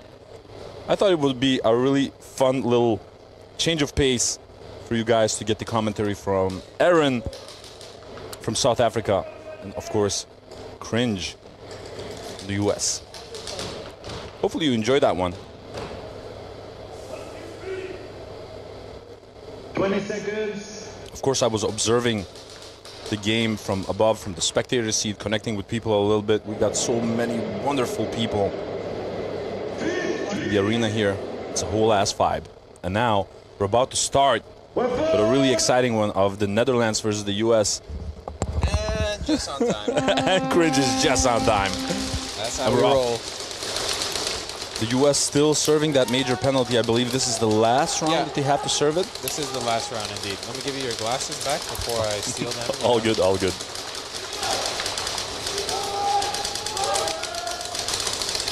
US surprisingly holding down the fort here despite the body disadvantage, taking out Gray from the snake.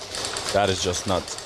Do you think that's a matter of overconfidence, that you're just thinking like, oh, I gotta be super aggressive because, there's only 3 of them? But we saw what the US can do with only 3 people last year. Yeah, if anything, the Dutch know exactly what the US can do with 3 people. The Dutch specifically know what they can do. So now, the last US players get shot out. Sugar Rush tried to score some points for the Netherlands, got into zone 1. Successful defense by the US by all accounts. Look, the main thing is, when you're down bodies, you don't want to get a hang against you, right? That's the #1 thing. Any zone points, who cares? You can always make those up. They're almost inevitable, but you can deny that hang.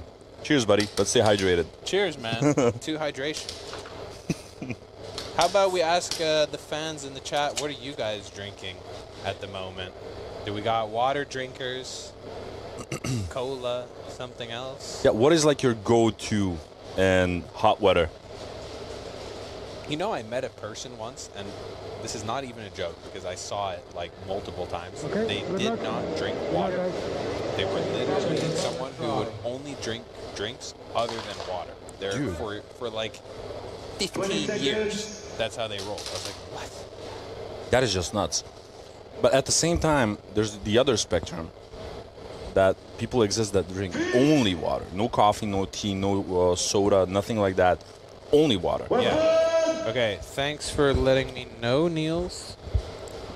Mic volume is a little bit low. Rough. All right, I literally have the microphone basically in my mouth right now. He's eating it. Let me know if it's still a bit soft. Guys, South Africa is still serving that first-degree penalty for overshooting. Never thought I would say that one because they don't seem like the type of team that does stuff like overshooting, but they're still serving a penalty for overshooting. That's not nuts, dude.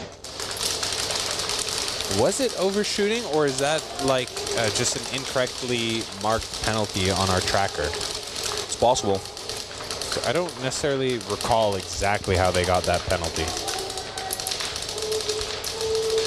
But yeah, right now Czech Republic applying a lot of pressure, but so is South Africa. I mean, just look at the home player. He was turreting like crazy. I feel like the Czech Republic is shooting, but are they shooting at the right spots though? Yeah, I feel like the Czech Republic right now are shooting at ghosts. You know, they think, oh, there's someone snake corner, and they're shooting towards there. We almost had a pull. But the home player is being pressured. And they got him. The last one is on the D1 who's doing the sacrificial run. That's Venom. Oh, he kills the snake player. Crazy. It's a 1v1 now. Dorito versus Dorito. Oh, and he got him. And Rossi, I gotta say, Rossi has also been really on point with these shots. It's a phenomenal shot. Loving that silver and orange oracle as well, by the way. Yeah, man. Czech Republic, fully sponsored team this year, representing Monk Customs. And yeah, you should really check out their builds, guys. I'm sure you've seen it on the stream. They have some of the new P-Star oracles. So with the ESG MR, so the improved regulator. And the sexy cuts. Don't forget the sexy cuts. Yeah, yeah. They lose bread off break on the side of the US. Ooh. They lose also Polite from the snake. Yeah, that's not looking good. Was that Gray and Abyss in the snake? Yeah, the US are fully dominating in the snake. Ooh, they also lose Big J. Oh, you hear a rush call. Sugar Rush going for it. And the Netherlands fully dominating. That is the hang. And another hang in the portfolio of number 48, Sugar Rush. Really crazy, really crazy. Still a really, really cool part. During the second day, so yesterday, we also had a couple of guests, like different players and whatever. And the first one was actually Sugar Rush, because I think Roy van der Meer, which is his real name, by the way, was a really interesting person. Also, like the fact that the reason that he's called a Sugar Rush is because he's diabetic. Yeah. And he's just kicking ass out here, just watching his sugar levels and like kicking ass. Yeah, man. Yeah, you know, people don't realize, well, maybe there are some people who realize, but it's very uncommon to see someone who's so athletic dealing with that disease. And someone who has that fascination and obsession with Pokemon. Yeah. Okay. This is Gutierrez, I believe it is. Did Gutierrez keep an eye on where Tristan went? Ooh, and he got him. Tristan, like, come on. Dude, you can really tell, like, the USA is starting to try to get that mental game going against the Netherlands. Yeah. Just the stare downs, you know. I don't know if you remember from the finals last year, USA versus Netherlands, but when we did that, like, 3 versus 5 stuff, dude, Tristan was going crazy. Oh, and Lenny just brought me a really cool T-shirt from Extreme Airsoft just now. I also just got one from him. Shout out Lenny. With the new prints, with the fresh new smelling prints. It smells like a new car, you know? Yeah. You got new car smell? Yes. Yeah, those are some of the most satisfying things. But yeah, I mean, like one of my favorite Tristan taunts from Team USA was the rock the baby to sleep. Do you remember that one? Coco, when he was commentating with you, was going so crazy when he saw Tristan do that. Like, he had the flag in his arms, was rocking it like a baby and giving it kisses. I think that one is still top 3 by far. Coco's mom saying she's having vodka after watching these games. Oh, yeah, no, we see people sharing their drinks. We didn't really react, but the cold lemonade. Chanel Todd saying having a flat white. Wow. Some caffeine. Yeah, I'm also a caffeine addict. I'm having a white monster. What are you having, Adi? I'm having a slushy. Like yesterday, Sako brought it to me, and he said like, "Hey, come on, trust me, it's really, really refreshing." I'm just loving it, you know. Yeah, and those slushies, once the after party starts, they become the perfect base for mixed drinks. Oh yeah. I see you know the trick. Oh, yeah. Have you ever, let us know in the chat if you've ever tried slushy with alcohol. It goes crazy hard. It goes hard because it hits hard as well. Yeah. Something like the ice cooling down the burn in your throat that you just can drink way more. Yeah. A lot of love for South Africa, for the US, for the Netherlands. Love it. Them saying mojito. That's such an old school cocktail, you know. It's like the oldest one. Like usually, like I'm having some mojitos in the sun. Yeah. You know. My favorite alcoholic drink for a hot summer day, I would have to say, is a Corona. Or if I can get my hands on them, then Modelo's. But those are almost impossible to get here in Europe. So you like caffeine? You like your energy drinks? You know which one I've never tasted, but apparently they're really good, but also really hard to come by in Europe? Ghost Energy. Oh yeah. Ghost. I know that pre-workout brand, and they also released a can of energy drinks. Exactly, and they have these like really chunky cans. They're like also like a half a liter, like a Monster, but they have like these chunky cans. Oh, but like, they're shorter. Yeah, exactly. It's a little chode can right there. Chode can. How do you say that way, dude? I feel like a lot of people, if they're from Europe or whatever, they don't even know what chode describes. But if you do, then yeah, then you get the joke. But I'm not going to explain it here. Sorry. Banana slush mixed with Appleton's Jamaican rum. Jesus. Very specific. Yeah. Where do you even get a banana slush? What store sells that? What is a banana slush? Like, isn't that a milkshake? I'm assuming he means like a normal like slush that is just water and ice, but then banana flavor. Interesting. South Africa going big this game. All right, let's see it then. Let's see it right now. They definitely need a morale boost after that mercy rule that they received from the Netherlands. Yeah, the Netherlands is really like merciless. I had a conversation, of course, with Jaeger as well, and he says, like, you know what? We're not underestimating anyone. We're not playing around with anyone. We're just gonna, hammer on these games. Yeah. Like really, really dominate them, so people know, like, we're always at our 100%. We never lose any tank in the gas. It's funny because you said the Netherlands. Any gas in the tank. The Netherlands was merciless, is what you said, but to me, they were anything but merciless because they kept getting mercies on teams. Well, you know what I mean. Yeah, man. They are going hard regardless of who their opponent is. Everyone's getting the same treatment. 7-Eleven, a slushy. Yeah, I wonder which 7-Eleven you're talking about, because there's the 7-Eleven in the States, of course, which I've visited plenty of times, but then there's also 7-Eleven on, like, East Asia side of the world, right? That it's also made its way over there, and they sell completely different things.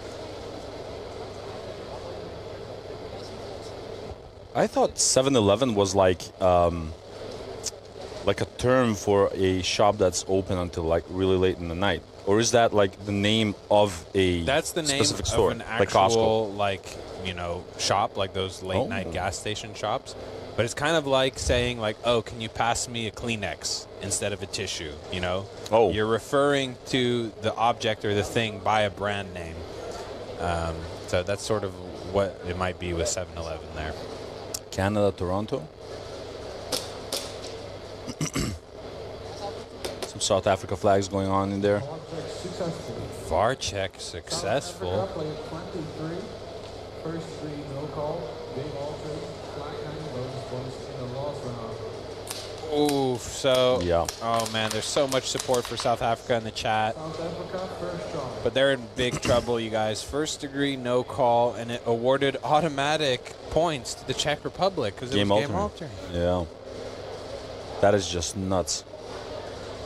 And the funny part is, during the interview at the end of the day yesterday, when I was talking with Bruce as well, he clearly said that, you know what, these penalties are just, killing us. We need to address those ASAP. And we see sort of the same thing happening again. And also an interesting part is we have seen the VAR system being used mainly to challenge penalties. Like, for example, I got a first degree, but I want to challenge it because I wasn't hit. But the Czech Republic is one of the only teams that's confident enough to actually do the VAR challenges on hits that they made. Yeah. That's really cool. They're really confident in their shots. Yeah, I mean, it's always a risk, going off of just what one player sees. The coach has to believe that person and just trust that they're right. Lumen already on the 50 line.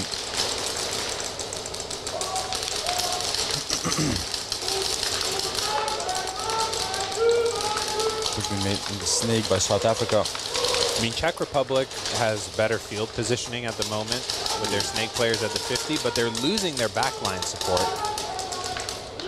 Mac trading it out in the snake with Frost.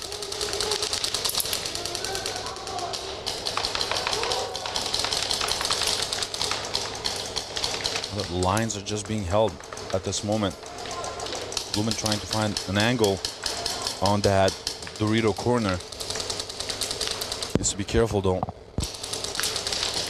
Just gave away his position now. How many VAR checks does a team have? Everyone gets 3, but 3 applies to the whole tournament, you guys.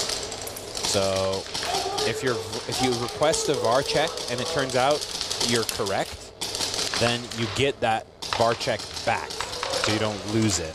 Big push by Nick. He got him. Wow. And he got the snatch. That was a beautiful, confident He just saw push. an opportunity from the snake side. He's like, yep, he's looking the other way, probably saw his tracers flying, and then he just ran down the field. And he was meanwhile supported by Rossi on that D side. Very well played by the Czech Republic, punishing South Africa for that first degree. Here we go. We see USA fans trying to hype them up. I'm starting to get some flashbacks to the finals of last year, man. It really kind of feels like that. And during the previous game, I was talking with Lenny. I said, like, Lenny, come on, dude. How funny would it be that again we have the US versus the Netherlands in the finale? Yeah, I'm wondering if this game is going to follow the same tempo as the finals of last year did when USA played the Netherlands. Basically, the Dutch got the upper hand, right? They got a flag hang, also some zone points. They were just smashing in the US's head. And then after that, the choke. The comeback of all comebacks happens. Oh, Polit in the snake. Ooh. Getting shot by Abyss. He didn't know that Abyss was right there. Oh, that was some COD timing right there. Yeah. Last one out. Nope, that's not the last one. Looking for the flag. Nope, didn't get it. No cigar. But what I really notice is that the Dutch are super aggressive and dominant in the snake. Like, if you go back and you watch that round, Gray was standing up in the snake. True. This guy is like, for U.S. people out there, he's like 6'4" or something. Crazy tall, and he's just allowed to stand up in the snake somehow and not get shot out. I know a lot of people think that Gray looks terrifying while he moves and stuff because he's like a freaking ninja. Yeah. But I think he looks even more terrifying when he's just walking. Like after a game, he walks around like a Wendigo, dude. Yeah, man. That man is definitely aura maxing right now. Exactly.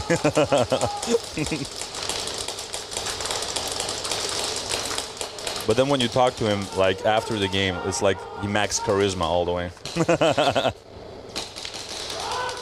Hovki 0-1 on the D3, already on the 50 line. Being suppressed by Venom, I believe. Venom on the center, Carbon, Dorito. Oh, he didn't get him. Oh, and Rossi shot him.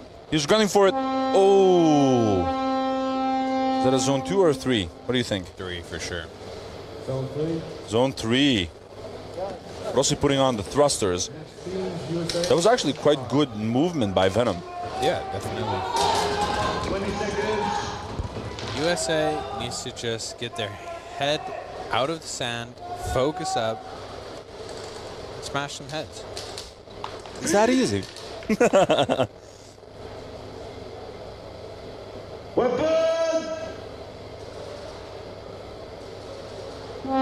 rough. Nice little 5v5 once again. Oh, look at that. Great. This time around, he could not stand up, man. No, definitely saw some BBs flying. Oh, and I see Brain coming. Oh, I think he's getting pulled, got hit in the belt. Big J getting pulled. Yeah, it really looked like his belt was sticking out, man. Polite. And the snake immediately getting sniped. He's really getting denied in the snake, man. He's... Oh, and a zebra on the prowl on the side of the Netherlands. Bye. Sugar Rush getting pulled. Gray is now pushing through that snake. You do not want him there. Shooting 1. Shooting 2. Oh, trading with 2. Greg was like pointing at him saying, naughty, I will call it, but I think I had you first. But both teams with a penalty. I think the one from the U.S. side will be pretty light, because to me it looked like his belt was sticking out a bit. You know, when you play the home bunker, it's kind of narrow. We call it the cursed bunker because it has been the cause of plenty of first-degree penalties. Yeah? They're legit. It's Also, like the cursed bunker. Also on your team, has it happened before? We don't like that bunker. Yeah, we only use it in the beginning and we fuck off. Specifically because you know that something will stick out, like you know, your belt, your shoe, or it's just too narrow to play. But have you seen that specific bunker? Yeah, this is what I thought. So the Dutch, 2 first degrees on both sides. Surprising, you know. I thought the USA maybe would get a second, but okay. But here's the funny part. They both got the penalty, the same penalty on the same bunker. Yeah, I told you, it's the cursed cursed. bunkers. Dude. Have you seen it though? I think it's, what is it? It's Sac County Airsoft. I swear their home bunker, even though they match this layout, it's like as wide as a school bus, bro. You can just literally stand behind that thing, like freaking, like have a conversation with a guest behind there too. Dude, slushy came out almost out of my nose, dude. Sorry. Leave me alone, dude. Oh my God. Tall Spirit saying, like the whole 4-day tournament, only 3. Yes. But if your VAR check is correct, you get it back. You don't lose it. Yeah, and I think what he's referring to is that, you know, the NSL rules, when they updated it to include VAR checks, it was designed for a 2-day tournament. And then, yes, Nations Cup is twice as long, but also think about it. You know, you've seen the tempo of how things are going. Imagine if now, on top of that, the teams had like twice as many VAR checks. It would just be pandemonium. And, or imagine if it's like last year that everything gets VAR checked. Yeah, and also it's to balance out those teams who strategically just save their VAR checks for the finals. Because imagine if you double the VAR checks, the tournament is twice as long, but then you say, screw it, we're not going to use any until it's finals or Sunday, and then you have like, you know, 6 VAR checks that you can use on the Sunday. It'd be way too strong and time-consuming. I know what the funny part is. It's a shame not to use them, so everybody uses them. Even like at the ending that you're not completely sure, you just ask a VAR check just for the heck of it. Like, Yeah. but you never know. 100%. Dude, in the finals, like, if there was like 2 VAR checks extra and, you know, there's 2 minutes left, I'm calling a VAR check on everything, because why not? There's no risk to it. South Africa needs composure. They can definitely do it. They will have to get rid of these penalties. Yeah, the penalties are just suffocating them. I know for a fact that South Africa is a team that likes to strategize. They do their research on the enemy and adapt to that. But you cannot, you know, execute your strategy if you're penalized. Yeah. You know, the perfect example was USA versus Australia. USA had the upper hand, 5-point lead. You know, Australia was really like on the back foot. And then suddenly USA got a penalty for a major equipment violation, and then it was just fully over. 20 seconds. And it's just a shame, you know, that determines the outcome. Yeah, and you know the major equipment violation from USA, I asked them, I was like, okay, what happened? Essentially, his gun chronoed at 1.12, while the limit is 1.10 joules. So it was a creep of joules just because of the increase in temperature.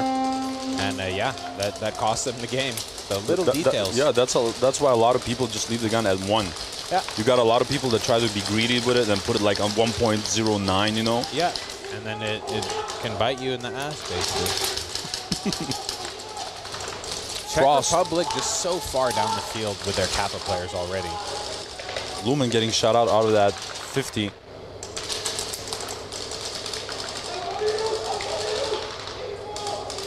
I wonder if the South Africa player in the snake corner knows that there's a Czech player so deep in their snake.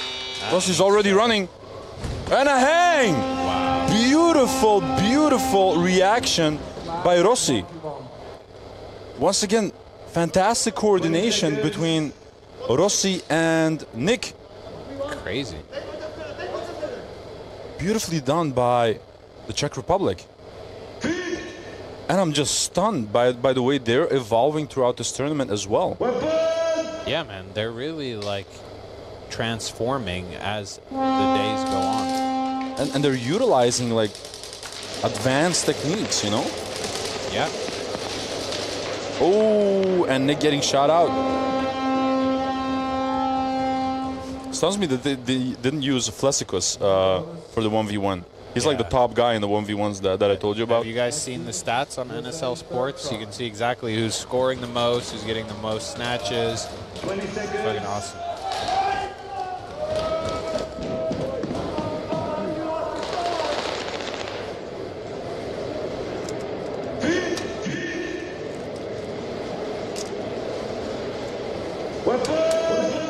Okay. USA with 3 guys for the first degree, but so is the Netherlands. Gray taking a more passive approach, not going directly into the snake. Never mind. But suddenly, as I say that, the man just slid 5 meters in one kick.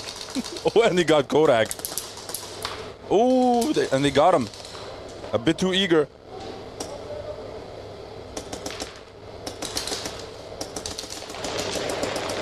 Seems like a 1v1 on the Dorito side right now.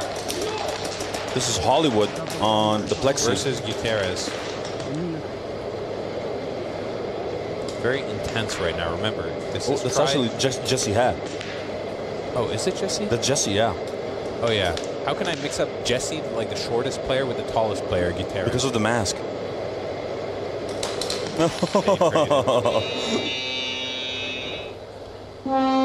Did they not trade? It looked like TJ was still going for the flag, but, you know, it was hard for me to see. But, hey, you know what?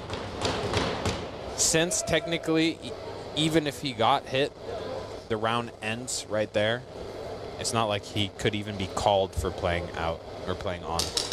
Exactly.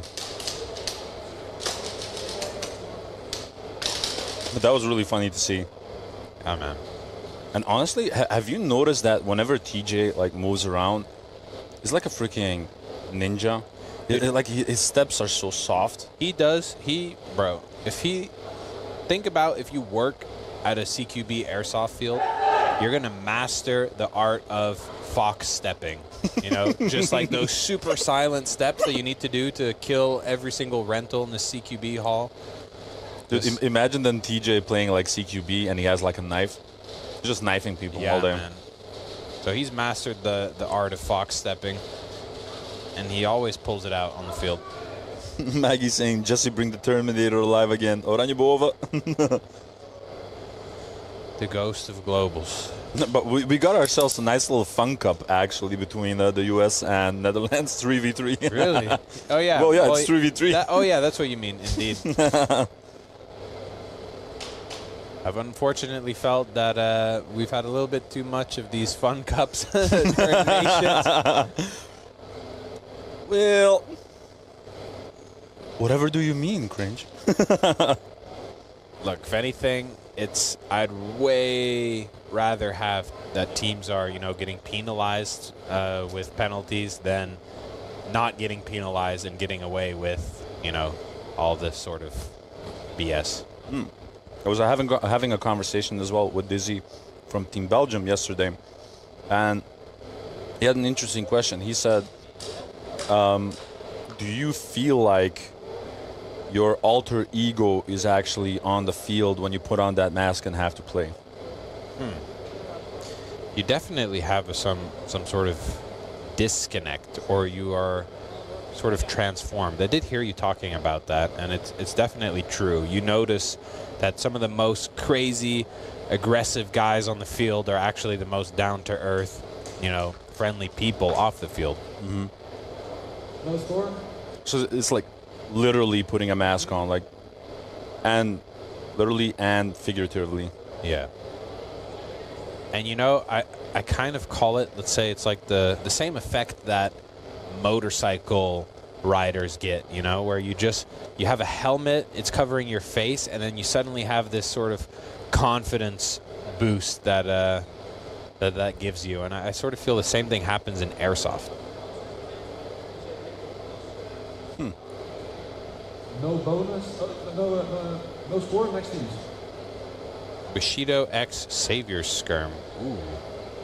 Wait, that could go stupid. Wait, what if we... All right, hear me out. What if we did... Hear me out. Let them cook, guys. I know a lot of Bushido guys are also members of Delta Airsoft, right? For sure. Delta Airsoft is a CQB field here in the Netherlands. Also a sponsor. Yes, they sponsor the NSL, and they also sponsor a team that plays in Pro Series. Oh my God, I can't believe I almost said Challengers. Day is Day. Anyway... What if we meet at their field and we do Bushido versus Saviors CQB skirm? Like straight up, we do like Rainbow Six 5v5 style shit. But what are the ground rules? Like, are speed builds allowed, for example? Yeah, why not? I don't know. It's kind of, Yeah. Know what I mean? Yeah, I get what you mean, but at the same time, I feel like I don't even know who on the Saviors has something other than a speed build or Kappa at this point. we could do pistols or non-speed builds. So everything except for a tank grip M4. I could agree to those terms. And then you're gonna pull up with your like AAP, which just absolutely melts everything. Dude, have you not seen my monk? Which one? The CQB monk. No. What? Really? I've never seen that. What is it? What is it? It's a Valor build with a Kythera inside. Remember? Do you guys remember when Monk released that like series? It was limited of all those more, let's say, Milsim CQB style parts. So you have a Valor build. I have a full Valor build. Whoa. Okay. Yeah. Well, that's basically like a tank grip with a stock. So. Why? No, it has a Kythera in it. We're rewriting the rules. That's what I was asking. Like, what are the ground rules here? Crin can only use the AK, yeah. Dude, I like that AK. Dude, funny story about that AK. I like seeing you with that AK. It was like, you know, what Airsoft Doctor was doing that event, right, that they do once a year. And they were doing a raffle if you bought something in the shop. The whole time, Jaeger's telling me, Ollie, don't buy something in the shop. I know if you do the raffle, you're going to win. And it's going to be embarrassing since Airsoft Doctor is sponsoring our team. And I was like, please, can I do it just one time? He's like, no, I swear you're going to win. Don't do it. Of course, I couldn't hold myself back. So I did the raffle. I bought like an Odin. And the first thing I won from the raffle was one of the grand prizes, the Specna Arms AK. Oh, and that's such a stupid situation because people automatically assume that, you know, like, it's because you're sponsored that you got it. But it's not like that, you know? Yeah, I fair and square picked that Easter egg out of the bucket. Okay. It is so awkward. Yeah, but it was funny that Jaeger called it out. Man knows you. I mean, what do you expect? Agreed, Addy. So what is going on now? They're reviewing some VAR thing?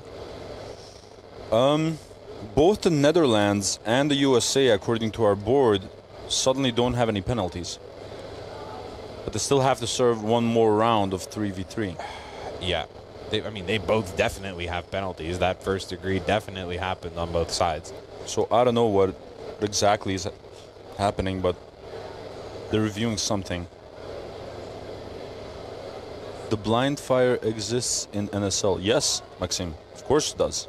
Yeah, actually, have you been watching the stream, Maxime? I think we've seen the most blind fire penalties handed out in this event than anything we've had this year so far.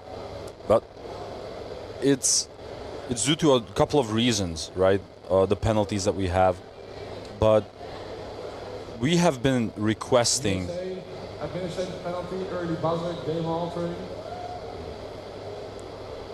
USA early buzzard. Low score, snatch. Yeah, so they buzzed because they thought that TJ was out while he was looking for the flag. It was US actually that pressed the buzzer. Yeah, so exactly. So that situation, I thought they traded, and probably the USA guys in the pits also thought it was a trade, but TJ wasn't hit apparently, and then it counts as an early buzzer. So that's really messed up. Really messed up. Someone asking, is curving the BB allowed in NSL?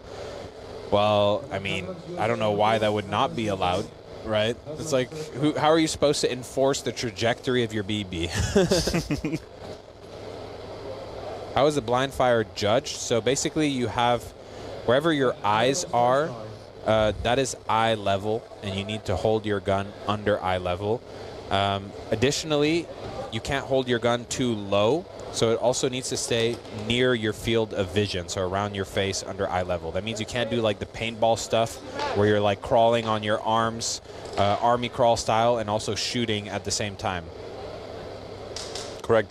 And they also said if you're ever shooting in a way that that the gun is shooting from a position that your head cannot be hit, then that's also blind fire. Yeah. So if imagine that your head is like peeking over a bunker, but your gun is shooting from the right of the bunker or something like that, that is also like blind fire. Yeah, exactly.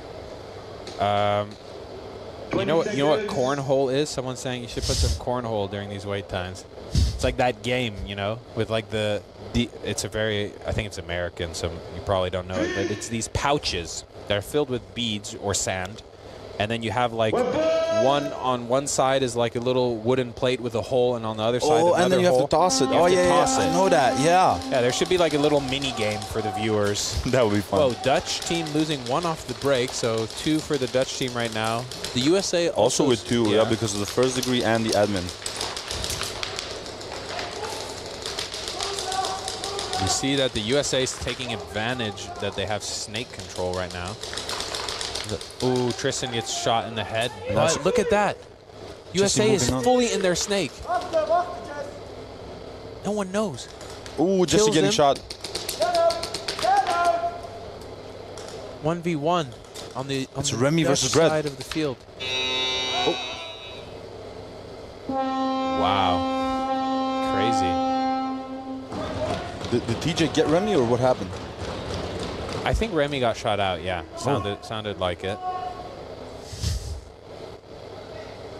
But a successful defense by the US. Yes, what about Guerrilla QCU uppers? You can just click the hop up and curve the BB. Yeah, it's fully allowed. There are teams with those, by the way. There are teams that use those. There's also guys who practice adjusting their hop up between 2 set levels with their thumb. But personally, this is my advice, and you know, what do I know? You know, I only won Nations Cup with USA last year. But the best way, Okay, so they were just talking about the penalties not on the screen for in the pits. But the best way, guys, and I swear by this, is you play with no BB hop, and you don't adjust it ever. Because trust me, if you have no BB hop, your trajectory, no matter how you hold your gun, if you twist your gun to the left, if you twist it to the right, your BB always follows the same trajectory. It's just an arch downwards. It's so good for practicing and becoming consistent. There's very few players that play with that tight, straight hop. One of the examples, one of the better known examples of doing that is Harry McSwain. Yeah. He's like one of the guys that only shoots like super straight. Like that's it, lasers, and that's it. Yeah, you know, especially in the early days, then people were coming from like normal airsoft and then trying this, you know, speed soft stuff, and then they were just used to hopping their BBs a lot more. But people eventually learned that it's also an advantage to drop your BB, not just for the consistency thing I talked about, but also just the fact that you can hit people who are behind cover, you know? Usually whenever you see teams that are standing like a meter away from a bunker and they're like shooting and stuff like that, are the same people that know that the enemy is not dropping their BBs. So they're shooting straight, so they have no risk of doing that. But imagine that you're playing against a player that's dropping his BBs. Well, you're forced to stick to your bunker. You know, you're completely bunkering them literally. Yeah, man. I've had it like in trainings before that, you know, someone tells me, dude, like, how did you even shoot me? I can't see you. Well, I'm like, yeah, I can't see you either, but the BBs are following this crazy arch, and yeah. Dude, insert now that meme from Mr. Bean. Magic. Yeah, okay, so I see the guy saying his QCU's always on 0 hop, and then you press the button to then adjust it. You know, maybe I could get behind that. If really one setting is like your consistent setting and the other one is for a specific scenario where you want to curve around a bunker, I think that could potentially be a nice addition. As far as I know, like the QCU, if it's like in its stock sort of setting, it shoots straight. And then you have a button above and one beyond, below. So if you press the one above, then it overhops, and you press the one below, it underhops. Ah, okay. Interesting. So then you see like those BBs. No hop tip honestly helped me. Of course. I mean, he's only won the NSL Nations Cup last year with the US. You don't have to take his word for it, but you know, what does he know? Yeah, the thing is that you sort of still need to apply a little bit of hop up because it helps hold the BB and prevent your BB from rolling down the barrel. Why do you want to prevent your BB rolling down the barrel? Because it will affect your first shot chrono values. So if your BB's already rolling out of the barrel and you go to shoot, your first shot's going to chrono low. So you need to just have enough hop to hold it there for the chrono, and then the rest, it's like not making it spin at all. What is South Africa doing, dude? Bruce doing some weird dances, like Ace, like. Yeah, man. Dude, look how many referees are just straight lounging. Look at that. Wait. Oh, wait. That's the Indonesian Aura kid, you know, on the kayaks. Yeah. Oh God, dude. The boat dance. I don't know. All the people on the southern hemisphere are different, bro. After all the celebrations that Australia did as well, it's just nuts, dude. Oh my God, you saw it on the stream. That's so funny. Just a thought, imagine they made a ball bearing to lock it in settings since. So the QCU tends to lose or drift from its setting over time. Makes sense. Call me old school, but I love the traditional way. Rough. Ooh, they have lost Flesicus off that home. They lose Nick as well. Was that Nick? No, that was actually Chevy. Now South Africa. Rolling in. He already got a zone 1, basically, the guy from South Africa, because he's in the staple with the flag. They lose Lumen. They lose... Who's that? Psycho is very close, but he's all the way in the front with the flag. And he got him. And that's a hang for South Africa. And this is what I meant. No penalty, full force, and they can actually execute the strategy that they had in mind. I like what he was doing, like full running, one arm extended to the side, like drive-by shooting style, like ba ba ba ba. Made me think of Kodak a little bit. Yeah, usually that's Kodak style, yeah. That, indeed. Oh, and you see it on the stream as well. That's super sick. Making my way through the hood. I know that if you shoot like that, you have to be very careful, though. Because if you're holding your gun to your right side or whatever while you're running down the field, you have to be looking to your right, you know, not ahead of you. If you're looking ahead of you and then you have your arm extended to the right, that's blind fire. making my way through the hood, sipping this yak. I know that song. Oh my god, that was like the parody from like. Oh my. Yeah. Making my way downtown, walking fast. Did you remember when parodies, like just song parodies, was like the shit? Like it was all on YouTube. Yeah. Like everyone just was going crazy for those. It was a simpler time, Cringe. It was a simpler time. Yeah, we were talking about it before, you know, like 2014 meme era. Take me back, please. Like nowadays, all right, you have, you know, Boat Kid that will pull up on Instagram, but do this shit. Dude, 2014, we had freaking Rage comics. We had Vine. Yeah. Do it for the Vine, bro. It's just another level of sophistication. What was the name of that French guy that made the really funny vines? Oh my god, dude, don't quote me on this. They're just ingrained in my memory as memes. I don't know the people anymore. Remember the one time that he came with a piece of paper to a woman, a piece of paper said, say yes, and she's like, yes, and she said yes, and then all people get to celebrate. So 1v1, South Africa still alive. Czech Republic player just chilling at home, shooting some lanes. Dude, Psycho is on fire today. Ooh, and he got clipped. Yeah, I saw that BB hit him. So fair play. Very nice. And once again, who is it? It's Flesicus. Yeah, he's padding his stats real good. Dude, what the hell, dude? Padding his stats. I think he's 8 for 8 or something like that. That's just nuts, dude. Oh my god. See, what about FPS Russia era MLG montage? Oh, yes. Dude, MLG. Do you know FPS Russia is actually not Russian?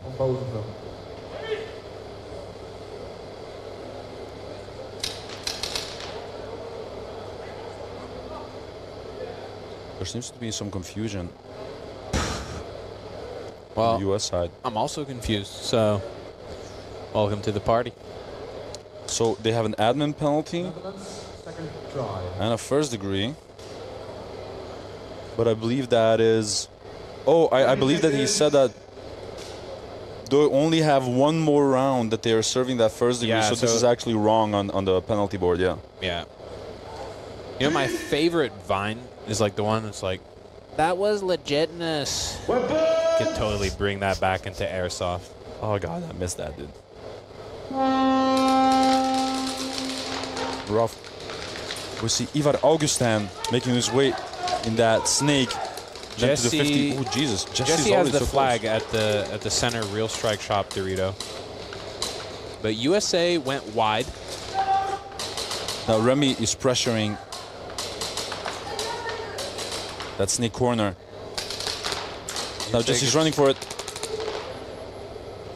And that's a hang for the Netherlands. Oh man, USA guys. Now it's a 2 flag hang difference. But hey, there's still like 10 minutes left. A lot of crap can happen in 10 minutes, dude. I will never forget the memes after the NSL 2024 finale. It only takes 3. Yeah, the bucket hat brothers.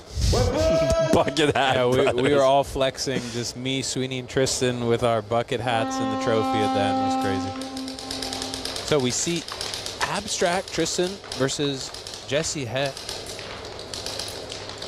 2 powerful 1v1 players, but both with a very distinct style. Yeah, and Jesse, a.k.a. the ghost of globals, dude. And and he got him. I like the show of sportsmanship from Jesse, right away giving him a thumbs up. Good shooting by the U.S. Jesse always picks the weirdest routes, but it works. Yeah, that's why he's the ghost of globals, dude. I played against this guy, and I swear every time he got me, it was like I didn't even know he was there. You know, I was calling out to the team all these positions of where I knew players were, and then suddenly Jesse's just at this random Dorito. He's just so unpredictable and so quick. It's crazy.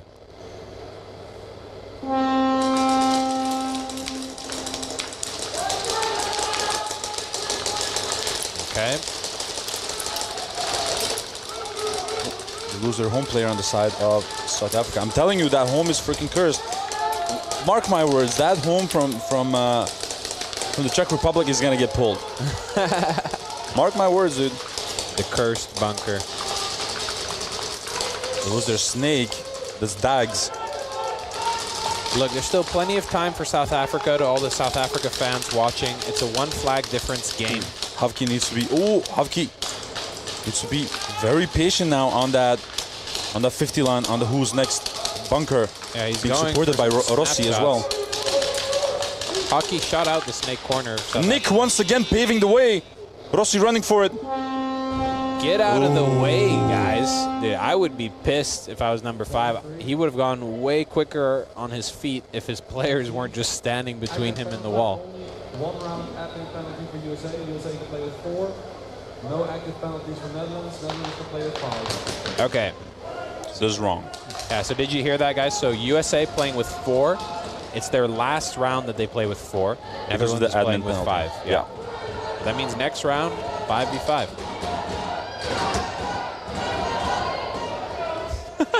They're having like a chant battle. One side is saying USA, the other side is saying Netherlands. Yeah.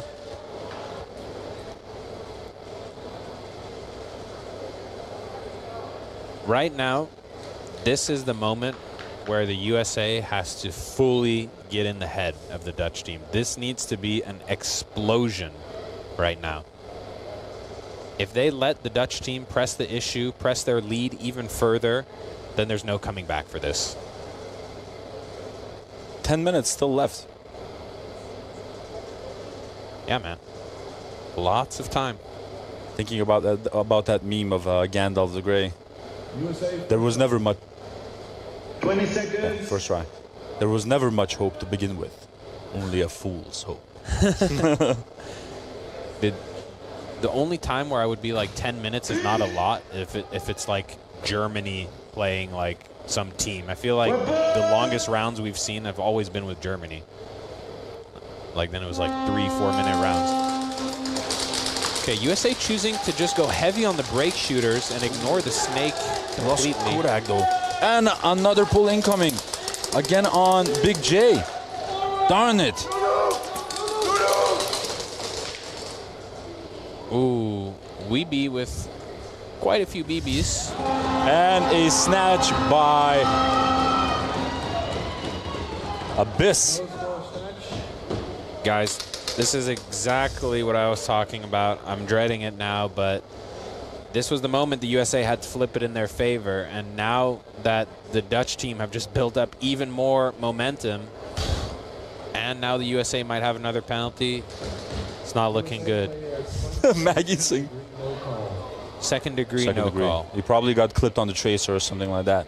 So proud here of my ghost son. That sounds kind of dark, man. Yeah, dude. Ash. What's up, Ash? How you doing, baby? The penalties are definitely make or break, Maniac. Yep. But you know, they've always been make or break. It's just now they're falling much more often, seems like. Czech Republic, second try. Let's effing go, boys. Lock the hell in and take the fight to them, USA. Get Big J out, penalty eater. He did get another penalty this game. He also got the first at that home bunker, so. In his defense, he has been an absolute monster yesterday. Yeah. All right, Big J. Yeah, so I understand why they want him, you know, ripping his M4. But at the same time, you know, if a player is perpetually underperforming or having troubles in a certain matchup, then you can just make him sit out. But that's going to be the coach's call. Adam Fairbanks knows what he's doing. Definitely, and I know Adam. He will get pissed if he thinks that you're, you know, not doing your job or hurting the team. Baby goat, truly a goat. Cringe, get down there. Man, I think the most I could do would maybe get a breakout kill. Guys, you should see Cringer next to me. He's like rocking back and forth. He sounds calm, but he's not. Oh, have you seen that move by Frost? Getting 2. Oh, never mind. I thought he got 2. I think the home player was still in enough cover to not get hit. Psycho now moving up. Gotta be careful. Good use of cover from Psycho, South Africa. Looking for the flag. No buzzer. Where's the buzzer? And snatch. That's a snatch. A little bit of confusion, I think, from the Czech side to not press the buzzer there. But hey, South Africa back with flag possession. No score, snatch. Beautifully done by South Africa. Once again, an excellent push by Psycho towards that 50 line to the Who's Next bunker and to the D-side staple for what they do not yet have an answer for on the side of the Czech Republic. I'm telling you right now, if the Netherlands get another flag hang, it's GG. But this is, again, a make-or-break moment. If the USA can get, I would say, a snatch and a hang back-to-back, then there could be a momentum swing. Yeah, and the US with momentum is just scary. Oh, number 17's got a second degree from the Czech Republic. Interesting. Let's see if South Africa takes advantage of that. 20 seconds. Keep the pressure, boys. Chanel, tell them they need to hear. King Shebby. Bring that eagle power. Rah, rah. Dude, isn't that Troy? Yeah, Maniac is This Troy. man is Dutch, and he's freaking hyping up the U.S. But hey, I can't talk shit about that sort of stuff. I mean, I've got too many conflicts of interest right now with my who I'm supporting. USA lose TJ from the snake corner. I think Kodak's looking for an opportunity to make him move, but Netherlands punish him. Shot out by Augustin. Oh, and in return, he got shot by Hollywood, I believe. Look at this. They're pushing down the Dorito side, USA, but Netherlands is still alive in the snake.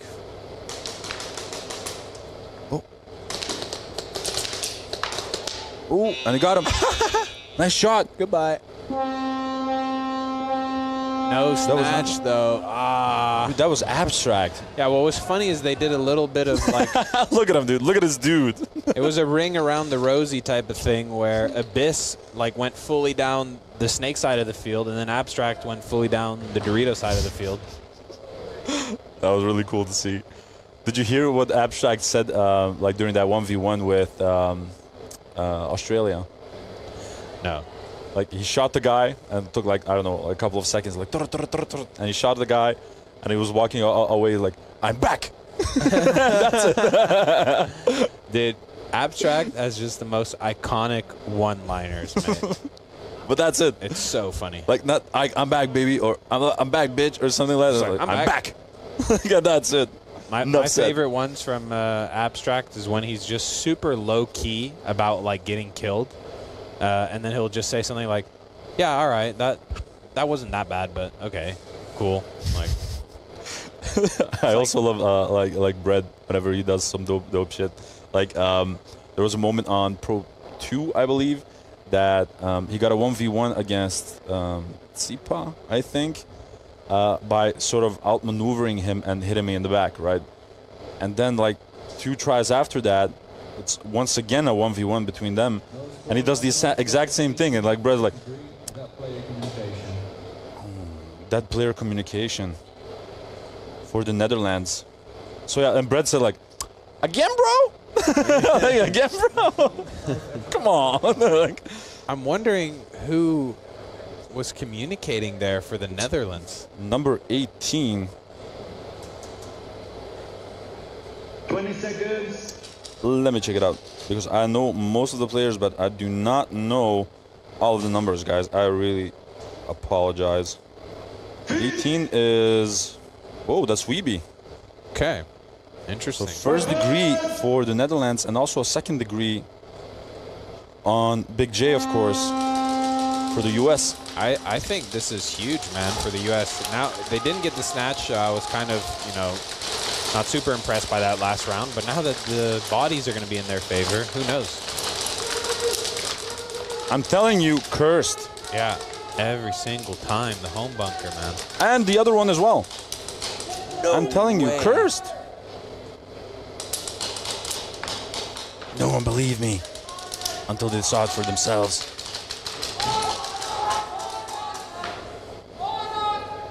Is that Winnie? That's Winnie, actually. Ooh, no, that's Dags. Is it Dags? Dags, yeah. Oh, trade off in the snake. Psycho blasting him. And a zone 3. Nah, that was zone 2 for sure. Zone 2? What? They all said 3? Okay. You know, to me, it looked like his foot was just dragging behind, but, you know, it's all about perspective. Up here in the commentary booth, we don't have the right angle. We're not right alongside the line like the refs are. We do not decide. We only interpret. Yeah. I'm going to use that, man. That's deep. So if you ever hear us saying something, just know that it's all bullshit.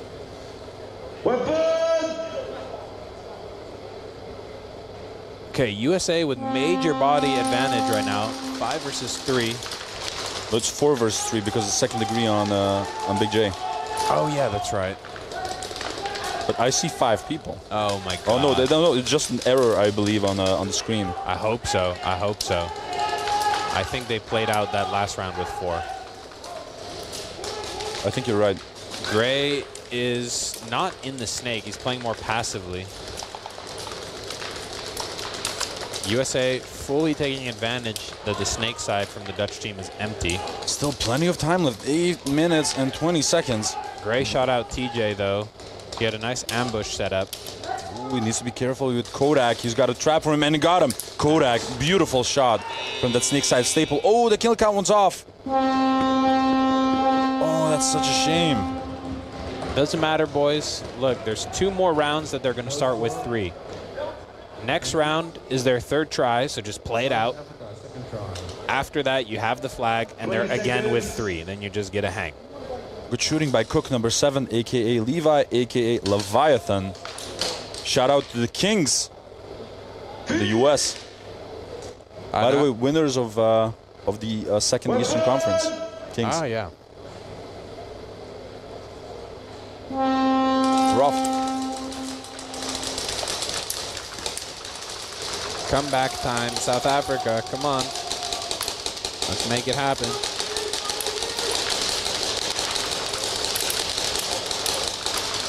$13 points behind.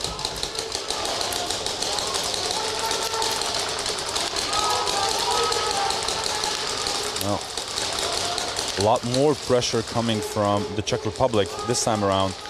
Nick needs to be careful on that home. It has not been that successful for him. I mean, he has made it work for a couple of rounds. I wonder what the ratio would be. Yeah. How many times he had success from that home, how many times he got shot out, how many times he got pulled.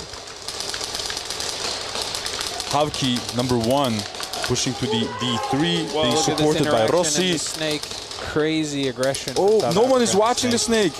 Havki is running for it. In the back. Oh. Papazito trading it off with him. Rossi. He's shooting them all in the back.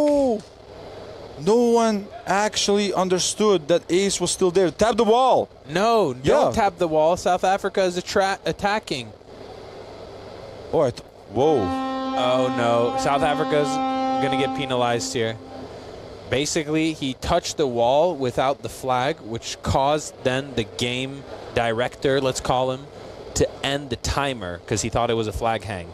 But in reality, it was nothing. So if you accidentally do that, then you're just kind of screwed. You're tricking the referees, basically, by acting like you got a hang. Yeah.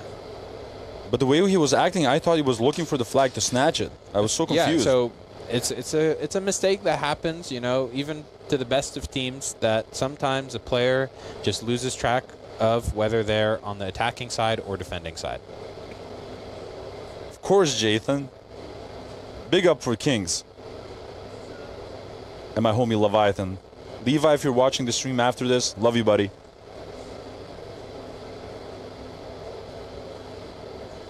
Let's go Holland. Gray and Lars. Who is that? 89 Kappa 4-3. 420 Blaze it.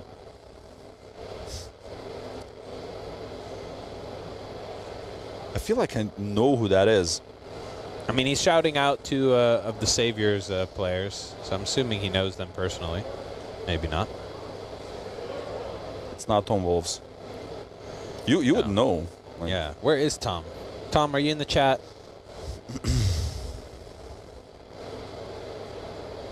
Adi would have eaten me if I did that. Did what exactly? I mean, touch the wall. Oh yeah, I would have eaten you. You would have gotten benched in 2 seconds, dude. Nah, mistakes happen.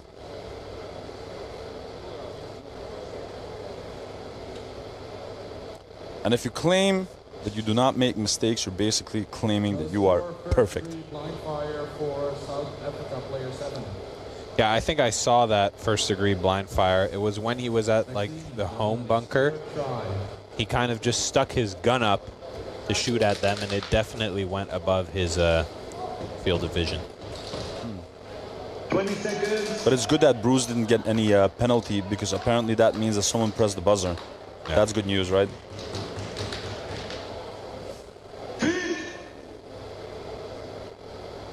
Lots of time left, yes.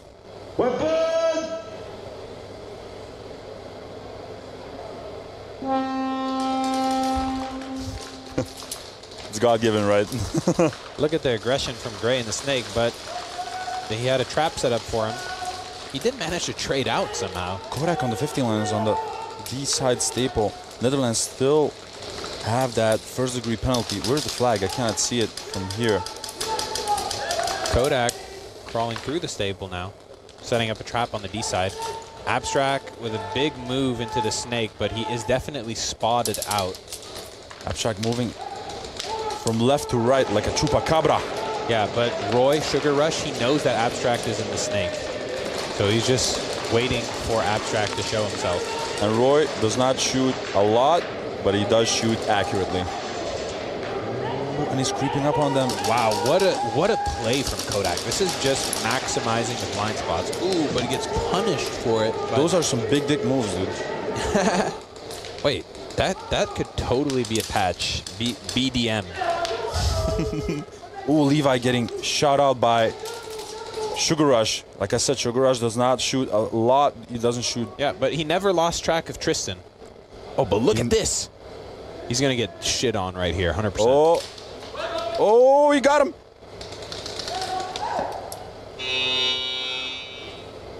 No, that is it. And the flag got dropped, and Bickham was actually very close to getting that flag the moment that Sugar Rush dropped it.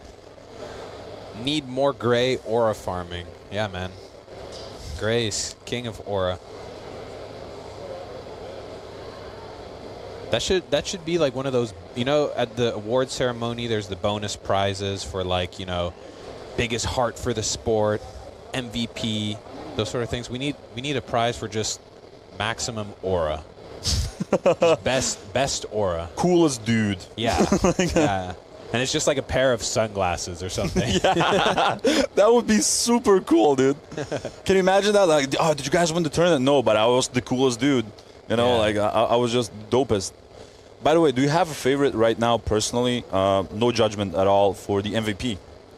Right now, you know, this is the first day that I'm actually present here watching the games. You know, from the booth.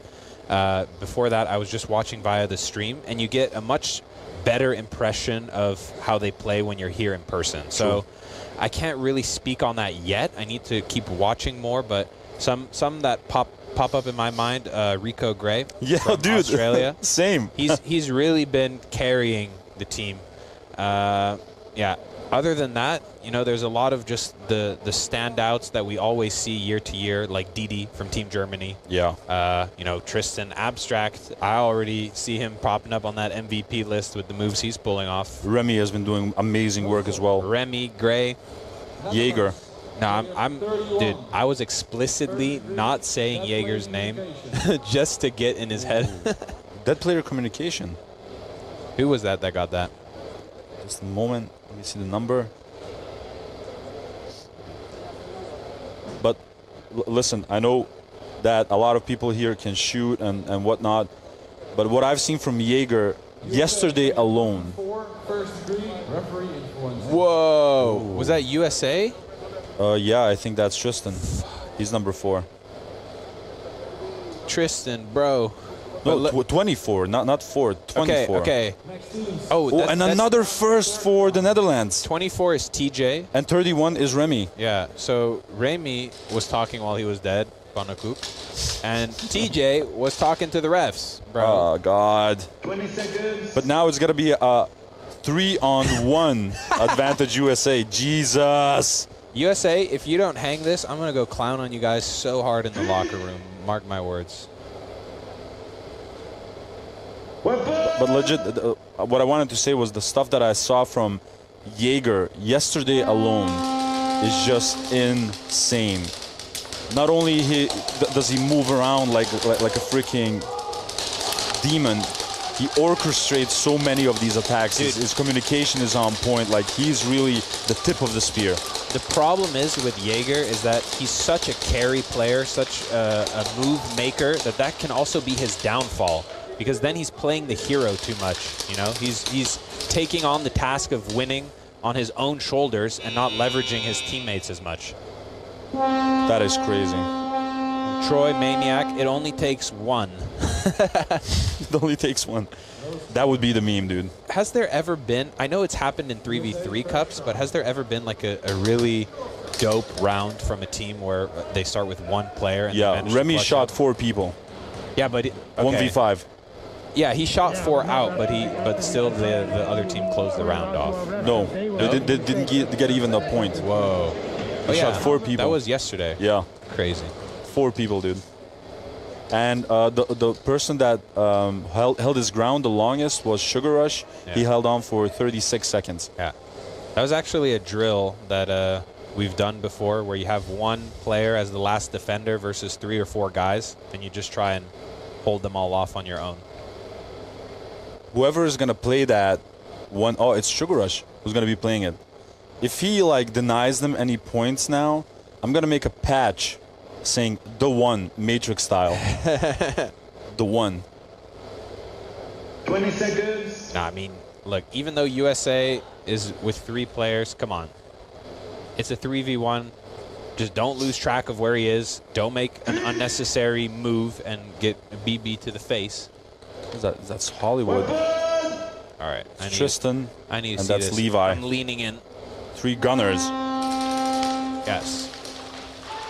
Ooh, And they already got him. Instantly gone. Instantly gone. So no patch for you, man. With the stare down. Whoa, and Abstract was not having any of it. It's like, no waiting. No time to lose. Boom. Let's go, USA. If they get this bonus, it will be huge. Dude, the Czech Republic is just on fire, dude. Yeah, man. I'm loving this, dude. Sugar Rush 1v5 was also good. I don't... Yeah. Did you see that one? Yeah, he held on for 36 seconds and only gave them a zone 2 or 3, I believe. Not even a hang. I mean, when you think about it, your magazine has 170 BBs. I think that's enough for 5 guys.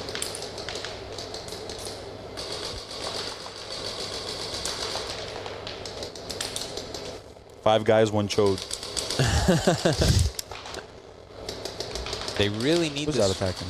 1v1. Who's attacking for USA? Gutierrez is defending for Netherlands. Oh, that's yeah, it's big. Abstract. Getting a nice little wave from Gutierrez. Like, bye-bye. Gutierrez is successfully defending. I just want to break down the score difference for Netherlands-USA real quick. 22-12 means that a flag hang in any of the 3 tries will be good, right? The 3rd try will tie it, 22-22, but a 1st or 2nd try hang will get them the lead. So it's anyone's game still. But now the flag possession is again with the Netherlands. Yes. So and they have served one of their first degrees now. Yeah, the Netherlands is still in control. They have possession. we once again have a 3v3. Yeah. We're back to the cup. Nations Cup.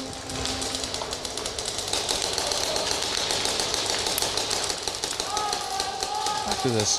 Like in the game of South Africa versus Czech Republic. South Africa still serving that first degree for the blind fire. You know, the way the Czech Republic is applying pressure, like if you look at this cross guy, he's just doing it so properly, man. He's shooting on multiple positions, keeping heads down. And look at the snake player from the Czech Republic, already past the 50 line. Havki getting closer. No, don't shoot him. Don't shoot him. Rossi running for it. And they got the last one, which Might is have been Bruce. an early buzzer. Might have been an early buzzer. Because they flank. Oh, no, it's flagging. They flanked the guy in the cross, and then right away the buzzer went off. But I think the BBs hit him right when they pressed the buzzer. So 20 seconds. Lucky. Very lucky. My speed walking is now run. So to give you a little bit of context, Tracy's like doing. She's walking at home while while she's watching the stream. Oh yeah. Presumably like one of those like on a machines. treadmill. Yeah, exactly. And now she's like speed walking on it because she's nervous. Dude, on Thursday I was at the physio, and I was like had the stream up the whole time, and it was hyping me up, man. I was hitting weights that I haven't hit before, so.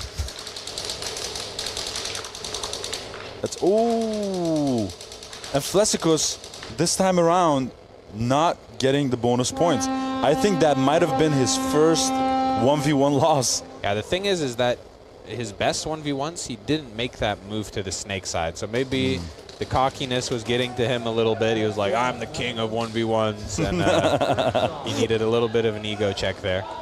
20 seconds. Sit down. Be humble. Dude, we need a freaking like a voice effect box here. Yeah, dude, like a stream deck with like with a soundboard. Yes, that's what it's called. A soundboard. Dude, we would meme so hard on everyone. Gray going hard in the snake, and the USA with no snake players. So welcome back, everyone, to the Summer Fun Cup. So Dutch team, I think, have 2 alive still. USA also have 2 alive. Or do the Dutch? No, yeah. So it's 2v2. Gray from the Netherlands is in the snake, so they're positioned a little bit deeper on the field than the USA.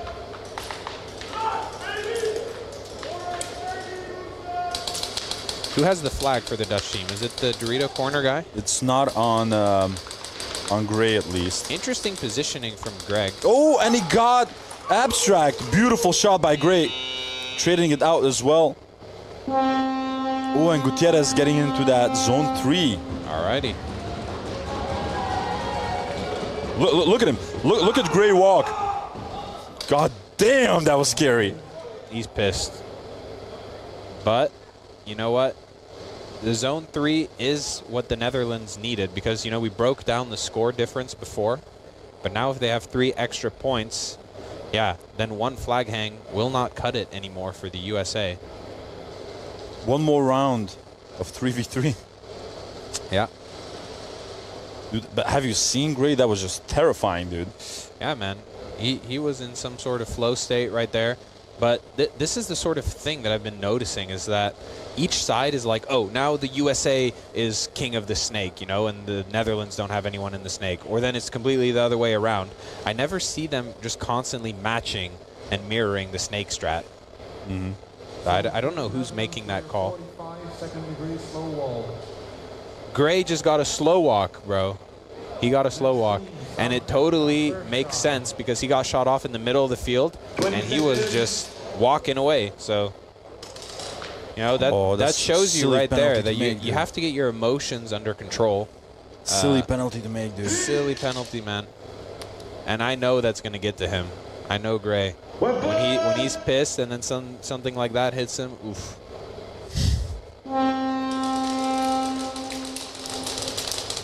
Ooh. Frost getting a nice break shot. That was from the home player of the Czech Republic. The Czech Republic with some heavy pressure, doubling the center. And don't forget, South Africa is still serving a first degree.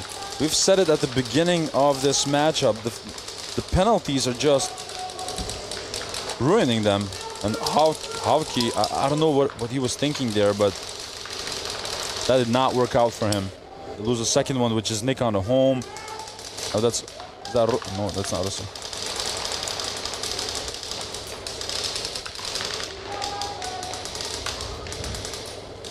Still have Bruce with the flag in his hand on that plus. He'll probably try to get into that snake. No, he's actually moved forward. South Africa has the flag in the staple by the snake side. So if you're looking to see if they're going to score points, it's that guy right there, number 25, Ace. Oh, and Ace actually got him. Oh, and he gets shot in zone 3 with the flag.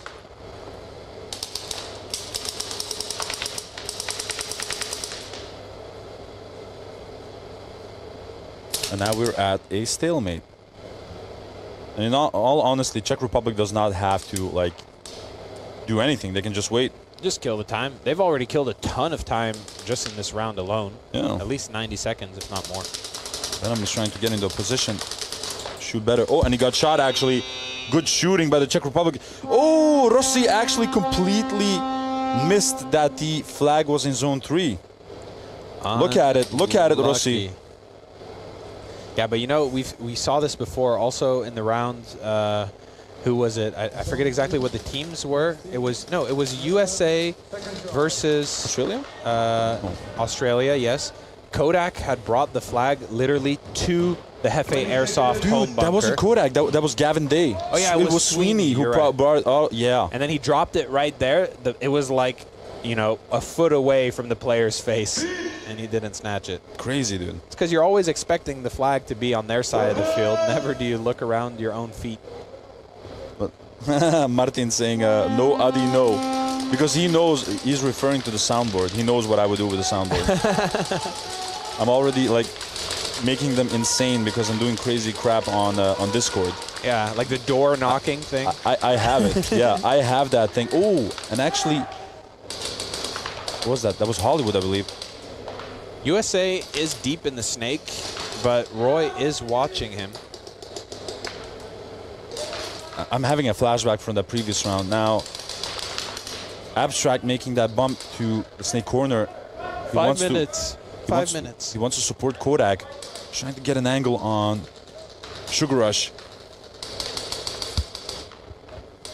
The thing is, I think the USA is just a little bit too far back to realistically get a snatch here.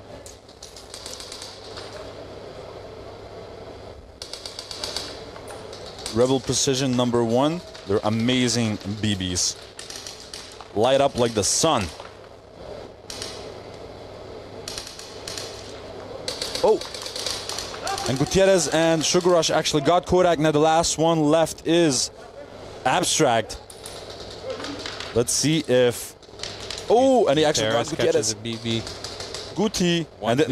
And this is dangerous. Because if he shoots Sugar Rush, the first thing that Abstract will do is go to his position to get the flag. Oh no, he got shot! Oh, Sugar Rush with the iconic smile, like Still, these zone points are important for the Netherlands, you know. That point lead is getting ever so bigger. And don't forget, that was a 2v3 game. Yeah. I'm about to support South Africa through the screen with a Glock. Come on, guys, save my monitor. Okay. Gun safety, you guys. Not condoning any unsafe things in the stream. Mama Shrimp sending love to the U.S. team. And accent, bring it home, boys. A little Santa. I know you want me with that soundboard here, man. I'll do magic with it. And now we got ourselves a 5v5. Interesting. South Africa doubling up that cross, and now the cross player goes to the snake, so the snake is doubled up for South Africa. Have you seen also the breakout of the Czech Republic? Their confidence has grown immensely. Now it was like Nick and Chevy together doing the breakout. Yeah. That's just nuts, dude. They're evolving so fast. And South Africa is battling this out until the bitter end. They're trying to find an entryway through these Czech defenses, but whatever they had planned for this game, it's not working out. Ace getting shot out. And now, I think that the last player is... Look, no.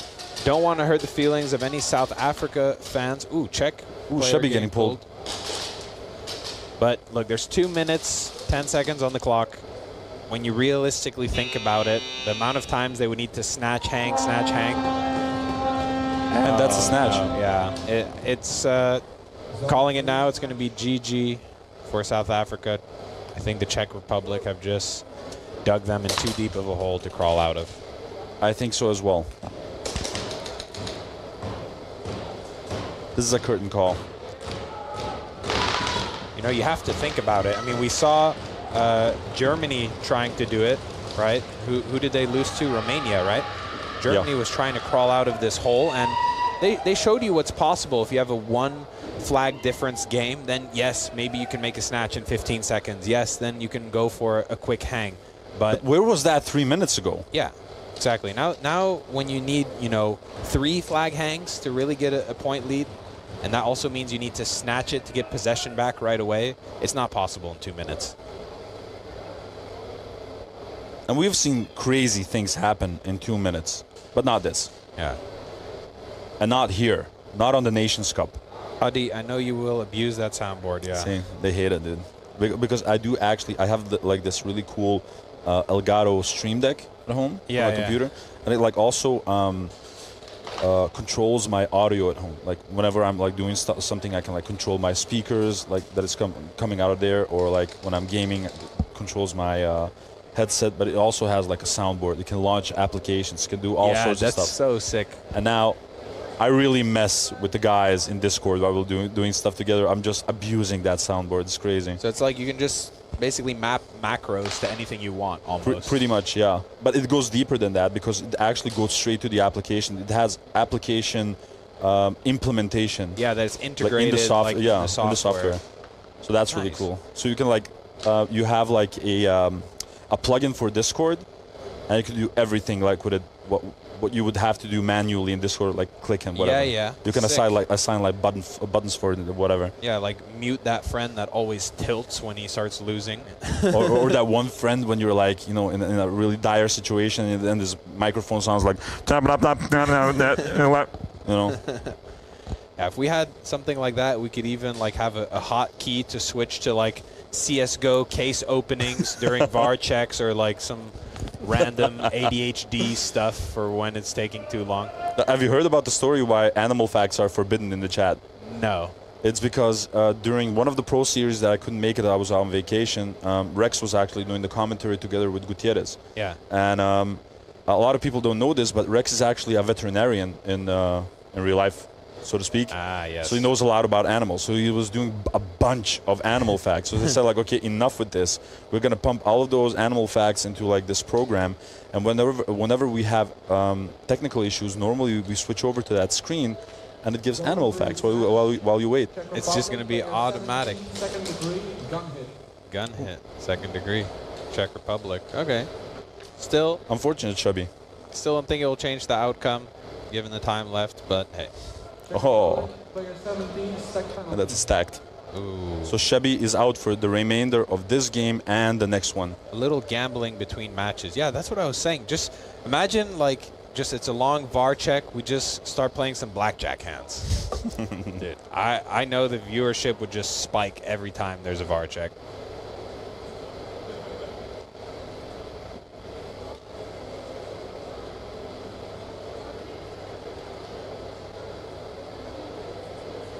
Wonder if that would work for Airsoft. Imagine you just go on the Monk page, right? And you can open a case for $2. And then whatever you get, dude. They can be like, oh, got a sticker. Like another $2, you got a paper clip. And then boom, a brand new Oracle. Dude, like I crazy. feel like in 2025, everything that's popping off and being successful has a gambling element into it. You saw those Labubu? You saw those Labubu things? It's like these little collectible dolls. Oh, I've Super heard about that. expensive. Little Santa actually was dating a chick that was like way into that. And it's like crazy. They get pre-ordered and everything apparently. Dude, the only reason it works is because it's gambling. You open it and you don't know what you're going to get every time. It's like Pokemon cards. And now we got ourselves a 5v5 over with the Fun Cup. 4 minutes and 5 seconds left. Speaking of gambling, guys. Why did you say it like that? Tomorrow, for the Monk giveaway, there are going to be polls on Instagram where you can vote for the outcome of knockout matches. If you vote correctly, then you'll get an entry into a giveaway for an Oracle P-Star. So go check out the Monk Instagram. There's more information in a post in the feed. That was a crazy snipe onto Abyss, by the way.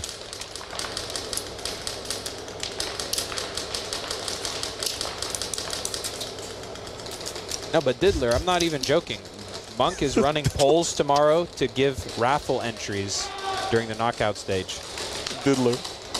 Ooh, Augustin laying a perfect trap for Bread. Yeah, we've seen that trap utilized so much this tournament, just through Ooh, and another snipe by Ivar Augustin. Boom, boom, boom. But Kodak just executes him. God damn. Kodak. Ooh, got shot by taken out now. Sugar Rush, I believe. Who's the last one? Is that Levi? That's Levi Cook. Trying to get him. Oh, gets shot out by Sugar Rush, who's gunning for it. And that is a zone 3. So I think we've seen, what, a 3, a 2, and a 3. So that's a total of 8 points. That's not bad. No, actually, that's like almost a third try hang when you think about it. True. That's not a bad addition to your own score right there, despite not getting a flag hang. Diddler. I just think it's a really funny one. I mean, considering Diddy, you know, he's the diddler. He got diddled. Still backing my team, as you should, until the very end. Czech Republic now in possession of the flag. 2 minutes and 3 seconds left. Let's see what happens. A trap being laid by Frost in that snake. He got Psycho in that snake.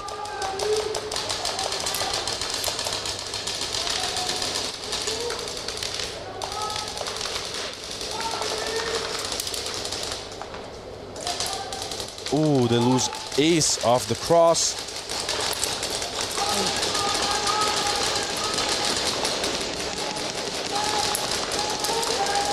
One minute, 30 seconds left, you guys. I'm really loving the score difference right now. Not because South Africa is losing, but just because it's 420. That's it. I was waiting for like, oh, why does he specifically like this? Oh, it's 420. Adiyama didn't leave. Diddy didn't do it. Did Diddy do it? I don't want to do it if Diddy did it.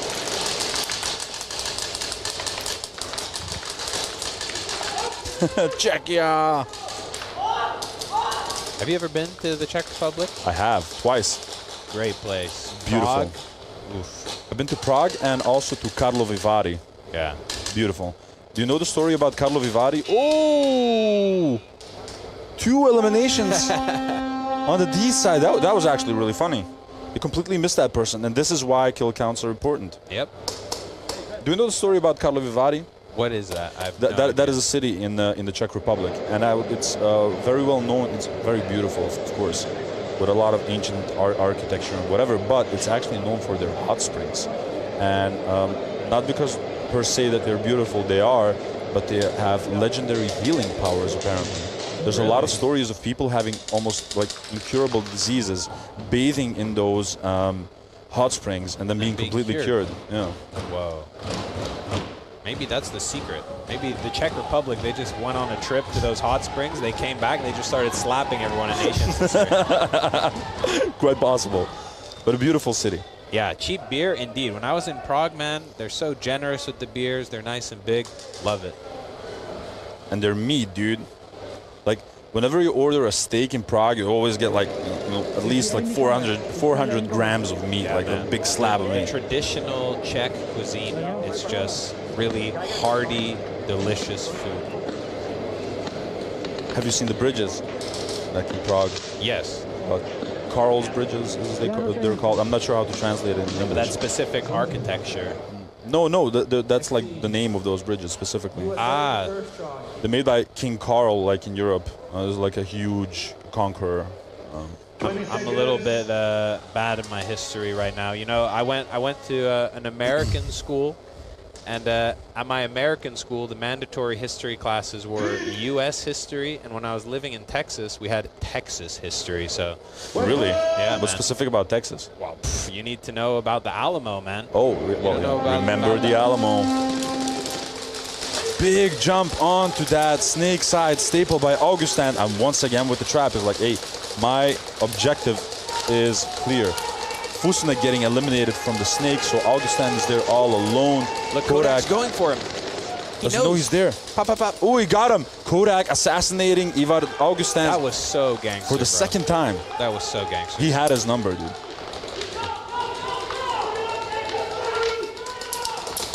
Remember, this is try one for Remy USA. running for it. Oh, getting shot out. They just reset the game. Where is the flag, guys? That is it. 2 minutes, 20 seconds on the clock. I think I'm afraid to... Next team, Czech Republic, second try.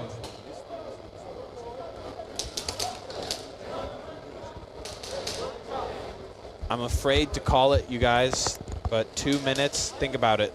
A one hang difference won't do it anymore. Let's try 2 for USA. Let's assume they get the second try and a bonus. That'll put them at 25 points, and they're still behind the Netherlands.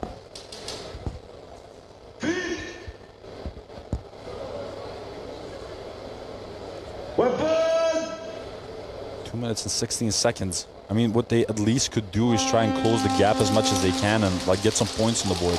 Yeah. I mean, in the end, you do want to keep fighting regardless of what happens, because say you're tied up on wins and losses for the weekend, then the point difference will determine who you play against in the knockout stage matches. True. 10 seconds left. Please, no one take a penalty right now. Please don't. And that is... Oh, was that early? No way. No. That was just a buzzer, but there was only like 1 second left on the clock. So I think it's endgame. U.S. and the Netherlands are going to play back-to-back. And honestly, I think that the U.S. performs very well with back-to-back games because it helps them stay in that flow. Yeah.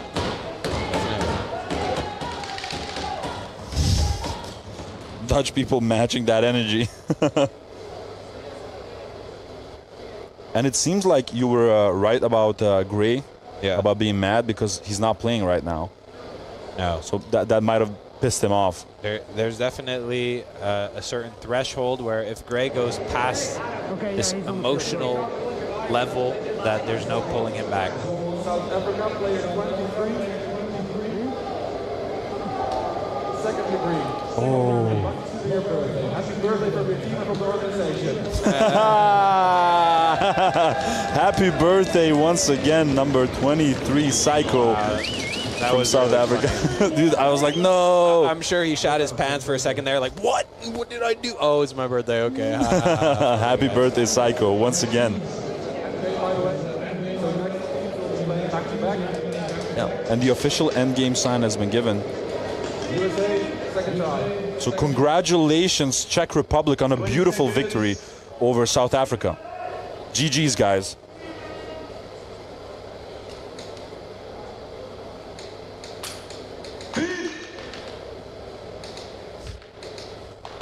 Here we go, guys.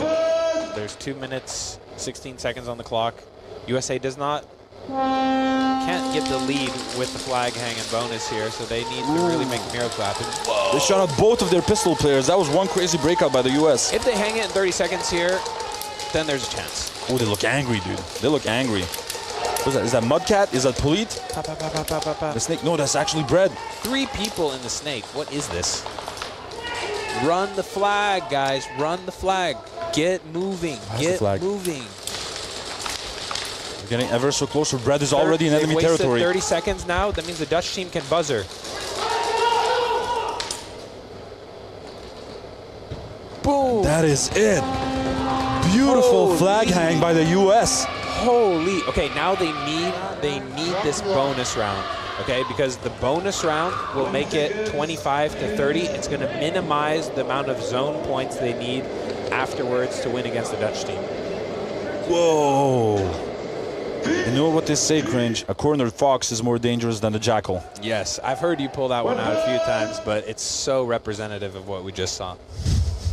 Or you put that one. like I have it in the holster. Like perfect opportunity for me to use that one. Yeah, should we reveal? He was just flipping through his notebook right there, guys. Why are you gonna expose me like that? Dude? Kidding. Gutierrez once again defending for the Dutch team, going for the jump shots. Oh, beautiful shot by Gutierrez. TJ's at man. Okay, it doesn't look. 90 seconds is enough for the USA to win. Now that they did it so quick, all they need to do is and get. You called it. Yeah, but they need a 30-second snatch, and that will leave them 1 minute to get a flag hang and win the game. And you called it. You said if they manage to do this in like 30 seconds, they might stand a chance, and like that's exactly what happened. Yeah, but the USA. Do you have like a headset on you right now? Yeah. We're all we're connected on a deeper level through the interdimensional space of time. Are you Doctor Who?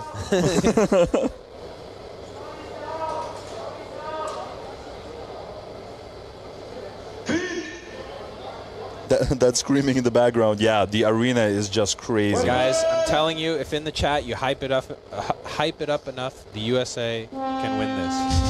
Are we doing this again? Ooh, interesting breakout by Kodak on that plus. Now the flag is with Jesse Hack. Yeah, but this is a mistake. Oh, they lose 3 they just in an instant. They gave the snake for free, and now they're gonna. Now Jesse Hack is running for it.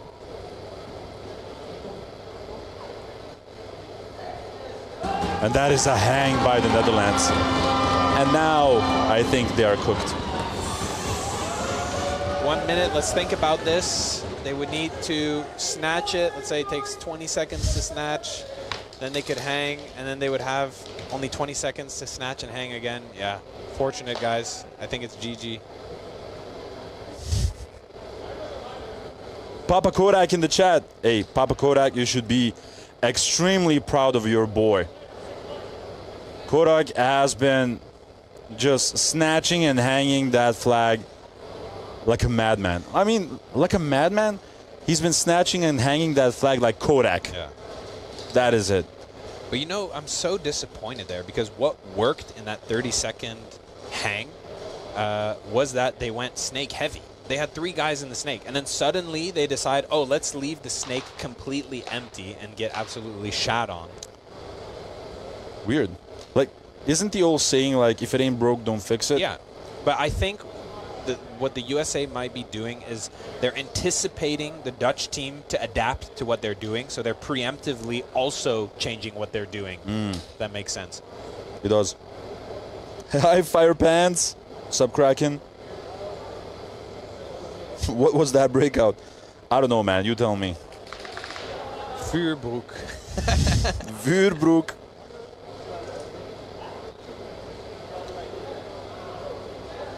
Yeah, man. Still so surreal that the Terror Knights is just gone.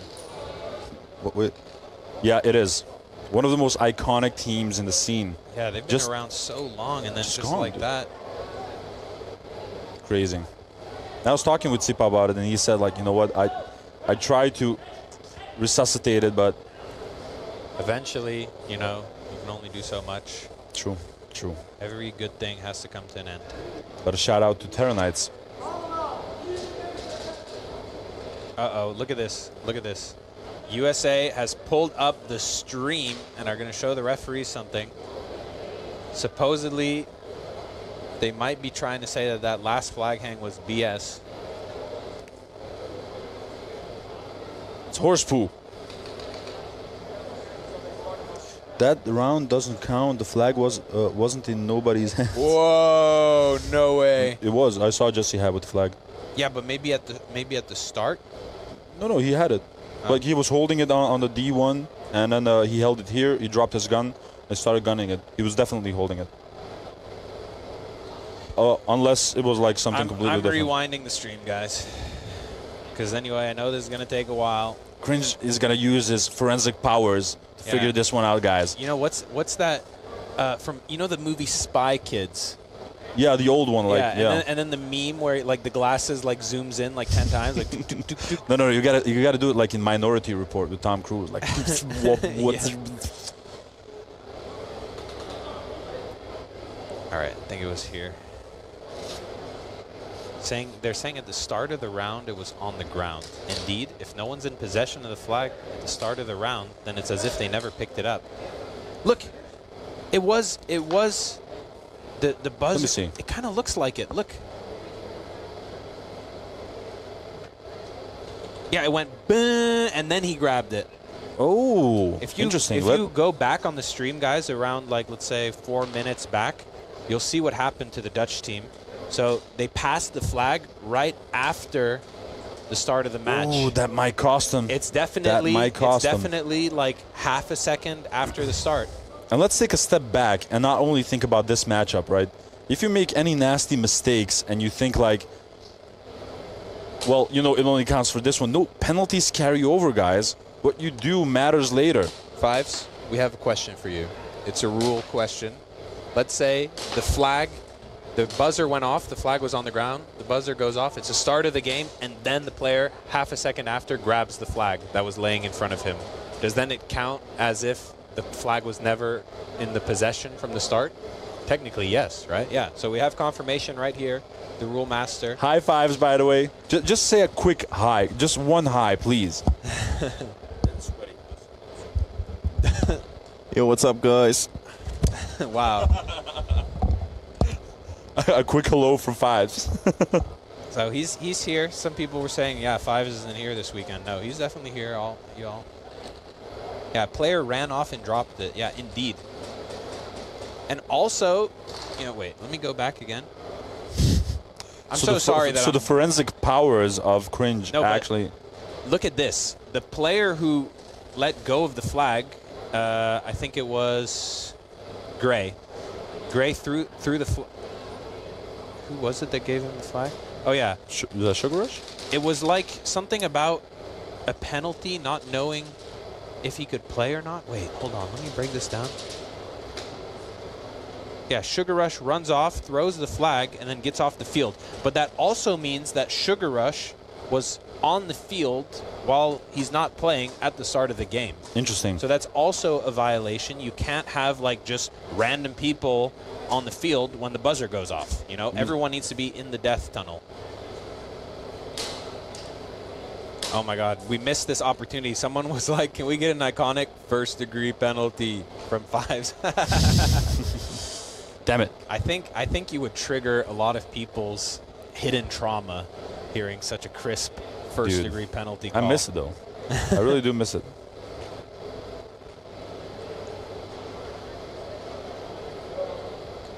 Is it normal that when the buzzer rings, there are 6 of them on the... Yeah, so that's what I was saying. So what happened is the guy with the flag realized, oh shit, we're with 6 players, threw the flag down, ran away, but then the buzzer went off. Matty icing, that looked crazy. Ain't no way. What's up, Matty? What an Much love, buddy. Unfortunate mistake for the Netherlands, though. How can you do this? You know what the outcome will be if they make this call? It's going to be an automatic snatch.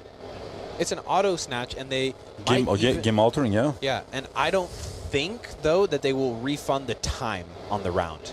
However, at least that flag hang will disappear. Yeah. And then they'll be back in possession of the flag with a minute left. Dude, that's crazy. Troy, Maniac 88. Cringe calling GG's, but it ain't over till it's over. See it is. Well, if it is game altering, so I think it's just going to be a snatch. And no, but often, so because of how the software works, Diego, even if there's a game altering. Netherlands didn't have the flag in possession when the buzzer went off. No score, snatch. Netherlands player 48, second degree breakout foul. Yeah. So because Sugar Rush was still on the field when the buzzer went off, that's a breakout foul. Because the flag wasn't in possession, that's a no score snatch. But what I was saying is that the time doesn't get refunded unless it happened in the last 30 seconds. Then they'll refund the 30 seconds. I know what I'm going to ask during the post-game interview. Oh, yeah. Guys, USA is in this, man. They have 1 minute, 9 seconds to get a flag hang and make it happen. But they cannot do a breakout like the last one. No, definitely not. They could also get 2 zone 3s followed by a zone 2.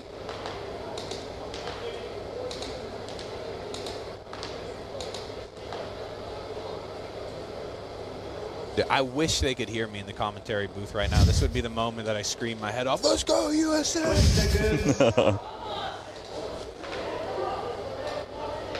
Spam USA in the chat, and then they'll win. That's how it works, You got to guys. give them your energy. Like the people all over the world gave their energy to Goku when he did that spirit bomb that one time. Yeah, man. It's like some crazy conscious connection that we're manifesting right here. Rough.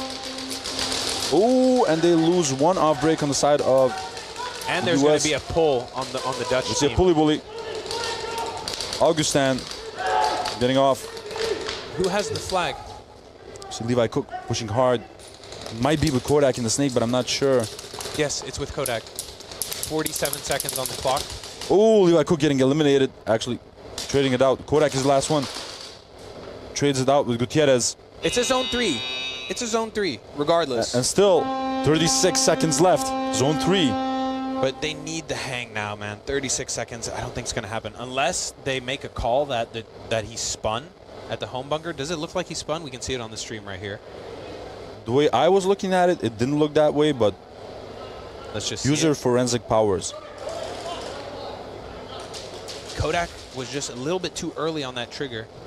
See, he was already shooting. It looks pretty clean. It looks pretty clean. From my perspective, that looks clean. Of course, But we're now talking about a game of milliseconds here. And now I think they're going to deliberate on the pull on Augustin. Yeah. But because wait, was that in the? No, it wasn't in the last. It was early on, so it was technically above 30 seconds. But that means if that would have been. If it's a first degree, though. But how much time do they have left? They have 36 seconds. Yeah, 36. But that means if NL gets a first degree right now, I think it's going to be a second because probably he got hit in his slide. But regardless, the USA is going to have the man-up advantage. Let's see if they can use it. And we've seen this happen. Like for example, Terranites. The thing is, it plays to the USA's favor, the fact that there's so little time left, even though you wouldn't think so right away. And that's because it puts such a heavy mental pressure on the opponents, knowing that there's no do-overs. It's don't lose, don't lose your focus, hold them back. If not, it's over. It's GG's. But if the US wins this one, that's going to be so cool, dude. Yeah, I know Jaeger's going to blow a fuse if that happens.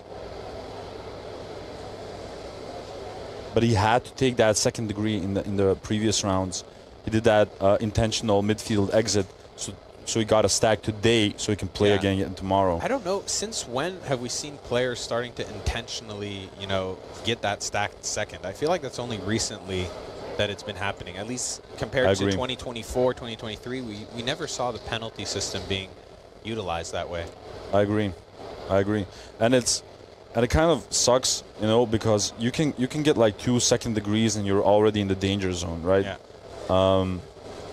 I know for a fact that a lot of snake players get hit on their tanks when they're making that push in their slide, crap like that. And when you have like 2 second degrees on your first day, well, the decision to take the third one on the first day is kind of obvious. You know what I mean? Yeah. Another thing which could be happening is that snake player got hit in his slide, but then he did get a kill in the snake afterwards before he got pulled. So could they consider that a game altering? No, because it's not his fault. Yeah. He didn't know he was hit. Didn't know he was hit, and the player that he shot out didn't have the flag. Zone 3, Netherlands, player 16, second degree penalty, no call. Second degree, yeah. Okay. Hey, still, this is it. Make or break. One body up advantage. 36 seconds. Let's see the dream team. I wonder where they're going to, position the flag here. That's my main question mark is, do they give it with Kodak again? Or are they going to just try to switch it up? All right, I need to stand up for this. Man is sacrificing his knee. Dude, I have all these issues, man. My toe You ever had an old man, ingrown toenail? I got that as well on the bad leg. You're like an old man. Dude, I hit 25, and I might as well have hit 50. Might as well hit a truck. Yeah. Like, my body's telling me something.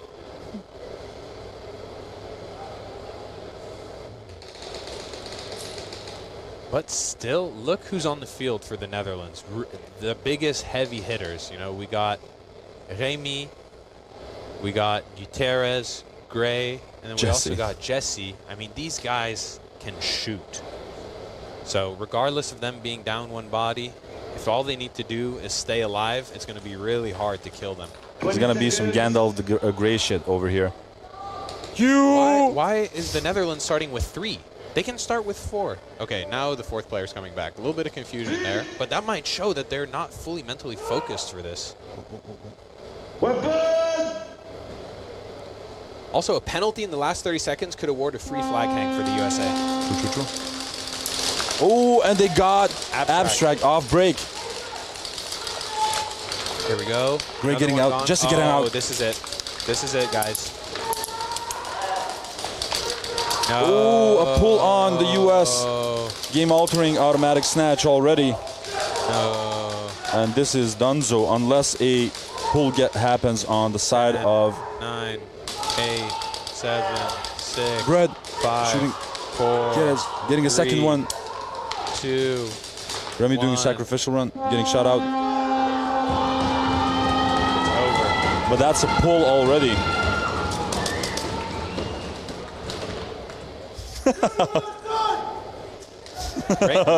Remy literally just yelled, USA!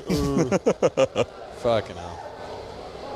That was a big cringe, not gonna lie. Could you say it was Kringe? Kringe. Yeah, but still, though, even though that penalty, like, okay, it's an automatic snatch and it's GG's, there's no time left, but that means that penalty is going to carry over into the next game for USA. That's what's going to hurt. And it depends what kind of penalty it is as well, right? Guys, I'm going to leave you. I have to use the bathroom super bad, but thanks for tuning into the stream. And thank you for once again joining me. Yeah, man. I think if you guys want, I'm down to also commentate tomorrow, you know. If you're enjoying the co-commentating, I don't mind sitting longer in here with Adi in the booth. Well, you know, it's your risk, Cringe. I just get more obnoxious as time passes. You know? I'm just saying. I would swing. I'm not stuck in here with you. You're stuck in here with me. What the fuck is a mile? Oh, no. Trash talk. I gotta leave here. Dude, right, go. See you guys. Just go. Thanks, dude. Cheers. So I'm just waiting for the...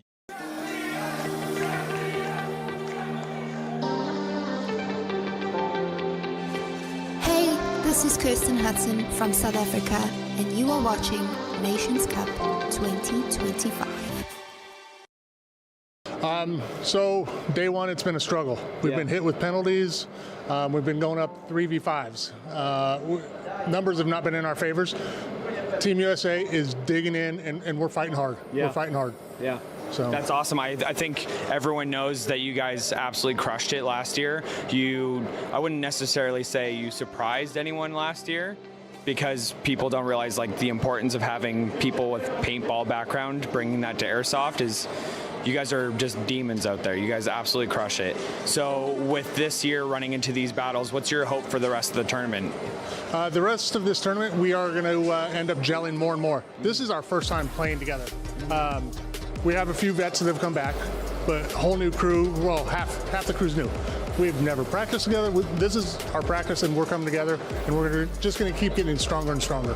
Absolutely. And what would be your advice to other players who are also wanting to come out and experience this event? What's something that you could share with them that would make them go, yeah, I need to be there? I mean, look at this place. Yeah. Look at this place. The atmosphere. You got the crowd up atop slamming and cheering for you. I mean, this is great. Yeah. I mean, the energy that is in this arena is insane. Well, and the energy that your team alone brings, like I wouldn't even say cockiness, there's confidence, but your boys like to chirp, and I think that's what sports really can be about. Is you do got to bring that level of like chirping people. You know, if you grow up in any sport, you gotta talk your shit and stand on it, and you guys do not back down from a fight, and you guys really put it like out there. Yeah, definitely we bring a swag. We like to make it exciting. We love it. We'll come out there, we'll talk some trash. You talk some trash with us. Let's go.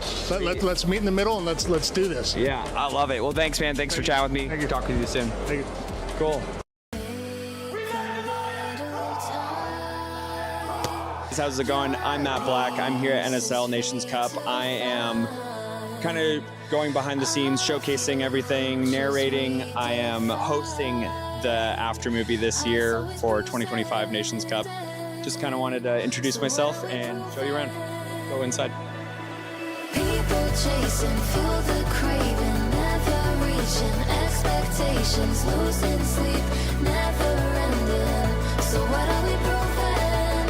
Souls are dimming, overfilling, lonely life so unforgiving. Roles we play, always victim.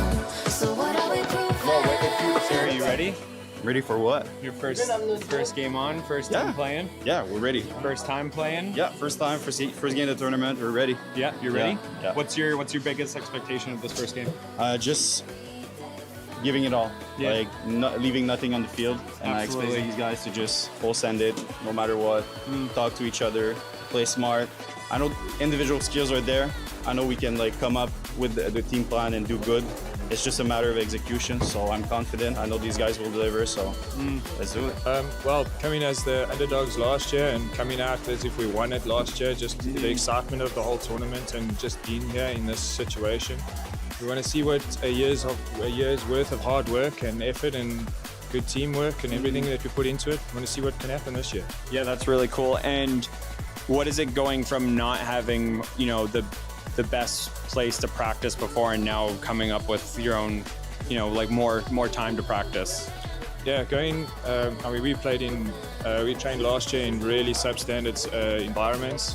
This year we got a full spec field, so we've had a lot of time to put everything in it. So I think coming from not being able to use the right equipment and have the right place to train, and that this year it's different. We got the equipment, we got the place to train, we got the right team, and yeah, we just want to see what we can do with it. Wicked. And who would you say is your best player to be looking out for today? We're a collective. There's no I in this. So we are collective. We all there. We all want the same thing. We all got the end goal, and the SA is always going to be like that. We're all about SA DNA, and that's it. Sweet. Thanks, boys. Good luck out there. Absolutely crush it. Have fun. Kick some ass.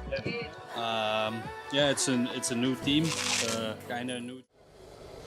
Hello everyone and welcome back to another post-game interview of the NSL Nations Cup 2025. We had some really exciting heats. Those were the second last heats of today, and I got next to me here Gavin Day, aka the notorious Sweeney. How are you doing, Sweeney? I'm doing all right. You know, tough loss right there. We wish things went better for us, but honestly, could have gone worse, could have gone better.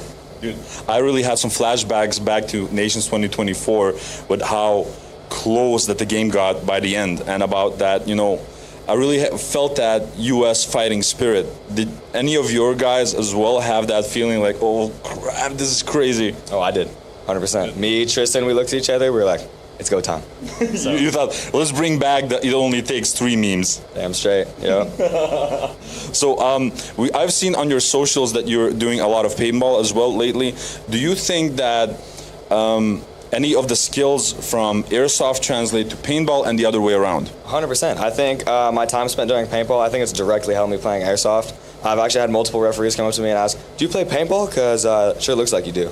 So I do think paintball translates over. Airsoft does too. When I started playing paintball, my airsoft skills definitely directly translated with the gunfighting and the sliding and the movement. Obviously, 2 games are very different, and the format is also very different. NSL, you definitely have to have more of a brain for it, but yeah, I do think the skills transfer over. Awesome, dude. So right now, the opinions of a lot of spectators are divided concerning the U.S. There's one portion of the people saying, like, you know what, the U.S. has not yet fully found their groove yet. they're saving their strength for Sunday, and they're finding the right ingredients for the victory. But there's the other side of people that think like bullshit. I don't usually swear on the stream. Like I don't believe anything that I'm seeing. They're just gonna pop off on Sunday and just obliterate everyone. How do I feel? No comment on the two different sides, but I gotta say Sunday's a completely different tournament. Well, that's enough said. I'm just gonna leave it at that. Thank you, Sweeney. I'm really excited to see you tomorrow. Then. Yep, me too. Cheers, bro. See you guys tomorrow. Bye. And also, I have 2 more people, of course, from the other heat. Please come and join me. I got with me here Sheby from the Czech Republic, and of course, a man Ace, aka Bruce, of course, from South Africa. Guys, most of the people on the stream really enjoyed that battle because we had 2 nations facing each other that are participating on this tournament for a second time. How do you guys feel about facing each other? You sort of both knew, like, we're both here for the second time. Let's like, fight this out, and it's gonna be awesome. And I love the sportsmanship, by the way. Well, look, obviously last year we lost against Czech Republic by 1 point because I dropped the flag in the last 1v1 of the game as the game was coming to the end.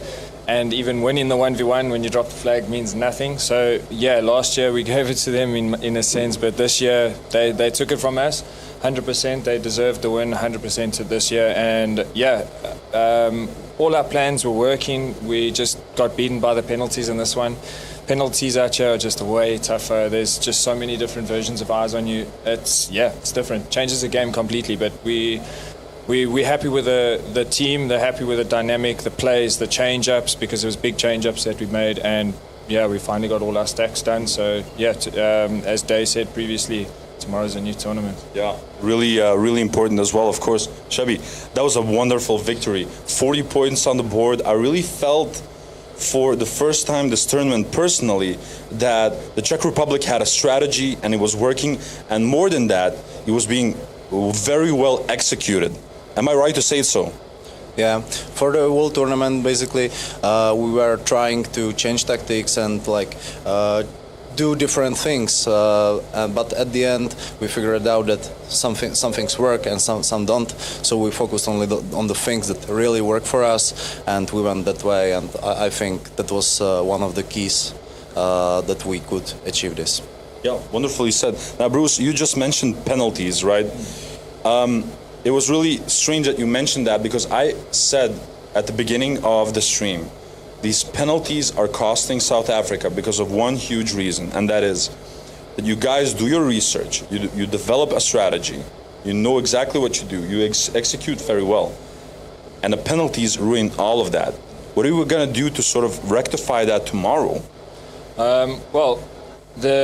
We do have a lot of game strat that we're working on. We have been working on the whole day, trying to figure out where we need to actually place in the log so that we can get a favorable team to respond into tomorrow's event, tomorrow's quarters. So we know where we want to be, so that we have the teams that we want to line up. So we have been kind of playing that strategy. There was one particular game that we needed to win, and we didn't get that one, so we try to make it up for this one. So yeah, we got a little bit of a less favorable outcome, but other than that, 99% of our game strats, our plans, everything that we put in are working and are going according to plans. But the penalties, like I said, that was the turning point for us. We didn't expect to get them, and there was a couple of hairy calls, which we now don't have any VARs left. So without the VARs, we couldn't challenge them. But we don't use VAR back home, so we're just taking it back to home style playing, and we play without VAR, and we just do what we got to do, and we keep it clean. Yeah, I'm rather interested in how you're going to rectify the game plan, right? Because it's one thing to take a penalty. You obviously don't plan for those, but maybe you should. Like, are you planning to maybe develop strategies? Like, imagine that we have like a second degree or a first or whatever. How are we going to adapt to that? Yeah, look, we do have ideas on what we use to try and adapt to the different penalties. Most of the time, we're trying to make sure that the penalties are not as high a degree, so we can actually control the outcome more. But we train under the circumstances of when we have 2 on the wall or 3 on the wall, and we've even trained under 1v5, so we can do that. And we do that is within our battle plan, if I could put it that way. But yeah, sometimes the penalties capture you off guard. Today we're going home, we're sitting down, we're watching what we need to watch, who we need to watch. We're drawing down the game plan for tomorrow, and everything will be in black and white, and we're just going to turn it into concrete. Awesome, wonderfully said. Now, Shabby, last question for you. You said that you were playing around with some tactics during the first 2 days. Today as well, you were trying new things. But at the same time, I've noticed that today we saw more of that real power of the Czech Republic. Do you have any more aces up your sleeve for tomorrow? Yeah. Yeah, we will figure something out as we will check the records, and we will find out what would work for us as well. We, of course, have some tactics that worked that we didn't show yet, but let's wait for that. All right, awesome. Do you think that confidence is key as well during your development throughout the tournament? Like maybe that your players are getting more and more comfortable, more confident, and that impacts the game hugely? Yeah, for sure. The huge part of the game is the head and the mindset. If you are too confident, too cocky, you will get down. You need some kind of middle of that. You cannot lose your head. You cannot be too cocky. You have to find some middle way. Yeah. Yeah. And as Jaeger often says, from the saviors, mental fortitude is one of the deep pillars of the sport. Thank you guys. Thank you for joining me. Good luck for tomorrow. Really eager to see how you finish the fight. And I will see you guys in 20 minutes. Thank you for joining me. Bye-bye.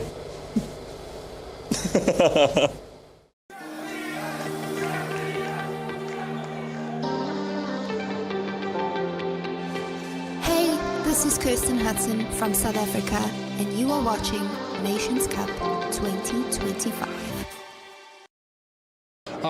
So day one, it's been a struggle. We've been hit with penalties. We've been going up 3v5s. Numbers have not been in our favors.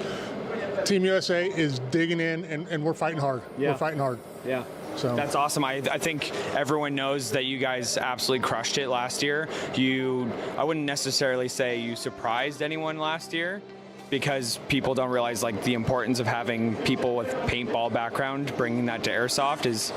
You guys are just demons out there. You guys absolutely crush it. So with this year running into these battles, what's your hope for the rest of the tournament? The rest of this tournament, we are going to end up gelling more and more. This is our first time playing together. We have a few vets that have come back, but whole new crew, well, half the crew's new. We've never practiced together. This is our practice, and we're coming together, and we're just going to keep getting stronger and stronger. Absolutely. And what would be your advice to other players who are also wanting to come out and experience this event? What's something that you could share with them that would make them go, yeah, I need to be there? I mean, look at this place. Yeah. Look at this place. The atmosphere. You got the crowd up atop slamming and cheering for you. I mean, this is great. Yeah. I mean, the energy that is in this arena is insane. Well, and the energy that your team alone brings, I wouldn't even say cockiness, there's confidence, but your boys like to chirp, and I think that's what sports really can be about, is you do got to bring that level of chirping people. You know, if you grow up in any sport, you got to talk your shit and stand on it, and you guys do not back down from a fight, and you guys really put it out there. Yeah, definitely we bring a swag. We like to make it exciting. We love it. We'll come out there, we'll talk some trash. You talk some trash with us, let's go. Let's meet in the middle and let's do this. Yeah. I love it. Well, thanks, man. Thanks for chatting with me. Thank you. Talk to you soon. Thank you. Cool. I'm a pulley. Grab the mic and I'ma lace him with that. I'm a pulley. Grab the mic and I'ma lace him with that. Word is born, shit is shaking, I stir. Far as rappers go, hey yo, you the fakest I heard. Yes, I'm fresh. Grab the mic and I'ma lace him.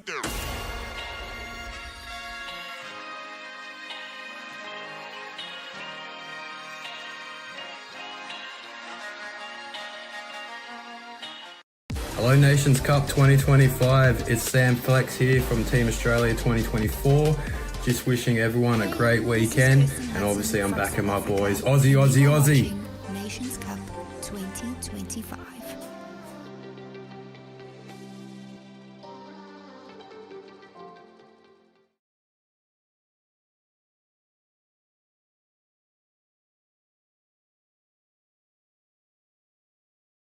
Hello everyone and good morning to the NSL Nations Cup 2025. Gosh, it seems like it was only yesterday that I was right up in the same commentary booth with ECE's Coco. Shout out to Coco, by the way.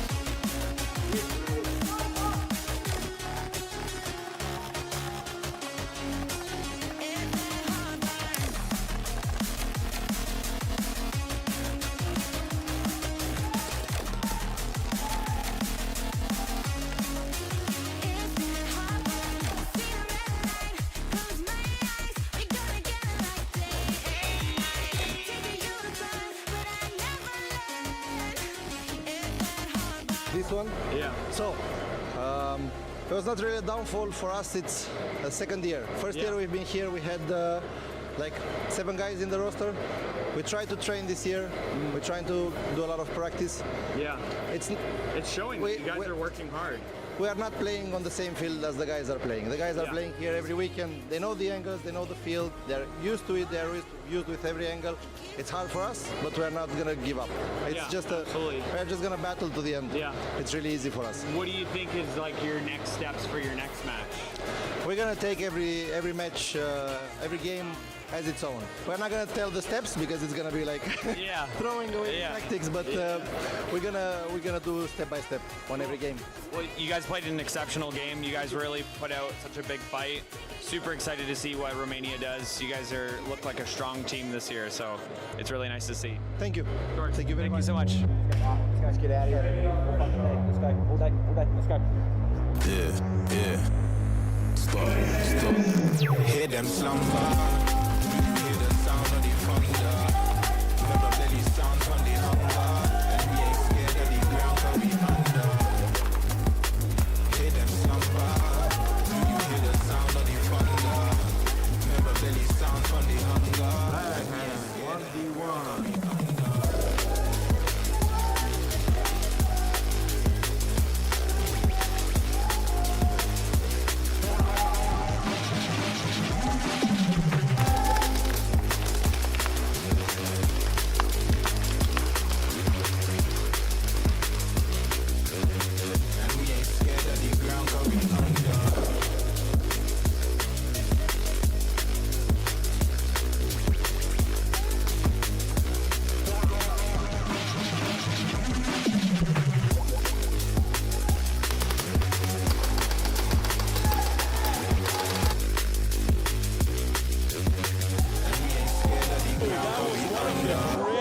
Matchups I've ever seen. GG's to Australia, proving victorious against the Netherlands.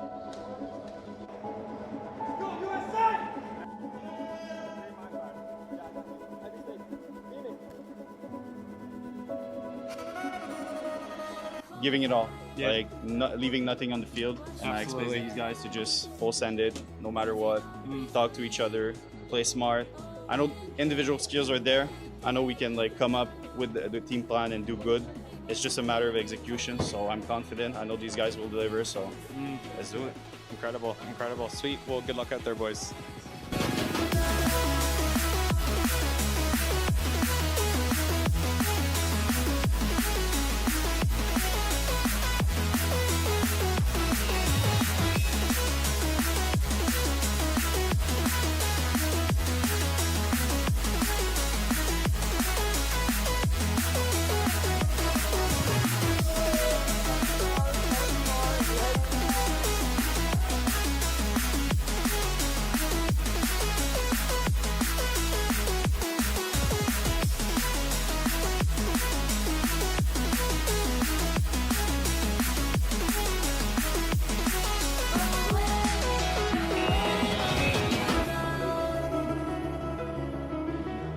what does it mean for you being the underdogs, and what are you going to do to really take it there? Hey, look, I think it just comes with the territory, Australia, New Zealand, and stuff like that there, you know, the Diggers, the Anzac Brothers and stuff like that there. Everything that we got to do, we have to do it 100%. You know, we're sort of like behind the ball from everybody else, so we can't come in here just half-hearted. We've got to put everything on the line. And, you know, that's the kind of thing, the drive that some of these boys have. You know, we watch everybody over so many thousands of kilometres away. We've got one goal, shoot straight, kill as many people, play the NSL style, and hopefully come out with a win this weekend.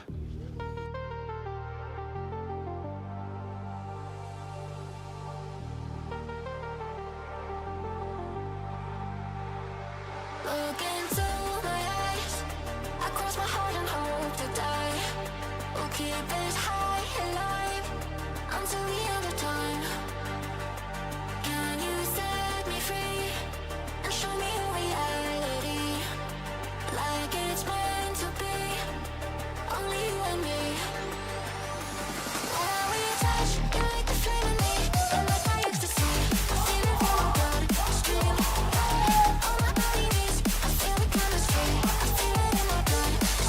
When we touch, you like the flame in me, and like my ecstasy, I feel it in my blood stream. All my body needs, I feel the chemistry, I feel it in my blood stream.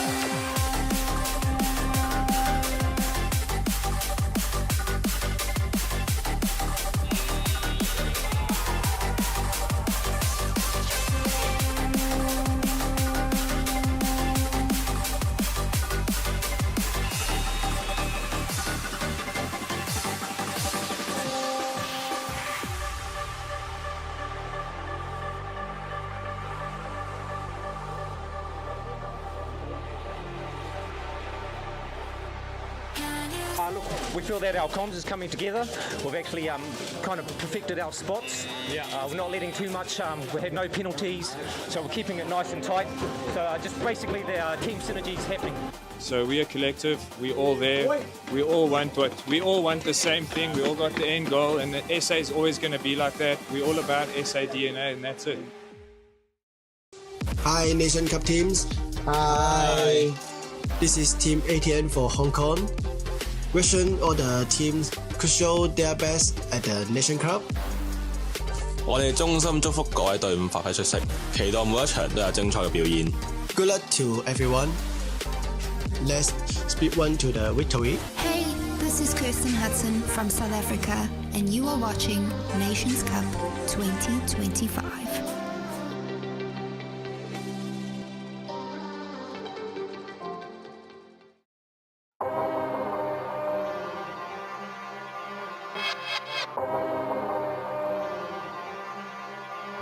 Now I am become death, the destroyer of worlds. I suppose we all thought that, one way or another.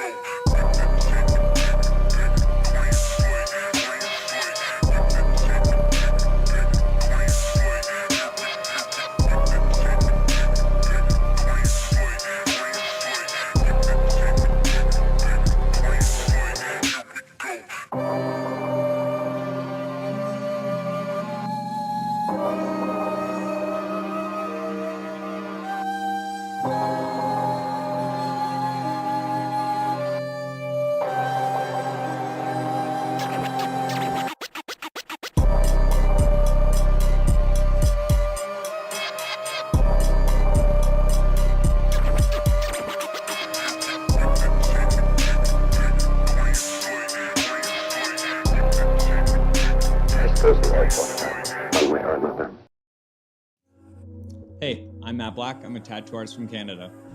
Monk Customs and Polar Star asked me to unleash my creativity. In the Oracle Polar Star, That's pure energy. Creativity, athleticism, and technical superiority. Oracle Polar Star isn't just a tool for players. It's an expression of self, just like my tattoos. I'm Matt Black. I hope you enjoy my design and join the monastery.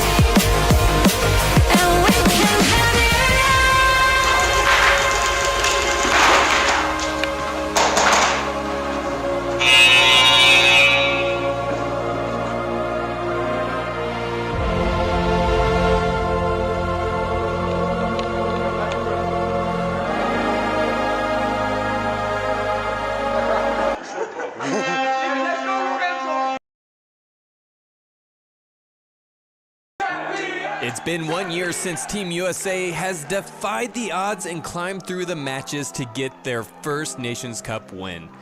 Can they show up in 2025 and run it back? We know the USA spirit and we've seen their skills. They're bringing plenty of that with them, seeing some returning veterans of the game and Nations Cup experience.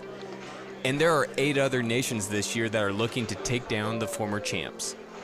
Well, one of them is got to be Belgium, and they have some unsettled business. I mean, they are the only other team to have ever won a Nations Cup, period.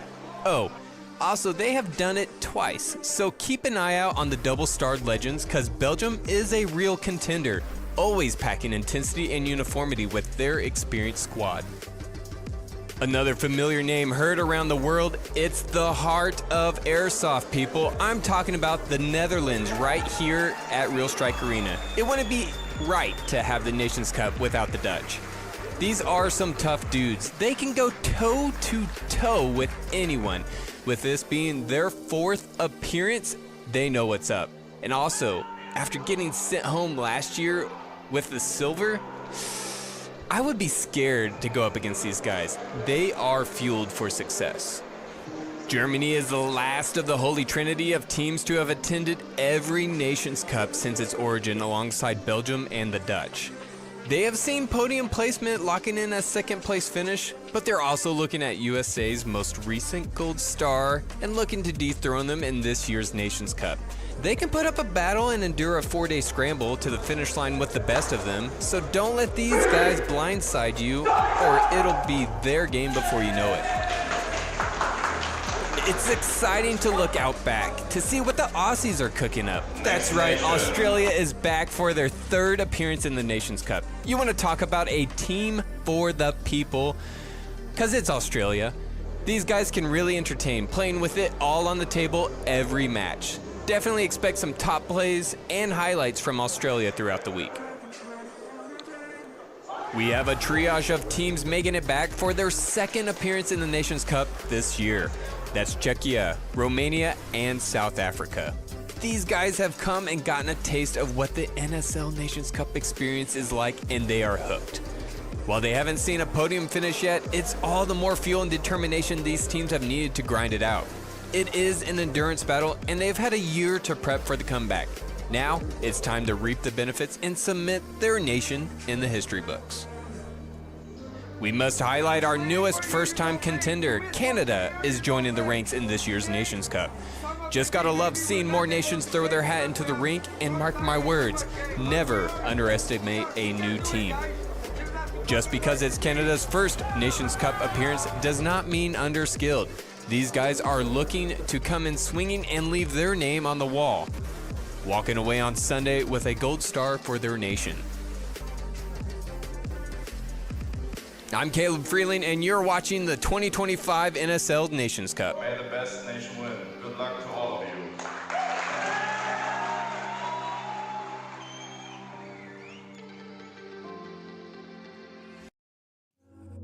Hey, I'm Matt Black. I'm a tattoo artist from Canada. Monk Customs and Polar Star asked me to unleash my creativity, and the Oracle Polar Star, that's pure energy. Creativity, athleticism, and technical superiority. Oracle Polar Star isn't just a tool for players, it's an expression of self, just like my tattoos. I'm Matt Black. I hope you enjoy my design and join the monastery.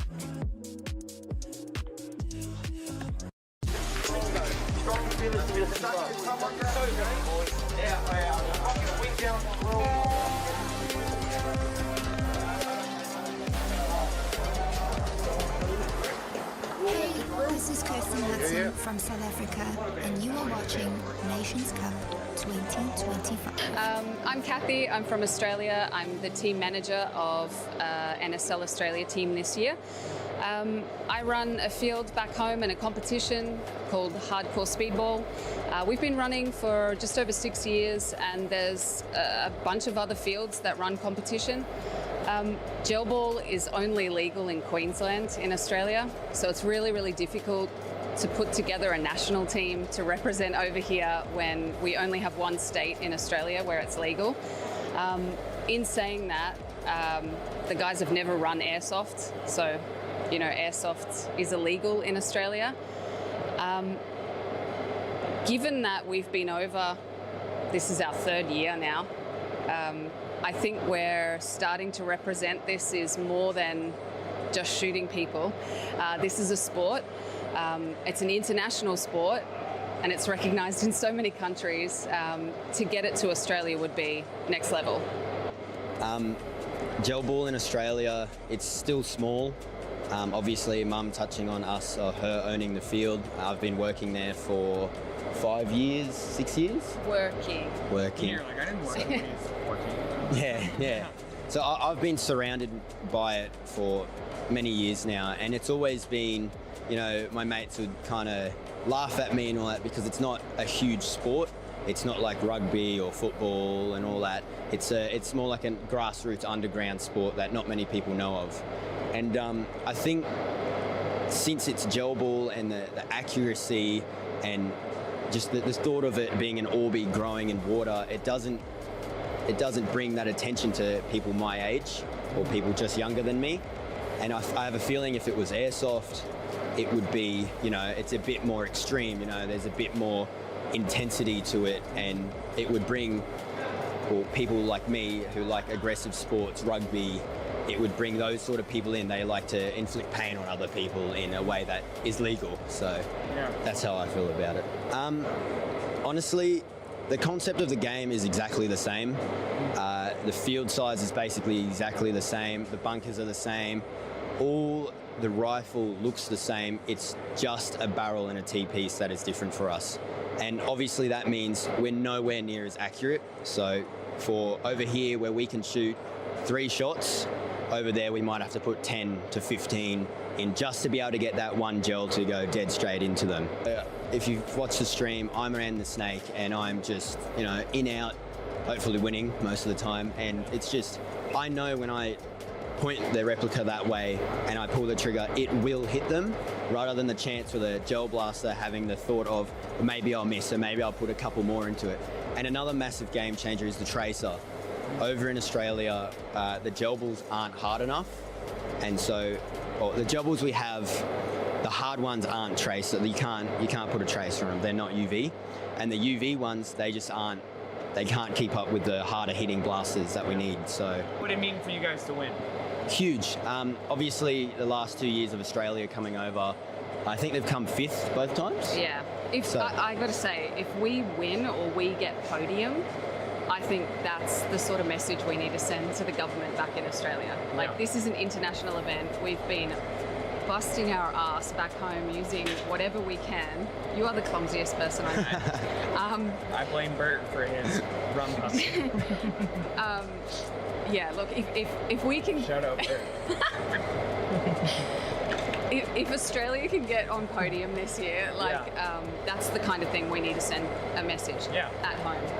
It's essentially, we've travelled all this way, 25 hours, to compete against countries that run airsoft all the time, and we've taken home a trophy. That would be unreal.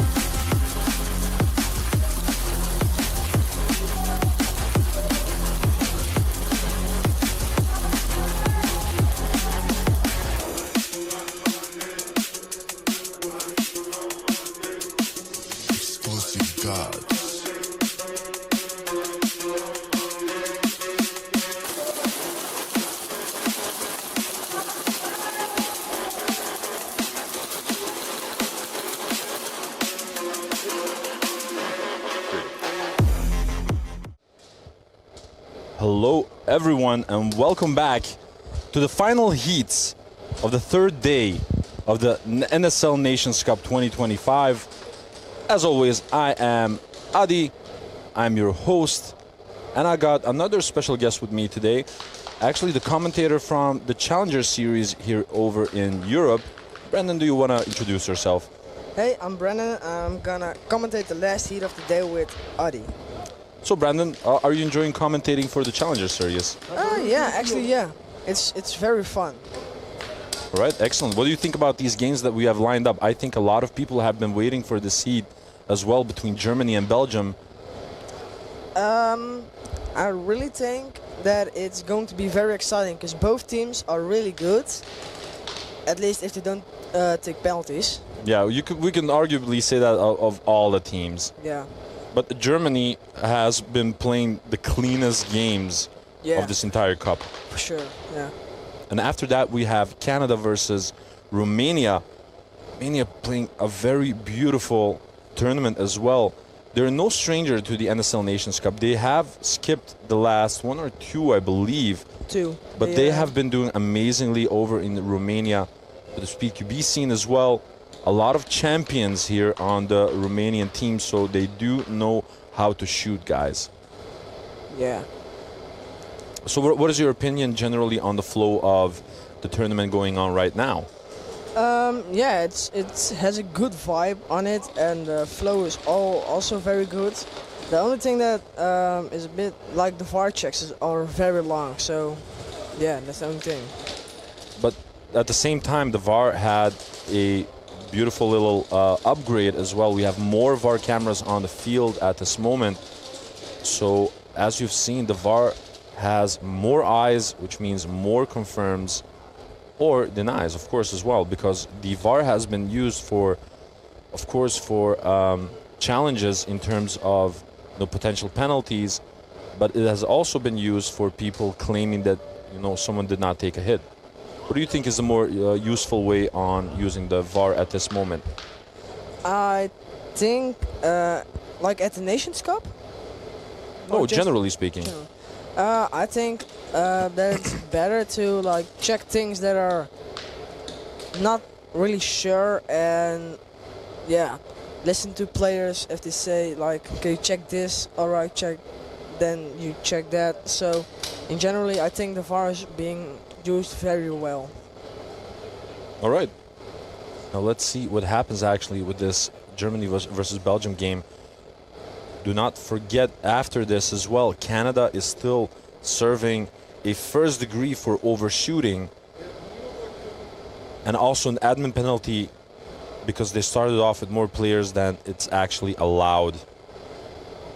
So that might hurt them, especially against Romania, who are already known to punish these types of mistakes. They've shown time and again, despite the fact that they have skipped some nations, that they are very well aware of what they're doing. I think they've been training in the time that they didn't play Nations.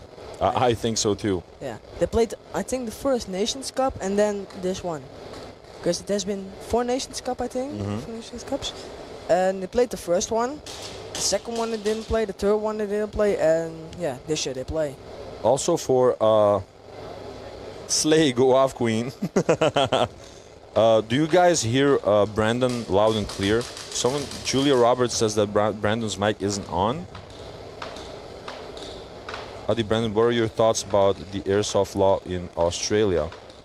Well, I don't know. It's hard to say what the reason is for that law to exist in the first place. I'm guessing that you mean that they have a ban for airsoft, that they have to play with gel blaster, gel blasters.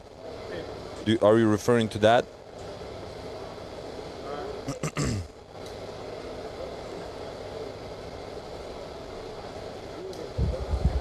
Hi, Romania. Because if that's what you're referring to, Maniac, I'm not sure. I don't know what the reason is for it to exist. I mean, from my perspective, at least, it's like, it's airsoft. We have countries like Japan that have a full gun ban in their country, but like airsoft still exists. But there are still two places in Australia, I think, that somebody said there you can play airsoft. So it's not like a national thing? I don't think so, because there's at least one, but I think there's 2, because I heard somebody talking about it, that there are still 2 places you can play airsoft at, but they're really far apart. Joker Butcher saying, Adi, are you okay? Why?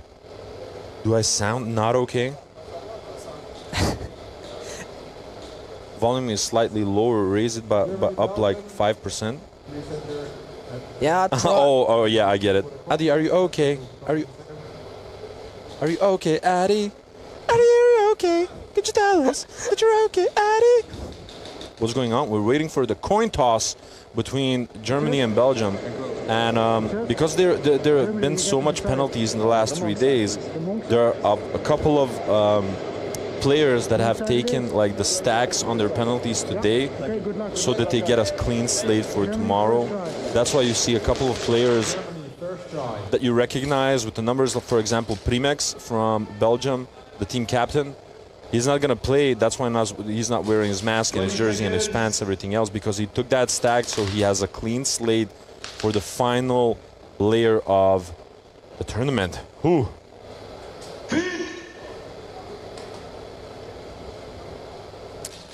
Now we're about to start. Germany is going to be attacking. Clean slate from both teams. It's a clean 5v5. We're off.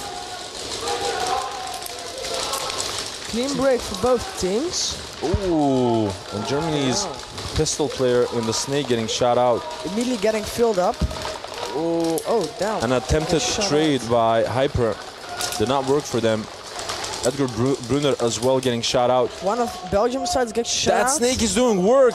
My God, and a snatch. Oh, I swear to God, Viper has been doing work that round in that snake. No scores. Down. Eliminating like 3 or 4 of them and getting the snatch.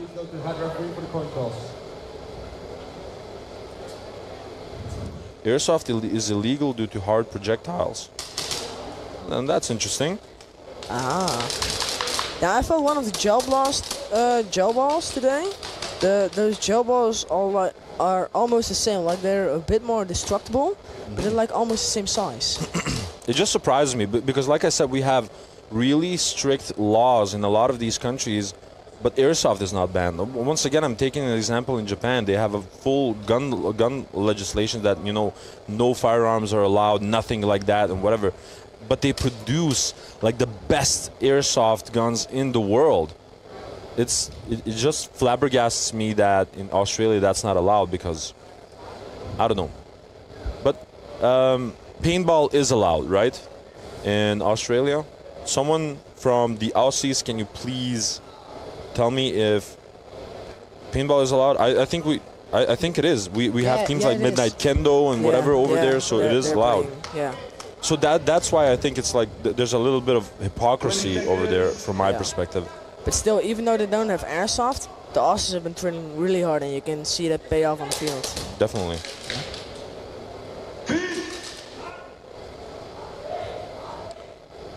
Adi, you're a legend and belong on Mount Olympus.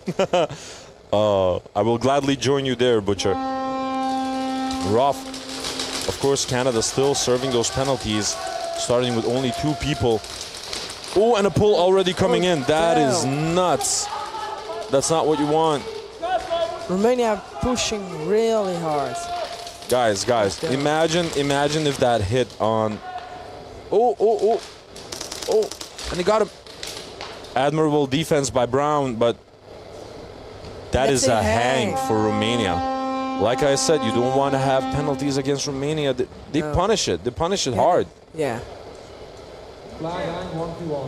And they know what they have to do. They invested those bodies 20 seconds. into completing the objective. No blind fire. Right. I think there's no penalty. No. They always announce it after the 1v1. Ah, okay. And now Brown is going to be defending against Iron, I believe. And Iron has been a formidable gunfighter. Oh, and as I say that, commentator Curse is getting shot by Brown. Commentator Curse. Bineba. I'm not sure what I'm saying. I don't speak Romanian, even though I speak a lot of languages, guys. But what languages do you speak? I speak Dutch, of course. I speak English. I speak Bosnian. I speak French. Oh, damn. Blind fire. So it is not indeed a blind fire. It is blind fire. Guys, listen. I'm going to wait for it. I'm going to wait for the VAR to announce what I think that is about to happen.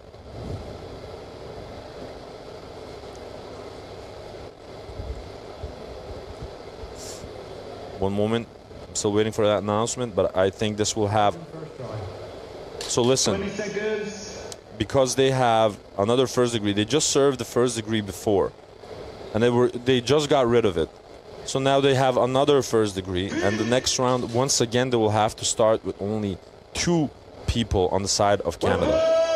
Canada has the same issue as South Africa. Like, they do have strategy, they do have an ideology, and they do research. They're improving. Oh damn! The bounce just. Like Kosinovsky, just smashing it against that D3 Anthrax Dorito.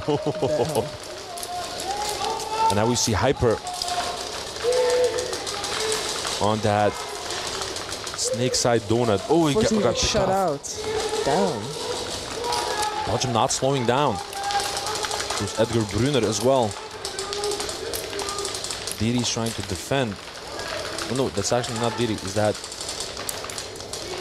That's Tom Hucke. But Viper is trying to hunt him down. If Tom Hucke looks on the other side, he will be shot. Tom Hucke getting shot out eventually. Once again, Viper in that snake being an absolute nuisance, shooting out Diri. Oh, and some miscommunication between Mouse and Viper. The kill count was off, but Belgium looking formidable as always. Here's the thing, guys. When you're that deep in the enemy territory in the snake area. Belgium, Germany, back to back. Because there were multiple penalties on Canada. It already registered that we couldn't play this round. Because he snatched for Romania. And Belgium, second try. Oh, so basically because of the penalties before, they still had one more round for a first degree apparently from Canada, plus another first degree for the blind fire, plus the admin penalty.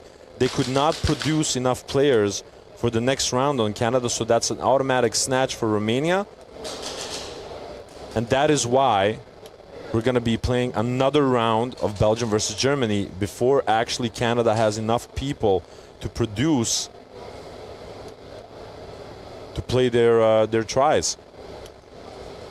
Ah, okay. Adi say hashtag MD. Go Canada, we are here.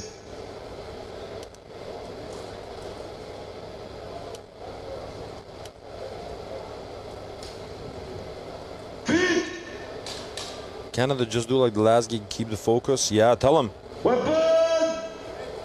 Go Dexter. Bineba, it means good job, all right.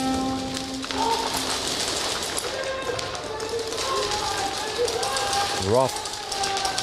Actually, Viper trading it out with Hyper J.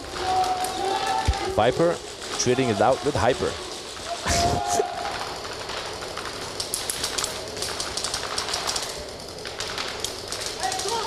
Now Kostanovski's already in the 50, trying to shoot down Fatal, but Fatal is just gonna. Oh, he almost traded with him, but Fatal continued on. Madoka and Mouse moving it. Running, and they got a hang by Mouse. A lot better coordination this time around. So what I wanted to say is when you're that deep in enemy territory in the snake, right? You cannot communicate with your team. Every team knows this. You cannot simply like, yo guys, I'm up here. That you cannot give away your position. Your job is just to assassinate and hope that your team actually keeps the kill count. Yeah. That's why they sort of had that miscommunication in the previous try.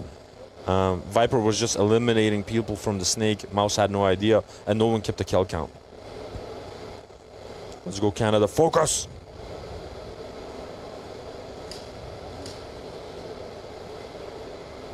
It means more danger.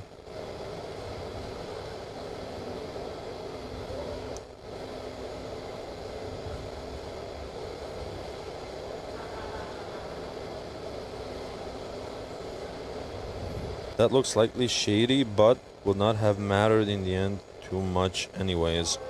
Which part, Al Capone? What looked kind of shady? Please explain. Hi, Romania! Tipi pipi.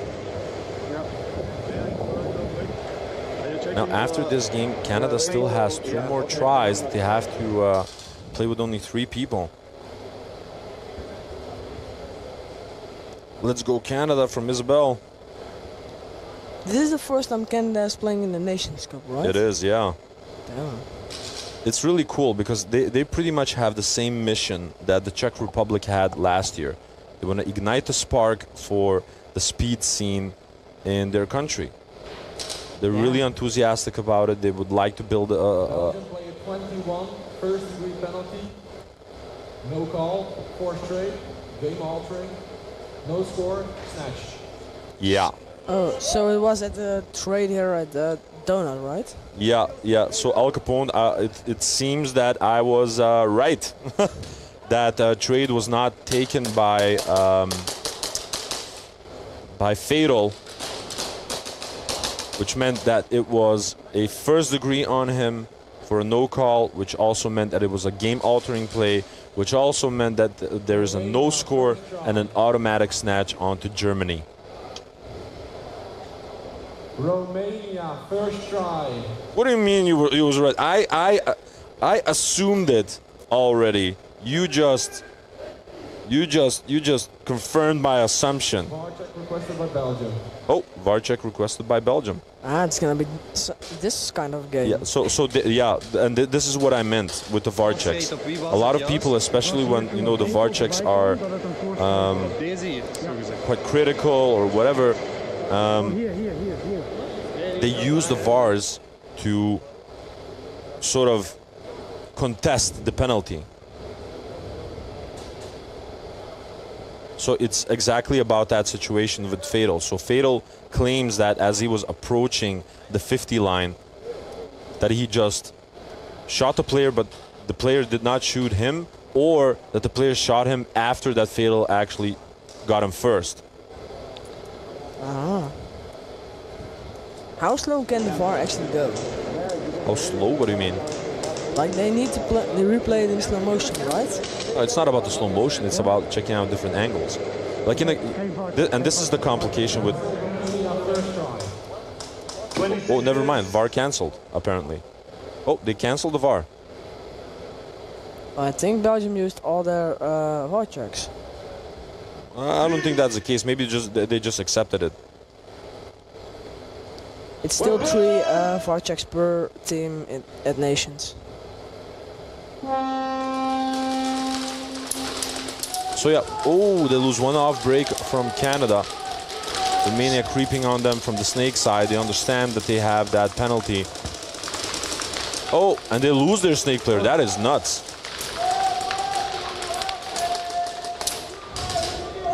And with 3 people, well, -1, Canada is just stopping this advance from Romania.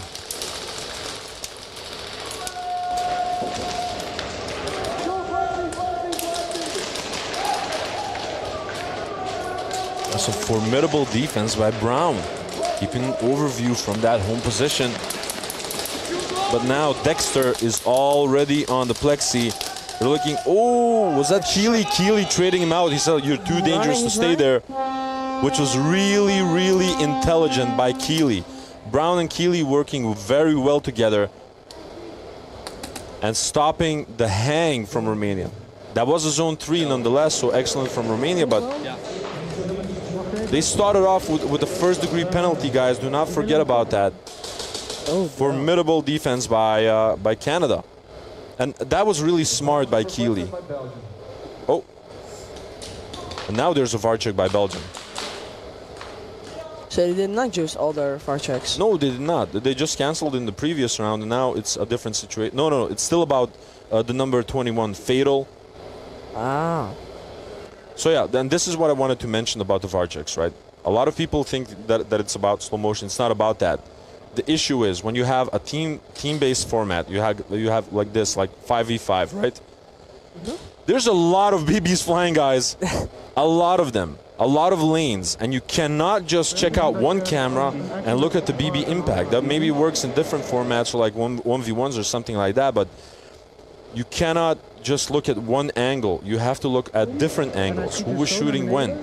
And also compare all of the different time frames. It's incredibly complicated. Yeah.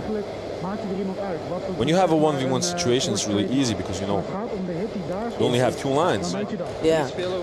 And if someone gets a penalty, it's only 1 line. Yeah, exactly. So in a team-based composition, it's really hard to determine it. What happened first, what happened second, who was shooting from what position. That's why the VAR situation might take longer. Sometimes it's clearer, sometimes it's not. We have a lot of VAR cameras, and you have to check the different angles. Oh, so it can happen that they have to rewatch a whole match? No, not per se, but like even if you're talking about like 5 seconds, and you have, I don't know, 10 angles. I'm not sure how many VAR cameras there are here. There's at least 6 cameras. Like, imagine that you have to check it from all of those angles. Yeah. And follow the line and just check out who shot who first. What is the causality? That can take a long time. Yeah.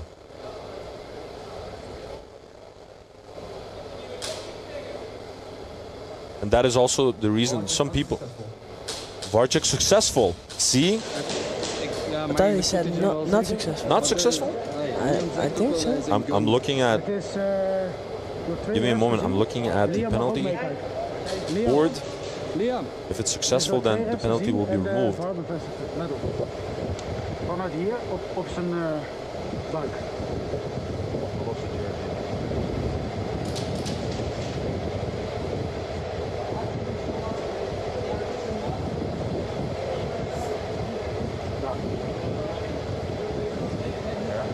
We want the twins number 9 and 31. Do you know that Canada has twins playing? Really? Yeah, number 9 and number 31 are twins. Twin brothers. Yeah. Yeah.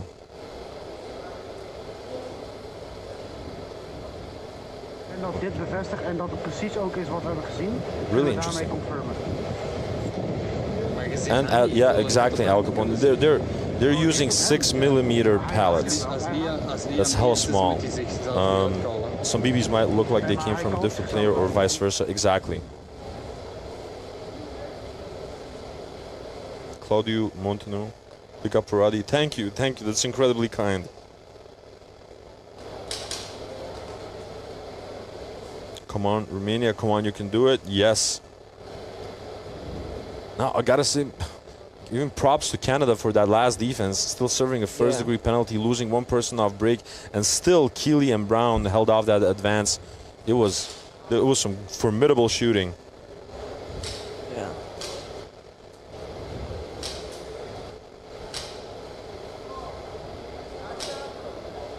So wait, what was that VAR challenge successful or? I do not think so. But they are not continuing with the game, so I'm just not getting that part.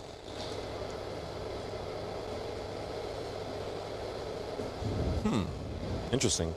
What are you saying? For the stats, it would be fun or nice for Belgium to lose, but look better for the Netherlands. You bastard, you.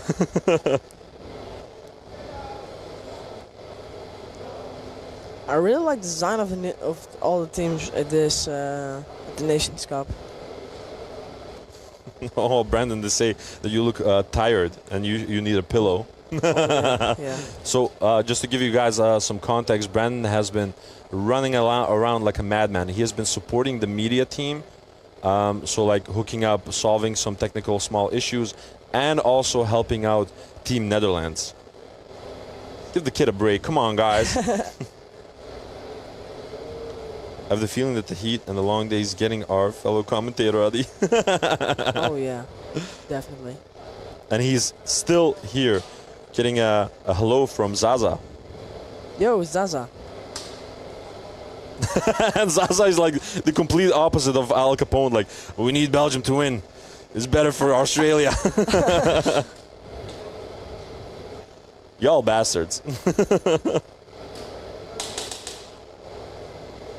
W. Adi. Thank you, Robert. Glad you guys are enjoying it.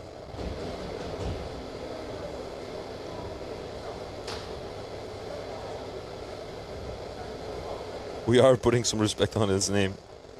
Yes. Brandon has been doing amazing. Fist bump, buddy. I forgot what the kid's name is. Brandon Klopp. He's also, we might say, the son of Stefan Klopp and Nancy, who are also the owners of Delta Airsoft Events. Once again, a sponsor from the NSL as well. And, of course, like I said, owners of Delta Airsoft Events. Wow. Amazing location, fantastic club. Also, Steve's Outdoor, which is actually a project from Stefan Klopp from Delta Airsoft. Oh, shit.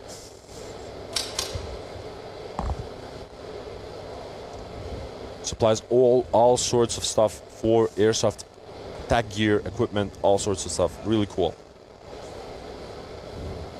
Brandon, there we go.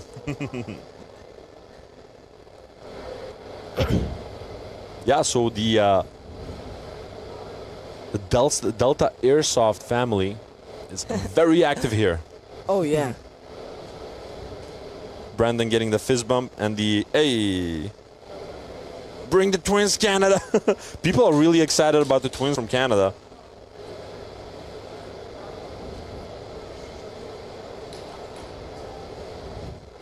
Aurélie, doing some Canadian flags.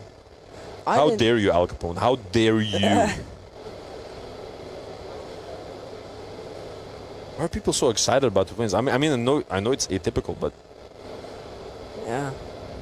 I wonder what the story is there as well. Did he feel like, you know what, since you're doing airsoft, I'm going to do airsoft as well, because we were just following the niche of, twins. Yeah. Did you know what the second name of Harpy J was? I really did not know until I saw his jersey this year. Was it? Karthauser. Yeah, Karthauser. I really did It's not really know aggressive. Karthauser. Yeah. Which is really weird. We also spoke about the fact how some people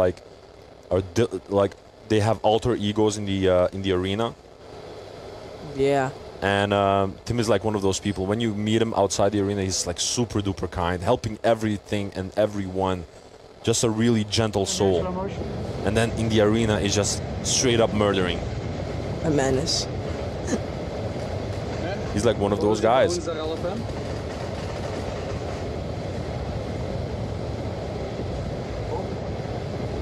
We zijn eerste BB-hit hem al, hè? Ja, dit is echt letterlijk. What do you think about the speeds of the scene in South Africa, actually?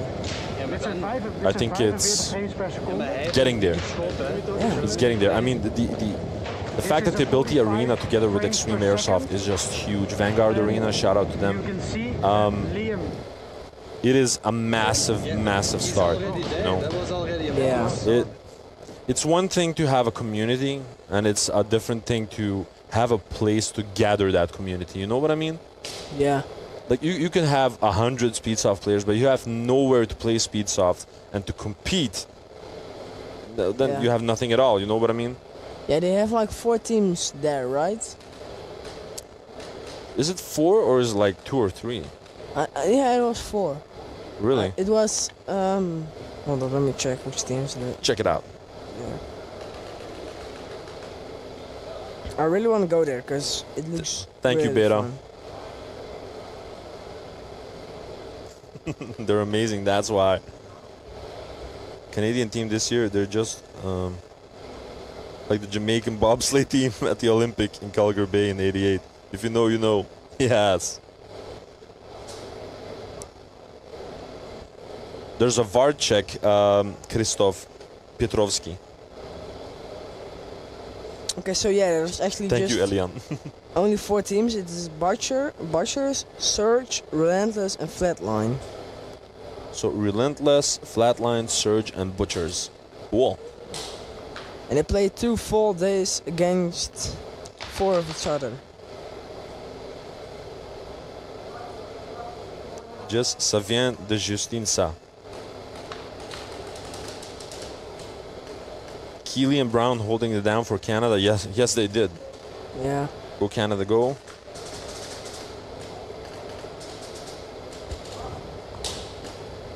What do you think? Zaza, it feels good to have dinner at a normal time instead of playing till 10 p.m. Dude. Fair enough. I agree. I was here for like 14 hours on Thursday. That was a really long day. Yeah. McChicken saying I'm a part of Flatline. Really cool.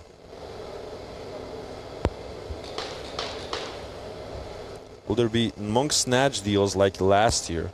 Maybe. Maybe we have something up our sleeves tomorrow. Who knows? Who knows? There's also the raffle for the Monk Polar Star Oracle. Check out that on the Monk Customs Instagram for sure. Easy way to enter, and you know, you have nothing to lose, everything to gain.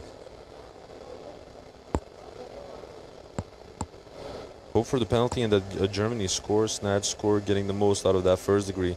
That would be the ideal scenario, Marvin. That would be the ideal scenario. That's what you want. If the enemy team gets a first degree and have to play for 3 rounds with 3 people, ideally what you want to do is hang, snatch, hang. Getting the most out of it. That is exactly right.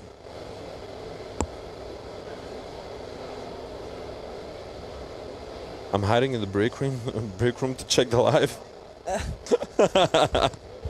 Oh God. There's been a lot of people saying like, I'm watching from work. Or I'm listening from work. There was even a guy who said like, you know what, I'm listening. Hey, can you please say instead of they, like call the team. Instead of saying, oh, they got a first degree, like, oh, Belgium got a first degree, you know, because he was listening to it.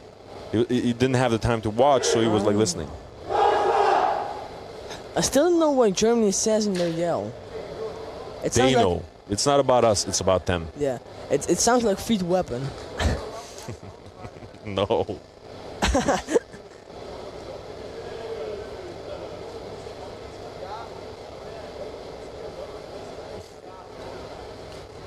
Okay, that's a bit long. I look dumb alone in my living room. My banana gun.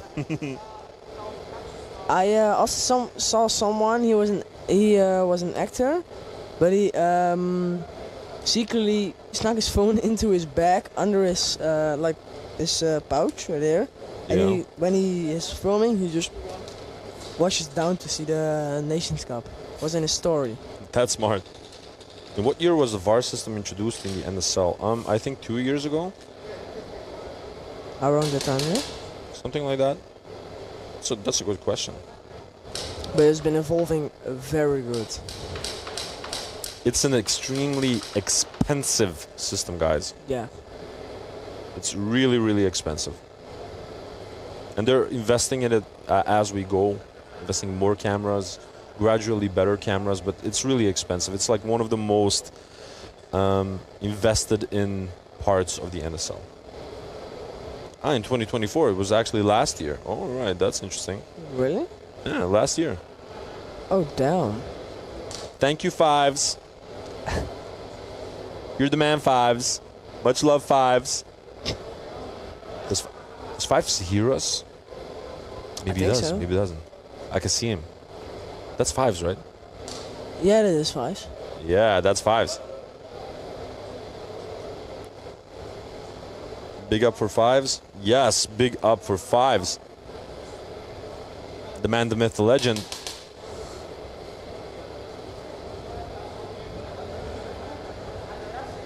So apparently that entire VAR situation is quite complex.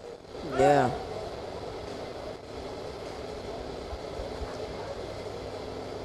Making our job a bit more difficult. Because we want to deliver the people some action. Yeah. Aurélie has to leave. Thank you for joining us, at least for a moment, Aurélie. Good luck, Canada. When a player does not call their hit, determined by the referees, the first degree or second degree severity is based on the totality of circumstances.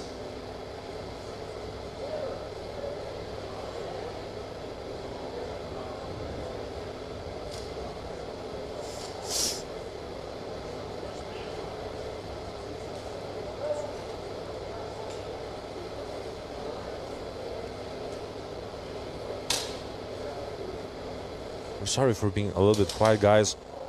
Trying to understand the situation. Yeah.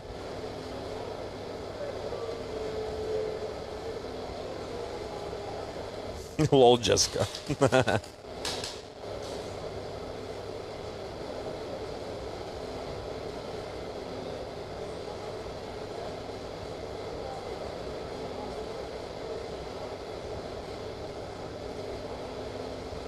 So I think that the VAR just quoted a piece of the rule book saying when a penalty is not called immediately by the referee, the determination for it It's based on the totality of circumstances. exactly.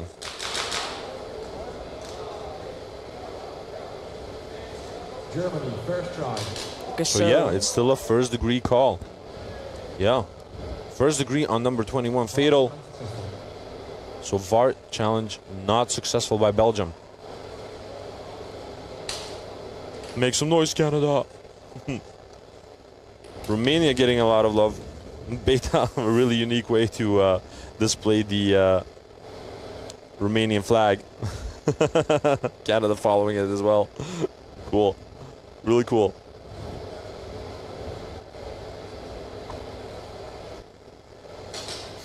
What is that? Drums? 20 seconds. Oh, Canada.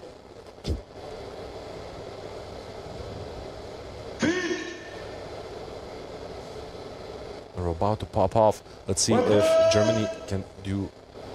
Marvin said before, punish.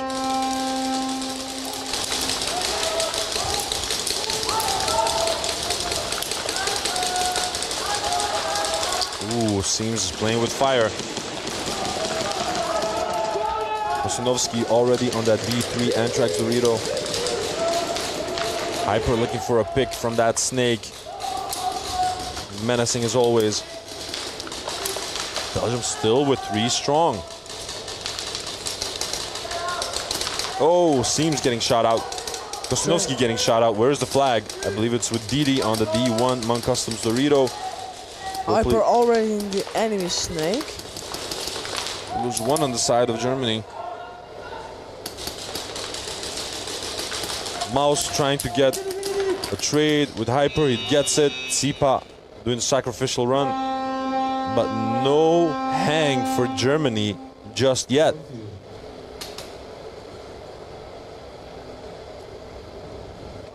What do you think that win the MVP award this year? MVP award? Dude, I usually... Oh, and now Varchek from Germany. And that's interesting because usually when Germany requests a Varchek, they're pretty sure of it. They're like 99.9% sure of it. I think, based off of what I saw, MVP will be going to Rico Gray. Yeah. Man is a machine. Rico Gray. Listen, guys, this is really interesting as well. Rico Gray is 47 years old. No turns 47 this. No. He's 47. He's gonna be 48 on Monday. Yeah. Dit wordt echt een hele lange match, ouwe. Ik zweer het. Ik denk dat dit echt nachtwerk gaat worden, jongens. Het spijt me zeer. Yeah, we'll try.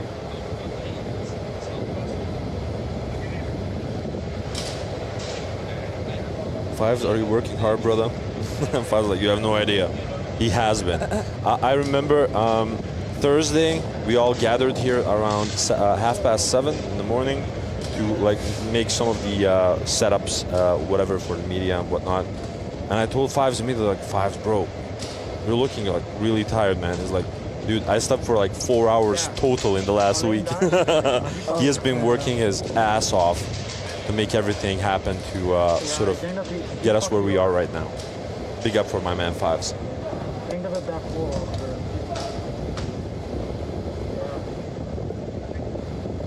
Asked this question before, but I missed the answer. Would nations with the team get more Varcheks? No. No rule adjustments are made. The rules are rules. If we make random rules for random events, no. What's the point even, right?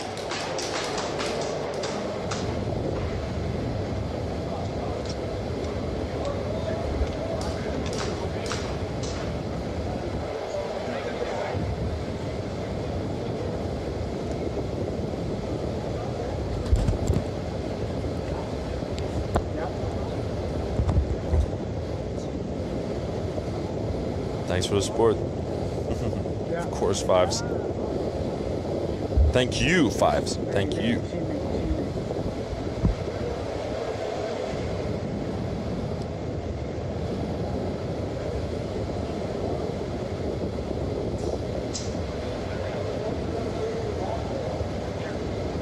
Ja, ik zie hem. Ja, en hij blijft een beetje kleven. Hij blijft een beetje kleven, toch? Any sort of signal. Nee, dat was een andere. Dat was een andere. Romania.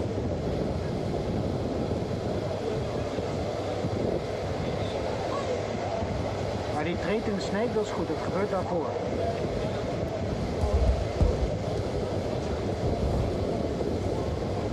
Nou, dat gebeurt zo kort na elkaar, dat weet ik niet of je dat als een voorstreep. Yeah, since it's a 4-day event, like Cringe pretty much explained it very well in the previous matchup. Like, if everyone had like, listen, let's start from the start in terms of VAR. What a lot of people do in any tournament, disregarding how long it takes. Just a moment, guys, sorry.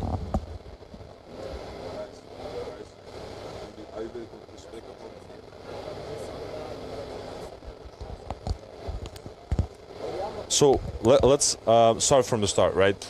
Disregarding how long that any sort of tournament takes, right? What a lot of teams do is sort of respect and accept any outcome that the referees, determine throughout the group stage, and they keep their VAR checks for the end stages of the tournament when they truly matter, right? That's what a lot of teams do. Now imagine that every team kept their VAR checks, and imagine you had like 6 VAR checks or 8 or something like that for this event, and everyone kept them until the end. You would need like 24 hours for the last day. Yeah. I think nobody will be leaving a real strike tomorrow before 12 a.m. Exactly.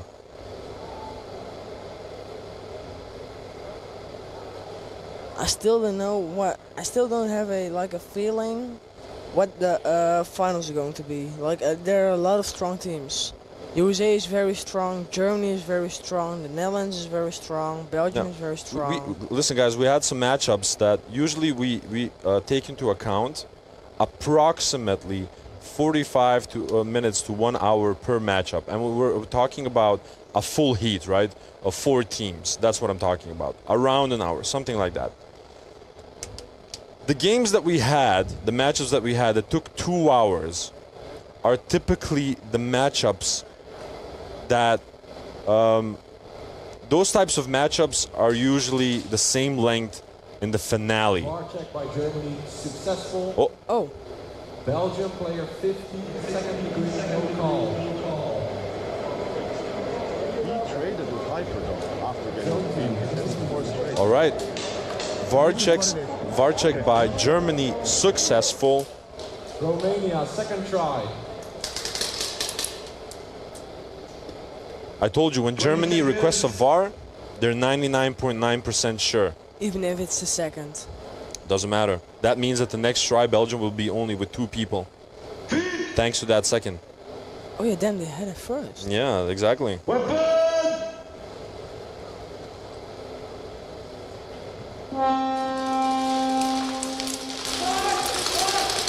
If you could only use 2 VAR checks per day, then everyone will be using their VAR checks every day, all of them. Just because they can, not because they're sure, because the hell of it, like, hey, maybe they see something. And then every day it would take like 14 hours. I know what you're getting at, and maybe it can be perfected towards the future, but I think that we're now in some sort of middle ground. Canada snake player getting eliminated. Canada still serving that first degree. This is the last turn that they have to do that. Romania pushing really hard. Keely and Brown once again defending. Oh, and we got a death squad. Oh, and Brown getting 2. And now it's Rav. Rav trying to eliminate Brown. Brown holding down from the home position. Brown holding down. Oh, and he got him. Oh, excellent movement by Brown. He's looking for the flag. Oh, and he didn't get it. Oh. It was right up. I'm telling you, Brown and Keely have been doing amazingly together despite that first degree penalty. So now actually Belgium will be starting with only 2 players against. Oh, and I know Al Capone. I know. Like and there have been a lot of suggestions.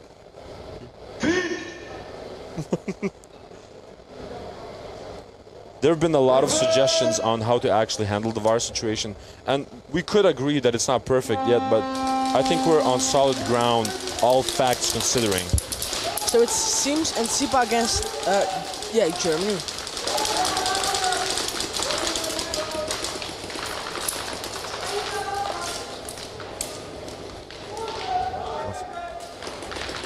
No, it seems Nsipa. It seems just tearing that turf up. Oh, and he got shot from the snake. Oh, and Nsipa snap shooting Hyper. Do we have now? Dude, he's running for it. Oh, and he got it. Oh, yeah, boy, fast. That was Didi getting a chant from the tribunes. Damn. That was nuts. there's not a lot of players that can do exactly that. No, that's why you won FP award last year. Well, yeah, that and amongst other things. Yeah, boy, don't miss. Always looking at his opponent. It's got to be Tsipa. Two players that know each other very well. Don't you think, Fire Pants?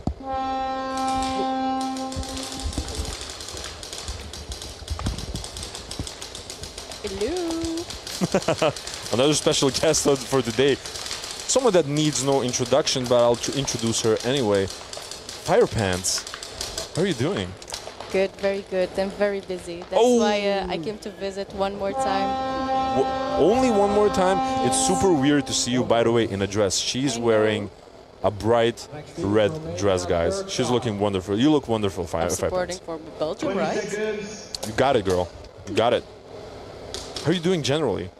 Very good, very busy. My pole dance is boosting. The shows Really? are coming up. That's why I made the decision to stop playing airsoft with a lot of pain. Oh, with a lot of pain. Do you have an itchy trigger finger right now? Like, oh, I want to play. Still my little kappa. Oh, she's got a tattoo of a small kappa on her trigger finger, guys. That's just nuts.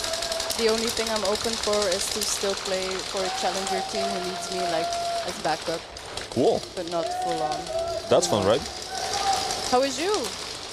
I'm good. This is the third day and we've had some crazy, crazy heats. And if it's any sort of, you know, prediction on how the finale is gonna be, it's gonna be absolutely crazy. I think tomorrow we're gonna blow the roof off. Ooh, and Keely getting shot from the snake by Pippo, I believe. Is that Pippo? Yeah, it is. Oh, and the flag carrier getting dropped on that cross from Romania. Canada is fighting back admirably. Yeah, it's hot in here, isn't it? It's crazy hot.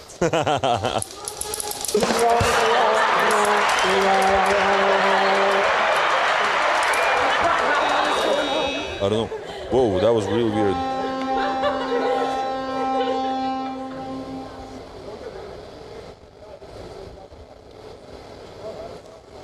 There's something. Just a moment. Next teams. Belgium, first. Seems to be fixed. Oh, I had a little bit of a audio issue. That was really weird. 20 seconds. Maniac saying Vuurbroek? No. Lady in red? Yes.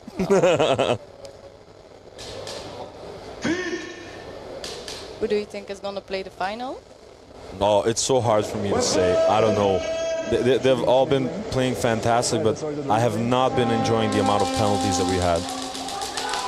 And the VAR checks. Well, the VAR checks are something to be expected in a sense, but what we did not expect is like the amount of first degrees and stuff like that. It's been crazy. I heard. It works kind of demoralizing for me as well because I have to announce them to the viewers and like, oh god, oh, and a zebra on the prowl. See, speak of the devil, Didi getting pulled. Did not want that. So there's still a first degree on Belgium. They're looking for the flag, but no cigar. So Germany accumulated a 11-point lead, but that is pretty much it. We're gonna say farewell. You're gonna say farewell? It was nice to see you. And very good luck with the Are commentary. you gonna come and watch tomorrow during the finales? No, I have shows. Really? Sorry. You busy bee? Yes, I'm dancing on Tomorrowland. God. Where? It's burned down. I did not hear that. Didn't you see the main stage? I Yeah, did. you did, yeah?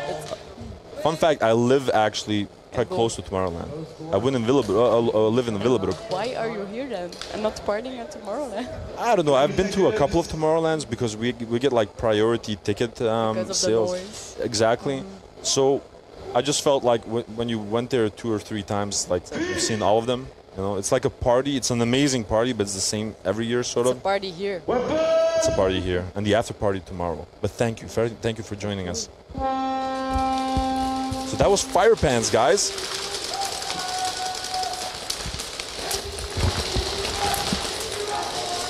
We're back in the game.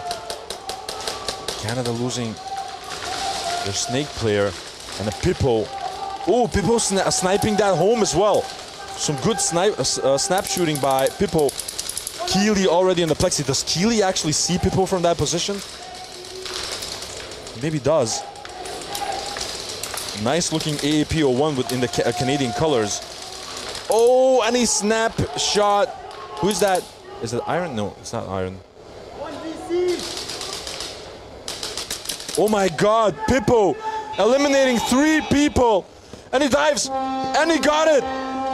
That was absolutely incredible, Pippo. You demon.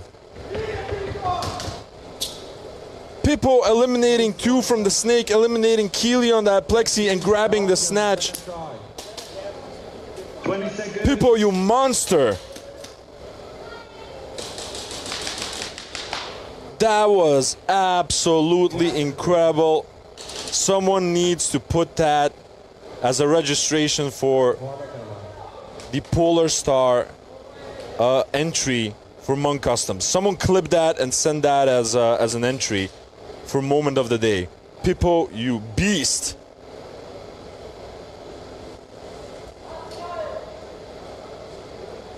That was absolutely nuts.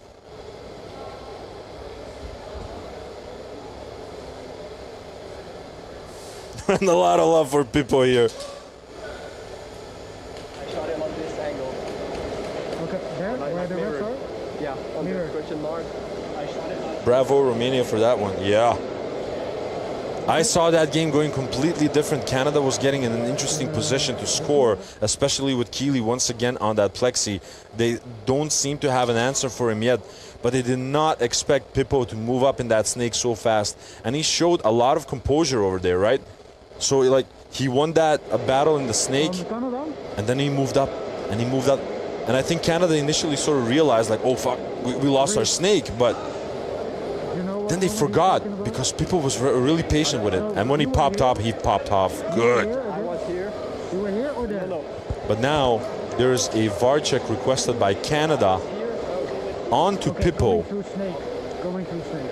And can we get like someone to sweep the DD on the... Number 31, Allard, claiming that he actually shot Pippo from the cross. Okay, we'll check. So depending on the decision from the VAR check, this might be a very different ending of that story.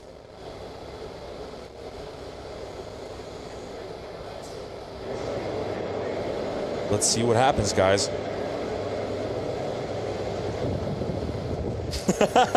And Robert, following the good vibe energy, sending that hashtag no penalty.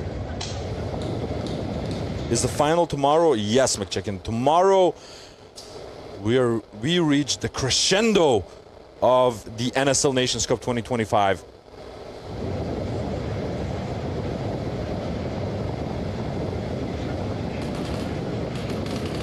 It's gonna be amazing. I should actually like save my voice a little bit. Tomorrow is gonna be the big day. God. Robert's still working on it. Hashtag no penalty for Pippo. Sending positive energy to his countrymen.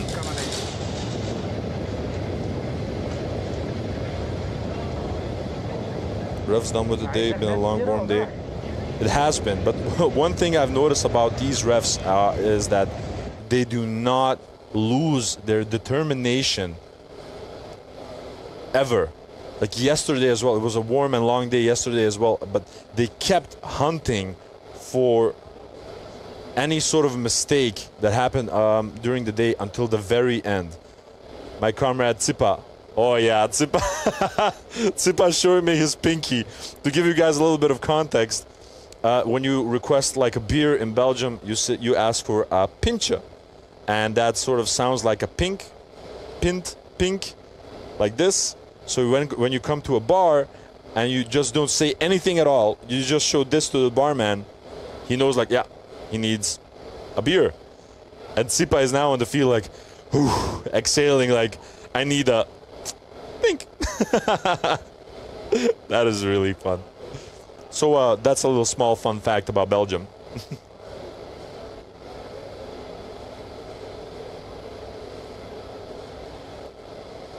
Hashtag free people. Give people ice cream for the effort.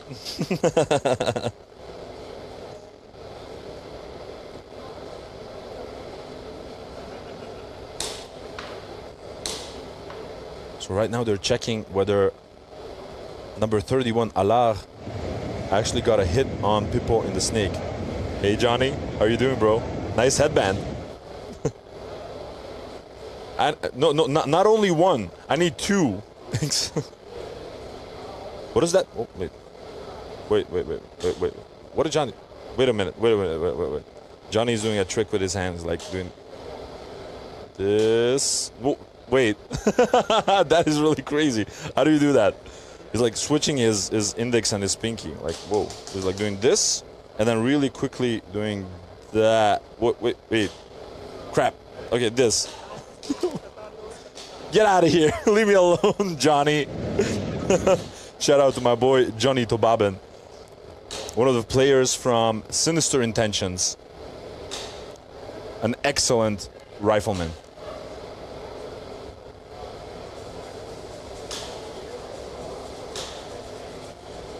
Leave the imp alone, no penalty.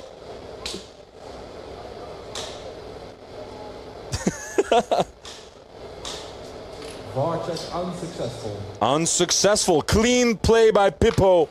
Belgium, second try. As he goes down in legend.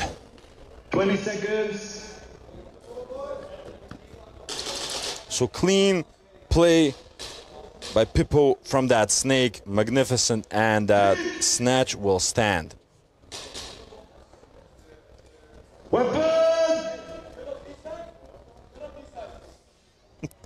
Transfers are being prepared for 2026 in the Romanian Championship. Pippo's price has skyrocketed.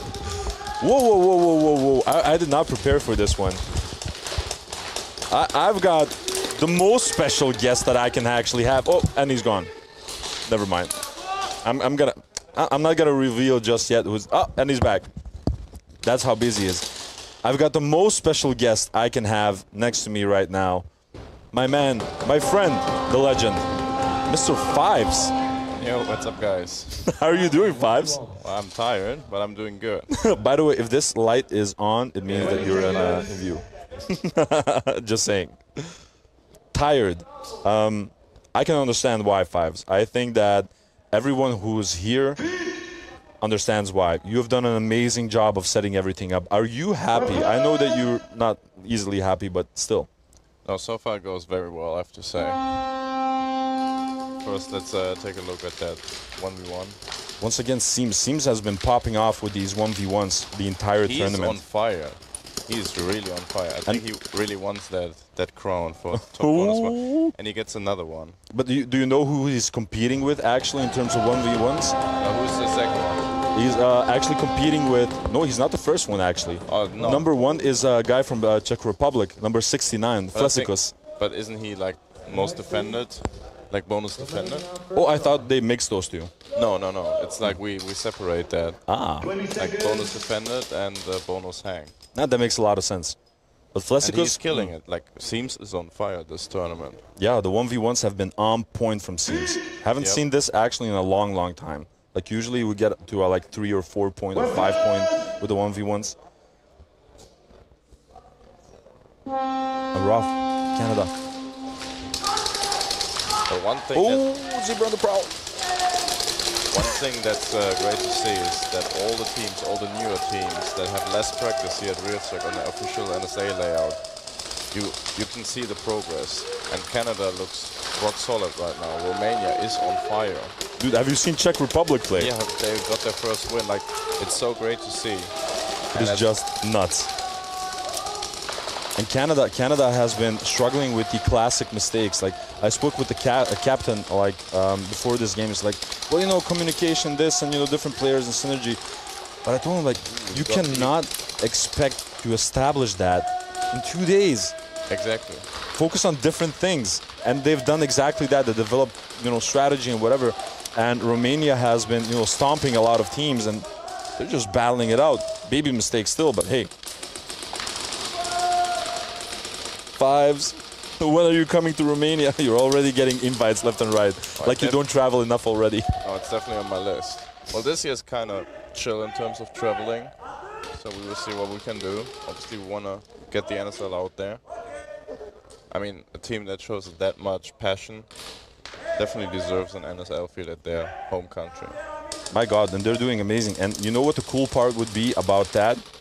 That means that they will have another location to also like train and participate on the eastern side of Europe, Absolutely. right? Good shooting. Waba not being able to get that score. Well, he did get a score, but no hang. And that has been the issue a couple of times with Romania. When they orchestrate these attacks, they do it wonderfully. But sometimes the backline sticks at the back just a little bit too long. You see that. Could have easily been a hang. But that's the experience of the game. Fives, you got my carbons. James. Oh, James. Yeah, of course. I'm going to give that to Reese.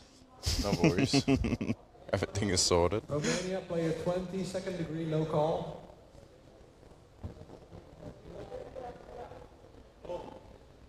Romania, player 20, stack penalty. Ooh. Germany, first try. All right, so we got a stack on Romania, which is maybe not that bad, which means he loses this game. And tomorrow in the quarterfinals, so he misses that, which is kind of the most crucial match until this point. That is true. That is true. Should have done it earlier, my friend. But not a lot of these teams actually track their penalties completely. Yeah. What I've seen very interestingly in some of the locker rooms of other teams, like they have like a whiteboard and they count their penalties. Ooh. And it looks like Belgium is getting the better of Germany in the snake. Viper has been doing work. I think it's again Viper in the snake, right? He is also one player that stepped up dramatically this tournament. Didn't expect that of him. Yeah, exactly. Belgium overall is like a strong contender for the title, I'm not gonna lie. You did feel that they got some insecurities after that play against the Netherlands. Yep. That made them a little bit insecure, but they're slowly like easing back into it.